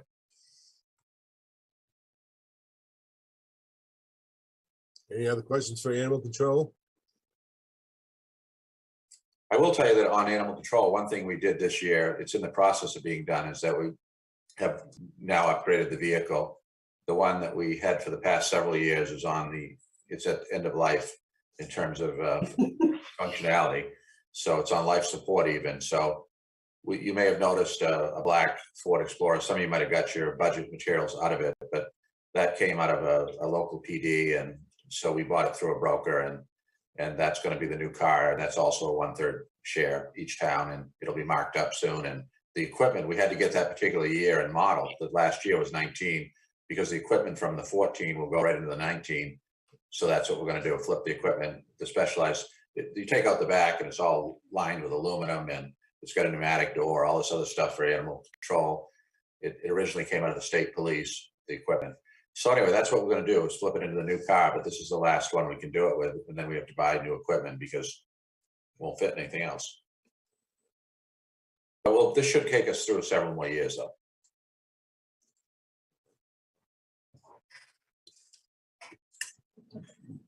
Charisse, go ahead. Yes, Bob. One other point on the animal control budget is that this is another example. There was a line item for vehicle maintenance under the animal control budget that is now since been moved from this department over to the Public Works Department. I think you'll find, I think Recreation might have been the other one that had vehicle maintenance in it. And it just makes sense to put it all under Public Works. They have the mechanic, they're buying the parts, they have the tools and whatnot. Again, the exception would be, public safety and the repairs to all the fire apparatus and whatnot. So that has been removed from this budget as well and put into Public Works. So you will see that. But we'll invite Jessica for the next meeting, March 15th, and have her speak to, the actual interlocal agreement with the town of Casco at the next meeting. Yeah, the other thing I would say, and I don't know if this is going to happen or not, but Cumberland County is looking at a larger regional effort. And we're also now being approached by other towns, and we're even doing some limited fee service for Harrison. So there's a potential that it's going to require additional staffing, but there's a potential, if it makes economic sense, that we might broaden the effort either through the county or through our, consortium that we formed. Right now, we're getting a lot of inquiries from our surrounding towns because they can't find or keep anybody in this job, and we've been able to do that. So it does make sense to work regionally, but only if it's going to be economic sense as well. So it's kind of studying that possibility in two different ways. Teresa. Therese, I know you pulled the vehicle out of animal control, but you're still billing the other two towns for any work we're doing, correct? That is correct. Yeah. The vehicle that we just purchased and, taking equipment out, putting it back in, we'll be invoicing, Casco and Naples, for their share of the new vehicle and the outfitting of it, so to speak, with the cage and whatnot. When you buy a vehicle from us, Teresa, of course, it comes with a service plan. So we're servicing the car, we're taking care of the car, which is, something that is a bill back to the other two towns for their share. Okay. Yeah. But helps support the mechanic position as well, I think.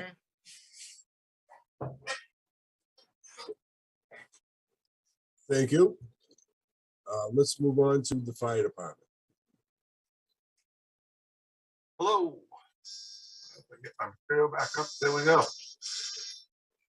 Thank you for all being here for this budget process. We appreciate the guidance and the help that we've been given. Sharice and Don, Deputy Goslin, for assistance in producing this budget, particularly. For those of you who don't know me, there's new faces here. I'm Bruce Tupper, the Department Chief, EMA Director, and 911 Addressing Officer, and I'm pleased to provide you with this budget overview tonight. The mission of the fire department is to help people provide comprehensive emergency services, inspection, prevention programs, training, and professional development of our members, and to overall assure the health of our members.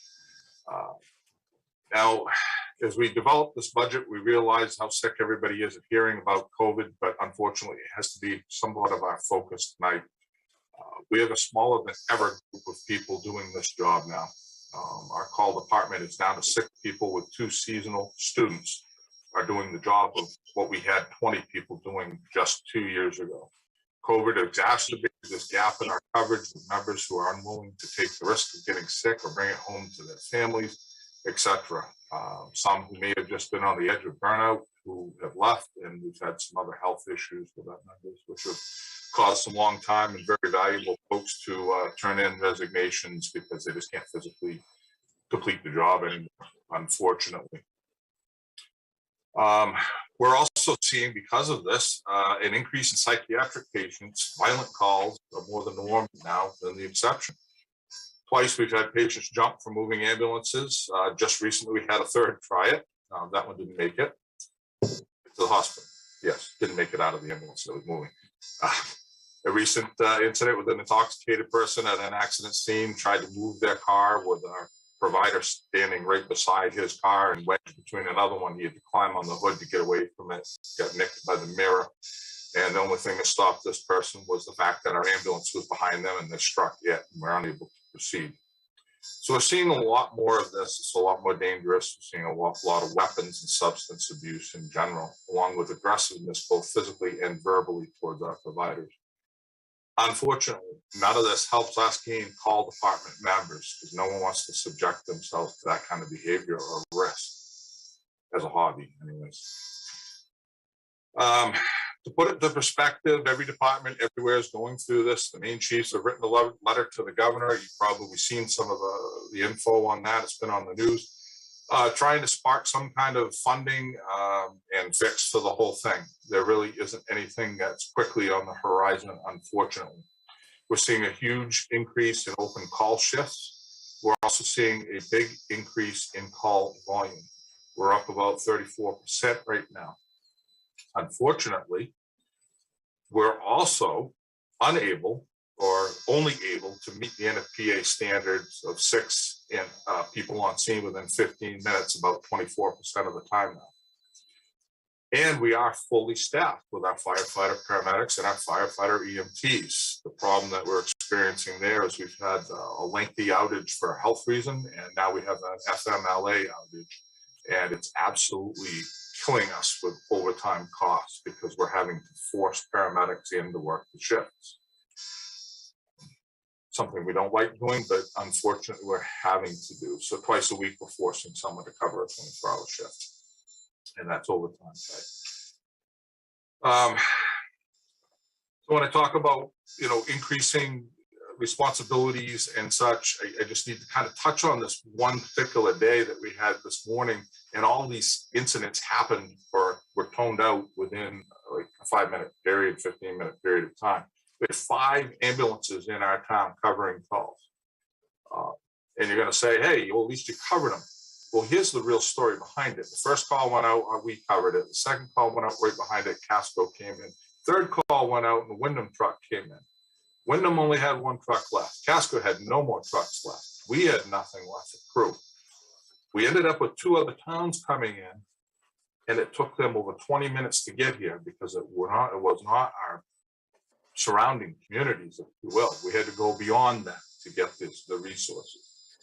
The unfortunate piece is for them to cover the calls in their town, they also had to reach further out, and they were 20+ minute responses on some critical calls, which is unacceptable. Our system, it is breaking, there's no doubt. And I find that when you have a critical call, 20 minutes to get an ambulance to the scene is just unreasonable and very undesirable if it was me on the other end of the services that were needed. So what we've done is we've put together a plan that has some changes in it, payroll changes, and that's based upon a union negotiation, which will be talked about more at the select board meeting and executive session. We've included some of those, the base pay rates as proposed in our budget, so at least there's something there to work with at this point. We've also been talking and have been working with our mutual aid towns as we have done for years, regionally, if you want to look at it that way. It's a regional approach to providing services. 6 departments that are working together have agreed to standardize pay for our per diems so that we're not in competition with each other. In other words, it's like a shell game. We talk about it every year. One pays the dollar more and everybody goes there. They're per diem people, so they're looking for the money. And then you lose your staff, and then you decide to up yours and pay $1.25. They all come back, and then someone else pays $1.50, and we lose them again. It's just the nature of the beast when it comes to the per diems. They're all part-time people. So we're looking to create a pool, standardized qualifications and pay with these 6 towns, which will create a pool of personnel to pick from, if you will. We're hoping that that will have some effect on filling some of the shifts that we have open and being able to provide adequate coverage to our citizens and safer coverage with our people. The savings is not only in the staff, but also would be in turnout gear, as we realize that people are working from multiple towns. If we have a standardized set of turnout gear and a Velcroed on name on the back, Wyndham, Gray, Raymond, whatever, they can put a new Velcro patch on, and we all share in the cost with that gear. Not only that, we're looking at our mutual aid incidents, and automatic mutual aid is a buzzword that gets thrown around. It means that it's not something you get to the scene and decide you need help with. You call for it immediately on the dispatch. We don't even call for it, built into our response plan. Now we have to also consider at this point that even that's kind of failing because everybody's busier. So we've got more calls, less people, and more towns involved. But we're also reaching out and asking for this help automatically on smaller calls. Throw out the car accident, because that's where it's gone recently. We're starting to see towns ask, can we put an engine company on for a car accident? And that's the boat we're all in. We're trying to help each other out. We're also working together with this group for training, and we're putting together and combining our training efforts and resources, and we're currently sharing the cost as well as instructional staff to put on a Maine Bureau of Labor Standards firefighter certification class, where we will instruct 15 new firefighters throughout a bigger region than the 6 towns, but it's still a step in the right direction. And this will give them the opportunity to test and to certify at that level. Make them available for our labor pool. Again, it's just their first step, and it's the very basic of basics for firefighter certification.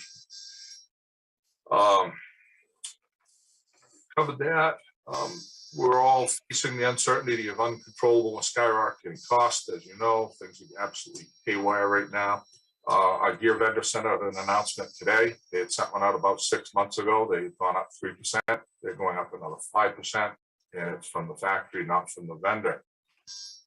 I just heard from the ambulance vendor that we buy our ambulances from generally. I said expect a $30,000 basically increase in the cost of that vehicle. Fire apparatus has absolutely done the same thing. We're looking at 20 and 30% changes quickly in that, and they're talking double changes in a year's time. It's due to the metals. It's due to the technology components in those vehicles. 1, the supply chain, but 2, the value of them, and that's just gone crazy with inflation. So with the impact of the supply costs, we even question that we put in enough to hopefully stay within our bottom line in this budget for fuel, oil, heating, things like that. I'm confident that payroll, that we're okay in that area, and that's where you're seeing our biggest increase. We do have a few other increases in there. There's a couple of decreases as well. As Mr. Willard alluded earlier, we've put in for assistance to firefighter grant for the SAFER Act through the federal government. That staff would, if it's funded in its entirety and if the board accepts it, would provide 8 total staff. And you cringe when you hear, oh my God, we're adding 8 more full-time staff. But when you put it into perspective, it only provides 2 people per shift because we work 24/7, 365. We would wait on, or propose that we wait to fund the 2 additional persons that we put in the budget until after we hear from the federal government if we're going to get this grant or not. I think it will be about September-ish when we do start to hear when grants are awarded or not. So it's not that far out. However, we also do feel that 2 people is probably short-sighted and really should be 4 people at this time, just due to the lack of call members. Something that may be able to be fixed in the future with training, with newer interest, with new recruiting, but we're seeing that decline everywhere, and I'm not so optimistic that we're going to suddenly have this surge of people who want to become fire and EMS people. If we did, it would take over 2 years to get them trained and up to standards and efficient in working on their own. So it's a long-term turnaround. On the CIP budget, unfortunately, I have to apologize on this one. We automatically have a $75,000 ambulance fee for replacement that goes into that account every year. And I didn't put it on my form, and Sharice didn't know. I'm being new to it, and I think I did it last year too, actually. But so I didn't include that, and I just assumed it would be an automatic thing. So I did not include that in there, but we should include that in there because it is for the ambulance replacement, and our ambulance would be due for replacement next year. We extended it out another year from last year, and unfortunately, extending it costs more in the long run. But I think we have to plan on it for next year. We have the proposal in there for a $730,000 expense, and that is a truck that would replace two and put one basically into a reserve status to preserve it for another 5-7 years, somewhere in that area. So Utility 7, a truck that's a 20-year-old pumper. It was an extrication vehicle until it didn't carry enough equipment that we needed, so we bought the squad truck used and put that in service. The problem is we had to start looking at things reality-wise now with the lacking staff, and we can't roll 3 trucks out the door in a car crash during the day without adding staff. So in order to cover a car crash, we need to put together a vehicle that would do 80% of what these other 2 vehicles could do currently. So we added or looked at the concept of a rescue pumper, and that's a truck it's designed specifically, as it says, it's a rescue pumper. So it really covers the needs of a squad truck, which is the extrication vehicle, technical rescue vehicle, carries your ropes, high angle, water rescue, ice suits, as well as a fire apparatus that can do fire suppression activity. We'll carry the large diameter supply hose, the same as a regular engine company, but would create a situation where one engine rather, could roll out with an ambulance and handle most of our car crash incidents. We've had situations where we're dead manning trucks on scene. That means we're leaving a truck sitting beside the road with no one around it until someone can come from wherever they're at, pick the thing up. Sometimes it's public works, sometimes it's our guys coming from their work. And it's just the unfortunate situation at times. This is happening more often. It was very ironic, but right after we started putting together our plans and meeting with vendors and the vendors' engineers to start designing this truck to meet the needs of this community and the needs of this department, I spoke with Chief Libby in Wyndham, and he said, we're doing the same thing and we're combining 2 into 1, and for the same exact reason. So they have actually beat us to the punch. They've ordered the truck, and it should be in probably another 18, 20 some months, because that's what it's taking to get these vehicles now. I've also heard through the grapevine, and have to just confirm it, but Bertie told me the other day that Casco's doing the very same thing. We're all in the same boat, and we're looking at how can we respond more effectively, more efficiently, and handle the incidents that we have safely, provide safety to the public as well as to our own folks. That's where we are with that. So that was an expense there for this year, but in reality, I believe there's no vendor that's going to be able to provide that particular vehicle. If we ordered it July 1, they wouldn't be able to provide it in that next year. It would be just over the year mark. So it's going to push it out two budget cycles, basically, unless we get extremely lucky. Back onto the rescue truck, actually, I got to cover this too, but one of the things that we're designing it with is a higher tech rescue equipment for extrication tools. One of the big things that we find is our hydraulics are old now, and they do need to be replaced, but technology has proven to be our friend. Battery equipment now, one, is easier to use. You don't have to have a hydraulic pump, cart that and hose lines around with you to run that piece of equipment. And we're more effective with the battery tools because, believe it or not, a battery tool is more effective and efficient now, stronger, if you will, than the hydraulic tools that we're accustomed to. So the stuff that we have that has 30, 40,000 PSI cutting strength at the tip can shatter boron steel is being outdone by battery equipment. And the longevity of the batteries is greatly improved.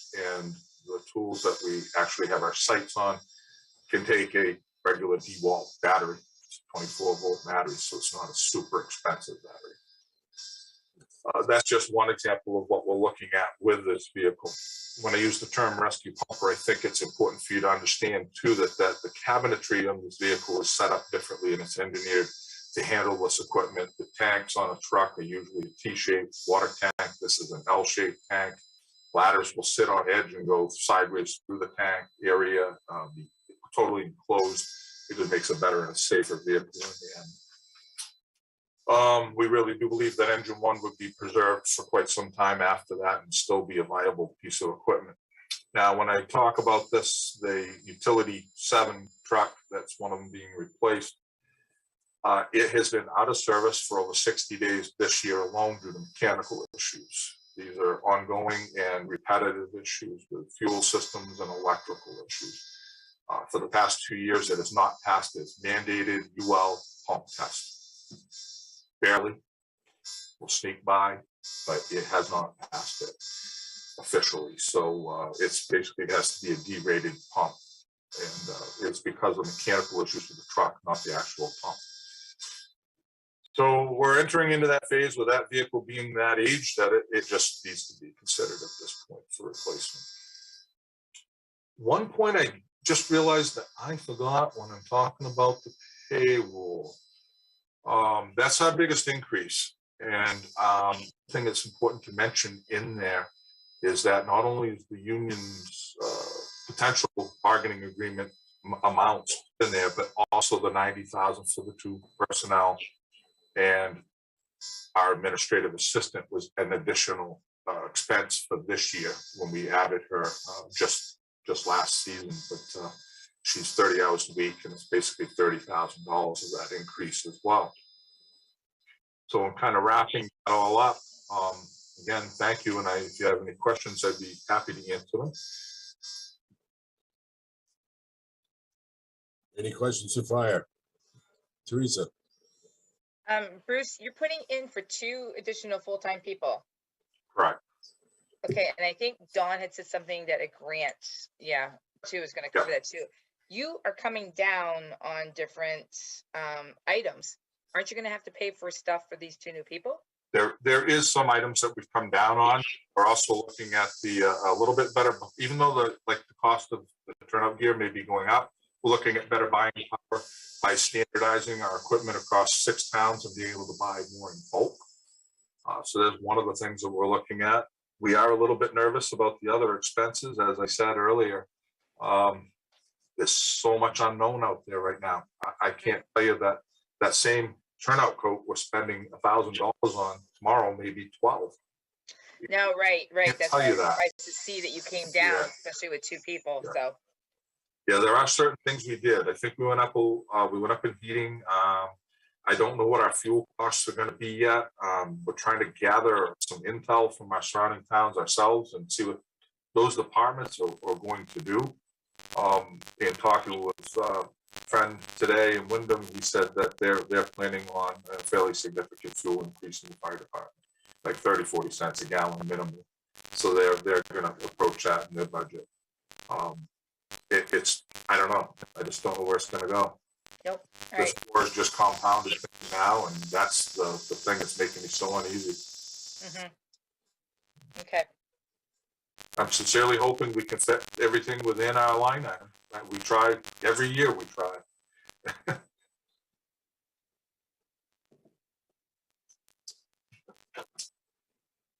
Any other questions for fire? Okay, let's go on to emergency management. I'll keep mine on that. Okay. There is no specific budget for emergency management. It is lumped in underneath the fire department. So that's basically where that all falls. Working with the COVID stuff, we got a $15,000+ reimbursement out of the federal government. We're currently working on a smaller one than that. because a lot of things became very much free to us. So a lot of our but protective equipment for a while became free through the emergency management agency at the state, and we took advantage of that, got masks and gowns, etc., all with no cost. So, we don't have a great deal of money that we can collect, but obviously we're working on that actively, and we'll continue as long as the feds are paying. We'll put together a plan to get it back from them.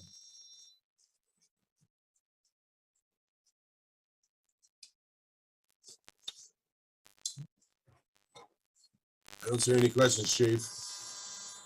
All right, thank you. I've been asked to add debt services to this agenda.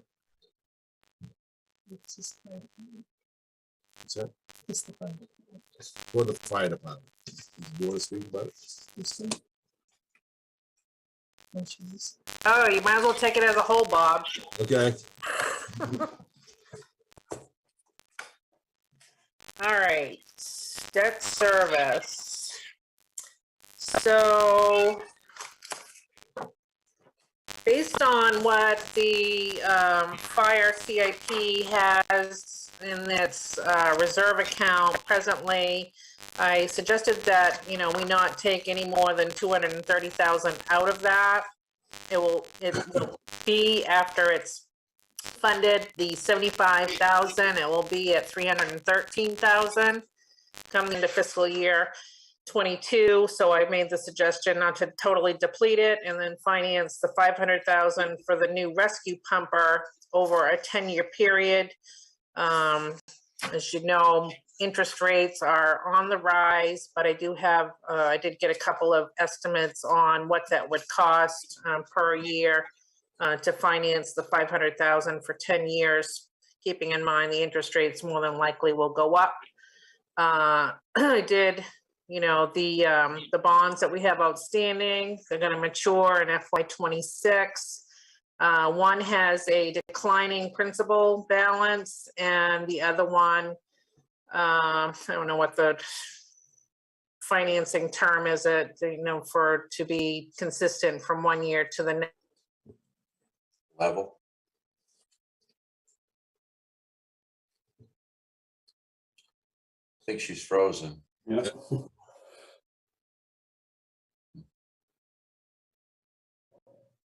There she is. No. Rose up. Sorry, am I back? Yes. So, and the other debt is there. So that's basically it. The new debt for the new rescue pumper is included there.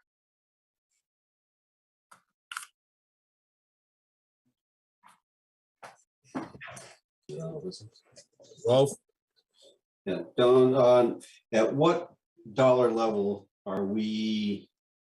should we be looking at self-bonding instead of going to the bond bank or whatever, like we did before? I mean, if we're looking at it, you got $500,000 on the fire truck. If we've got other items, are we better off to look at consolidating a total bond and going out and bonding against ourselves, because we still have the AAA rating. So last time we beat the bond bank by about 1.5 points. Yeah, that's a great question. I think in general, using the bond bank is going to probably be a higher rate, an easier process.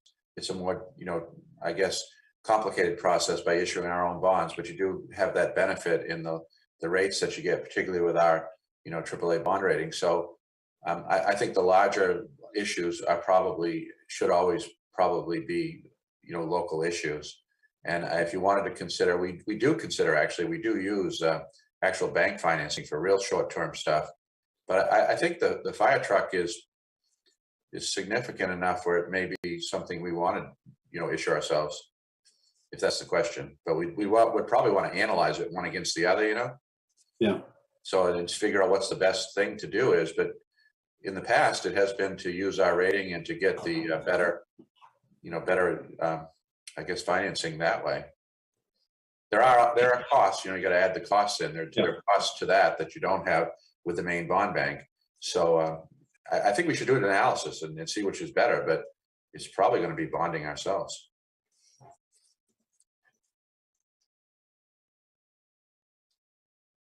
Any other questions on debt service? I see none. Public comment? Do we have any public out there? The only one that would qualify as public would be Bob Jones. Okay. And Bob Jones has been invited to, I guess, be a part of the committee, subject to selectman appointment. I don't see his picture there, but he's there, I think. There he is. Bob. Thanks. What's that? I don't. Let's go to Budget Finance Committee comments. Do we have any? Dennis? Well, I'm just curious, when the chief talked about the rescue, does that get added in automatically because it was missed, or do we have, how does that process work? This 75,000 that's usually in the CIP for it that was eliminated or missed? We would make an adjustment. I mean, that was an error between the request and the finance office. So we would put that back into the next iteration of the budget. Yeah. Okay, just curious. And of course, it's all subject to review and approval by the board, but there are going to be some adjustments up and down. This is a particularly peculiar year that way. I mean, as I said, we've got to figure out what we're going to do when the library comes in about that. And, you know, I think we have some things that we can, you know, talk about taking out of this budget for sure. But that's going to be, I guess, when we get to the deliberative process. I have some suggestions on that, but we're not there yet. But it wouldn't happen. This one's an error omission, correction of an error omission. Well, the reason I asked that question is if we're going to be looking at a combination engine rescue and also an ambulance, and going along with the previous question of bonding, would you put those two together? You could do that. I mean, if you're talking about that same length of time or whatever, it's just, would that be the right time to do that? The question I would have for the chief would be, I mean, on an ambulance, you typically have at least a 10, maybe a 15-year bond. What's the life of the ambulance? It's more like 10, right? Correct. So I think if you could do that in a 10-year bond, that might make sense, as Ralph just pointed out. I mean, to figure out which is the best way to go. Maybe you should put those two capital items together. Possibly. Thank you. But we can look at that as a way to, you know, spread out the cost and reduce the budget. Thank you. Good suggestion, Dennis, I think. Any other budget finance committee comments? Any select board comments?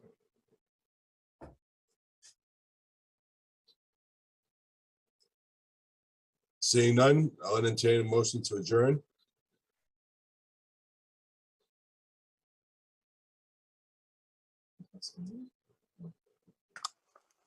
So moved. All those in favor? Thank you. See you at the next finding meeting. Yeah, thank you. Good night. Good night.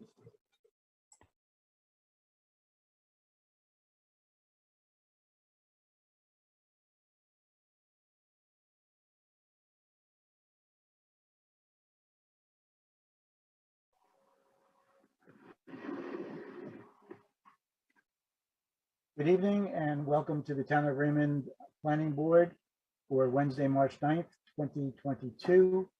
The board does have a quorum and we will start with roll call. Ed, would you start us off? Ed Cranich, sure. Kevin Woodbury. Mike Angelo. Mark Childs. The board does have a quorum and we work from an established agenda. We have the approval of the minutes for the February 9th, 2022 meeting. We have some new business. And then the old business is a tabled application for Raymond Hills LLC. followed by planning communications, some code enforcement communications. Somewhere in here, I guess we'll just touch on the ordinance, if there's any issues on the ordinance reviews that we are working on. So our first order of business is then the acceptance of the February 9th, 2022 minutes. Does anybody have any additions, deletions, corrections? I have a question on page 2, the second last paragraph. There's a reference to someone named Phil. I don't know who that is. Alex, that was something you stated. Who's Phil? That's the town attorney. Okay. You think we should just add his last name? So I can do that if you'd like. yeah, thank you. Any other comments on the minutes? No. Move to accept with the change and Phil's last name. Second. Second. We have to do the voice vote because we're on Zoom. Ed? Yes. Proof. Yeah. Greg? Yes. And Mark? Yes. And I vote yes as well, so the motion passes unanimously. And we're on to some new business. The agenda say no, but I have received communications from Kyle Bancroft that he has resigned from the board. Job plus family makes it really difficult for him to get to meetings.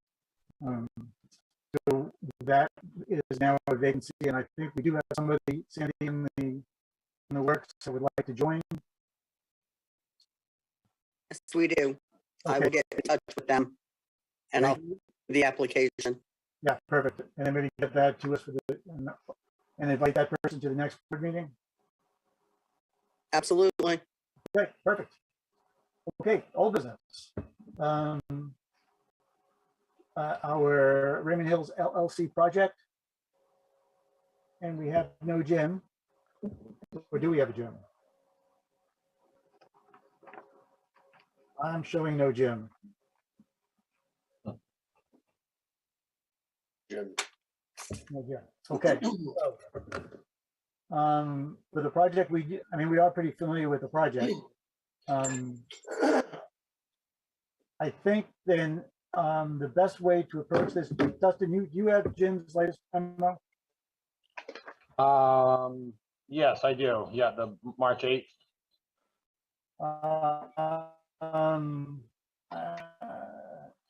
Yes, March 8th for tonight's prep for tonight's meeting. Okay. Yep, I do. Okay. So I think first thing we have to do is we need a motion to take it off the table. So could I get somebody to make that motion? I move to take the application off the table. For consideration. Second, any discussion? All those in favor, voice vote again, please. Ed, Aye. yes. Aye. Yes. Aye. Greg, yes. Aye. I vote yes. So Aye. we're all, it is off the table. Dustin, I'm thinking with we are lacking Jim. The best way to approach this is to go through Jim's memo. And address those issues that are in there, vice kind of how we normally do the intro for both. Does that sound okay with the board? Yeah. Sounds good. Yes. Yes. All right. So if we start off with Jim's memo, I think it's just page 2. Item alpha. Yep.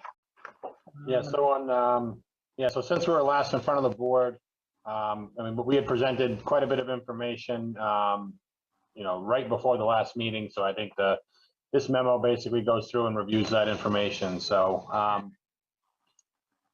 on page 2 on Jim's memo, on part A, I spoke with Jim today about this. He just wanted to make sure that, any conditions that were attached to the state permits for the septic system are included on the subdivision plan. So we do have a note on there related to that. So it was more just a make sure that that information was on there. So I believe we have addressed that comment. Yeah, I think so too. I don't think he had anything under B and C. Well, I think if B and C was are the water, I think you've met that, right? Fire department's okay with 2 gallons per minute flow. Wayne, are you okay? Yes, we're okay with the fire flow. Okay. And I agree, we're all set with item C. So item Delta. Okay. So moving on to item D on page 3 on soil and erosion. Jim just had a comment at the bottom there that he just wanted some on-site monitoring during construction. So if that's something that Jim's firm wants to do, or if that's something that we need to get a third party involved with, we're not opposed to whatever the town feels is appropriate as far as construction monitoring. So for environmental type stuff, which just sounds like it is, we've used the Cumberland County Conservation Commission to come and monitor. Does that sound okay with you, Dustin? Yep. Yeah, we can do a contract directly with Cumberland County Soil and Water. That way we pay them to do their inspections and they send us the bill, or if they want to do it as an escrow. And yeah, we'll coordinate that with Chris Baldwin. That's fine. Okay. Is that okay with the board? Any problems? Sounds good. Okay. Echo, unreasonable public congestion. Yep. So on that section, there was one comment that Jim had put in here, just mentioning that there was another driveway just to the north of the entrance that he wanted shown on the plans. When I talked to him today, he thought that was just a leftover comment from a previous memo, because there's only one driveway to the north that is on Suzanne Boris property, and it is shown on the subdivision plan and the plan and profile drawing. So I think Jim was satisfied based on our conversation today that that's already been addressed. And then otherwise, it was just, we had provided some traffic data as far as what the anticipated trip generation would be for the project. And DOT has issued their driveway entrance permit, so we're not anticipating any congestion or traffic related issues. Excuse me 1 minute. Bob, I just spoke to Jim. He's working on signing in now. Oh, perfect.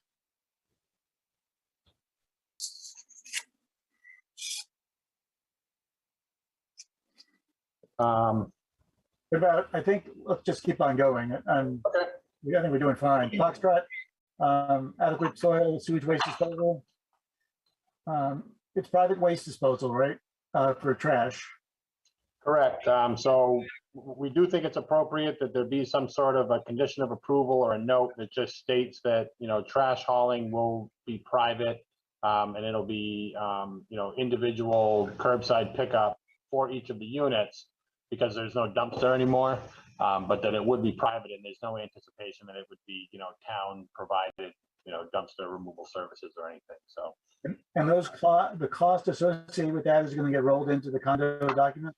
Correct. Yeah. They'll have to pay for that. They'll have to go out and contract for it, every year or whatever they do it. So that'll just be completely separate from the town, and they'll pay for it 100%. Okay. And the septic systems? Yep. Yeah. Jim just had some concerns just to make sure that there was adequate separation between the buildings to be able to get in and around the leach fields, to be able to pump the septic tanks and things like that. So when he and I talked about it today, maybe he'll hop on here in a minute, but he seemed to be okay with how the buildings are spaced out. I mean, most of these buildings have about 30 feet of separation between them, so there's plenty of room to move in and around with like a small excavator or a skid steer if they had to go in and repair a septic system.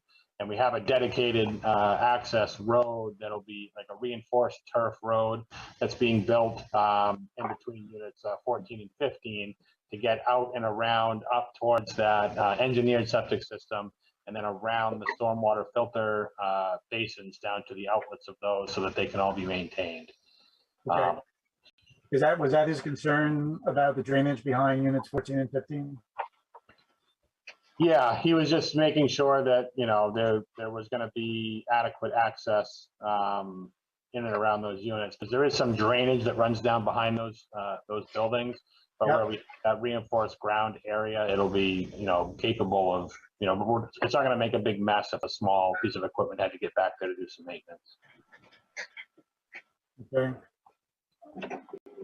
As far as the board goes, if you guys have questions, please jump in as we go along here. Item golf, unreasonable burden of the ability of the town of Raymond to dispose of solid waste sewage. I think that one is all right. Yep. Hotel. Yeah, I mean, this condo type projects won't have a big demand on municipal governmental services. They usually don't have kids in the school systems, or you know, all the roads are private, so we didn't see any big demand there. Certainly have been working with fire department to make sure they have adequate access into the facility, so it wouldn't be an unreasonable burden for emergency service to be able to service the property. Okay, and DEP has already come back. Is that stormwater? So we're all set there? Yep, yeah, DEP's approved, yep.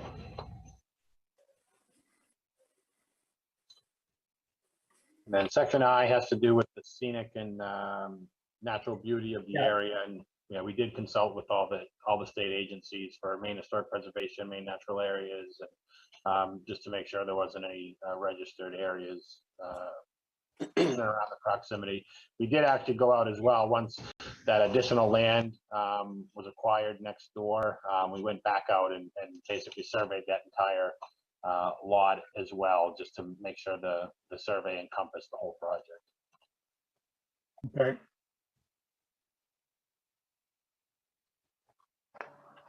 Jay.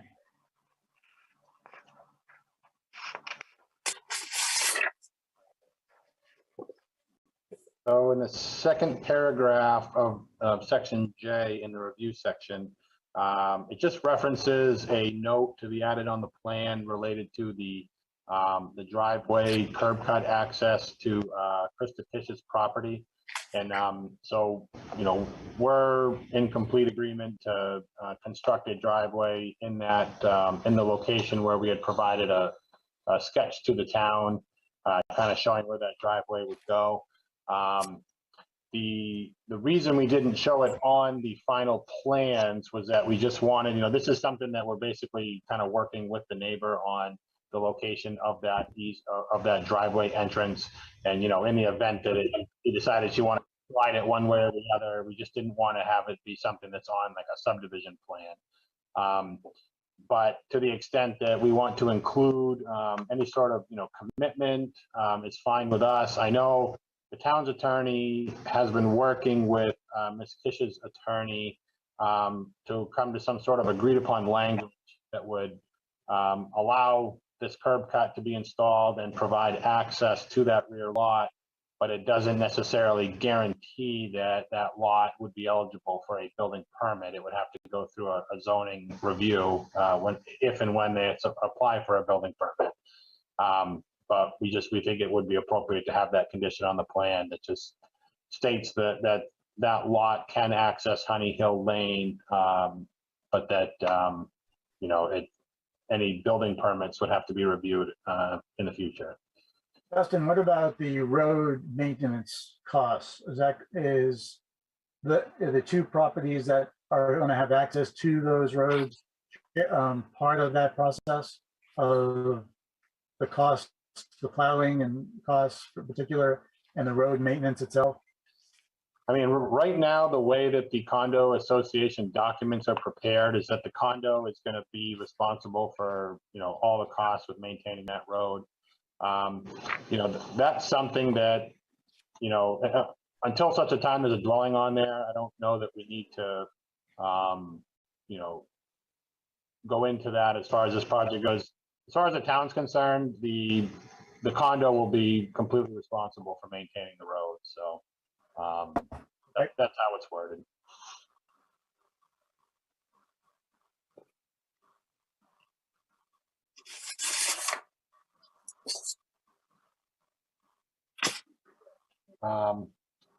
So Jim did have one other comment, just to make sure that we had a boundary survey completed for that additional land that is to be added into the project.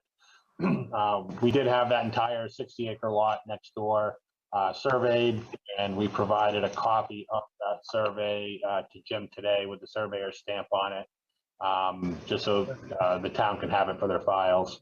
The surveyor it was the same surveyor that performed the survey on our lot and the 60-acre lot next door, and that surveyor will be the one stamping the subdivision plan. So that'll certify all the boundary information as being accurate and correct on the final plan that goes to the board for signatures.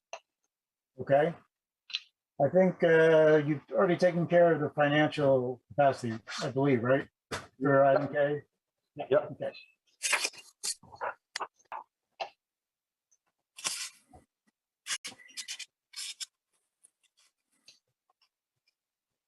Right. I think item L doesn't apply, I believe. I don't think there's any development other than that first little section of roadway that comes in. The rest of the development is more than is outside the shoreline zone.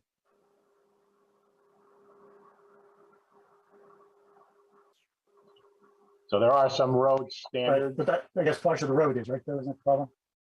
Yeah. So that first couple hundred feet of road coming in is inside the shoreline zone, and so it just needs to meet the slope requirements, which it does. Okay. All right. What do we have to M? Yep. Section M has to deal with affecting the quality or quantity of groundwater and aquifers.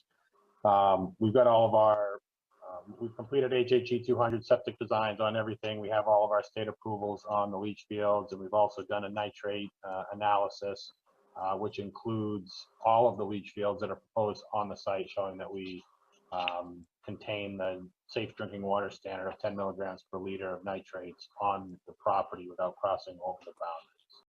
Right. All that information has been submitted. And November is not applicable.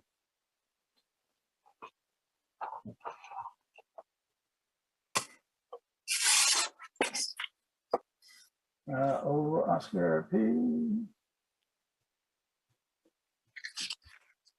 There are no wetlands on the property. We did have a reviewed, and we provided a letter to the town from a wetland scientist indicating they've looked at it and that there aren't any wetlands. Well, let's skip down to Q, Quebec. Yeah, so on Q, the concerns that Jim and I talked about today is it's really around the construction monitoring side of things and erosion controls. He just wants to make sure that if groundwater is encountered during construction, that there's adequate measures put in place to deal with that groundwater, both from a initial dewatering standpoint and also from a like a long-term removal of groundwater in the area of some of the sub-bases of the gravels. So the way Jim and I discussed today as kind of what we thought would be the best way to do it was, just to have, in this case, Cumberland County Soil and Water would be doing the inspections during construction. And, if groundwater is encountered, then we would, notify them and propose a solution as to how we would deal with it in that kind of localized areas. Because what we found is it's very difficult to determine if you are going to have groundwater issues, and if you are, where those locations are going to be. It's just one of those situations that as you get into construction, you may open up a vein that channelizes some groundwater and you have to deal with it. So where there is a hill here, it was more, he just wanted to put everybody on notice that that's something that needs to be looked at. And it's something that we deal with on a regular basis, because you really can't get adequate compaction in the roadways and prep it for paving unless you've got all the water out of the road. So we're very interested in handling water during construction and for the long term. Okay.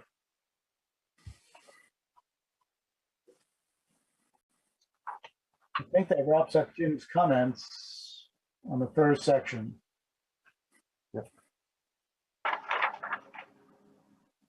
For the board, does anybody have any questions? The first part, the review. Everybody happy? Nice. Greg, you're happy? All right, Dustin. You talking to me? Yeah, no, yes. Yeah, I was talking. I want to make sure you're still awake, Greg. Oh, you caught me sleeping, huh?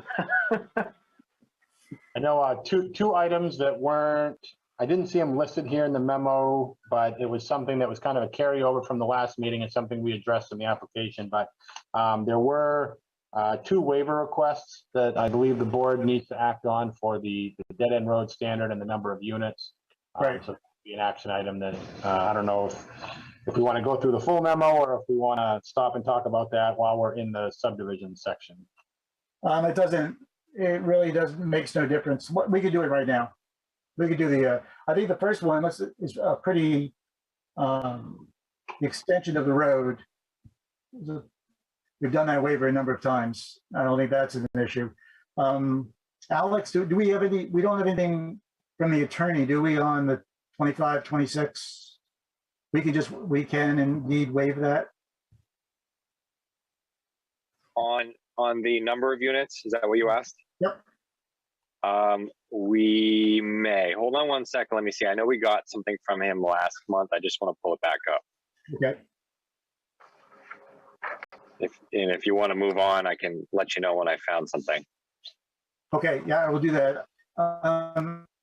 Mr. Kennedy, are you there? Yes, hi. Hi. If you've been talking, I assume you've been talking with our town attorney. Have you discussed how that lot is going to be incorporated into the subdivision? Yeah, unfortunately, I haven't been able to actually discuss it with Phil. I put a couple emails out to him and I haven't heard back. I think he was on vacation for part of it. And I'm guessing when he came back from vacation, he had a mountain of work. So I put together language, and I know Dustin said he's fine with it, and I think Jim said he's fine with it. I would, my preference would be to get Phil's, the town attorney's sign off on it as well. But I mean, from my perspective, I have no problem with the waiver, but you know, I'm looking at it from a different perspective than Phil might be. I suspect you're able to still do it for what it's worth, but that's right. You know. Yep.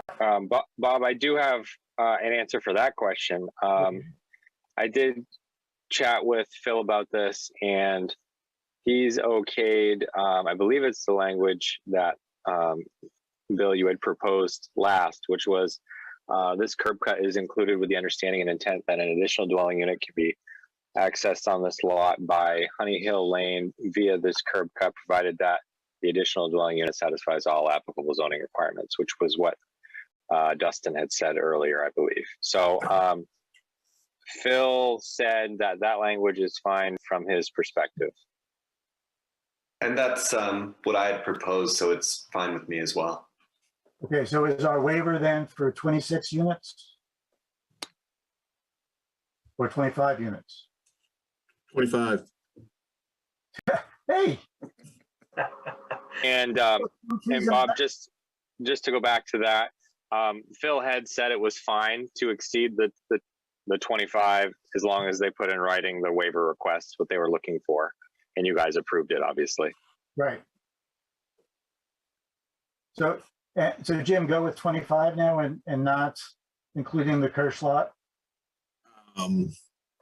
Yeah, because we don't know, the Kirsch lot has to kind of stand on its own because it'll have its own zoning requirement. So that one should just be exempt anyway. So just go with 25 and we'll exempt because we have the note for the Kirsch lot that we agreed to. Okay. Is that all right with you, Mr. Kennedy? Is that we do that? I mean, as long as we get to the same place, I would feel a little better if we did it the other way, where it was just counting ours as the 26th. I think that kind of connects the dots a little more, rather than saying that there's an exemption where we otherwise fit in. I mean, the big picture is if Krista ends up developing that lot, she just doesn't want to have to go back to you all for approval to, you know, get access via the curb cut that's shown on the plan. So, Rob, maybe we word it just that it's 25 along with the possibility of one lot for Kirsch, something to that effect.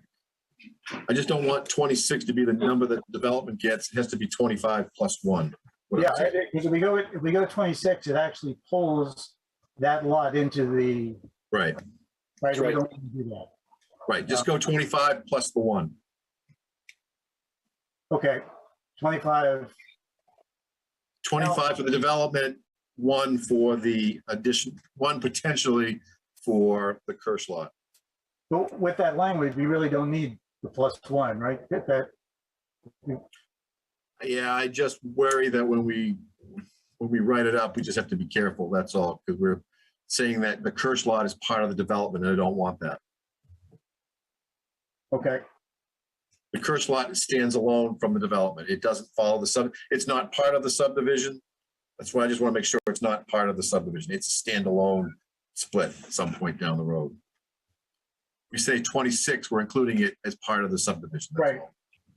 Okay. Maybe we just say specifically that 25 lots in the subdivision and then the additional Hertz lot, and we actually explain it verbally. Yep. That makes me feel a little better. Same accomplishment, just wordsmithing. That rear lot is actually a separate tax lot. I mean, it's map 51 lot 22B. So you could even reference it as its own separate tax lot if you wanted to do it that way. As long as that lot meets all configurations as a lot in the zone, has all lot frontages, all the setbacks, everything like that. I don't know that right now. Yeah. Okay. Okay, so for the board, the road extension is not a waiver, is not a big deal. We've done that before, and I don't see us having any problems doing that again. My concern is on the waiver, is not so much doing the waiver, it's the language of the waiver. And personally, I think that might be better that we have that language in front of us that we're voting on, by voting on the discussion of what it's going to look like. That's just my feeling. And I go either way with what the board's thinking. I don't think that we will get to a final approval this meeting, so it would not hold anything up. But, just my thoughts, and I'm happy to go the other way if you guys think we could do it sufficiently without seeing it in writing in front of us. I agree 100%. I think we ought to have that language in front of us. Thanks, Mike. Yeah, I want to see the language before we finally approve it. Is it worthwhile to approve the concept today, since this is just a preliminary approval tonight? Approve the concept of these waivers? Yeah, of the waivers pending the final, write-up in the language. Yep. Yeah. Yeah, I think, and I'll let, Dustin, I took you, I think all of us are going to vote for the waiver. It's just a matter of the language that is how it's presented. So, we could do a vote that we intend to, but I think it might be, just take our word for it. I think everybody is in favor of it. I don't think anyone is opposed to it that I've heard. Dustin, if that's, I guess my question is to the board, and I know, I'm sorry I missed the first few minutes here of this discussion, but if there are other items you have that you aren't comfortable voting it for final approval, if this is the only big item you have for approval, I think we can wordsmith it tonight. But if you have other items, then I won't push for it. Okay, so let's take the road extension and get that out of the way. So we need a motion to accept, to waiver the 1,000 foot dead end road requirements. What are we extending it to, Dustin? 15, 16? Yeah, it's about 1,600 feet, I think. 15. So do I have a motion to accept that waiver? So moved. A second? Second. Okay, thanks. And I don't have that waiver written in front of me, but I think I've already read it once. We do have a hard copy, Jim, or Alex, of that waiver request? Yes, we do have a hard copy. Okay. It was in the packet from Dustin. Hold on, I have to get it out. Yeah, I'm pretty sure I read it too. I just want to make sure we have it in hard copy. Yep, we have it in hard copy. Yeah, it's in the cover letter from the February 16th response. Okay. So the very end of the cover letter, page 3 of his cover letter. It was for Article 10, Section 385 and Article 10, Section 386.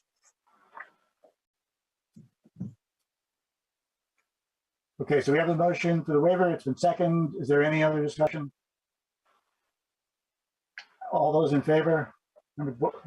Aye. Aye. Aye. Aye. Who did I not get? Mike, Kevin, did I hear you? Yes, aye. Okay, and I vote yes, so the motion passes, that waiver is approved.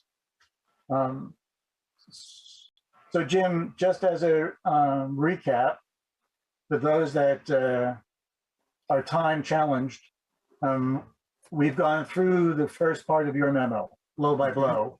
Are there any specific items in that A through T that were not in your memo that you are concerned about or think need to be highlighted to make sure we address? I think the only thing that is probably going to be the most critical thing is that we have third-party field inspection during the construction. Yeah, we set that up. There's going to be some field assessments we're going to have to make, possibly with groundwater, and it's a DEP condition as well. Okay. That, and the only other one that I have that I don't know if Dustin went over was he's got these walls behind a couple of these condominium units, these steep stone walls. And I don't know if we've got a detail on that or not, or Dustin, I don't know if you went over that or not, but those are some pretty high walls. I know you and I talked today about maybe stepping those down, but we just need to see that prior to construction. Yeah, that was in the site plan section that we hadn't quite jumped into yet, but Okay, yeah. understood. Yep. Okay. So I think, so talking about the second waiver, I think we have kind of two that are very related things going on, but they're a little bit separate. We have the waiver request, which for the 25 or 26 units, what the waiver request is for is actually for the second street connection. So the way I was looking at it was that, you know, we presented the project as a 25 unit condo with, there's basically 2 lots who also have rights to this right of way. And that the finding would basically just be that a second road connection is not required. And it doesn't necessarily say, you know, 26 units or 25, we can attach whatever we want to it. But I think that the other item had to do with the condition of approval, which had to do with the curb cut construction and when that would be built and whether it would provide access to that land. So we kind of have like the two things going on, one being wording of a condition of approval, and then the other one being the actual waiver request. Right. So you could word that waiver request as to waive the requirement for a second road connection based on the application before you. And that's how we worded it when we wrote it. Yeah, which would be the 25 lots plus the one for Kirsch, because that's in the application. It's for the road. He is correct. This is for the road, the second road. Right. I understand. I should be able to document that pretty good in the findings as to what exactly we're approving. 25 units plus the one specific lot there. Yeah, and I think you could word it just like we talked about. This is the allowance of 25 lots for development plus one for the abutter to access off the common road and waive the requirement of the connection, the second connection. Okay, so why don't we go with that, your plan, Jim, there? Why don't we push ahead and we'll work on some verbiage for the waiver for the motion. And then if we get to that, we'll come back and we'll do that motion. Sound good? All right. Well, actually, you'll be doing two things now, Jim. Can you also go through the site plan review standard with us? Just a second here to grab my memo. Okay, the site plan review memo.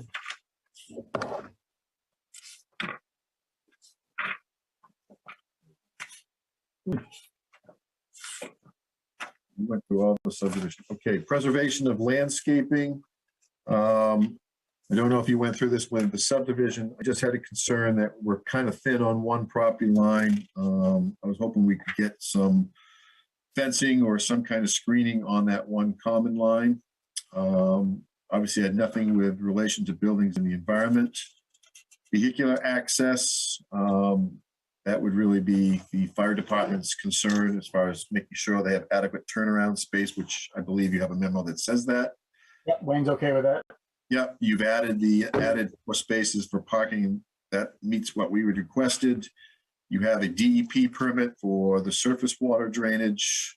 You have a letter from the Poland Water District with regards to utility. Are you guys satisfied with the portable generator for the pump station? Yeah, that was a point of discussion as to how that actually is going to work. Yeah, because I think with the documentation that Dustin had, you know, obviously when the power goes out, your water consumption or a lot of utensils in your home drops. And I don't know if they actually provided, but I think I estimated you'd have something like probably a 12-hour window if everybody was using all their water and flushing all their toilets and everything still, which they could because you're on public water. You'd probably have somewhere between half a day and a day's worth of capacity in that pump station before you start running into problems. If everybody was, flushing. Then they'd have to pull in a up generator. And I guess the question the board may want to have is, who's in charge of that? I think we had this discussion last time. Who's in charge of this generator? Is it on site? Does it have to be brought from off site? And I don't know what the comfort level was that, but. Well, is it going to be the type of generator that kicks on automatically and has a fuel source? We don't know that, and that's honestly my only concern so far in this entire project is that alone. A standby generator that auto start. I think that's got to be part of it. You're going to get to a point where there's going to be he said, she said, your generator, my generator. We're going to bring this one up here in 12 hours in storm. That's the only concern I have. Waivers and sure, I get it, but that's just. I'm not feeling good about that. Yeah, and I don't know whose responsibility that is, but I agree with Mark, Dustin. I think we got to have something in there that is beyond somebody's going to roll out their generator and plug it in. So what we had proposed, and I think we had put this in writing in the last application, and if it wasn't clear, I apologize. But so we're proposing to build a shed structure right next door to the pump station, and we're going to keep a generator in the shed.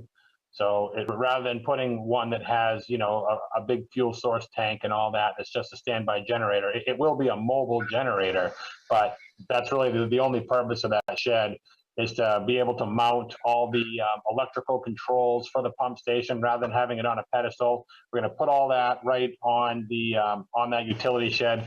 Also, there's a bunch of alarms and things like that for the advanced treatment units for the septic systems. All have like one central meter location, so that's all going to be in that shed as well. So it's kind of just a wastewater utility shed is the only purpose, and we will have a permanent generator that sits in that shed that can just go right on the hookup. So all you have to do is put it outside and turn it on.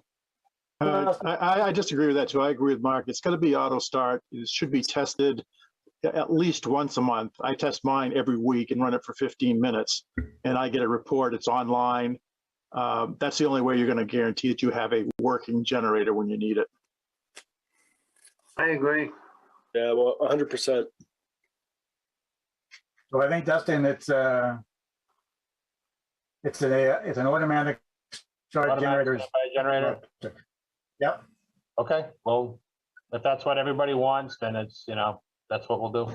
Yeah, I don't think that's highly unusual, and I think a lot of these pump stations, now have controls that they can do that. Okay, oh, that's fine. That's what we'll do. Thank you, Dustin. Want to carry that as a condition? Yes. Yeah, it's. Okay, continuing on. Special features. This is where I get into some of the walls, and I don't know if this came up, but I know there's, Dustin and I kind of talked about this a little bit too, where they are providing access into the Kirsch lot, or a curb cut into the Kirsch lot. Where that curb cut is where currently they have a retaining wall going up that side of the road. And so if they're going to put that curb cut in there, that wall is going to have to be terminated and opened up so that they can make this all fit. And then there's there's some more retaining walls between units 9 and the back of 9 and 10 and 11 and 12 that are shown on the plan that have a pretty substantial reveal of, probably 15 feet and 12 feet. So those aren't little walls, those are good sized walls. And Dustin had talked about stepping those walls, but the plan doesn't necessarily show that, but doesn't mean it can't be done. So I know, Dustin, you want to just explain the conversation we had today with Kirsch and what they're talking about with that? Yep. So, for the curb cut Kirsch driveway, when that gets built, we would actually create side slopes in lieu of that retaining wall. So that's something we talked about with her in the field, and that is something that is reflected on the sketch that we provided, which shows the full grading of that driveway. So when that driveway is built, the side slopes will actually, replace that retaining wall, which we're showing along that property line. Yeah. I have one question. If we do side slopes, then are you going to acquire a grading easement from Kirsch, because that grading will come onto her property? And are you talking the whole wall or just the area where the curb cut is? Yeah, so that is something that we did talk with, I talked with Bill Kennedy about it today, and that's something that in order for us to build that sidewalk, there needs to be some kind of mutual agreements, whether it's in the form of a license or temporary construction easement or whatever, that allows that driveway to be built with the side slopes, and that we would kind of just work that out with them separately in order to build that driveway and do those side slopes on her property. Because, she has, she wants to be involved as far as, how the, looking at some, stone placement and use along that side. And so it's something that we're going to just work with her on.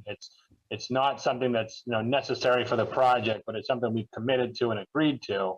And it would just basically replace that wall. So that was the reason why we didn't show it on the final plans, is because we felt that it would have needed some sort of easement to demonstrate that we could build the project,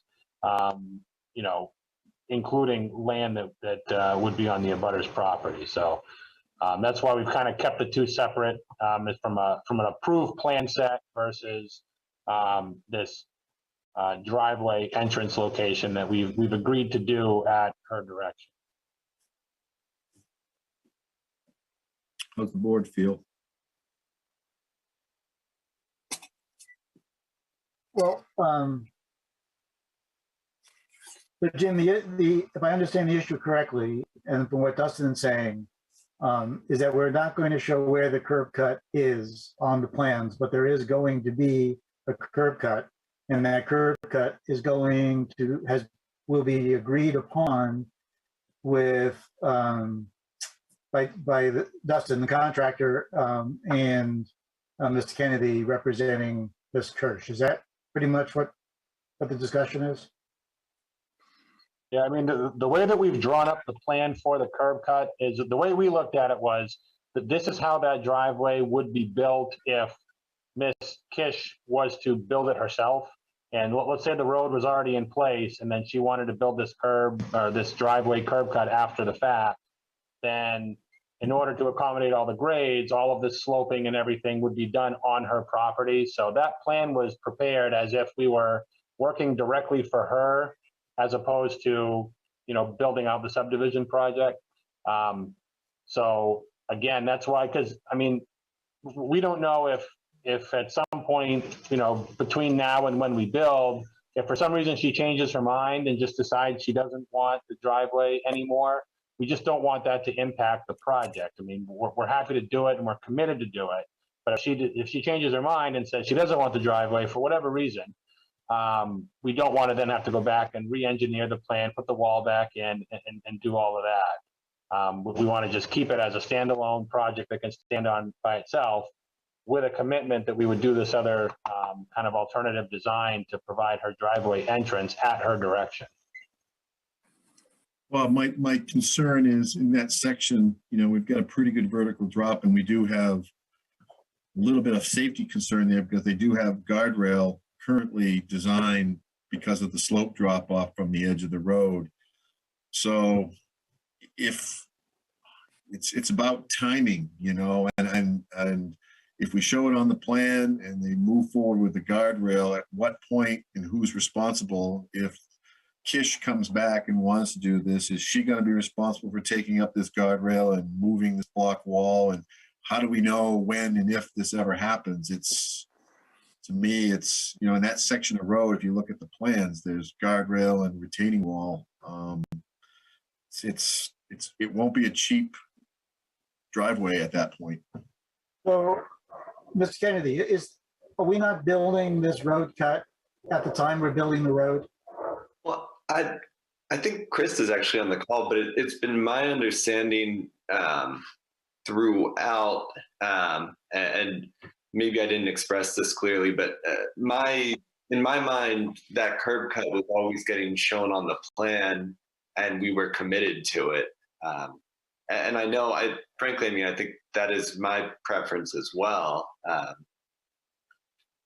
So, okay. Yeah, I think it should be on there. And we looked at the latest plan that Dustin put together showing the curb cut. We were on board with that. And if that's the case, then you will have to grant a grading easement to the developer to do that side slope. Correct. And Dustin and I talked about that today, and I didn't have a chance to get back to him, but my client's on board with that. We're happy to, we'll figure it out, but some kind of license or easement for for that work. Okay. I do think that, Bob, we're getting to a point though, I'm not sure I'm comfortable granting all these conditions on that one, because that one, I would like to see how that would work with the road. Because I still think there's sections that we're gonna want guardrail through there.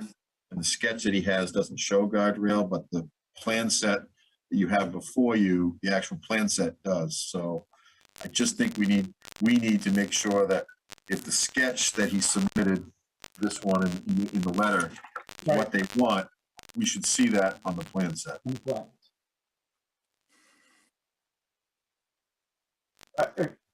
Is the board, I think Jim makes sense, is the board okay with that? Yeah, I can see where Dustin's concern is that her lot is not part of the subdivision. So in a way, it's sort of strange to have something on the plan that really is impacting a lot not part of the subdivision. However, another part of me says that we need, as a planning board, to somehow maybe not guarantee, but give her some sort of way to enforce it. So the only way I can think of is to have it on the plan. All right. Yeah, I think where she has legal rights to have that access, that they being the developer, should have to show that legitimate access, just to say that there's a right, and physically it couldn't work without actually building it. So to me, they should show it as if, like they do with the other piece that went off the other side. They should show at least the curb cut and how it works to get into that property. Yep, for sure.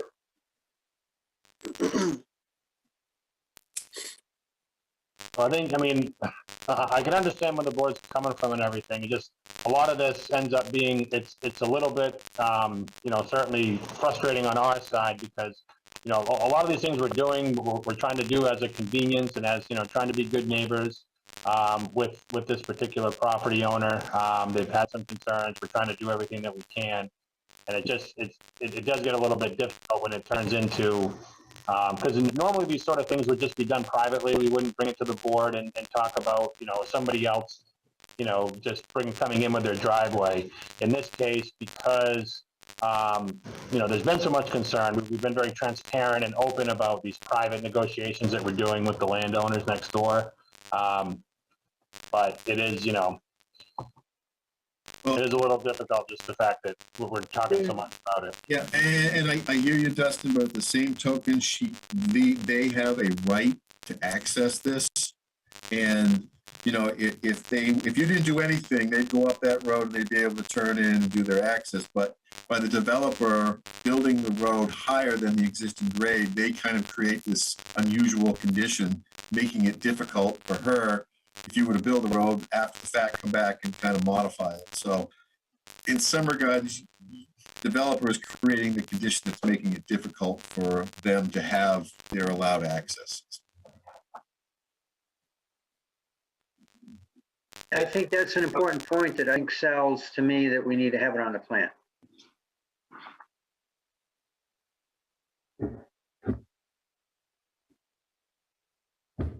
Okay.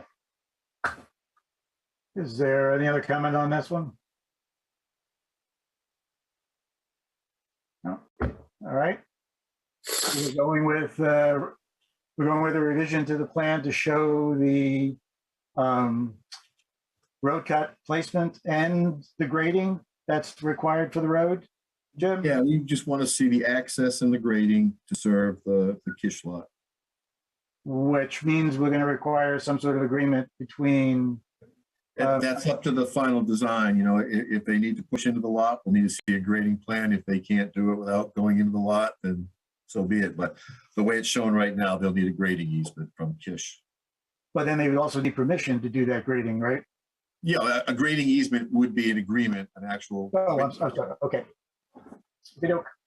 And that's not going to be a problem from our end. Okay. All right. Any other, Jim? Yeah, and Dustin, are you going to do a step wall for those back units or? Yeah, I think what makes the most sense for those is that we basically just provide a sketch on those back units showing how that wall will be stepped, and that you know, if you know, if we could say, you know, if there's a wall that's taller than, you know, 8 feet, that it provides some sort of, you know, like engineered design. But I think the idea is that we would just step that wall up as we get closer to the building, and it would be a tiered wall. We're not going to build a straight, you know, 10, 12-foot vertical wall.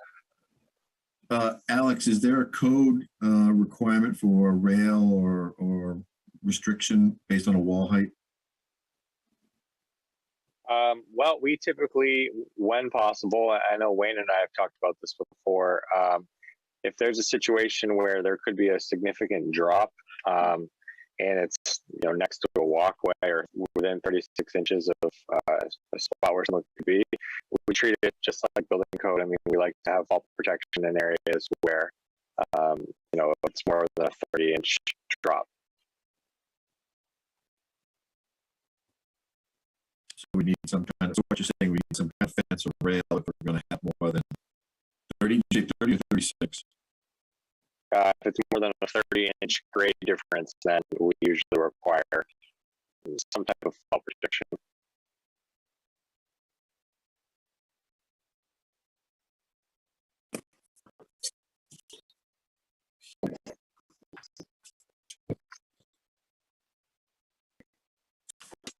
Also on that, we just want to move on now, Bob. Moving on, I know we don't have sidewalks in here, but I didn't know if it might make sense to, because we have the open space, at least show some trail connectivity to that all kinds of existing trails in there, but it might be just beneficial just to outline the access point to go to that open space that just dedicated to the open space in the back. H, exterior lighting. I don't believe they've provided any, I'm not going to have any overhead lighting. Emergency access, we've gone over that. Landscaping, we've touched on that. Then, Jim, I would have a comment on the emergency access. Okay. And we're working with Dustin on establishing the fire lanes and no parking areas. In the copy of the plans that Dustin submitted on the second, he had those items listed out in the notes, which would take care of that. And then the final thing was making sure that the condo declaration also has provisions in there for the fire lanes and the firewalls in the buildings and tow policy in the condo docs. so we don't typically get into the content of the document, condo docs. We just make sure they're in place. But I think you've already agreed to that, haven't you, Dustin?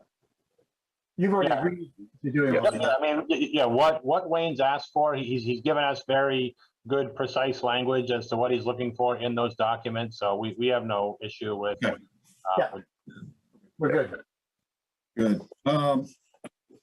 And then we had talked about that we'll need a survey of the survey stamp on the new piece that's been acquired for the open space, that long triangle. We haven't seen a stamp survey of that yet, so that'll need to be, I assume that'll be part of the subdivision plan. When we get it back, it'll be stamped by a surveyor. You added the parking spaces. Oh, and one of the last items I had was the, I think because of the unique nature of this lot and the confinement, we would like to see a construction management plan so that when we have our construction, pre-construction meeting, they'll provide us a construction management plan. There's a lot of things going on here and there's not a lot of space to store materials and equipment. So we just like to see an organization of how that would all come together, because I mean, obviously you got a long narrow neck going into this that we're going to be constructing, and then you've got all these condos and roads and, you know, stormwater ponds and septic systems, and it's a pretty congested site. So we just want to see how it's all going to come together, make sure it's protected from erosion because it is on a slope. And there was a little bit, I want to see a little bit more erosion control behind those units 8, 9, and 10, 11 too. So it can all be kind of addressed in the pre-construction plan, but we would like to have a condition that we do see a construction management plan. Okay.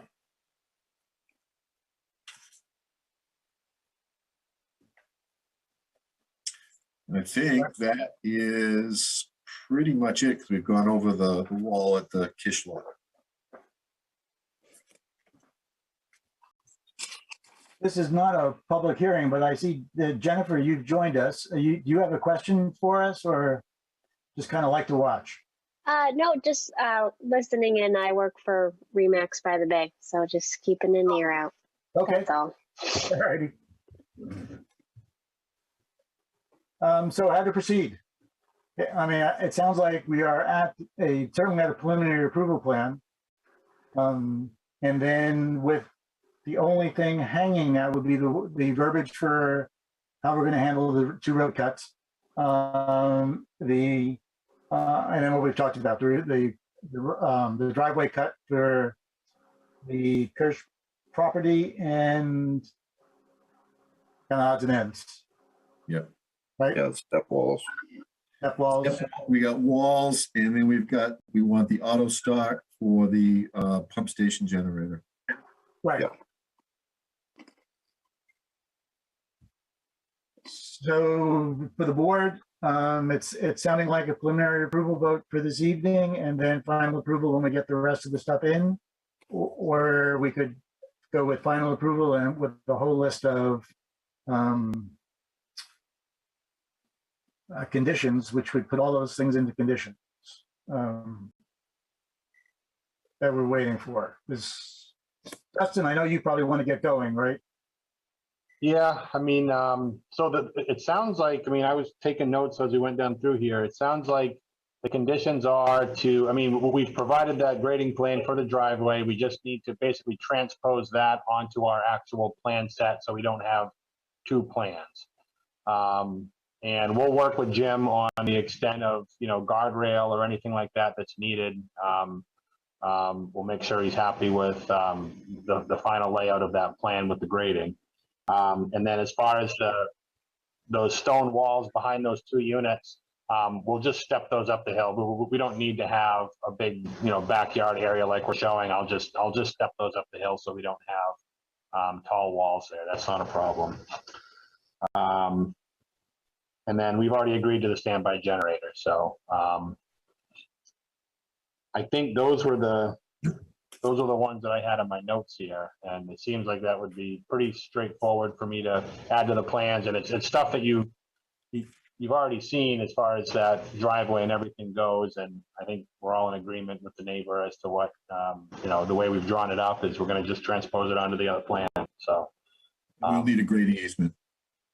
Yep. Yeah, that would be a condition, as it would provide that executed drainage easement or executed grading easement or license prior to starting construction.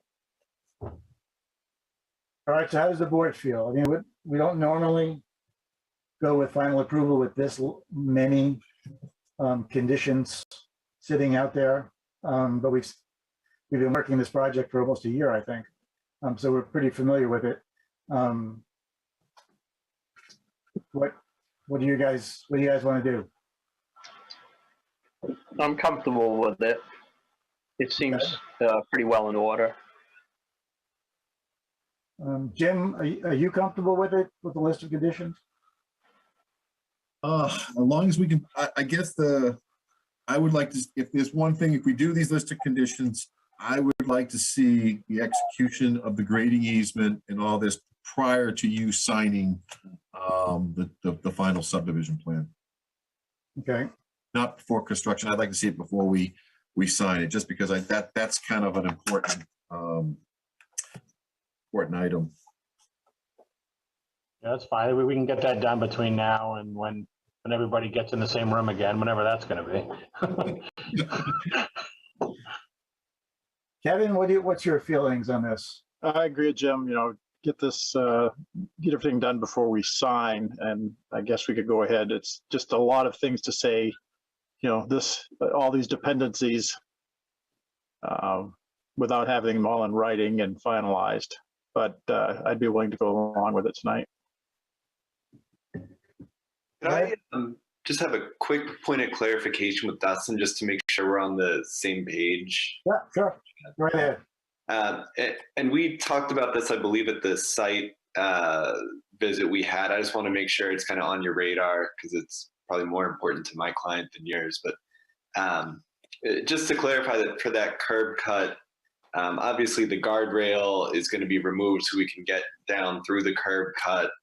And I believe there was going to be boulders kind of placed around that area, so it'd be more of a kind of natural look, and that the part of the curb cut that goes into my client's property that you all were going to reseed it afterwards. So as long as that's the understanding, then I think I'll double down on the construction easement being okay. And I just want that to be reflected and just sort it out now so we don't, goof things up. You hold the cards because they need to get the easement from you. So you do hold the cards for them to execute this. So you two can work out what construction details you want, but you hold the cards as far as executing that. You have to sign it too. I'm just trying to figure, I don't want I'm just trying to be upfront about it, but yeah. And I don't personally care whether it's boulders or a guardrail, but we got to have we've got a pretty big vertical drop there on the edge of that road. So we need some kind of restriction to not let vehicles in the winter slip down over the embankment there. Yep. And that is what we talked about at our site meeting, was that by being able to grade onto Ms. Fish's property with some fill slopes, we're going to be able to revegetate that, put in some, boulder, small rocks as, edge protection versus a guardrail that's very, industrial looking.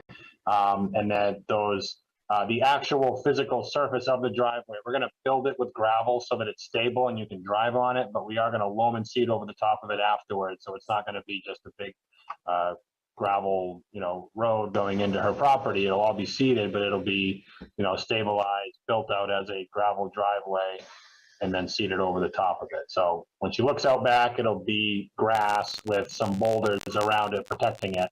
And that to the extent that she wants to, put up a gate or any sort of anything blocking somebody from driving down it, we can leave that up to her however she wants to do it. I don't think it's necessary that it needs to be kept open and, anybody can go down there. So, yeah, we're agreeable to all that.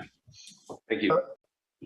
Dustin, my preference would be to have all of it laid out in front of us when we vote on it, and not to put a long list of conditions on the approval. But my question to you is, and honestly, what is the big impact if we get all this put together and final approval comes at the next meeting? Does that throw a monkey wrench? Well, you're not gonna, personally, Bob, you got a good point, because you wouldn't sign it till next meeting. Plans. Yeah, really, what ends up happening is, as far as,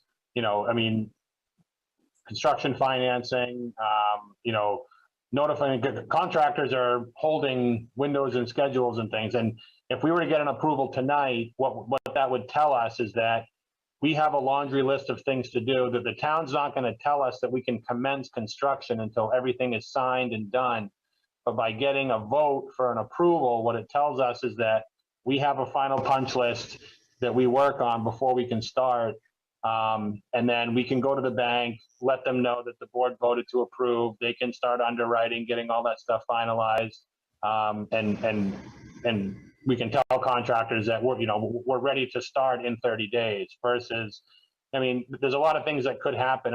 We could not have a quorum in a month. We could, there's just things that could happen. And now we've told the contractor that it's a big job, and for someone to postpone it another month because of a technicality or something. And we understand that things happen, and we're not, it's just those things do happen. And then it's a huge ripple effect through the project. If we don't have something that says, okay, in 30 days, we're going to have a signed plan and we're going to kind of be working towards something.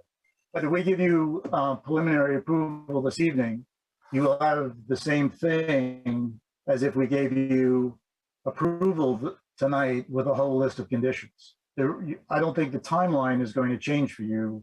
Maybe by a couple of days at max.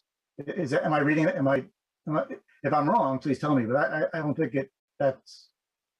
You're thinking, Bob, is we grant preliminary, we clean up these things, they come to the next meeting, and we sign at the next meeting.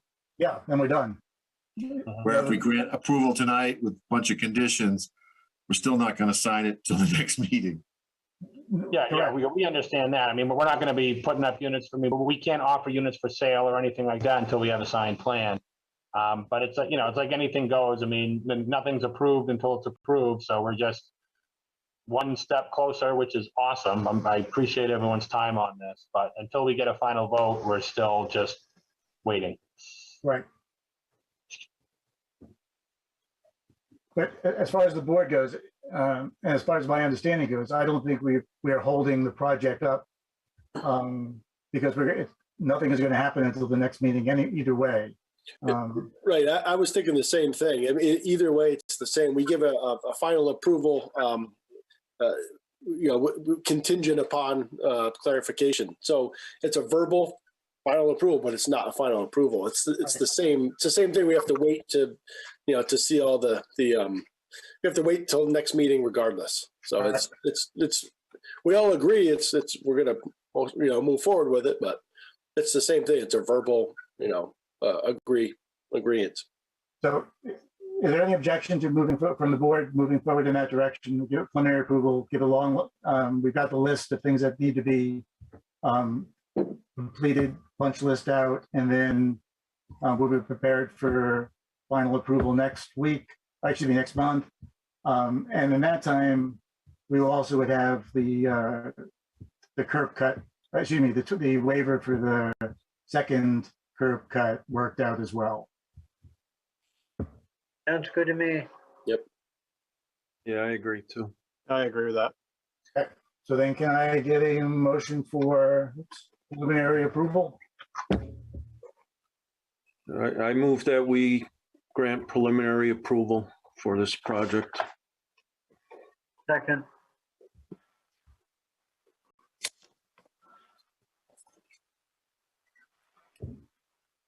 All right, so the motion is for preliminary approval for the Raymond Hills Village applicant Raymond Hills LLC.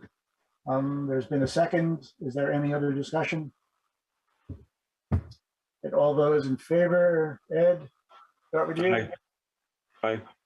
Aye. Aye. Aye. Okay, I vote yes. We are unanimous. Preliminary approval is approved. And there shouldn't be any problems, Dustin, at the next meeting. Okay, it sounds like we're pretty much there, so, yeah. Well, Yeah, it sounds as if we just knocked that punch list out, that the board is basically verbally agreed that once we knock that punch list out, they'll be ready to go with final. Yep. It's not formal yet. I'm assuming next month is Zoom again, or are you back to in-person?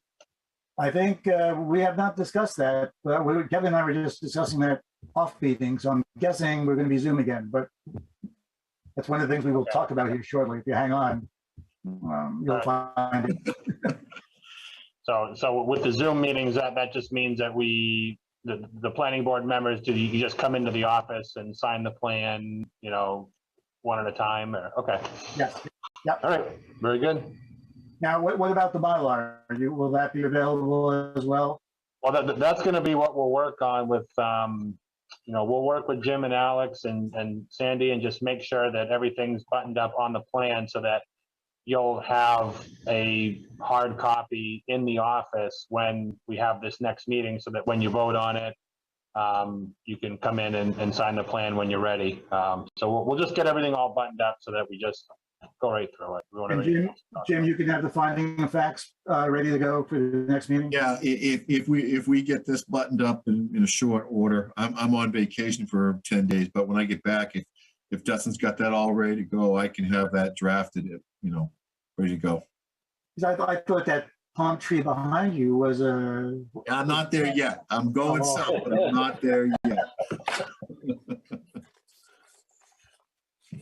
Yeah, so I'll have it all wrapped up when he gets back, and I'll work with Bill Kennedy on that. Would be the only thing that we just got to make sure we've got finalized is that easement document with them, just so that's not an item that we have to revisit.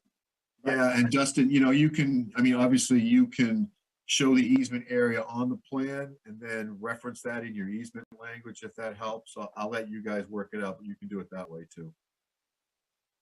Yep. Okay, item 5, planner communications. Jim, you have anything for us? Thank you. I don't, but Mr. Alex does. Code enforcement. Yeah. So yeah, I did send over the link for the document on the website that shows the updated ordinance amendments, and we can go through that if you want. There's some changes from last month, very minor changes, nothing huge. If you want to run through it, it should only take a minute or two, hopefully. But we did have a few changes. I don't know if I can screen share. It doesn't look like I can. So if you have that up, I think the first change is actually number 4, if I remember correctly. Let me see. Yeah, the first change is number 4. And that was, sorry, not number 4, number 2. That's the solar ordinance, and basically the attorney went through it and he has changed the section that's highlighted, and he has changed the definition slightly in the phrasing of this to commercial solar energy systems. And basically he altered the end of that first paragraph so that the code officer has the authority to issue permits for a residential solar system. Someone has solar panels at their house, but you guys will have to do site plan for anything commercial, which was the intent that we had from the start. So he just went through and essentially cleaned it up and expanded on that in the way that he thought would make the most sense legally. So that's that. You'll see there's a definition in there, a new definition. Number 4 was the definitions, and that one did go to the attorney. He had a comment. If you look at the document, I think I put it in there. I put his email in there. It is page 21 of the PDF. And so he didn't really have any red flags at his first look through of this, but what he did question was, and Jim, I don't know if you've seen this, but you'll love it if you haven't, it was for the treatment of retaining walls. So him and I are going to work on this later this week. And so, Jim, I know you're gone next week, but what him and I will do is probably put something together. We may have to move that around, the retaining wall thing around a little bit. And he's going to tweak this document and we'll get that over to you. My question was, are you guys okay with this as it is currently? And you feel comfortable bringing it to public hearing with the attorney's amendments to it? Or is it something that you'll need to look at again before the public hearing? Because we're planning on doing that at the next meeting. Right. I have no problems with bringing it. I mean, I don't think we can argue with the attorney, so. Yeah, that's fair. Well, it gets changed, it's fine with us. Okay. I assumed, but I figured I'd ask. Yeah. So we'll work on that with Jim once he's back. Number 5, Jim, I did see you sent over a revision to this, but I didn't have a chance to loop that in here. So do you want to just describe what you've changed? Yeah, into that subdivision, and this gets to the 1,000 feet. Yeah. Really in the subdivision ordinance, we don't allow for that. And I just kind of cleaned that up a little bit. And it was just some confusing existing language, which I just added in there, that the terminus must be a cul-de-sac or a hammerhead, and it must come off a town-approved road or town-approved private road, essentially. Okay. All right. So again, is that something you guys are okay moving forward with that minor change? Having not seen it. I have a question on that one, Jim. Are we changing any of the street ordinance? No. Language that we approved? Yeah, in that section of the ordinance, we're referencing the street ordinance, so it has to be built per the street ordinance. Okay. All right. Hearing no objections, I think we're good. Okay. Number 6, the only change was I updated solar energy systems to commercial solar energy systems. I think that was it for that. You added outdoor sales and outdoor storage under conditional uses. Yeah, that was on there last time, so that shouldn't be new. Number 7, I think we had no changes as well. Let me just see. Same thing, commercial. You added to the list in the shoreline zoning, I think. Yep. Yeah. So amendment number 7, no changes, and number 8 had no changes. So that is it. So that was easy, right? That was easy. So now we have to prep for public hearing next month. Sandy, do they need to make a motion to do that? And you're familiar with the notice requirements, so I know we don't need to go over that. Yeah, I would make it so the board has a formal motion to post this as a public hearing. That's exactly what I was going to say, Jim.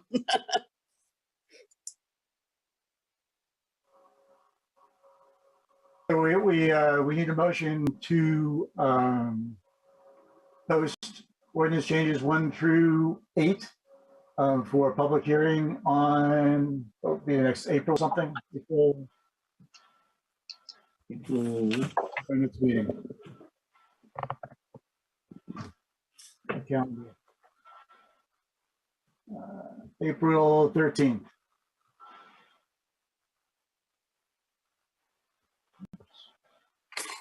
So moved. Seconded. Second. Any discussion?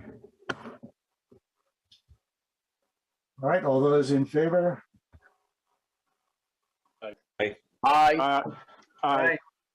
Everyone votes yes. We are unanimous for posting. Either Alex or Jim, whoever, probably Alex, probably you. For in the past, for our ordinance changes, we've kind of written up a very short intro paragraph just to explain what's being changed. It makes it a lot easier for the discussion, if there is any discussion. I don't anticipate there's going to that we've got any high interest items here, but it's easier for those people that go on the website to actually, just read a short paragraph as to what's being changed, as opposed to try to go through the ordinance and figure out what's being changed. Yeah, I think we just called that. Sorry. Each one of them actually does already have a summary. So I will just expand. A couple of them need to be expanded on and updated. So I'll go through each one and beef those up a little bit. Okay. So I guess the next time would be your discussion about return in person or remaining remote. Correct. So Kevin and I talked a little bit about this before the meeting. Cumberland County is still red. So I'd say that we probably should stay Zoom for the next meeting, and then look at least 1 month, see if we're out of red before we can kind of go back to meetings with masks or meetings without masks. I think we should go have the option of hybrid meetings. Hybrid meetings starting next meeting? Well, I mean, that depends on the people. I mean, that gives people that like to be in person, the choice. But I still think masks should be enforced until we get out of, like you say, out of the red. Basically, Kevin, return to what we were before we went remote this time. Yes. Ed, what are your feelings? I'm okay either way. If we have in-person meetings, it's okay with me. I would like to have mask requirement though. Yep.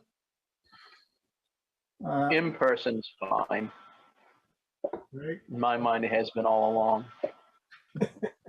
I agree as well. In person, fine, and I don't need anything. I'm good. Okay. So our next meeting then, the public hearing will be will be hybrid. It'll be either remote or in person, depending upon who's going where.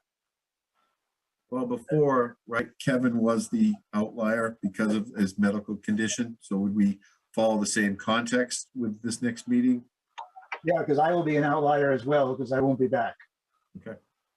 So Ed's standing by to run the meeting if I cannot make it.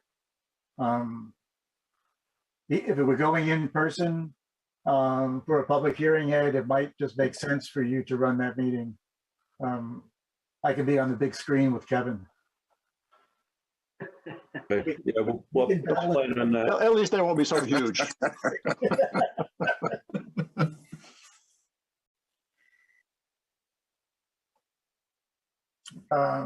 that sound okay with everybody? I don't think we need a motion or anything. Is that we'll just return to hybrid meetings on the April 13th meeting? Yes, Sandy, are you clear what needs to be posted on the website or on the notices? Yeah, I'll take a quick review of all of it, but yeah, I got it. Okay. And as far as new business goes, Bob, I do know that Sebago will have that subdivision coming in for on Raymond Cape. Right. In the April meeting? Yes. Okay. So you'll need to get a hold, Sandy, you'll have to get a hold of Will Haskell. Yes. For Jim, for site plan? Subdivision, I believe. Yeah, so but site plan review or preliminary? That's a subdivision. Preliminary. Preliminary. Okay. Right, it would be preliminary. Okay. And I don't know, you guys have to determine, did that have, I don't think that's had a public hearing, so this one would probably be a public hearing too, right? The first, they only came in for sketch and. Sketch plan. Yeah. Well, at some point, you gotta have a public hearing, it's all, just, I'll let you guys. Right. I'm walking away. Well, do you think it's going to be a two meeting approval? Typically, that's the way we've done subdivisions in the past. We've done preliminary and then we've done final, public hearing and final. Yeah, so. That's a major, so I mean, that one should be probably I mean, typically majors are usually 2 meetings. Yeah, so let's just do, let's do the public hearing next time and then we'll do it at the next round, the final round. It's up to you guys. I mean. Well, because we have the, you know, the public hearing for the ordinances, so we'll keep them separate. Okay. Yeah. Okay, so this one we won't advertise as public hearing. Right. Gotcha. That's for our ordinance review. Right. Right. So, Ed, just, you know, actually remember, but, you know, each of the ordinances we have to approve individually and we forward with a vote to the selectmen, either approved, forwarded being approved or just forwarded without action or forwarded recommending non-approval. So there's.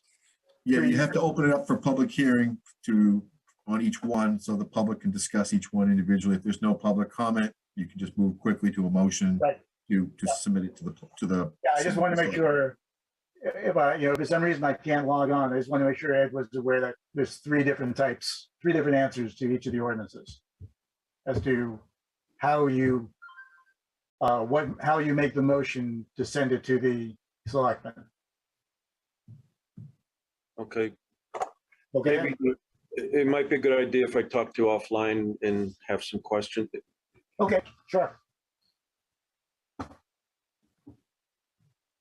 right, anything else?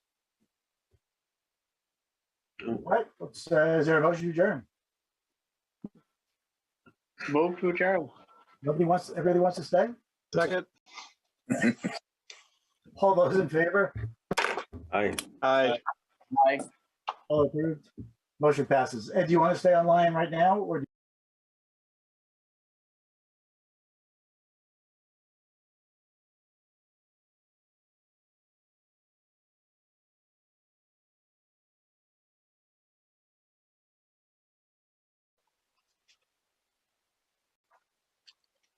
Good evening.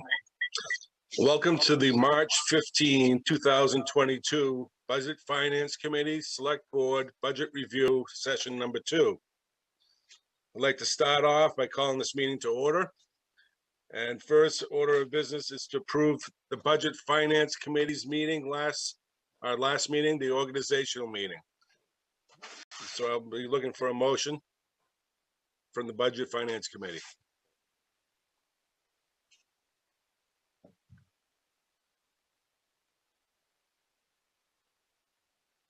I'm looking. I have a motion. We're reviewing the minutes from our last budget finance meeting. Can I have a second? Yes. Abby.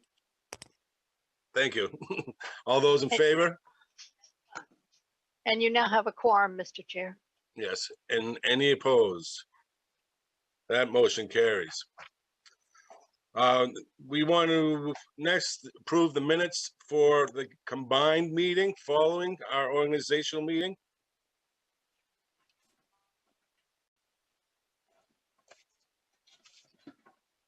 Do I have a motion to approve the minutes of March 1st, 2022? I move the motion to approve the minutes from March 1st. Thank you, Karen. Who's that, Ralph? Any questions, omissions, additions? All those in favor? Any opposed? That motion carries. We're going to move right into the new business, which is department head review, and we're going to start with Public Works. Thank you, Bob. Good evening, everybody. I'm just going to go off the budget summary instead of going line item by line item and cover the items that we're changing. The first would be in the software account 3210. We're increasing it by $1,000. This covers the mechanics program for truck repairs, and we're adding a new Public Works program to track work orders and paving, and also inventory for the shop. The other item is buildings and maintenance is 4005. We've moved that to build town buildings, a separate account altogether. It's been pulled out of Public Works. 4015 would be equipment maintenance. We increased that by $5,000. We've seen a pretty substantial increase in parts and petroleum products, as we've all experienced. Clothing and uniforms, which covers the crew's clothing allowance and the mechanics uniforms. That's account 6015. We increased that by 620. It was an increase for the uniforms. Street signs, account 6082, went up by $1,000. Again, we've seen an increase in materials. Mostly the signposts is where that cost is. Account 6083, road salt. We're going to increase that by 17,000. We're currently budgeted for 1,300 ton per year. We're looking to go up to 1,600 ton per year. We've seen a substantial increase in traffic and the way the weather's coming in. The salt's a very important part to getting the roads cleaned up and keep them clean. Currently, we're with the DOT salt bid. We separated from GPCOG several years ago. It's been fairly stable. We're at $54 a ton. I bumped it up to $55 a ton, anticipating an increase for next year. Utilities went up by $1,000. That's to closely reflect the spending. That gives us a total of $7,500 in the Public Works operation budget, not including salaries. The next one would be solid waste. That's under a contract.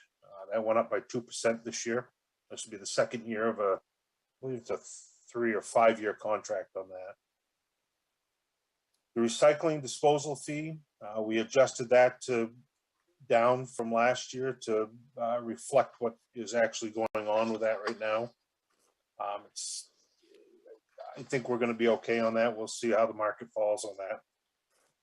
Any questions on the operating Public Works operations? Floor is open. Go ahead, Abigail. I noticed that the line for gas and diesel went down from in the proposed year, and I'm just wondering if that still makes sense given the state of gas prices. When I put the budget together, we lowered that to better reflect us. We were a little on the high side. We were still operating on what we anticipated to spend when we took over the plowing. We didn't see the increase in fuel until after the budget was put together, and we don't go out to bid on our fuel pricing until June.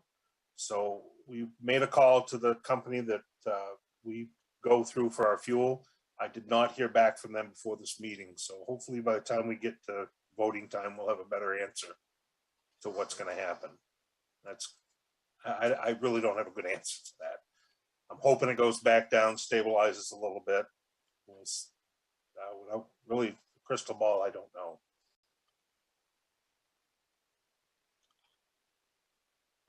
Any other questions for Public Works? You want the CIP? Sharice has her hand up, Mr. Chair. Sorry. Go ahead, Sharice. Oh, it's basically just a formality in that I had sent today, well, actually some on Friday, some updated budget worksheets. And that was for the CIP program to include the $75,000 for the fire truck. And tassel top I sent to reflect accurate calculation of FICA. And the FY22 budget and year-to-date revenues were not accurate, so those have been corrected. And library, these are the ones that were sent on Friday. I did not include $1,000 for mileage and training as submitted by Allison. Now today, I had sent updated budget worksheets for revenue. The state revenue sharing projections have been published as of yesterday. So I initially had budgeted $395,000, and yesterday's publication was $505,000 for a projection of state revenue sharing. So that's up $110,000. Animal control was a slight reduction. What we determined, Dawn and I met with Jessica today in looking at the budget submission. Casco's Refuge League assessment was included in their budget. That's shared equally between Casco, us, and Naples. So that has been removed. So that's a slight reduction there. And then we received the actual assessment from the county. So those are updated budget worksheets as well as the appropriations summary. So I'm not sure who has or has not received it. So that was my question for you, Bob, if you had gone ahead and forwarded that on. I think I sent one document forward to the members, but you know, I work all day. By the time I get home and check my mail and get ready for the meeting, I didn't have time to go through everything. Okay, no problem. I can do that if you like, tomorrow, if you like. And then a couple of action items from the last meeting which have been provided was the balance in the Raymond Community Assistance Fund. It's a little over 44,000, so it's a very healthy fund. We've had some substantial donations. And there was some discussion on the Maine Small Business Health Insurance Premium Relief Program, and that was actually geared to the employees that contribute to their share of the health insurance plan that they sign up for. So those have been reviewed, adjusted, and refunded, and new biweekly deductions have been made as of last payroll.